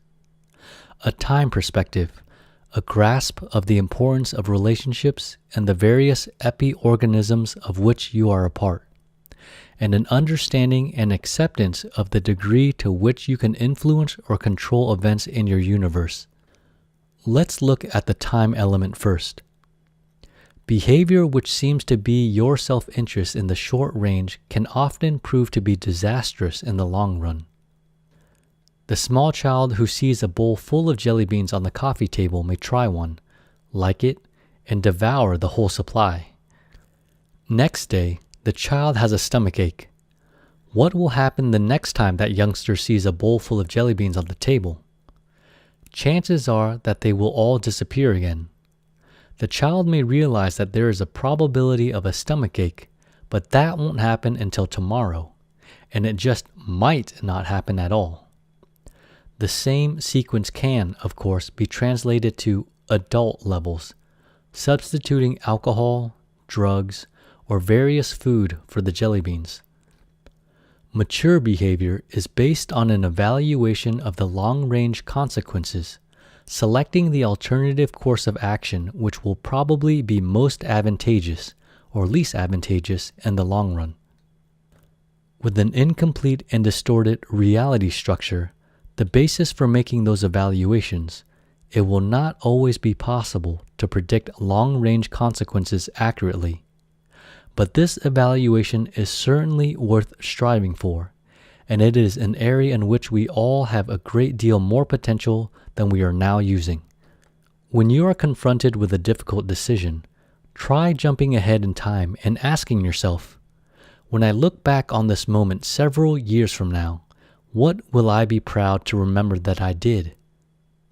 Another aspect of this larger perspective of self-interest is the impact of your decisions and behavior on the people part of your environmental system. There are other individuals who, perhaps without your knowing it, are looking to you for leadership. There are people who admire you, want to be like you. Your children, of course, are in that category. The example you are setting for them will have an effect on their lives and on future generations as well. If it is to your advantage to enhance your environment, part of your whole person system, then it will be to your self-interest to be the kind of person that you want your children or others to become. They will surely follow what you are much more consistently than what you say. Look at the epi-organisms to which you belong. We have seen several types illustrating that groups have personalities which are very much like those of individual people. The attitudes and behavior of each person within the group have an effect upon the personality and the effectiveness of the group. Every thought that each person has influences that person's behavior. The behavior is communicated to the group and contributes to the group's self-image and to its ability to function effectively. It may be easiest to see this process in action within a family group or a small athletic team. The attitudes of each member have a contagious impact on the entire group. Some will have a more powerful effect upon the activity, progress, and achievement of the team or family than others. But each member makes a contribution, positive or negative. The same pattern can be traced in a company, in a club, a community, a church group, an association, trade union, political party, neighborhood, project team, sales organization, or branch of the armed services. We can see the phenomenon in a gang, a lynch mob, or a group of terrorists. Each person in the group makes his or her input. Individual personalities meld with others to become a group personality, but that group personality would not be the same with any one of its members absent. You are a part of many such groups, and whether you try to do so or not, you are making a contribution to the personalities of those groups, to their effectiveness, the degree to which they use their potential, and their impact on the larger group, society. Will it be to your self-interest to make an increasingly positive contribution to those epi-organisms? There is an interesting possibility that you may want to spend a little time thinking about. I believe that the primary purpose of a living creature is to become what it is capable of being, to fulfill its potential. We can see this principle in action with animals at all levels of the evolutionary scale. Particularly, we can see it with human beings, with you and me. People who address themselves to that project, people who focus their attention and thoughts on that primary purpose, seem to be the ones who enjoy the highest level of joy, happiness, and contentment. If that is true, and I believe that all of our experiences tend to support or corroborate that premise, then the same should apply to the group personality, which is so similar to that of an individual. The primary purpose of an athletic team should be to fulfill its potential, to become the best athletic team that it is capable of becoming. Not necessarily the best team in the world, but the best that it is capable of being, which just might also be the best in the world. That objective will be reached most easily if there is an internal consistency, if each player is working to fulfill his or her own personal potential, helping to facilitate the growth of other members of the team, and helping the team to release its brakes too. The purpose of your family is to explore and actualize the unique potential which it possesses. The family can accomplish things which no individual could achieve alone. It can be exciting to get acquainted with the talents and skills which we have as a group, and then work together to develop and use those abilities. The primary purpose of a nation is to become the very best country that it can become, to fulfill or make maximum use of whatever potential it possesses. Not at the expense of other countries, not necessarily becoming the best country in the world, but the best that it can possibly be. Once again, that goal will be achieved far more easily if the individual citizens and groups within that nation are applying themselves to the project of fulfilling their own potentials in a manner consistent with the larger purpose of actualizing the national potential. The same concept can be followed to its larger context, that of the human race as an epi-organism. The primary purpose of humanity is to fulfill its potential, to explore and to utilize the vast store of talent and knowledge which mankind possesses, and our built-in desire or motivation to use that ability productively. Do we, as a species, have potential that we are not tapping? What a question! Talk about driving with the brakes on. If our primary purpose is to become the kind of society that we are capable of being, to release the vast potential of the world's population, then we have a long way to go. But that purpose will be achieved much more quickly as each member of the group, each person on our planet, addresses himself or herself to the project of fulfilling that person's individual potential in a manner that is consistent with the larger purpose of releasing the potential of the human race. If we, as individuals and as groups, will set our goals, make our decisions, take actions, select alternatives in a manner that will not only help us to accomplish our immediate needs and desires, but also contribute to the longer range purpose of fulfilling the potential of humanity, then each person, each group of people will find the path smoother, easier, and far happier. There is no goal in life that you cannot achieve as easily, probably far more easily, within the framework of this concept as you could by working against the stream.